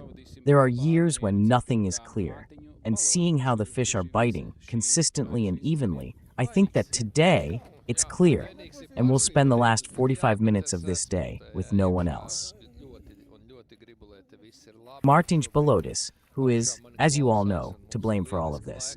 Yes, he is to blame. An exaggeration, yes, but I'm deeply involved in this, and I really, really want everything to be okay right now. Up there, they're listening to me, and we have great weather and a great catch. A spot where you could cast about 4 or 5 meters. That would make it all even better, but practically all the crews are catching fish. They've caught fish. Many are following a closed list strategy, it seems to me. Yeah, if it were, say, a philosopher, it would bother me a little.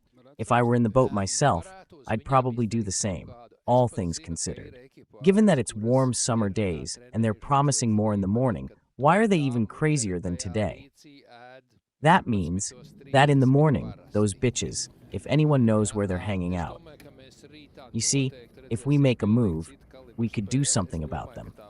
I even know there are crews that they've trained to the point where that bitch eats 11 in that cove. 30, usually, yeah. I think we'll definitely see a game of a completely different caliber in the morning. I think that's how it will be. Because in the morning, even though it'll be warmer, there might be a breeze of a couple of meters. That means that warmer, with maybe a couple of meters of wind, that means the water will be moving, the water will be choppy. I think, well, I don't know. We can't say anything specific, just as you said. Yeah. Well, maybe we should take a look at the top 10. How does it look right now, and who's in the lead? We've had this for quite a while now. Connector Cage, the only team to have closed the protocol, has caught 333 fish. Lithuania took second place, RN from Lithuania, and Latvia took third place. Fourth place, Connectors Coop from Lithuania. Fifth place, Rapala, also a team from Lithuania. Sixth place. Seventh place goes to the Latvians. Their time is 0.7 seconds, and they finish 8th. LTV 9th. They're called Silikrasti, and C1 rounds out the top 10. Results are very close. One fish can make all the difference, and accordingly, someone also drop it down to port N lower. Yes, we still only have one protocol at the moment. Closed, but many teams are close to it. That said, out of the 9 fish caught so far, the teams that have caught them are currently the closest. We don't yet have any teams that are 1 fish short, but it's only a matter of time. We still need to catch the biggest, longest fish. We also have some news. If before, half an hour ago we said that the longest pike caught so far was 77 centimeters. So jury, was it you? Do you remember exactly what the size of the longest pike caught so far was? It also shows 85 at the bottom. That's the biggest one right now. That's how it is now. You could say that, since in sport fishing, the trophy size is just what it is. So there's a pike worthy of the competition, one that's absolutely guaranteed to score points, exactly. And Vladimir, he represents the VAG Motors team. They're currently in 25th place and have only caught pike so far. They still, no perch and no zander. Those who are following along, including VAG Motors, know exactly when. Herring are also excellent perch catchers, and Gunter's Lachmanis has already competed in the Garmin Cup. The top 3 teams also have very good boat specialists for zander. They've already caught pike, totaling 68,500, 62,570, so that's the average size of the pike. It's very good, and now it's just a matter of zander and perch. Right now, I'd really like for this them going in the right direction tomorrow. Yes, because right now, I'd like to see at least 222. 50 pike for at least 5 or 6 crews, then things would really stay warm, because right now, it's pike for at least 5 or 6 teams. Then it would really stay warm, since the competition is currently underway. The average size of a pike is 60, and that's already good. So there you go. Ask, we'd need a slightly larger video size. That could be good. Right now, with some adjustments to the equipment, we could get a nice zander size, but unfortunately, our average zander size is around 50 right now. But we have to accept it as it is, since that's our local. It's a resource because it's not going to suddenly disappear on its own if the catch is regularly reduced. Trophies are caught regularly. They're very well trained. Here, yes, I'll admit, they're as soft as wax. When those fish have already been caught many times in March, I suppose they've developed some kind of reflex. Just now, when we were down there, my dog met a dog from the previous hunt and immediately kept a 5-meter distance. So the animal remembers for a year who warned it not to come near. I think that fish, they've definitely developed some kind of reflex against those lures, because one Lithuanian crew, they complained at the store when, yeah, there are pike there, but as soon as I cast, they immediately take the lure off the hook. The kind of hit on the fish finder where he says there's no point in running back there. Well, they're well targeted, yeah. But in every match, I mean, how long have we been watching these matches? It always works out for someone, of course. If it's different for someone else, sure, and that's the coolest part. Who's going to be the result? The one who gets it. And that would be interesting. The sea wouldn't have fed it either. What would the river even be like now? There are zander. Everything is going very well. Zander are biting this year. There are no problems this year. For the most part, there's no problem. They're just a bit small, but I don't know if they'll be trophy-sized zander. We'll find out when the guys pull their catches out. You say so. It's looking good on the live feed right now. The live stream is good. A nice fish, something bigger. So now we're seeing one from the team that's... One of my guys is starting to pull it out of the decoy. It's a zander, and that's the Daugava, right? Well, she's kind of finished her catch of zander. And a little further up, judging by everything, she ran off quickly. Yeah, she didn't get very far, though. We won't say publicly where they ran off to after the pike. It looks like a bigger pike, unless they don't have a pike right now. By the way, if we discussed this area down below just recently, that's some unpopular one on... An unpopular area for pike, but it tends to be very good there. It looked like just under 70, maybe a little more. From the airport to an unpopular neighborhood, but it's usually very good there. It looked like just under 70. It could be you yourself. That's a safe bet for today. 70 is a good leader. Very good, because if the stream isn't... But there won't be 70 there. It's 65, very good. A leader in hockey, 5, very good. They're at 65. Very good leadership. Hockey 5, very good leadership. Okay, we have to trust them. They're at 65. We'll see. If the jaw has to be put back in again and it's not there, it'll be -1 centimeter if it snaps like that. It's hard to understand why I'm so against it. Well, you see, I saw that the politicians, I saw that they're staying, and the little boats down there too. It's hard to understand why I need to train. I saw that the politicians are staying, and the little boat down there knows everything and does things properly and with integrity. Kujis is the head referee. That guy is the head referee, and he has a wealth of experience in these matters. Let me remind you that one of our viewer commentators will win a prize today. From the Eholot store, I'm getting a Garmin Strike 2 5CV fish finder. Nothing complicated. Striker 2 5CV, nothing complicated to do. If someone makes a sensible comment, ask if they're already part of a team and explain the Garmin procedure. Feel free to share this with your friends on social media, Facebook and YouTube, this time.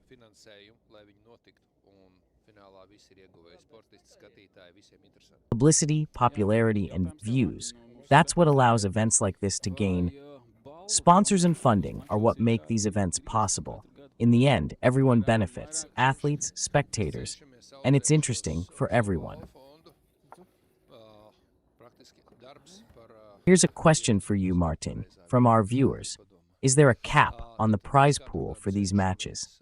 It keeps getting bigger every year. We're trying to increase it. This prize fund.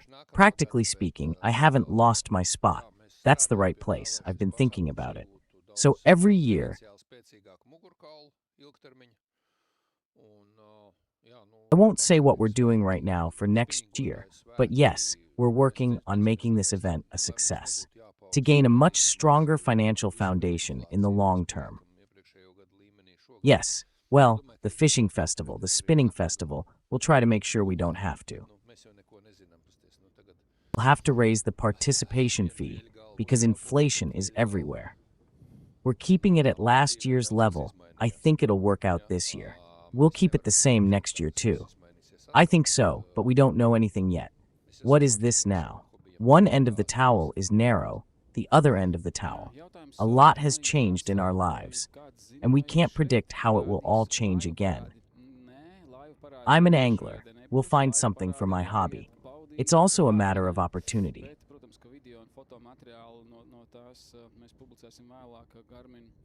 Mēs aicināsim dalībniekus, lai viņi paši iet laivā, lai viņi paši laiž augšā, kā viņi brauc un rāda. Does anyone know if the boat parade will be shown here? No, there won't be a live broadcast of the boat parade. It's just a boat parade. You have to go and enjoy it in person.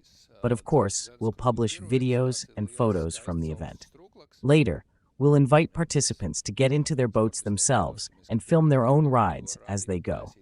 Yes, there, the powerful boats will perform pirouettes using their propellers. They're big, beautiful, and high. Tall fountains. If we athletes agree that those who want to show off and do this should do it in one place, then that's where it should be. So that in other areas, near all the cafes and everywhere else, the water is safe, as they say, because the large boat's ability, they can create fantastic fountains. I suppose that some people on the bridge might be delighted by how high those fountains will be. I wonder if there's any interest in these races in Scandinavia.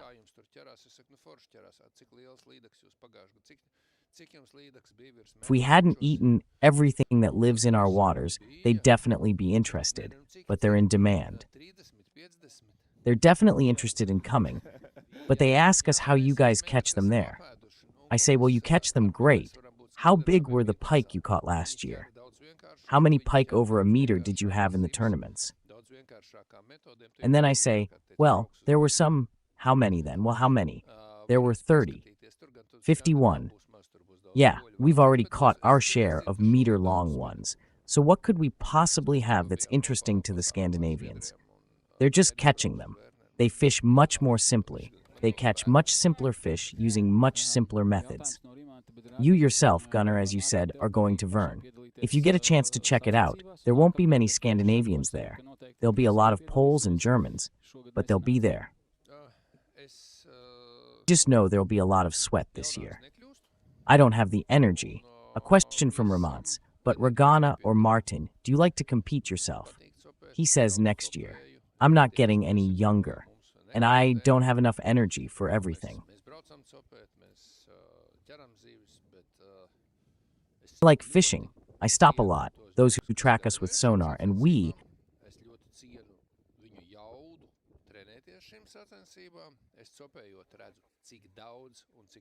I really respect the guys who prepare for these races. I really respect their strength. When I'm fishing for these competitions, I see just how much and how seriously they've been training. Well, it's no secret that I'm pretty ambitious.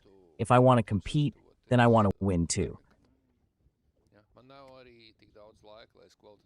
I'm also realistic. I don't have enough time to do it. Prepare thoroughly for the Garmin K. If I also don't have enough time to prepare thoroughly for the computer, the tour, or afterward. We've been there for high-caliber tournaments like that, and we've caught some big fish. But I wouldn't say it's as if everything is over. Right now, we're in a phase where we're working very hard, directing our energy to where, let's say, it's lacking. Martin, you've been left out of the loop this year too. We skied a bit in the classic-style races that were organized, yeah, and everything was, let's say, pretty much on the meadows. Since it was harder to train there, we came to Lea Loop, well, since we were actually there. Pļaviņas. And we're competing, we're giving out prizes in Pļaviņas. It would be cool if we were in the top 3 for our own prizes, but it wouldn't be cool, so we're trying to strike a balance. Around the top 10. We managed it twice, but failed once. Well, okay, you keep an eye on your heart rate if you're in race mode. Well, no, Kaspars and I just went out there. Usually we take a day or a day and a half to get used to the water. What's changed in the last 20 years or so? And we're just going for the thrill of it. We're starting, well, in Pļaviņas, by the way. I really liked the situation when at the stable level 1 meter lower, which is now, I suppose, the new normal level, the conditions have changed and a new situation has emerged. Or in the 11th, which doesn't matter. If we still had some matches left, if we still had places where we were still competing, before that, we had a big... On the Lea Loop River, we raced to Calciums to catch the big perch, and we caught them. On the Lea Loop River, we raced to Calciums to catch big perch and landed a huge haul, but right before the finish line, one pike got away, and it all went wrong. On the Lea Loop River, we raced to Calciums to catch big perch and landed a huge haul, but right before the finish line, one pike got away, and it all went wrong. Well, you see, this is getting serious. We're getting ready. I don't remember what else was discussed regarding today's topics. Continuing with today's topics. Well, our main discussion all day has been about the Latvia-Lithuania Derby. What's your take on it? How is it? You've come all this way. All my respect to you. I really like it when the Lithuanians come, because they make us, well, let's not hide it. Our little white birds are proud birds. All due respect to these determined guys from Lithuania. They're sticking together. Well, let's not say they're fighting in packs, but it feels like they're not playing a solo game. They're very interested in taking that boat to Lithuania. I really want the Latvians to race that boat here, not in Lithuania. There's nothing I can do about it, but honestly, all respect to the Lithuanians. They're number 2. Second-tier teams, whether it's Švilpis, Gustas, or Gediminas, when both score 2. Both guys, regardless of who they're up against, are still catching plenty of young ones. But he's the same. He doesn't do anything else but fish. They're tough guys. They're really powerful guys. And I'm telling you, their sleeves are big.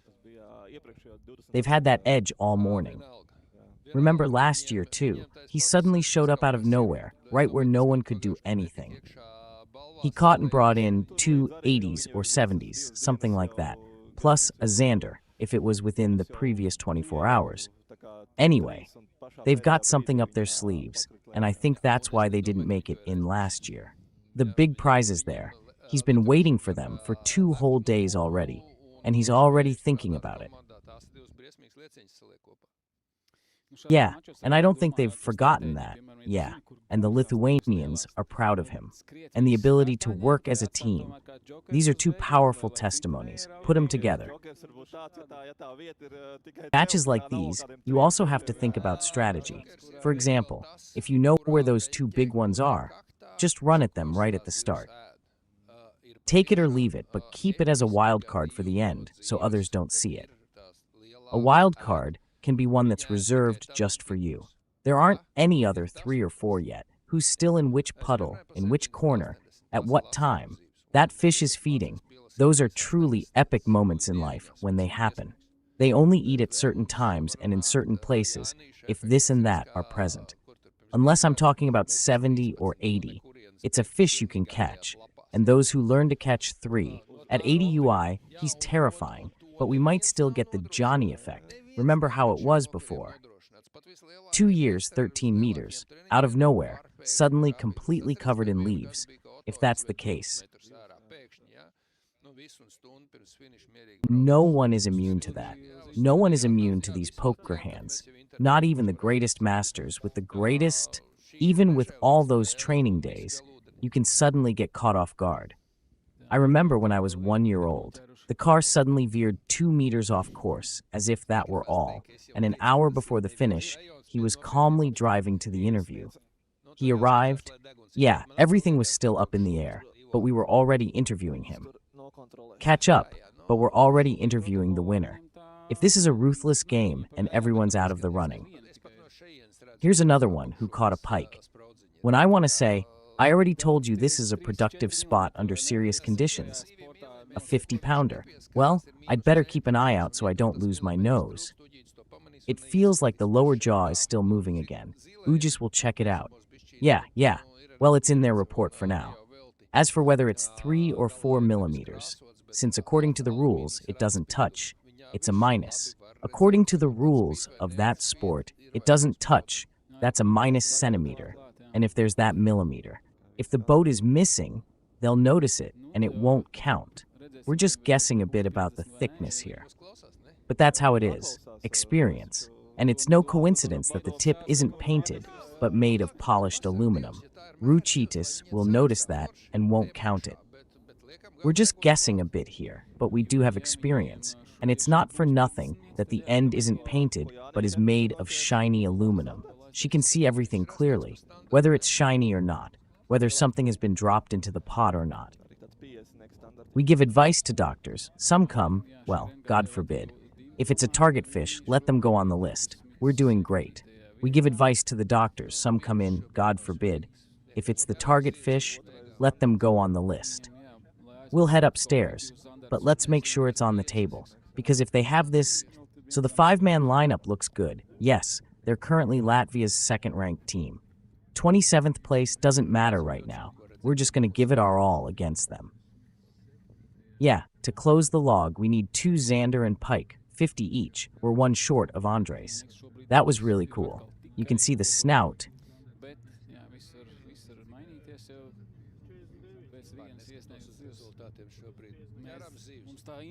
Right now, we only have the horse-like animal in Lithuania again. But yes, things are changing everywhere. Even based on the results from just one institution right now, for example, the drawing.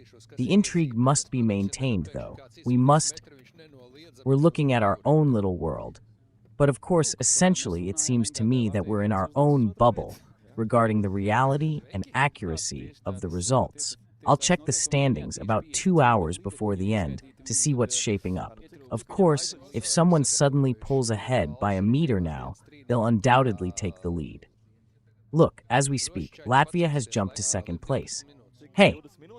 So that's exactly how it goes. That's exactly what's happening. And yes, they've got a 50-centimeter pike. They're in. They didn't have enough to prepare prizes for the top 3 from the first day as well. Go for it, guys. Give it your all. You have 20 minutes. How long is 20 minutes when there are 3 of you? Let's not forget that this time limit applies to handing in the card at the bridge, so it's not something to be stretched out. You don't have to pull the lure out, but if you're there, you have to show up. During this time period, you must reach the footbridge and hand in your participant card. So, Because we currently have two teams that are each missing just one fish to close their scorecards. As has already been mentioned, Latvia 1 and the Lithuanian team connector up. Thoughts on the space and environment, a mini whistle. The results for both teams are currently similar, with a 6-point difference and a 6-centimeter gap. With such small perch, you can race so fast because most of them are small, around 40. Plus, there aren't any 37s right now. He was in the upper bracket. If I assume that tomorrow morning there will be If I assume that tomorrow morning the first catch will be that everything will have been properly checked off the list. And something will try to do something to us. Well, everyone will have their own tricks that they'll pull out of their sleeves now. Go points, because there won't be anything left to save anyway.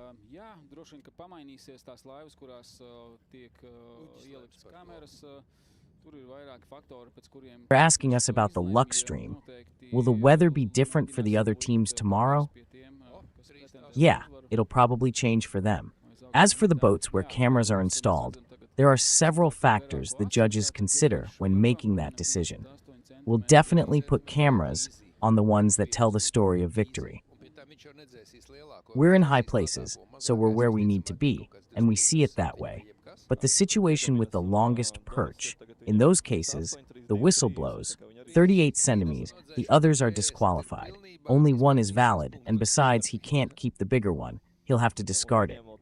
The smallest one is most likely something like 2.5, 2.7, or whatever, and I think he now has 3.8. Say 2.527 or whatever, and now he has 3.8323. And since he's doing a great job of scoring 30 against 40, the point differential will change completely. There's still one pike short. I'm catching pike. I'll be fishing tomorrow morning.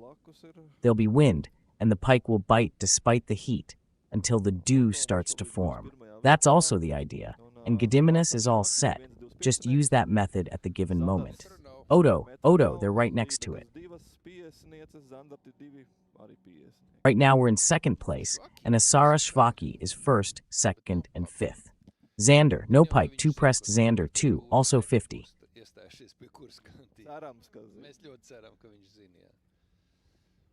Shvaki's doing okay, let's be honest. But oh well, I'm sure he knows where it is, where those meters of sea are. Plus, he knows where those half meters of sea depth are. We really hope he knew that. Alright, I'll leave you guys. I'm going downstairs. The first boats are already starting to arrive. Let's go. Talk about the interviews. We can tell the viewers when the results will be announced after the race ends. They'll be available. I apologize to everyone who wants to criticize us for the fact that the results aren't available during the race, only on YouTube and in the live streams.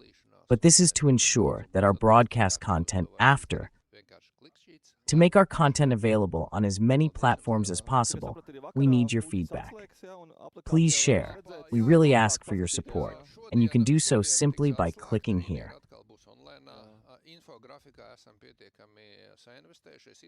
Thank you very much. And I also realized last night that the ship will set sail. If you can see it in the app, yes, be sure to check it out today. It will be taken down today, but it will be back online in the infographic tomorrow. We've been featuring infographics for quite some time now. The update happens literally a few seconds after a fish is entered. Follow along, watch, and enjoy. This is a show for you. And here's the link where you can view these results on our website. On the website, we'll post the link, copy it, share it on Facebook, and follow our profiles. I'm not really a marketing person, though. We have a large team working to make sure everything goes smoothly, and the results will be available this evening for those who want to analyze them. You'll be able to safely assess the situation for tomorrow this evening. The results will already be in. So follow along. Yes, exactly. Down below, yes, the first teams will already start coming ashore. We'll have interviews to find out how it went. The day certainly wasn't easy for anyone, especially considering the outside temperature. And yes, to add a little to Martin's comments and everything else, I'd like to remind you that one of our viewers watching today will receive a Garmin Striker Vid 5 CV Fish Finders, and there's nothing complicated to do. Everyone who is here today,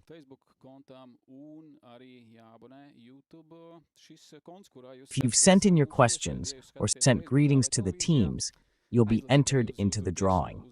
Those are the only requirements. You must have a Facebook account and also subscribe to this YouTube channel where you watch your. You can watch our live stream on Facebook or on TV. You're also not allowed to go directly to YouTube, even if it's the same account, since it's not complicated. You can get a great, very good starter set of fish finders, yes, for those who don't have one. And as for us, we still have some of these boxes left for tomorrow, as long as we need them, and there will be new prizes tomorrow. We'll all finish today, and that will be taken care of as well. How? So as they say, stay tuned tomorrow as well. There will be more chances to win Garmin Fish Finders. This tournament isn't. Not only do the anglers get the best prizes, but sometimes the spectators will get even better prizes. Anglers get the best prizes, but sometimes spectators do too. In fact, some spectators will get better prizes than the participants, even while sitting on the couch. Can you win new gear in this tournament? Looking at the countdown, we see we have a little over 12 minutes left until the finish today. We see that the last few teams haven't finished yet. Not too far from the start and finish lines, they're bringing in fish to be weighed. One of them is the NGHL Whitetail team, Eggers, Ungers, Radis, and Ozals. Yes, I'm keeping an eye on the top 10 the whole time, and I'm waiting for the moment when the Latvian people, when they take the lead on the first day, it's either 5-5 or it stays around 50% the whole time. When they take the lead on the first day, it's not 5-5, or it's always 50%. And 50% of Latvians have used it. A while ago, Lithuanians were in the majority. It's 5-5, pretty much even, but we're falling behind. That's how it's felt from the very beginning, so that's how it is. The first half of the day was like that. Everything was in the colors of the Lithuanian flag. We have to hold our ground. It's not even getting any worse there. The first half of the day was like this. Everything was in the colors of the Lithuanian flag. We have to hold on. There aren't even any reinforcements coming in. Yeah, there aren't even a dozen teams, let alone 20. Do you see any surprises despite all the Lithuanian flags? I really don't. I really don't see it. I don't recognize, for example, the team currently in 4th place, which is the R team from Lithuania. I don't really see any surprises. There's also a 10th team, Brema LTV, but I still don't know which Latvian crews are in it. I don't know them that well either, but knowing that when they're paired with Roman C, they're number 2. As for the team's information exchange, they have Romans. He's the guide himself. I think everything's in order there too. It's time to fish. Vitalijs Vilcons, Stanislavs, and Cipolis. Well, there's no question about it. We're always firmly on Martin's side, wherever he is. There are yachts. We always sail steadily. We don't make waves, because yachts are moored at other piers, and there are boats. You shouldn't do that, whether in the navigation channel or anywhere else where boats are moored at the docks. Well, we can see that the participants' boats are rapidly approaching, and the entire Daugava River is visible in the distance. Everything's great. Let's try to pull it closer from a distance. Everyone's really giving it their all in the waves of the Daugava. They've been at it until the very last minute, as much as possible. We still have 10 minutes to turn in the participant tickets. Many boats simply pulled up to the dock. They docked at the first available spot at the pier, so they could make it back in time to turn in their tickets, since there were still some left. If you don't hand in your ticket, the day is over, and your result won't count. So now we'll just go have a drink and look for one of those participants. Who do we have? So there you go. Mine and this one, this one, this one. They're already getting a warning from me, I tell you. What kind of act is this, you see? Let's go. Number 23 will get a warning from me. They need to slow down. Slow down in the harbor. If you're looking at the app, you'll hear, mēs varam, bet jā, viss ir baigi forši, bet mums jānoiet diezgan liels gabals, lai satiktu pirmos sportistus, bet, nu, jā, prasīsim, kā viņiem gāja, prasīsim emocijas. Let's keep going. We can keep going. But even if everything's really great, we still have quite a long way to go to meet the first athletes. But if we ask how it went for them, let's ask about their emotions, because nothing is... We'll try to catch up with the guys who've rushed to the finish line. Look, there they are, the first ones. We'll interview them right away. We'll talk to them. Go ahead, tell us. Tell us, how did it go for you, or how didn't it go for you? It went well. We didn't get hit, no matter how big they were. That kind of excitement, you know, yeah, where he grabbed it and yanked off the tail, and then it's just so cool. There was that little spot where we had a lull, but we were at the very end. That's what we needed. But there was such excitement that, just that I could catch that one. I'll run after it in the morning. Yeah, we need that little one. And we caught a perch, but the little one wasn't there. I said, let's try again. We drove up and boom, great. Superman's probably right, isn't he? Really good for us. Us in the bars, you know.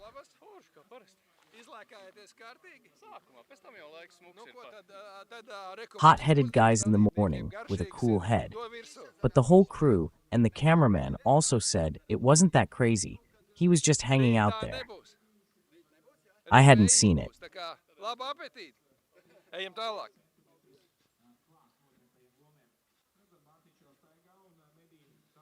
Tomorrow won't be tomorrow. The wind will be just right. Let's keep going. Tell me, what's going on there? It's good day. It's very good day. He's already out there, and the media are covering the crews that have returned. GD deserved to go under. Listen, I am asking about the fish. You are talking GKC, the city of slaves, the beautiful city. Thank you. right there, but tell me about the fish. Garmin, Liz, and Ija are joking about food. Pike wobblers and silicone lures. Zander, of course, pelagic. Yeah.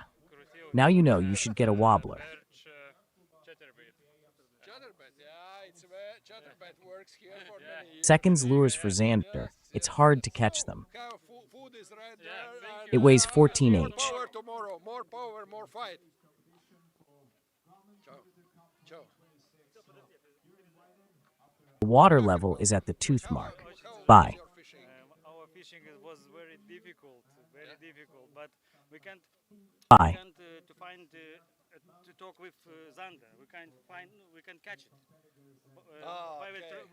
When it was Very cool, very cool. But you have to find the lift. Yes, but for 2 weeks we were training with Zander, no problem. Find the way we run in Riga. Anyway, yes. We took bite our tail. But the training center in Bonn, no problem, was probably different now. But I think tomorrow will be okay. Tomorrow it probably will be a bit more wind. That means Pike will be more Highway. active, It's so simple. have Expect less it to be food, difficult, have fun, but and tomorrow will strong be game okay. tomorrow. No champion. You'll probably be more in the thick of the action. So Hood HB. Champions, how are things not going well for you here? Man, it was tough today. You really had to push through. I saw you on the screen, red-cheeked and sweating, right in my ears. The leader let us down a bit today. That's a letdown, yeah. We weren't supposed to catch Pike today anyway, but still the plan was to catch some. We really went all out today. We celebrated both days. Well, whatever. Yeah, what are you gonna say? You've got something to say about Pike, too. Pike, yeah. Well, there's something to say about them. At our first spot, there was a huge scramble. We thought they'd let us through, but they knocked us right off the hook. 2 of them.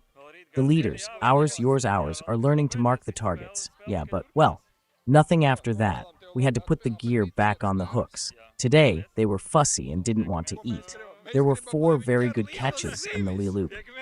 But it's still a long day. Tomorrow will be another long day. We need to put in the time. Yeah, nothing yet. Yeah, nothing's over yet. The game just keeps going. We wish you a good appetite and strong nerves. Thank you. See you later. We want them to catch some big fish. As long as we're splashing around there. Good plan. Let's move on. What else can we catch? Hi, where are we? We've got a river story. It was rough and tough, and there weren't many fish. Since there weren't any fish, they live in the water. We didn't catch many seals today. It's very hard to catch seals with fish. We saw the fish and the seals. How many did you catch? 2 zander, not a single seal. So they aren't there, but they are. I saw them in Spain, if that's the case. I saw in Spain, if that's the case. It's not cool there, according to an old fishing superstition. Where there are seals, you have to run away. Fish are better in the morning, like the big ones. You're good. A good mood is good.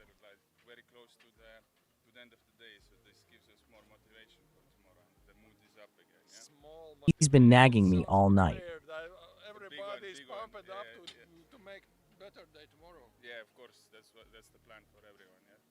End of the small motivational icon set by Wethwerby Pompadour. Search for any.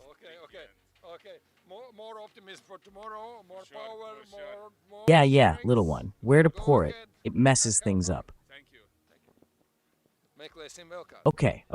Our optimism. Port Novo Moro, Moors, Franks. GH. Look for someone else.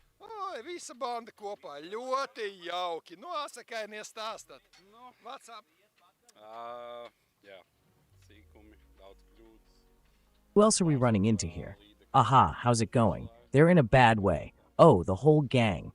Yeah, little things. Lots of mistakes. Pike bites the bait. I never do that these days. We're learning a new day.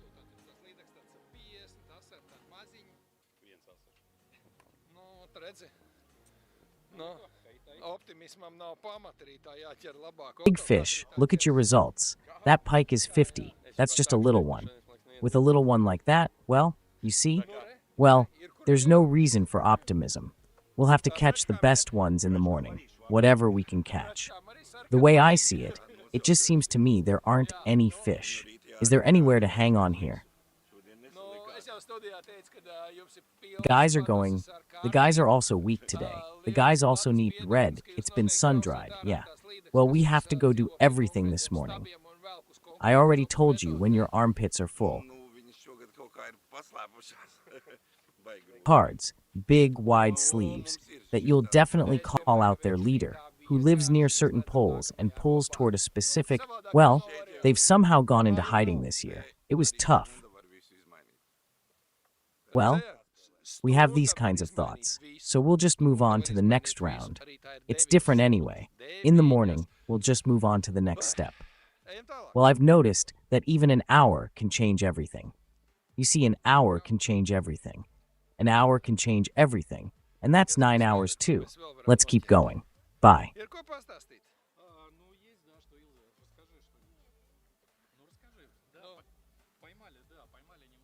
What else do we have? What else can we catch? Is there anything to tell?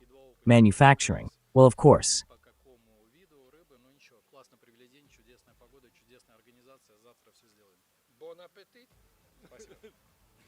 Especially in the middle of the region. In honor of the song by the group Bon Appetit, let's go. Go ahead, tell us.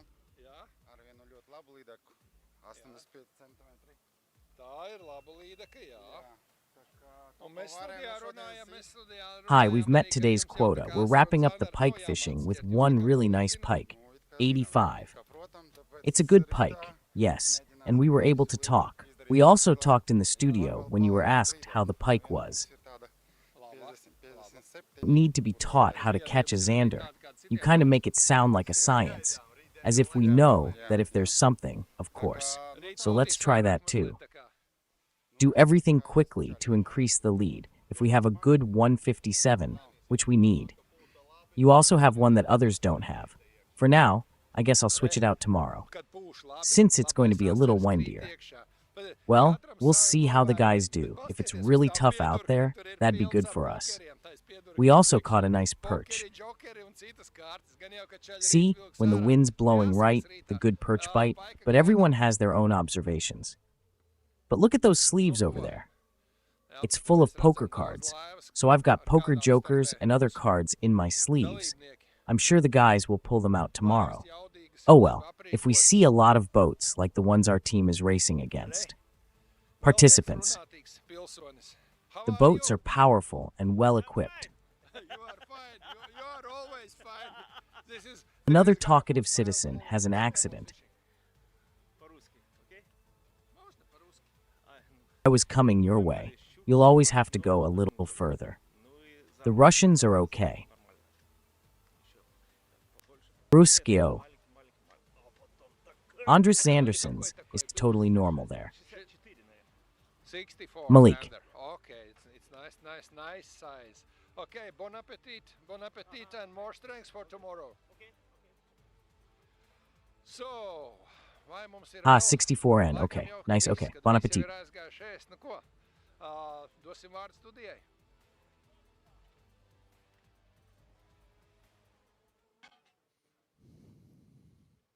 So, do we still have time? I guess that's it. Everyone's already gone to eat. Well, let's hand it over to the studio.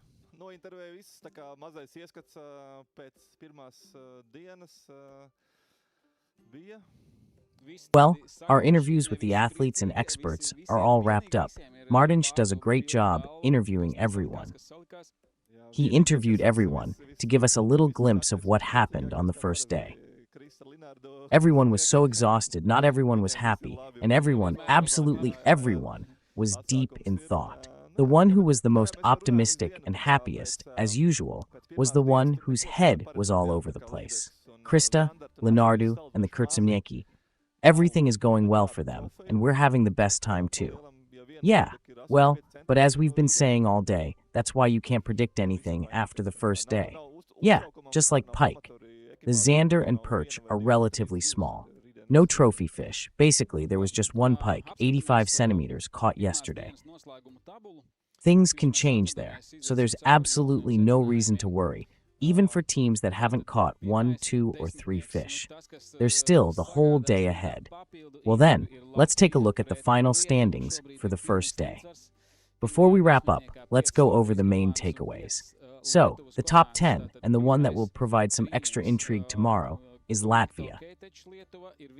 Compared to Lithuania, there's currently a perfect balance in the top 10, 5 Latvian teams and 5 Lithuanian teams. So the top 3. Okay, but Lithuania is the only team that has closed the protocol, that is, earned 100 bonus points. Next closest are the Latvians, Latvia, Toms Klabis, Gatis Jansons, who are 1 fish short of closing the protocol, Connectors OOP from Lithuania. 3. Right next to them, they're also 1 fish short of earning 100 bonus points. Friday's results from Latvia: 6th place for Cope, 7th for Rapalano, 8th for Lithuania. Tohatsu Latvia won 9-0-7 Fixp won also in Latvia. Rima LV from Lithuania rounds out the top 10. But as we already mentioned, not just in the top 10, but in the overall standings as well. Very, very, very close results. Goodness gracious, we currently have only 1 crew. Everyone else has caught at least 1 fish. And yes, the good news about this sport is that there were already many interesting events today on the second day of competition, and tomorrow is going to be absolutely amazing. Unpredictable. No team has a trophy collection yet that would make them feel unpredictable. No team has a trophy collection yet that would make them feel confident enough about a top 5 or top 9 finish. Or do you have 3 since we're waiting for trophies, tiers, trophies, zander, trophies, and pike in the morning? Yeah, Yeah, that number right now looks like it's drawn all the right conclusions. And well, you've got to say yes. They won't make any mistakes either. As last year's winners, they're definitely in the running for top spots.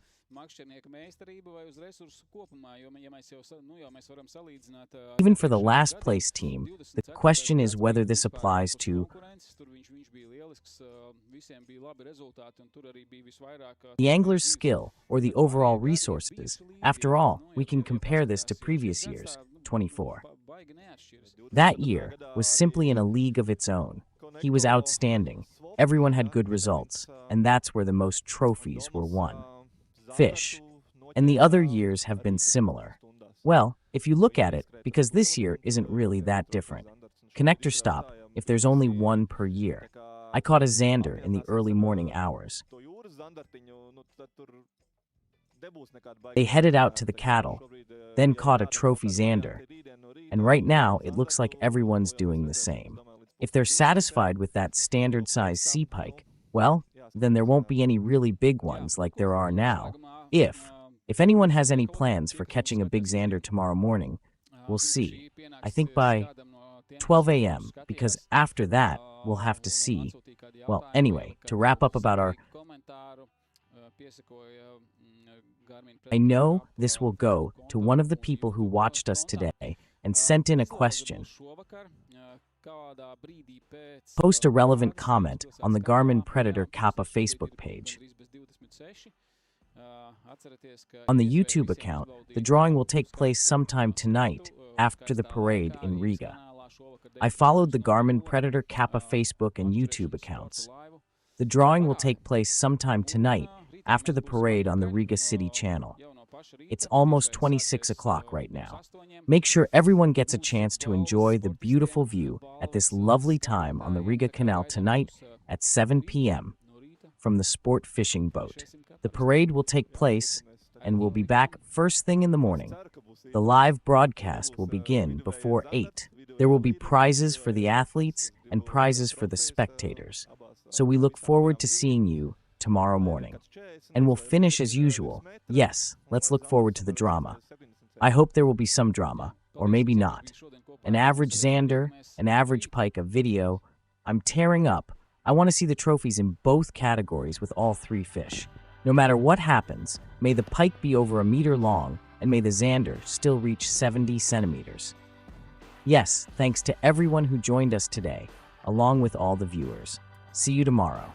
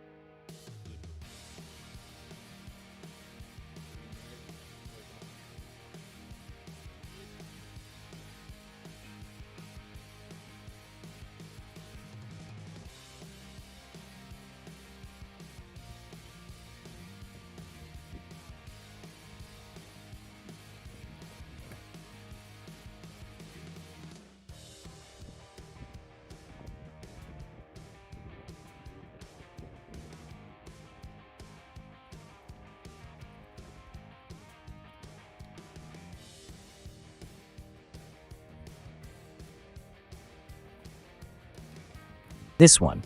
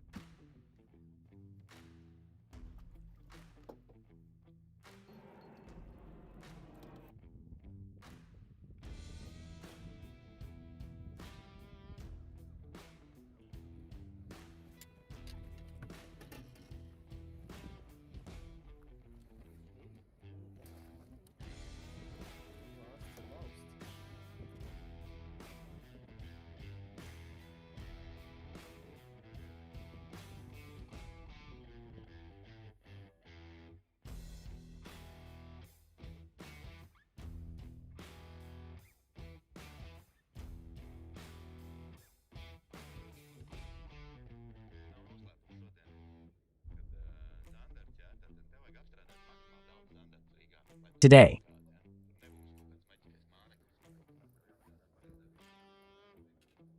In Riga. Idiot. See you.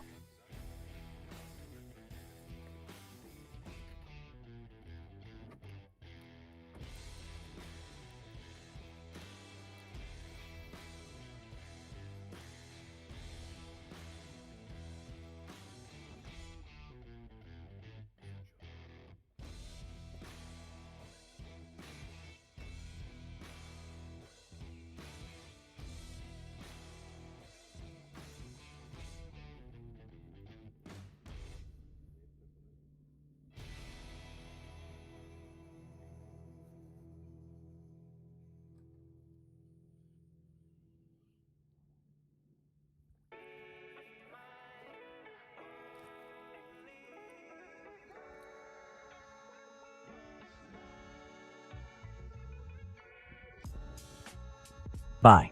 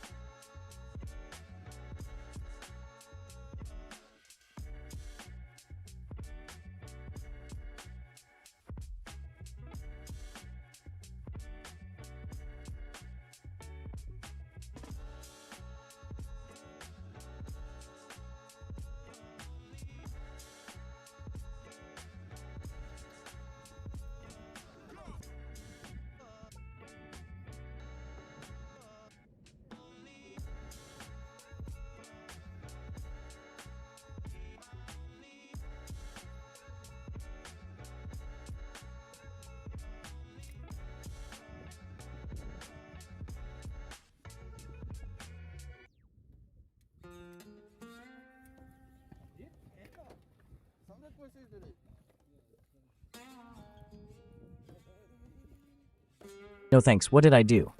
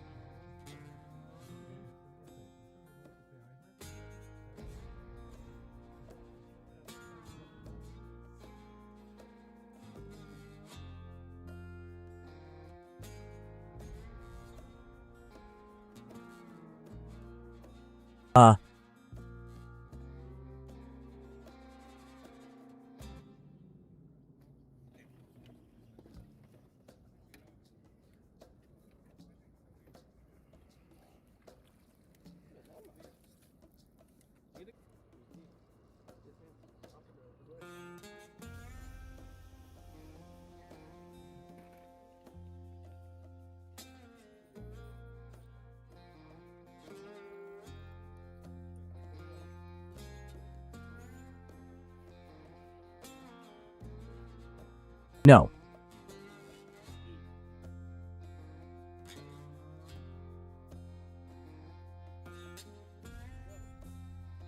No.